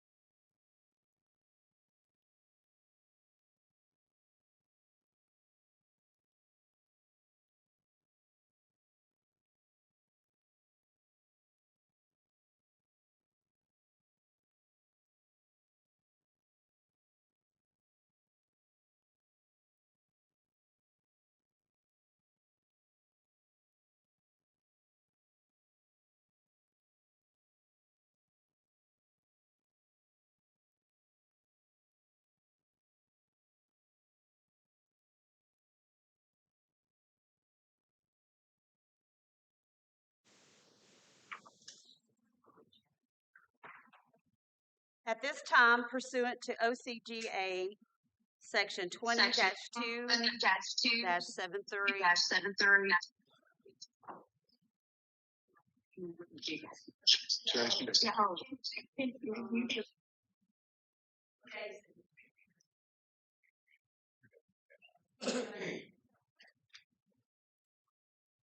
at this time, pursuant to OCGA Section 20-2-73A, 1A, and OCGA Section 20-2-73A2, the State Board of Education will vote whether to recommend to the governor to suspend all eligible members of the Dublin City Board of Education with pay due to Dublin City Schools being placed on the level of accreditation immediately preceding loss of accreditation with its accreditor, Cognia. Madam Chair, I move to recommend again to suspend all eligible members of the Dublin City Board of Education under OCGA Section 20-2-73A1A and OCGA Section 20-2-73A2. I second the motion. I will take a vote on those. Mr. Ellis? Yes.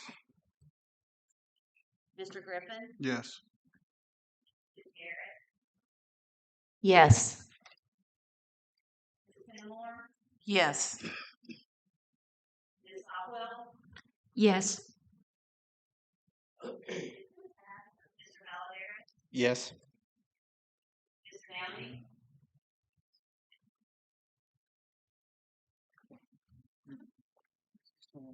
Yes, he's still on. Mr. Downey? Yes, I vote yes. Ms. Dove? Yes. Ms. Donaldson?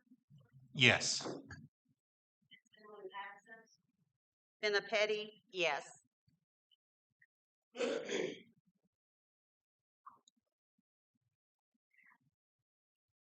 The State Board of Education's decision will be sent to the governor and the parties in writing within 15 days. Pursuant to State Board of Education Rule 160-5-1-36.36 7C5.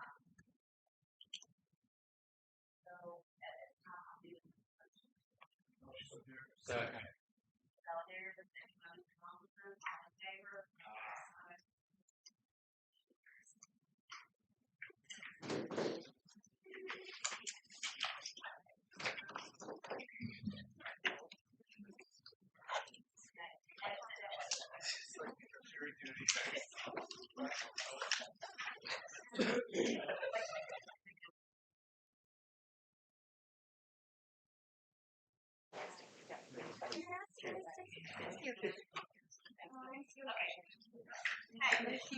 If everyone could return to the boardroom and be seated, please.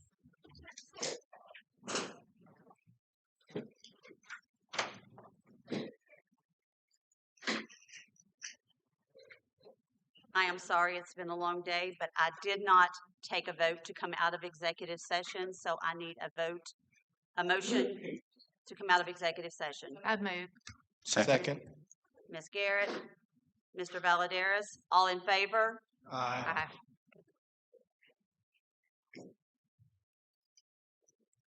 At this time, pursuant to OCGA Section 20-2-73A1A and OCGA Section 20-2-73A2, the State Board of Education will vote whether to recommend to the governor to suspend all eligible members of the Dublin City Board of Education with pay due to Dublin City Schools being placed on the level of accreditation immediately preceding loss of accreditation with its accreditor, Cognia.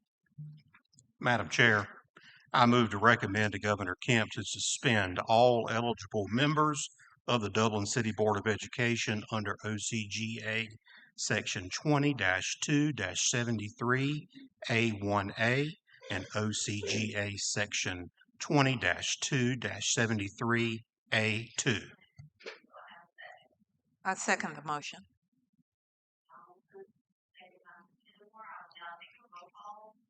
Mr. Ellis, Yes. Mr. Griffin, Yes. Ms. Garrett, Yes. Ms. Taylor, Yes. Ms. Stockwell, Yes. Ms. absent, Mr. Maladares, Yes. Mr. Downey, Yes. Ms. Dove, Yes. Mr. Donaldson, Yes. Ms. Miller is absent, Ms. Getty, yes. State Board of Education. Decision will be sent to the governor and the parties in writing within 15 days pursuant to State Board of Education Rule 160-5-1-.367C5. Second. All in favor? We are adjourned. I'm sorry.